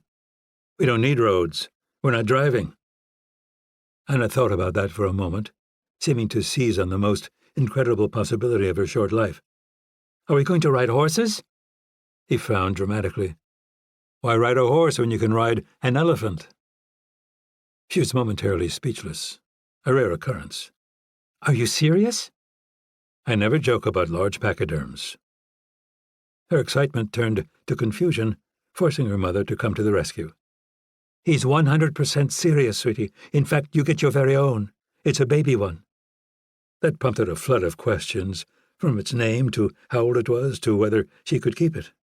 Rapp went to retrieve the ball, while Claudia tried to provide satisfactory responses. He hoped the young girl's excitement would hold up. In truth, it was going to be a tough trip. Unavoidable if they wanted to be certain they were entracked, but hard. The first 3 miles were straight down the side of the mountain, on foot. Nothing but slick roots, mud, and humidity. Then there would be another 4 miles on flat terrain before they got to camp. The elephants would be their main mode of transportation the next day, but in his experience, the fantasy was better than the reality. While it beat walking, they weren't creatures that gave a lot of thought to what branches, trees, and rock outcroppings their passengers collided with. Then one more night outside, one more day on foot, and finally the land cruiser Claudia had waiting for them. It'd be fine, he told himself. Anna would rise to the occasion because she was tough, and there was no other choice. It wasn't like the journey would have been a hardship for a local girl her age. It was never too soon to learn that either life kicked the shit out of you, or you kicked the shit out of it, particularly when you were unlucky enough to be a member of this family. As he was dribbling the ball back toward the pool, Irene Kennedy appeared from the trees. Claudia immediately turned her attention to Anna. Do you want to go for a swim? Why don't you go back to the bungalow and grab our suits? Then we can talk more about the elephants. But... Now, Anna. Recognizing her mother's tone, she ran off, exchanging a short greeting with Kennedy as they passed. I thought I heard the chopper. She was dressed in a pair of jeans and a white blouse, more tanned than Rapp had ever seen her, but not exactly relaxed, and he was about to make that worse, much worse. We're taking off tomorrow. I was coming by to see you, but I needed to break the news to Anna first. I see, she said, pointing to Nicholas Ward's terrace. He and Claudia followed her onto it, and she used a remote to open the louvered walls. At the same time, a large panel rose and created an open doorway shaded by a lattice. She went inside, crossing to the kitchen and opening the refrigerator. Drink? I'll take a beer, Rapp said. Claudia just shook her head. Kennedy pulled out a bottle for him and poured herself a glass of white wine. You seem comfortable here, he observed, dropping onto a stool in front of the kitchen island. Do I? I take it you've decided to get in bed with Nick. She smiled. Intentional? I was being clever. It's complicated. Do I want to have a professional relationship with Nick or a personal one? I don't think both is workable. Are you sure? Claudia said. It can be, you know. there's such a thing as too much caution where relationships are concerned? You're probably right, but I've lived my life by the philosophy that there's no such thing as too much caution. I'm with Claudia, Rapp said. You're retired now. What better time to close your eyes and leap? Old habits die hard, Kennedy said, taking a sip from her glass. For instance, being able to overlook the fact that you're both avoiding the subject of Legion. He picked up the beer but didn't drink. They're taken care of, and Bibi and Sadie are fine. Kennedy sat, keeping the island between them. Her unwavering gaze suggested that she expected a more detailed explanation. Claudia was the first to fold under its intensity. Legion is made up of 3 women trained by the Iranians to infiltrate Israel. The program got cancelled when the new government came in and they escaped. Mitch, you said they were taken care of, but you didn't say they were dead. Could you clarify? I caught the woman who handles the operations end, but there was no way to use her to find her people. She didn't know where they were. I still don't have a clear picture of what happened, Kennedy pointed out. There didn't seem to be any reason to kill her. Really? Because I can think of quite a few. Claudia commandeered his beer and took a nervous sip. You're probably right. But if I'd killed her, I wouldn't have been able to hire her to take out Anthony Cook. Kennedy's face went blank. It was something he'd only seen a handful of times in their long relationship. Basically, she was so pissed that she couldn't conjure up a cover expression and just went with nothing. You did what? It seemed fair, and the vice president is a little soft, but not too bad for a politician. She fell silent for a long time, probably a good minute, with no sound at all other than the breeze coming through the louvers and the hum of the pool motor. Do you have any way of contacting them? Sure. They've dropped their normal secrecy protocols. Then you have the ability to call them off. I suppose. But I'm not going to. Kennedy spun her glass on the granite countertop, staring into it. I'm furious too, Mitch. And not just about the cook's behavior toward you. I blame them for what happened to Mike. They lit a fuse, and when he discovered he couldn't put it out, he was forced to try to minimize the damage. Sometimes there's no way to win. The only thing you can do is manage your losses. Then we're in agreement, Rapp said. We sit back and let Legion do what they do. No, we're not in agreement. As bad as Cook is for the country, his death could be worse. America's too fragile right now, too divided. If he were to die, the conspiracy theories that he rode into the White House would explode. I'm not exaggerating when I say I think we could be dragged into another civil war. But even if we aren't, the unrest would cause our allies to turn away from us and look for leadership in places like China. I believe in America just like you do. I think we're a little lost right now, but given time, we'll find our way back. Nice speech, Irene, but a little too lofty for my current mood. I'm not living my life on the run because people will throw a fit on Facebook if something happens to him. I want him dead. And the sooner the better. What if I can guarantee your safety? You're a magician, Irene. You've proved that more times than I can count. But some things can't be fixed. But what if I can fix it? Would you let me? He didn't answer, instead taking a pull from his beer. I'm not asking this for the cooks, Mitch, or even for America. This is for me. I'm asking you for a personal favor. Are you really going to play that card? Yes. Okay.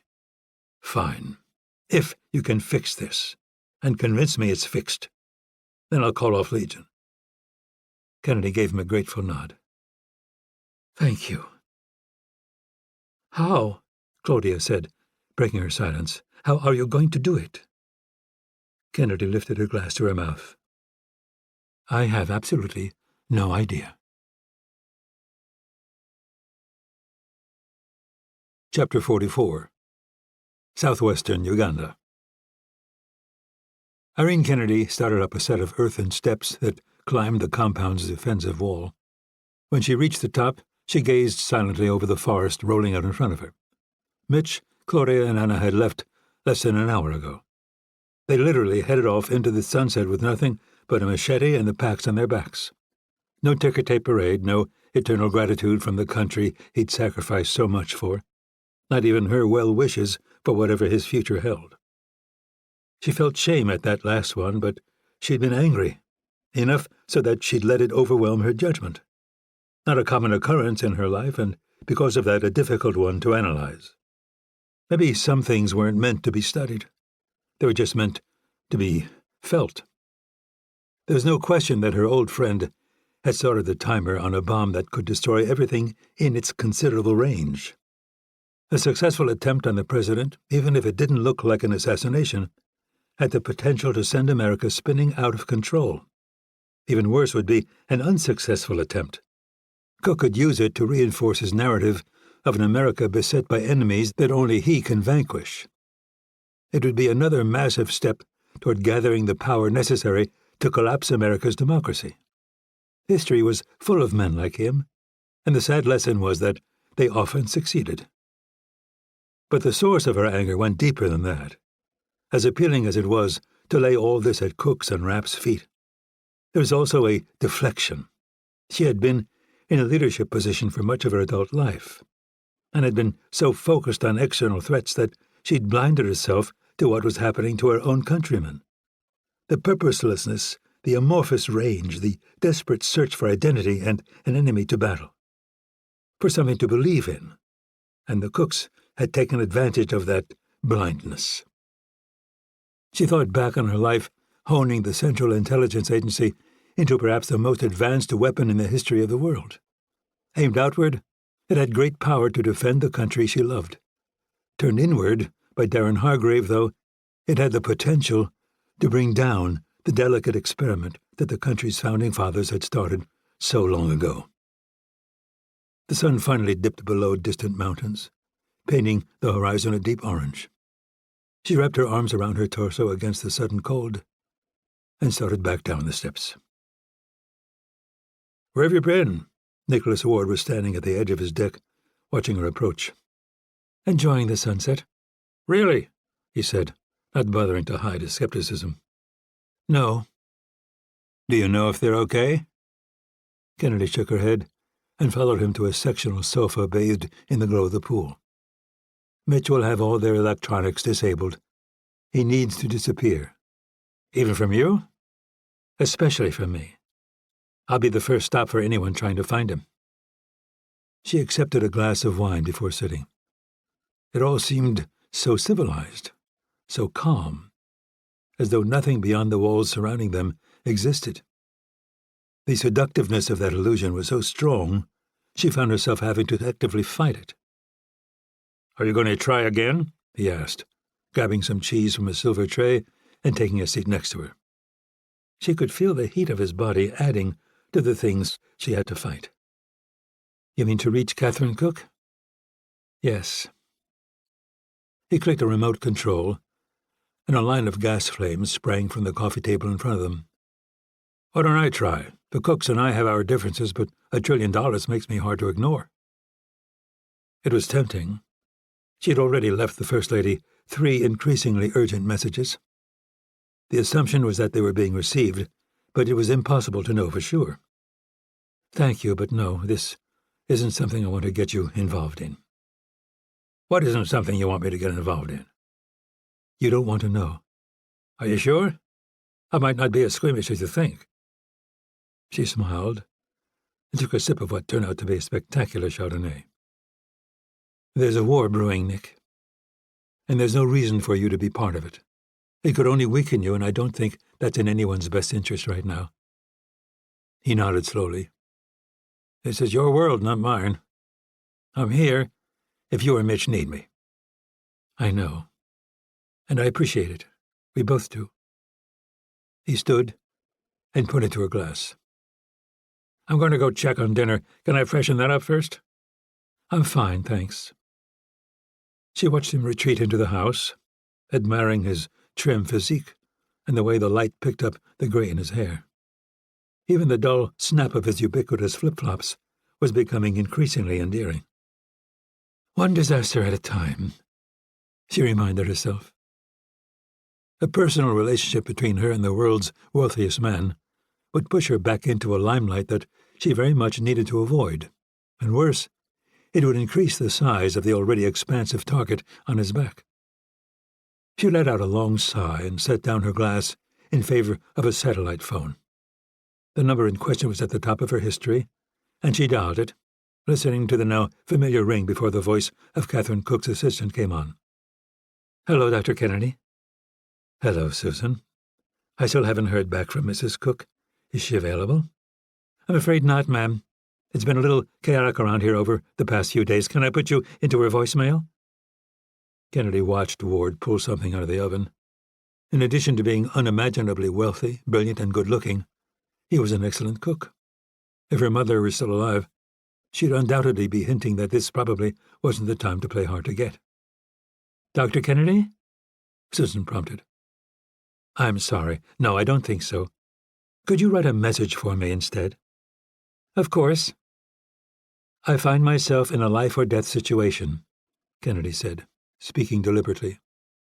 "But it's not my life or death that's in play, and as such, this is the last time I'm going to contact you." She used her free hand to reach for her wine. "Did you get that?" "Yes, ma'am." "Please read it back to me." She did, hesitantly but word for word. "Thank you, Susan." Kennedy disconnected the call as Ward put the dinner back in the oven and set a timer on his phone. It'd be interesting to see Catherine's reaction to the message. Not just the wording, but the fact that it hadn't come by way of private voicemail. Now her assistant was aware that the former director of the CIA was issuing dire warnings. Not something that would be easy to keep quiet.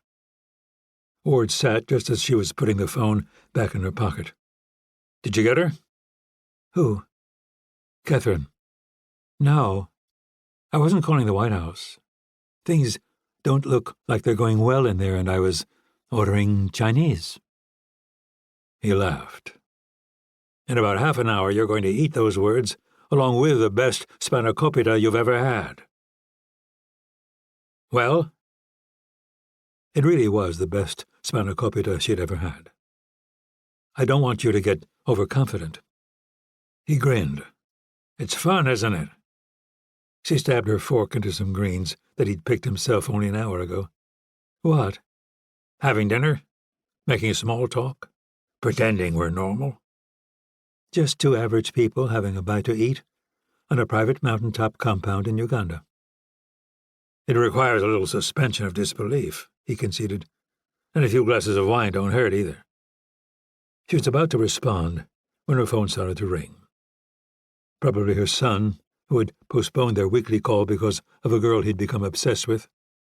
When she looked at the screen, though, an unknown number was flashing on it. "Catherine?" Ward said. "I think it might be. Would you excuse me for a moment?" "Don't be long. It gets soggy in the bottom when it sits." "Less than 5 minutes," she promised as she crossed the deck toward a set of stairs. "Hello? What do you want, Irene? Your husband's made some errors lately, but I don't think you had anything to do with them. And payment for those errors is coming due." "That's all very dramatic and cryptic, Irene. But what do you want me to do with it?" "I want you to meet with me, face to face, to see if we can fix this before it gets out of control." "So I'm supposed to believe that you want to help us?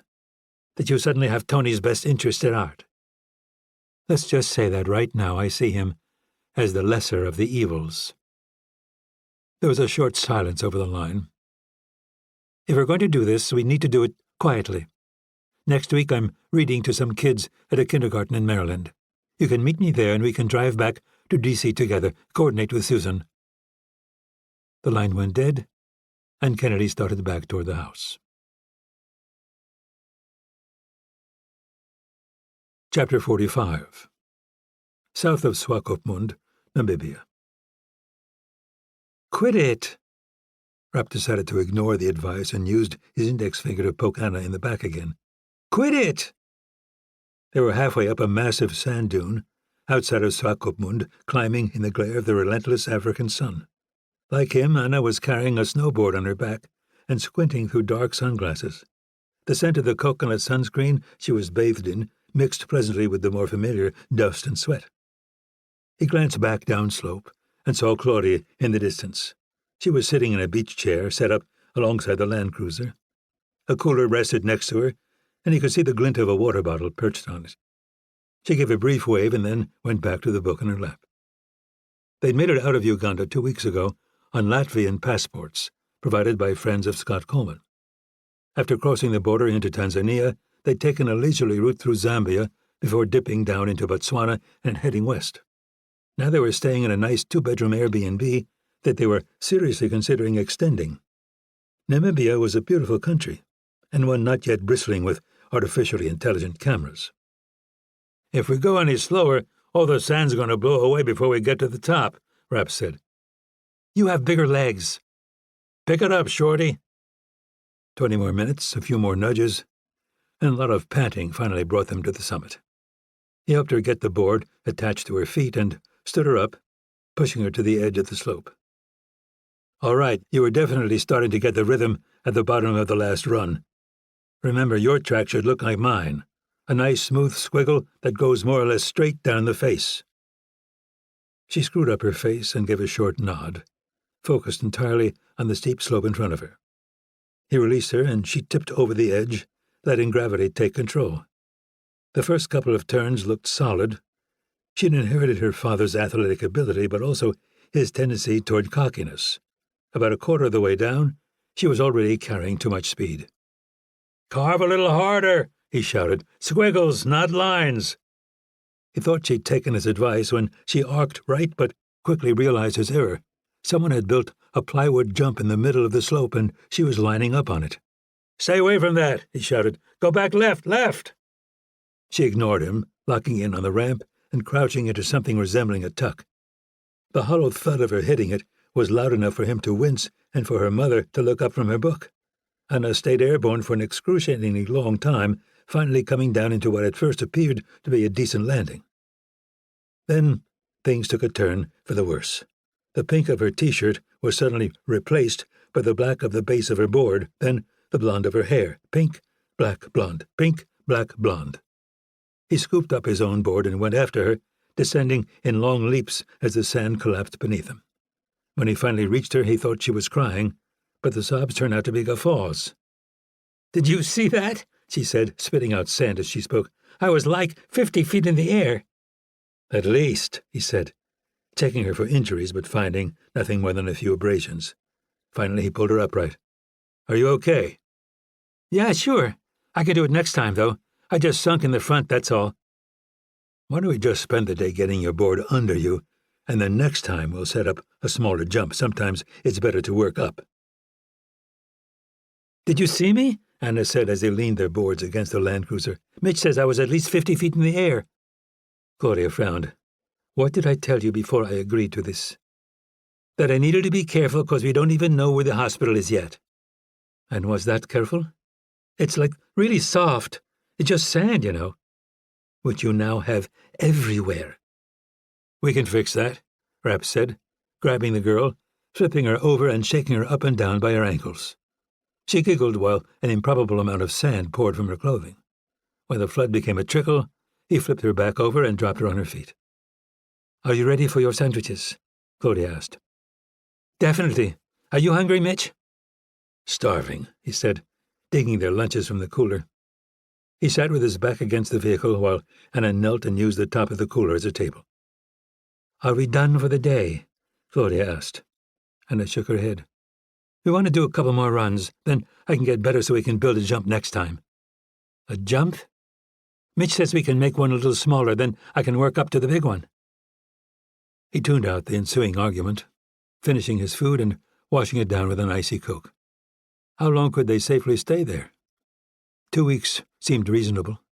Then maybe they could move on to Walvis Bay for another couple before leaving the country for... where? Anna wolfed down the rest of her sandwich and then guzzled the bottle of water her mother had given her. After that, she was immediately back on her feet. "You ready, Mitch?" "I'm going to make a quick phone call. Why don't you start up by yourself? I'll catch up." "By herself?" Claudia said skeptically. He pointed to the empty, wide-open dune. It's not like she can get lost. Anna inched toward her board. Okay, but go slow, Claudia said. It's getting really hot. Yeah, it's pretty hard, 'cause the sand's soft and you, slide back every step. You know what would make it easier, Mitch? He glanced up from the phone in his hand. What? They answered in unison. Elephants.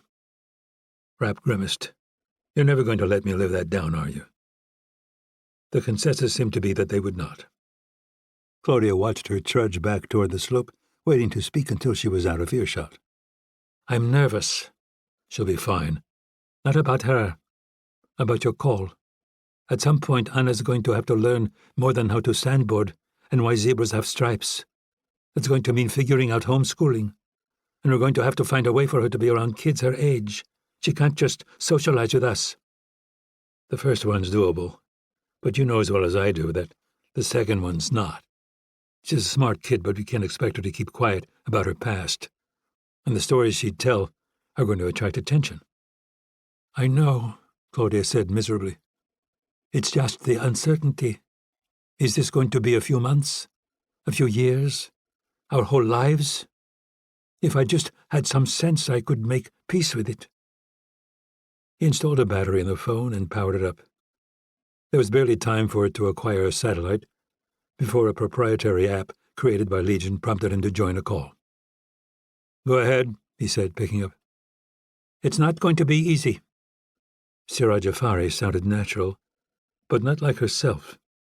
In addition to the secure sat link and encryption, there was also a voice-altering algorithm built into both ends. Where anonymity was concerned, Legion believed there was no such thing as overkill. It was a philosophy he wholeheartedly agreed with. You thought it would be?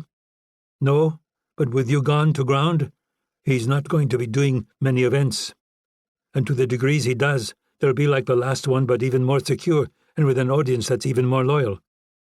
Your point? If you stay hidden, it's likely he won't win the next time. After that, things become quite a bit easier. Rapp shook his head. Anna would be 10 by the time Cook lost the White House, assuming he even did. There was only so much of her childhood he was willing to steal from her. That's what you're charging $10 million for? Unacceptable. And it doesn't get you what you want either. Not much glory in taking out a civilian with minimal security. There was a long pause over the phone before she spoke again. I assumed that would be your reaction. And we actually do have an idea. I'm listening. Like I said, it looks like he'll still be doing the mixed virtual events with a limited and well-vetted audience. Correct.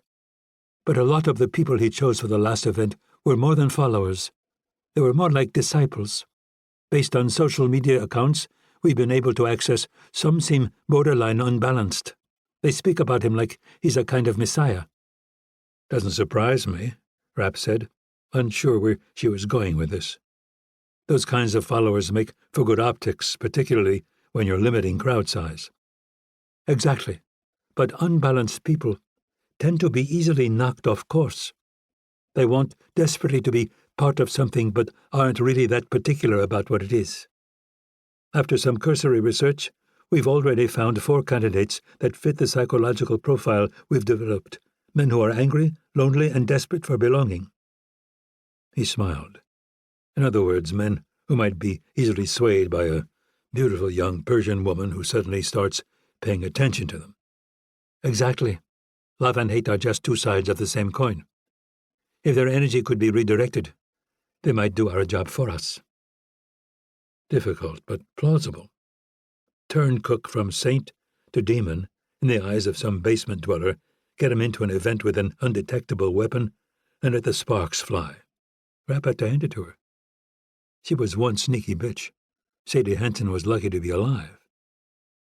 That's a lot of art and not much science, Rapp commented. Do you think you can do it?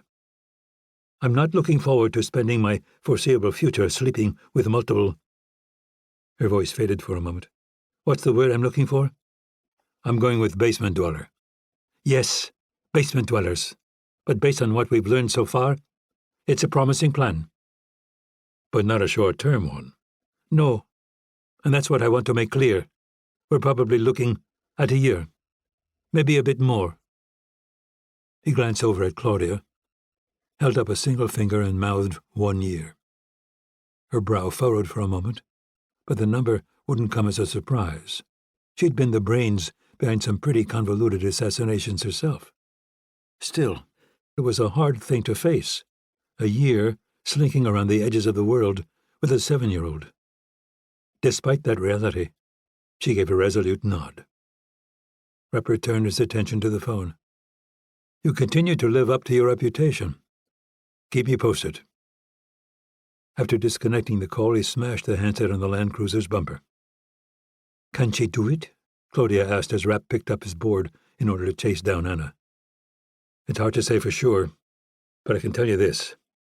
I wouldn't want to be Anthony Cook right now."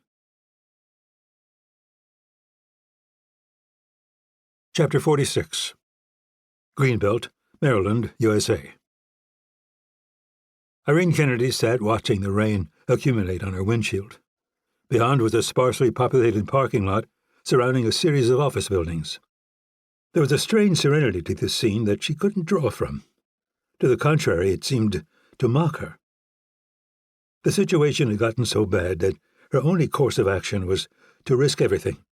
And even if she came out on top, it was uncertain that anything would be resolved. Democracy was a messy, frustrating compromise that never seemed to last. The American people did it better than anyone, but would that continue? If they stayed on their current trajectory, probably not. But perhaps she could provide the nudge necessary to put them back on track, back on the path that had made the United States the most successful country in modern history. If she failed, the consequences would be unimaginably dire. She'd find herself in a very similar position to the one that had killed Mike Nash, cornered, alone, and with the blood of those closest to her on her hands. Kennedy saw a limousine enter the lot and followed it in the rearview mirror until it pulled alongside. A quick tug on the door handle, and she was out, crossing through the rain and sliding into the luxurious back seat before it could drench her. She stayed to the right, using the angle to examine the face of the driver. The fact that he was unfamiliar wasn't particularly surprising. His Eastern European accent was somewhat more so. "Good afternoon, Dr. Kennedy." A mercenary that the Cooks could be absolutely certain she had no connection to? Someone willing to transport her to a black site from which she would never emerge? At this point, it didn't much matter. The only thing to do was enjoy the ride. "This is a backup limousine," the unnamed driver continued. "The one that took Mrs. Cook to her event will have a mechanical issue and will pull in shortly before she's finished. When we arrive, make sure you've moved to the seat directly behind me. That will ensure that the press can't see you when the door opens. The window tint will handle the rest." "I understand," Kennedy said simply. As expected, their arrival was timed to perfection. They'd barely glided to a stop when Catherine Cook appeared on the steps, followed by a swarm of teachers and schoolchildren. Their security detail spoke brusquely into their radios as they controlled the press and scanned for threats. Through the window, Kennedy could see that Catherine had made real strides in her ability to feign emotion and warmth. Her smile was broad as she shook hands, doled out a few hugs to the children, and finally retreated. A Secret Service agent followed with an umbrella, opening the vehicle's door just enough for her to slip inside.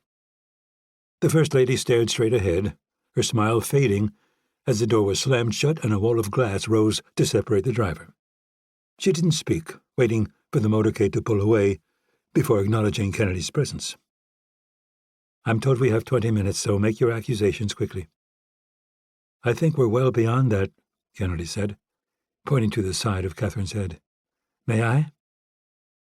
The woman gave a short nod, and Kennedy searched her hair and collar for any kind of listening device. Finding none, she scooted close enough that her lips brushed the woman's ear. "Let's speak in whispers, shall we?" Another nod. "Legion has been neutralized." The fact that her words got no reaction was a good sign. It suggested that the First Lady was there to talk seriously, instead of to feign ignorance or innocence. "But not killed. Redirected toward a new target, one you're familiar with." The woman's throat moved as she swallowed. "Your husband started a war that I suspect you advised him against. Now the tide has turned against him. Even with all your resources, you won't find Mitch, and he's confident that Legion will succeed. What's your interest in this, Irene? As much as I despise everything you and your husband stand for, I don't think his death will serve America or democracy. And frankly, when I look at my friend's life going forward, I don't like what I see. He deserves better than to spend the next 30 years hiding in caves and watching the sky for drones. His country owes him better. What do you propose? That we find a way to reinstate the truce between the two foolish men in our lives. A tall order, no? I think it can be done. But first, we'll have to trust each other. An even taller order. In this narrow band, we have similar interests. Catherine shook her head slowly. You're wrong, Irene. How so? The band isn't narrow. Look at what you've done to this country and the world. Look at what the weak presidents you admire have done. How much longer can we survive with a political class and media that benefits from hysteria? American democracy worked for a while, but now it's becoming chaos. And you want me to believe that the great Irene Kennedy can't see it? If you think the American people are going to find their reason again, you're deluding yourself. And self-delusion isn't something women like us can afford. We don't have much time, and I think we're wandering a bit off topic. Come back to us, Irene. Kennedy wasn't often caught off guard, but this is one of those times. We aren't the destroyer of worlds, Catherine continued. We're not Hitler or Stalin or Caesar, and we don't aspire to be, but the American people have become a mob that's tearing itself apart.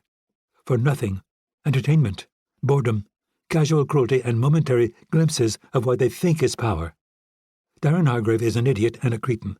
He can't help us save this country. You can. Accept my offer, and have a seat at the table. Kennedy leaned back in the leather seat. Is that what you offered, Mike?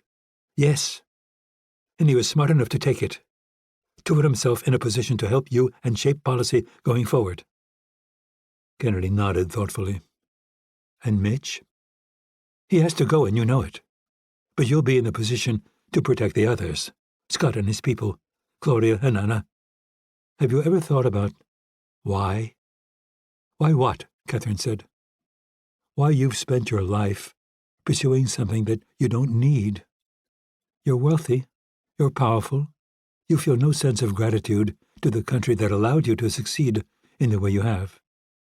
You're completely insulated from the chaos you say you're so concerned about. Why not just serve your time in the White House and leave like the others before you? Why do you think, Irene? I suspect it's not complicated. The problem is that it'll never be enough. In my experience, the more power people like you get, the more you crave. And what good is power unless you wield it in the most visceral way possible? You say you just want to bring order to the mess we've made, but you'll get bored with that pretty quickly. Then you'll want to grind your heel into people's throats, to make them kneel. Absolute power corrupts absolutely, Catherine said. Is it that? Or is it that the people who seek it are corrupt by nature? Catherine laughed. Then take my offer, Irene. Be the angel on our shoulder. Use that incredible mind and your decades of experience to manage us, manipulate us, maybe even destroy us. What kind of patriot would you be if you sold out your country for one man? Chapter 47. Dunville Game Park, near Windhoek, Namibia. Rapp dodged an enormous web containing a softball-sized spider and began climbing a trail to his right. It felt good to be alone in the wilderness again. The crunch of his running shoes against the ground, the scolding beep of his heart rate monitor as he pushed himself too hard. Morning temperatures were holding just below 80, but it wouldn't last. At this point, speed was the better part of valor. The small handheld water bottles he'd selected would run dry pretty quickly in the full heat of the day. He glanced at his watch about halfway up the climb, ignoring the flashing training data in favor of the time. 2 more minutes. Probably not a bad idea to find some shade. It appeared in the form of a concave cliff band to his right. A quick bushwhack through ragged trees and a few more prehistoric arachnids brought him to the base. Rangers had assured him that there were no predators in the park, but the acrid stench of urine made him wonder. He had another reason to make this quick. He pulled a sat phone from his pack and installed the battery. At 10 a.m. on the dot, it started to vibrate. "How's the fishing?" Rapp said, picking up. "A little slow this morning," Scott Coleman replied, "but it'll get better. I'm feeling lucky." The former seal was floating off the coast of the Greek island he called his second home, living the good life and offering Rapp an assist with his communications. The ring of a phone on Coleman's end became audible, followed by some expected crackling. The call was coming from Irene Kennedy on yet another anonymous sat phone. Coleman would pick up, tape the two handsets together, and then put them in a soundproof box, likely his beer cooler. The air gap would add another layer of protection against the NSA using the call to locate Rapp in Namibia. Decades of tracking terrorists had made him an expert on the weaknesses of electronic surveillance. Ironic, and a little bit depressing, that he was relying on the same tricks that Al-Qaeda and ISIS used against him. "Irene? I'm here. Are you doing all right?" "We're fine. Can I assume you've come up with something?" "I met with Catherine, and she's agreed to help try to build a better rapport between you and the president." "Why would I be interested in that? It didn't work the first time." "Because we're both going to make the appropriate, let's say, gestures." "When you say we, does that mean me?" "Yes." "And what are these gestures exactly?" "I can get you within striking distance of the president." "Really? Where?" "The White House." He laughed as he moved to a better place to watch the approach to his position. What he didn't need was a cat slinking up on him. The spiders are bad enough. "So your deal with her is that she's going to let me into a building full of operators with orders to kill me on sight. I think your negotiating skills are starting to slip, Irene. If you don't mind, I'll just stay on vacation for a while and let Legion make my problems disappear." "I think you're downplaying the risk he's taking, Mitch. There's a long list of people you've killed under conditions that everyone thought were impossible." "That may be true, but I don't have to risk my ass this time. I can just sit by the pool and wait. For once, time's on my side." "So, Cook dies, the vice president serves for a few years with no real mandate, and then Catherine wins the White House." "Not a problem for me, and you know why? Because she's your evil twin. She's going to calculate that coming after me doesn't do anything to move the needle in her direction. She'll be fully locked in on installing herself as a dictator, and if the American people allow that, it's on them. Like I said before, it's not my job to save them from themselves." "I know you better than that." "Are you sure?" "I think you're taking this position because you don't see it as a real possibility. You think she'll serve 8 years and leave the country damaged but fundamentally unchanged." "You don't?" "If Anthony Cook dies over the course of the next year, I think that there's a good chance that America's democracy will fail. I think we'll see an explosion of political violence, states attempting to break away from constitutional mandates, and eventually a shattered country with a government that isn't much different than Russia's or Venezuela's." "That seems kind of alarmist to me." "It's not." He swore quietly under his breath. An entire life spent trying to keep the world at a slow boil, and the Cooks were blowing the lid off. "What are you saying I should do about it?" he said finally. "Deliver our terms. Send a letter. What I have to say can't be done in writing or over a phone line. And frankly, it can't come from me. As you well know, threats have to come from a position of confidence and strength. There's something you make eye to eye, not from hiding." He didn't respond. "Mitch? Are you still there?" "Yeah, I'm still here." "Will you do it?" "I honestly don't know, Irene. They could be luring me in there to put a bullet in my head, and I wouldn't be able to do anything about it. Even if I got my hands on a weapon, who would I shoot at? Those aren't a bunch of terrorists protecting him. They're Secret Service. You're not just asking me to go in there and potentially die. You're asking me to go in there and potentially die on my knees." Chapter 48. Outside the White House, Washington, D.C., USA. Mitch Rapp looked through the limousine's open window and saw something that resembled a checkpoint in an active war zone.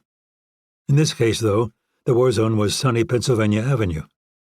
Barricades and combat vehicles had been positioned to divert traffic away from the White House, and the Secret Service had been augmented by operators on loan from the armed forces. Barbed wire, dogs, and lazily camouflaged anti-aircraft systems added to the disruption. He had been aware that the president was afraid of him, but seeing the result of that fear firsthand was a bit disorienting. It looked like America was under siege. And maybe it was, but by him? When had he gone from defending the gates to standing outside them with a Molotov cocktail? The driver eased to a stop, and Rapp held out an item that hadn't gotten much action over the years, his real passport. A camel-clad soldier flipped through the largely empty pages and then compared the photo to the man in front of him. Finally, he handed it back. "Thank you, sir. Have a nice day." And then they were off again. Rapp closed the window, and his thoughts went to the knockdown, drag-out fight he'd had with Claudia over this operation. Even worse than her anger with him, though, was her fury at Kennedy. The former CIA director was lucky that the security protocols they'd set up made it impossible for Claudia to call her. She'd have learned every swear word of the French language before suffering a burst eardrum. Coleman and the guys tended to side with Claudia. In fact, they'd started an office pool as to how long Rapp would survive after clearing the White House's gate. 38 minutes was the longest anyone had been willing to put money on. Rapp had thought that was a little optimistic and bet $50 on 11 minutes, 15 seconds. But while this was likely the stupidest thing he'd ever done, a high bar based on his career so far, what choice did he have? While he wasn't convinced Kennedy's plan to get America to step back from the brink was going to work, he owed her his life. And not just his survival, his life. The man he'd become, the things he'd accomplished, the lifelong friendships he'd made. Where would the young, angry Mitch Rapp have ended up without her? Probably dead or in prison. They weaved through a set of concrete barriers designed to slow approaching vehicles and then submitted to the third bomb check. After that, they finally entered the White House grounds. Security was even heavier inside and included a blast-proof structure that was clearly a kill box. Was it just part of the recent upgrades, or had it been constructed specifically for him? Rapp stepped from the limo, stopping to allow a dog to give him a good sniff.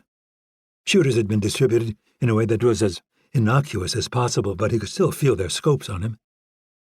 Once the beagle was satisfied, he submitted to his second and most thorough frisking before being led to the kill box. When the door behind him closed, he half expected to be cut to pieces by automatic fire. But it didn't happen. Not yet. "Please strip and put your clothes on the shelf in front of you," a disembodied voice said. "Then put on the jumpsuit on the shelf behind you." He did as he was told, ending up in a bright orange prison uniform and a pair of socks that would make it difficult to run on any surface other than carpet. "Please move to your left and stand on the yellow footprints."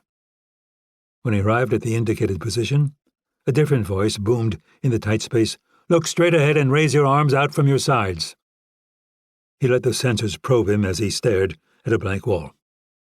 "You can drop your arms," the voice said, after about 20 seconds. "You'll see a pair of handcuffs hanging by the door to your left. Please put them on with your hands behind your back." Again, Rapp complied.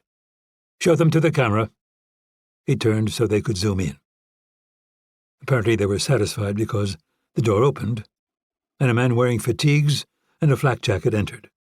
He had a tube of superglue in one hand and a bottle of accelerator in the other. After taking a position behind Rapp, he tightened the cuffs to the point of discomfort and then sealed the keyholes. "Now the only way to get these off is to cut them off," he whispered in Rapp's ear. "Or maybe we'll just bury you in them." Not Secret Service, foreign accent. It'd be interesting to know if they had some history together that Rapp couldn't remember. He was surrounded by 5 more men and led to the Presidential Emergency Operations Center, a secure structure beneath the East Wing. Years ago, Rapp had saved the life of a former president who had holed up in a similar bunker not far from there. In many ways, it had been the operation that made him who he was. Would this be where it all ended, too? The room hadn't changed much since the last time he'd seen it. The main difference was that all of the furniture had been removed with the exception of 2 chairs. The one near the door looked like it had been taken from the now missing conference table. The other was on the far side of the room, constructed of heavy steel and anchored to the floor. Not surprisingly, he was led to that one. After sitting, his handcuffs were padlocked to a chain on the back and the glue ceremony was repeated. Then he was left alone. Rapp figured he'd have to wait a while for Cook to show up, but it turned out to be less than 5 minutes.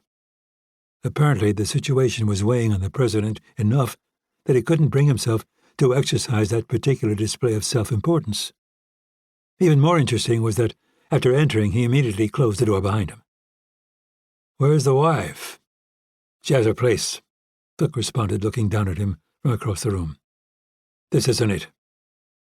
Rapp suppressed a smile.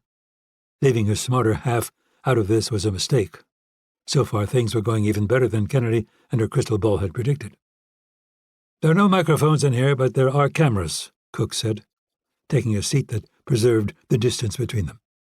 "One wrong move and there will be armed guards in here before you even stand, so don't try it.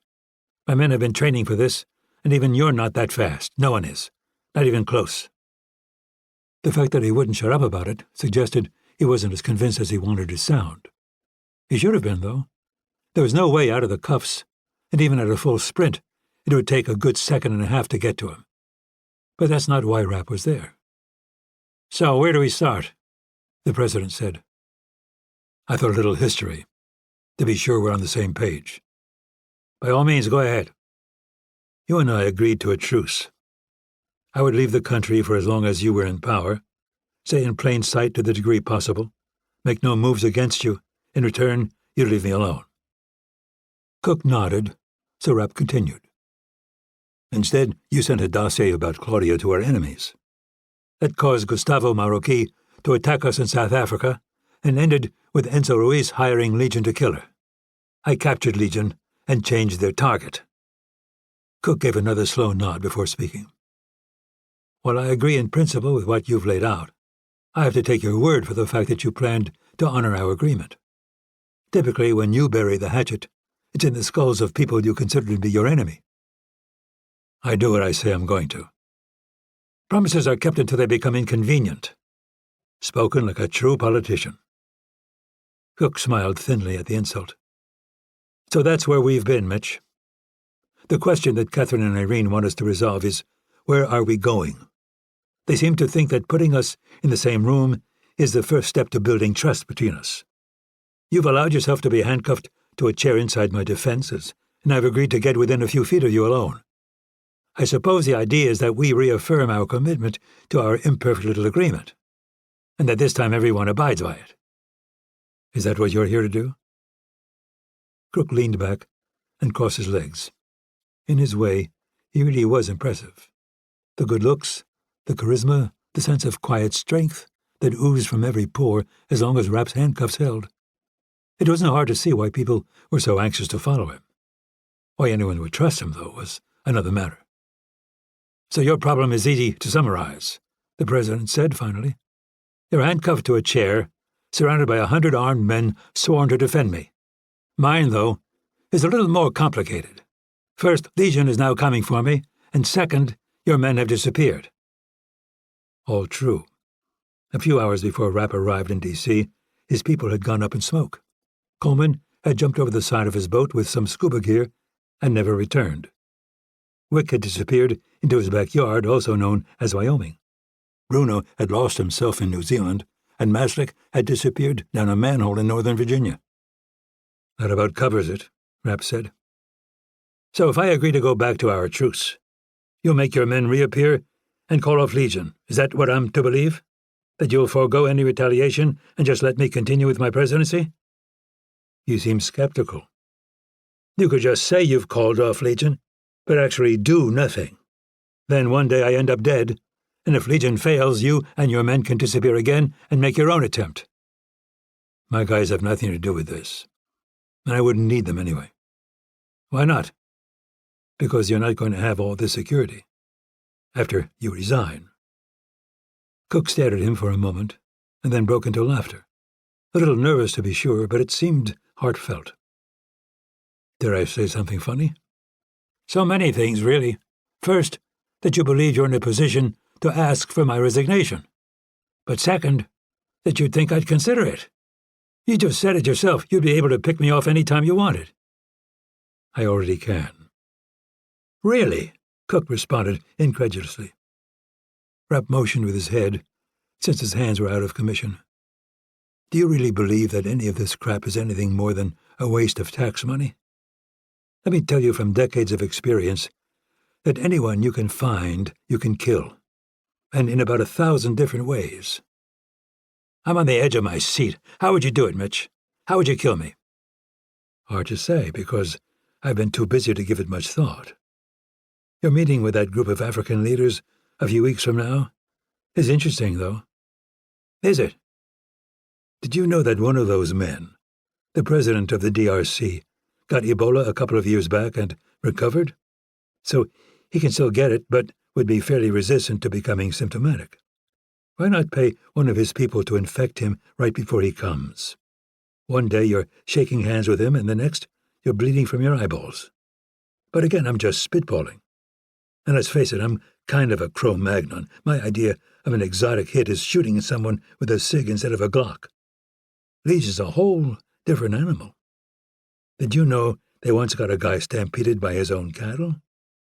And another one of their targets got hit by a bolt of lightning that multiple reliable witnesses swear to seeing. The bottom line is that when it comes to security, there are always flaws. In truth, he was downplaying what the Secret Service had accomplished, but it seemed to be working.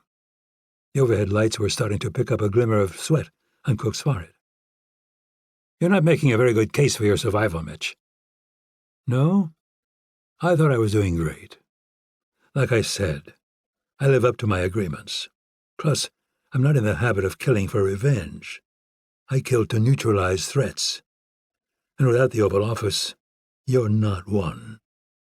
I don't believe you, Cook said simply. Then we're both dead, Mr. President. Me today, and you over the next year or so. I'm not so sure, he said thoughtfully. The CIA seems to think it can bend the odds in my favor. The CIA?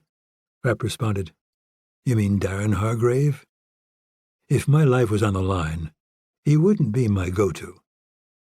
Darren's not my only CIA source. If you say so. He pointed at Rapp.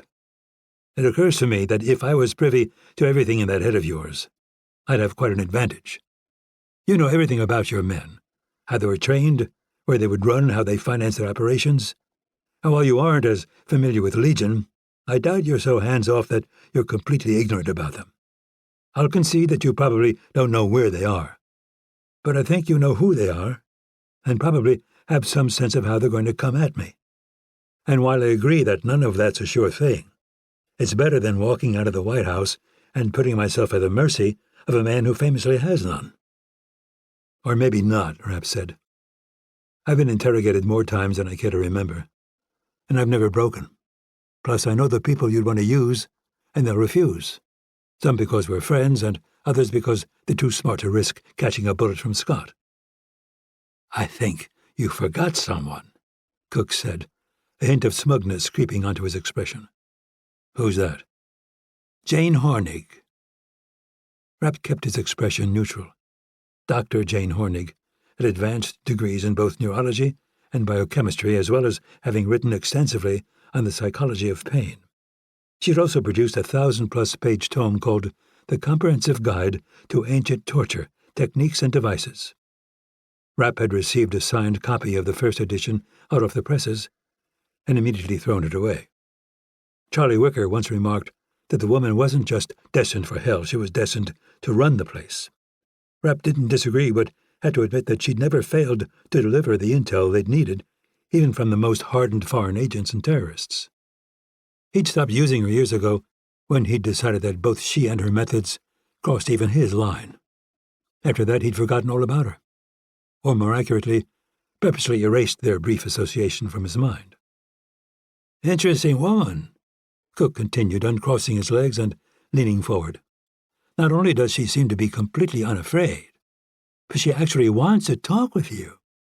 I don't know if it's to suggest that you tell me everything you know so she doesn't have to turn your brain into jello, or if it's because she's excited about the challenge of breaking a man like you. If I had to guess, though, I'd say it was the latter. Rapp agreed. This was a woman who had twice been accused of torturing animals in her basement when they finally cut her loose. The truth was that, with the right amount of drugs, suffering, and electrical probes drilled into his brain, she could probably get whatever she wanted. Cook pulled a phone from his pocket. No reason to speculate. Let's see what she has to say. He seemed to be enjoying himself as he scrolled through his contacts, and why not?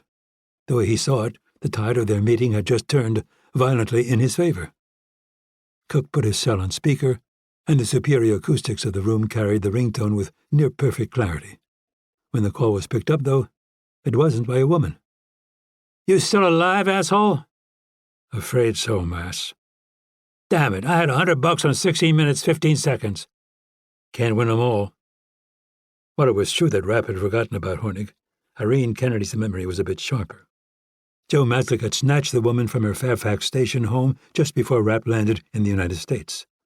Cook was probably regretting releasing the man from jail about now. "How have you been, Jane?" Rapp said. "I've been fine." It had been a long time since he had heard that voice, but it still made him want to take a shower. "We're playing Scrabble," Maslick said. "Should we finish the game?" An unspoken second clause hung in the air. Or should I put a plastic bag over her head and bury her in the woods? "Sure. I think you've got time." The call disconnected, but Cook just kept staring down at the screen. Not surprisingly, the smugness in his expression had disappeared. "If I ran for president," Rapp said, "do you think I could beat you?" Cook looked up, dazed. "What?" "You heard me. Beat me? No, of course not. Would you even give me a second thought?" His confusion deepened. "Why would I?" "Exactly, why would you? You're the best in the world at what you do. The very idea that I could beat you and your team at the thing you've dedicated your lives to is a joke. Politics is your wheelhouse, and you could destroy me in 1,000 different ways that I've never even thought about." Rapp paused for a moment. "Welcome to my wheelhouse, Tony." Chapter 49. Catherine Cook stopped in front of the closed door to the study. Her husband was inside, but beyond that she knew almost nothing. Only that Rapp had arrived as agreed, and that she'd been excluded from the meeting at the last minute. Why? While her husband no longer seemed to trust her, surely he still understood that he needed her. They were still far greater than the sum of their parts, and he was free to ignore whatever advice she offered if he chose to do so. In fact, it was his disregard for her counsel that had gotten them in this situation in the first place. What had he and Rapp discussed? What had been conserved and what had been negotiated away? But most of all, had they been able to create a framework of assurances that could lead to a lasting détente?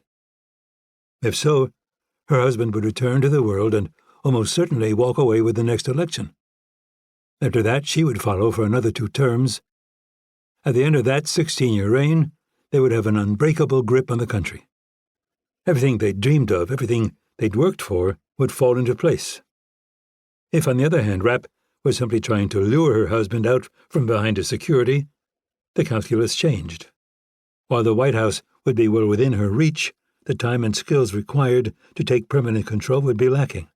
Not quite the prize she'd sought, but a very attractive consolation. Catherine recognized that she should feel more deeply about her husband's predicament, but it wasn't her nature, particularly when the wounds in question were entirely self-inflicted. The truth was that he appealed to the fools who worshipped him because, in many ways, he was one of them. Finally, she stepped inside and closed the door behind her. He was sitting at a small table with a lunch tray in front of him. It was untouched, and instead he was focused on the glass of whiskey in his hand. The image was enough to make sweat break across her forehead. "Your meeting went well," she said, managing to conjure a little optimism. No answer. Instead, he continued to stare into the glass with an expression that was a subtle mix of rage, fear, and impotence. "Tony? What happened?" He turned slowly in her direction, but seemed to look through her. "Rapp told me that if I resigned, he'd call off Legion and back away." "What?" she said, confused. That wasn't what she and Kennedy had spoken about. Catherine stood frozen. Or had they? What exactly was said in their short time together?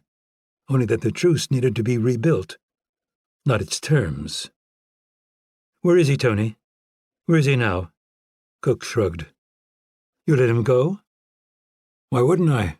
he said, returning his attention to the glass. "If I held him or killed him, it wouldn't stop Legion. It wouldn't stop Kennedy or his men. They'd just keep coming, till I'm dead." "You're in the most secure place on the planet," she shouted. "And it gets more secure every day. If we'd held him, at the very least, we could use him to complicate the situation, to split their focus." "If you believe all that, why don't you go after him, Kathy?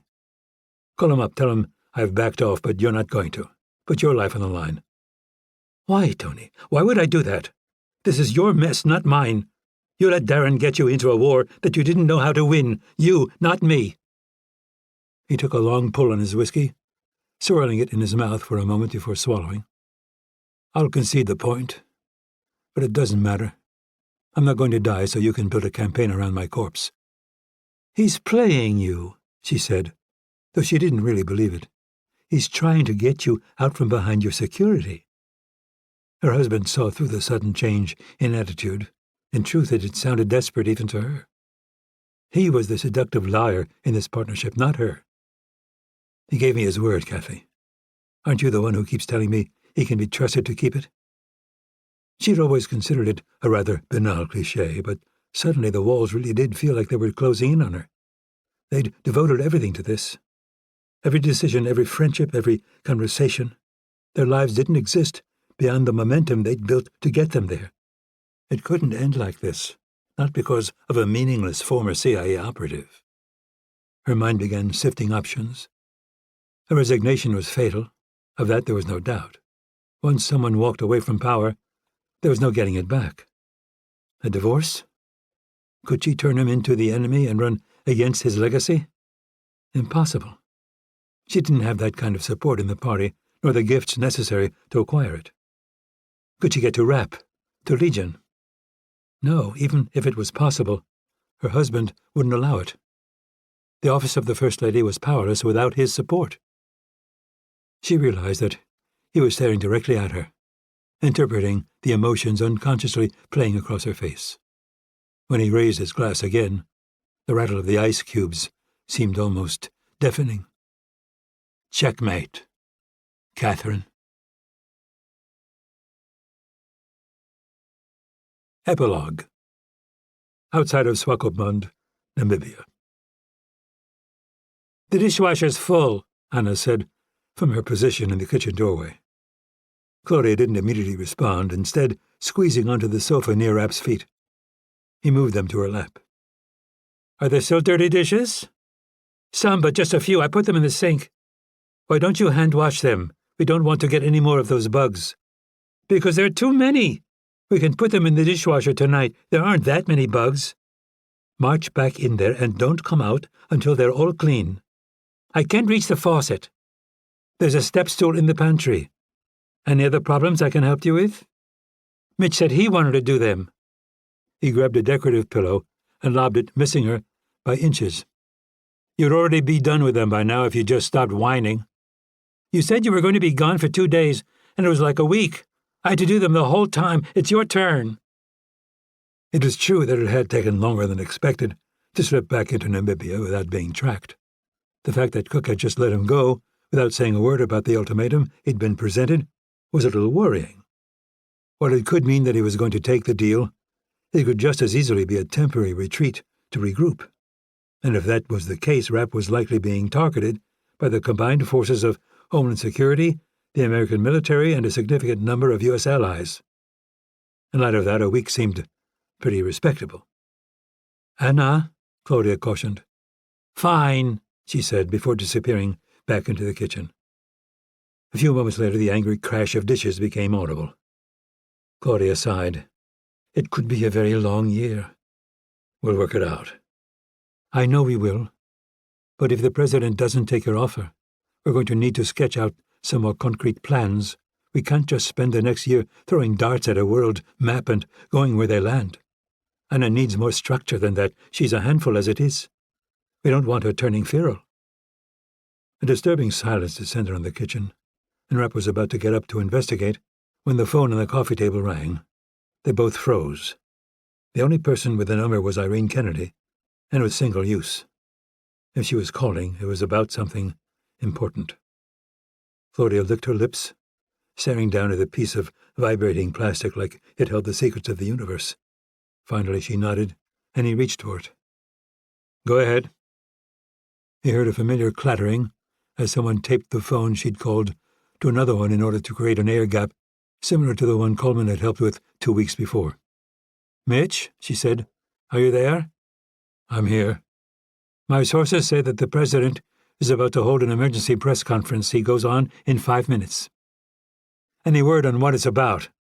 No, but the networks are all scrambling to run it live. Do you have a way to watch where you are? Yeah. Then good luck. To all of us.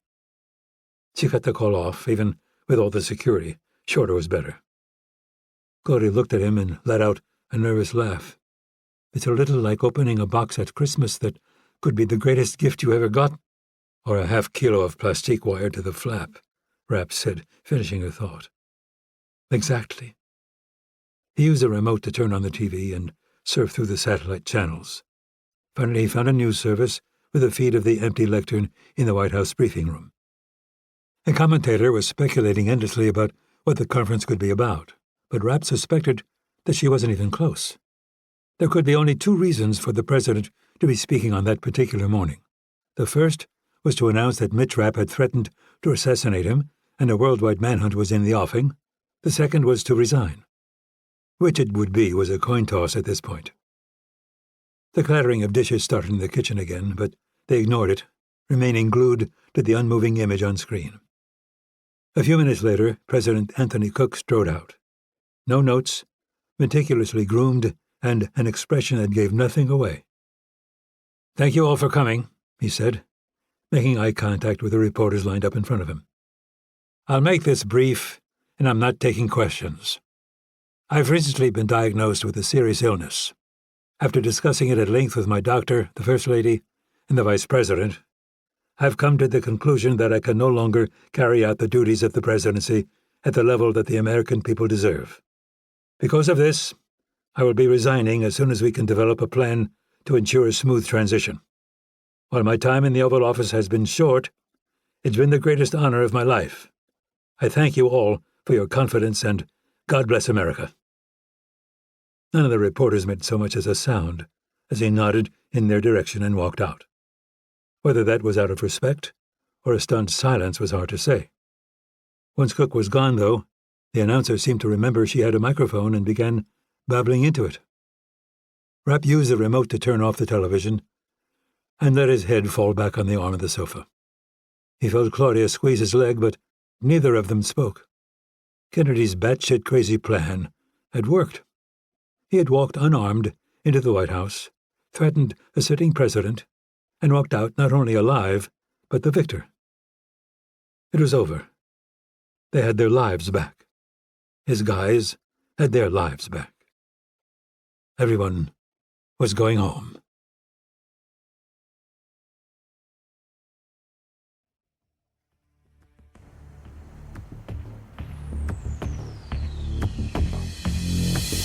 Oath of Loyalty, a Mitch Rapp novel, was written by Vince Flynn and Kyle Mills and read by George Guidell. Recording and post-production by Kessler Media Productions in Katona, New York. The associate producer was Joy Asukwo. Oath of Loyalty, a Mitch Rapp novel, was produced and directed by Robert Kessler. The mix engineer was Alex Reisdorf. This has been a presentation of Simon & Schuster Audio.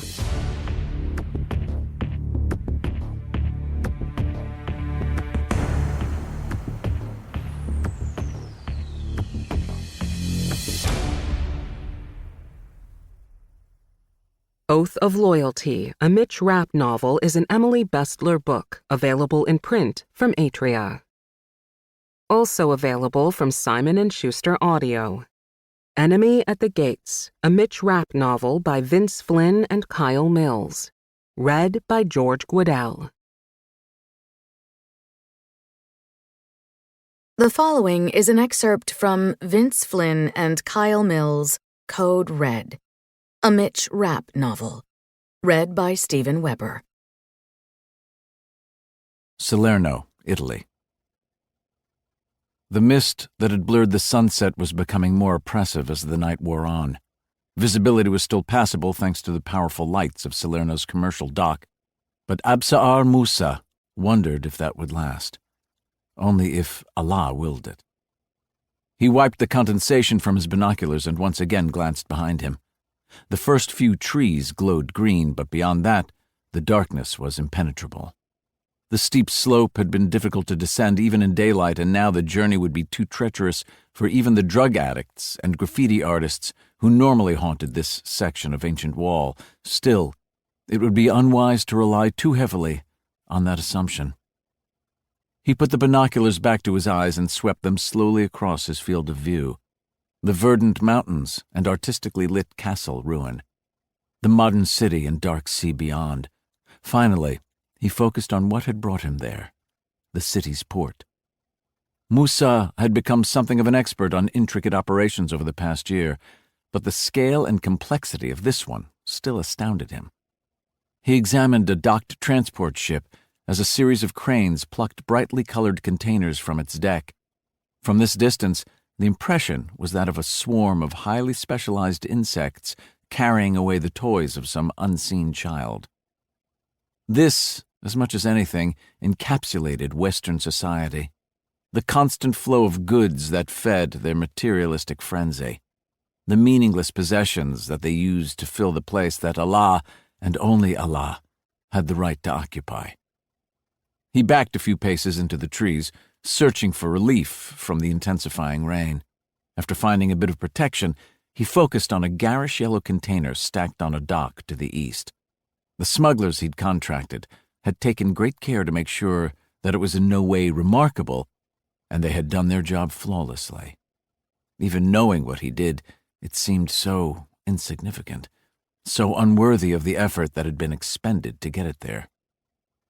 Ostensibly, it was full of parts used in the repair of farm equipment. Less known was the fact that hidden inside them were 15 metric tons of Captagon, a narcotic rarely seen in Europe but extraordinarily popular in the Middle East. He himself had taken it while fighting for the Islamic State in Syria and had later become involved in its manufacture and distribution. The small white pills stamped with 2 crescents had served a surprisingly pivotal role in the fight to spread God's law. They provided billions in hard currency to finance jihad and suppressed fear and fatigue in the men carrying it out. The drug in that container, though, was nothing like the substance he'd handled during his days as a warrior. It was a unique formulation powerful enough to change the tide of the war against the West, to tip the scale back in the direction of God's army. Under the direction of unseen benefactors, Musa had spent the last 20 months developing a European distribution network made up exclusively of believers. It hadn't been difficult to find disaffected immigrants unable to integrate into the societies they found themselves surrounded by, young men thirsting for someone to blame for their misery, a cause to give their lives meaning, purpose, all things that Musa had become an expert at providing.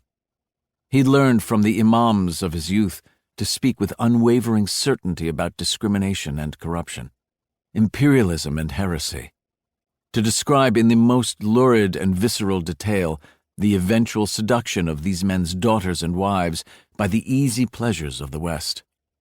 And if those lofty ideas failed, Musa simply offered the money that his shadowy masters seemed to have in unlimited supply. The army that Musa had built was now complete. European government officials had been bribed, clandestine distribution centers had been set up, weapons had been secured, and devoted personnel had been put in place. Finally, after so many failures, The war had begun anew, but on a very different battlefield. It was time to admit that the followers of Islam would never be a match for the West's military.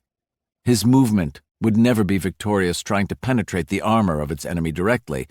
No, they had to be hit where they were weak, in the soft flank that had been ignored by his brothers as they became more interested in glory and vengeance than victory. The phone in his pocket began to vibrate, but he didn't bother to read the text. He knew what it would say. His man had reached the port's entry. Musa adjusted his gaze to the trucks passing through the initial security checkpoint, seeking out a bright blue one, hauling a white container. He felt his stomach clench as it pulled up to the guardhouse, and the driver, a particularly faithful young man named Jafar Saeed, handed his identification through the window. Not that the act was visible with the intervening glare and rain, but Musa had become so familiar with the dock's rhythms that it was hard to differentiate between what he actually saw and what was playing out in his mind's eye. Musa let out a relieved breath when the truck cleared security and started toward the area where it would be relieved of its empty container. Satisfied it was safe, he redirected his attention to a crane moving along a stack of containers that included one originating in the Syrian port of Tartus, the one that he'd spent almost 2 years of his life preparing for. Everything progressed as he'd come to expect during the endless hours spent surveilling the port. Over that time, its repetitive efficiency had become strangely soothing. Today, that meditative spell had been broken by a trickle of adrenaline. With its chassis unloaded, the truck set out toward the crane that had closed its grip around the container in question. Musa watched as it was lowered to the ground and retrieved by a loader. His man stopped in the designated area, and the lumbering machine placed the metal crate on his chassis. The rest should have been little more than formality. A brief mechanical inspection followed by a check of his driver's paperwork. Instead, 2 service cars parked nearby suddenly accelerated and blocked the truck front and back. Hidden spotlights sprang to life, casting a piercing glare over a series of port workers who were revealed to be armed with everything from handguns to assault rifles. Musa barely managed to keep from vomiting. It wasn't just the last 2 years. In reality, he had labored his entire life for this moment. The madrasas of his youth, deadly battles fought across the Middle East, his infiltration into Europe, and recruitment into the organization he now directed. The leak that led to this disaster hadn't come from his team. Of this he was certain. He'd attended to every detail. He'd chosen only the most fanatical and obedient men. He compartmentalized information in a way that provided no one person with enough to create a failure on this scale. The only plausible explanation was that he'd been betrayed. One of the unseen men he worked for had been compromised by the European authorities. It had to be. Musa's initial shock transformed into a mix of rage and despair as he used his cell phone to send a brief text. While the army of the godless had undoubtedly won this battle, their victory would come with a price. The Italians were about to learn that they were no longer dealing with the old women who made up their mafia. A new kind of drug demanded a new kind of criminal. Jafar Saeed squinted through the windshield, examining the vehicle blocking his path and the armed men who grew in number with every passing second. The spotlights, initially blinding, were made even more disorienting with the swirling light bars of police vehicles. A trap. He looked in his side mirror and saw men moving cautiously toward his door, staying close to the container he had been charged with hauling to safety. A ping sounded on the phone mounted to his dashboard, and he read the message as someone began shouting Arabic instructions into a megaphone. "Roll down the window! Put your hands through it so they can be seen!" He hadn't come here to be martyred. His job had been to get the container to its destination outside of Bergamo. He knew nothing more than that, not why, not what it contained, not who would be waiting for him. He didn't need to know those things. Feeling God's presence and being of service to him was enough. But now the mission had failed, and his orders had changed. There was only one thing left to do, one final act, that would carry him to Allah's embrace. Saeed put the truck in gear and rammed the vehicle in front of him. It rocked on its wheels and began skidding sideways, hopping awkwardly until its tires were torn from the rims. The pitch of shouted orders rose, but no one fired their weapons. They wanted him alive. They wanted to torture him, to force him to give up his brothers and turn his back on God. Sparks began to fly from the back of the vehicle stuck to his grill, and then, suddenly, he was free of it. He moved through the gears, increasing his speed as the people on the dock tried to escape. He clipped one and managed to hit another head-on, pulling him beneath the truck's wheels and causing the suspension to jerk satisfyingly. The gunfire finally started when he wrenched the wheel left and accelerated toward a fleeing man dressed as a dock worker. Holes appeared in his windshield, but he paid no attention. Something impacted the window next to him, embedding glass in the side of his face and blinding him in one eye. Despite this, there was no pain, only hate and elation. Saeed twisted the wheel again as his quarry cut right, but this time the trailer lost traction, and the weight of the container began pulling it over. He threw his door open and leapt out, enthralled by what he knew would happen next. He'd been given authorization for one last act of vengeance against his people's oppressors, and now he'd use it. His feet hit first, but the momentum was too much to overcome, and he found himself rolling uncontrollably across the dock. His position on the ground was enough to save his life when the bomb at the back of the truck's cab detonated, but not enough to keep his clothes from igniting.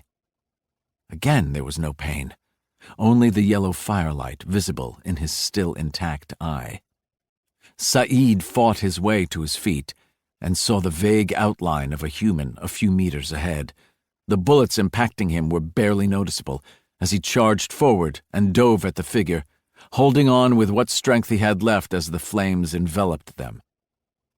By that point, he could no longer see, but, praise be to Allah,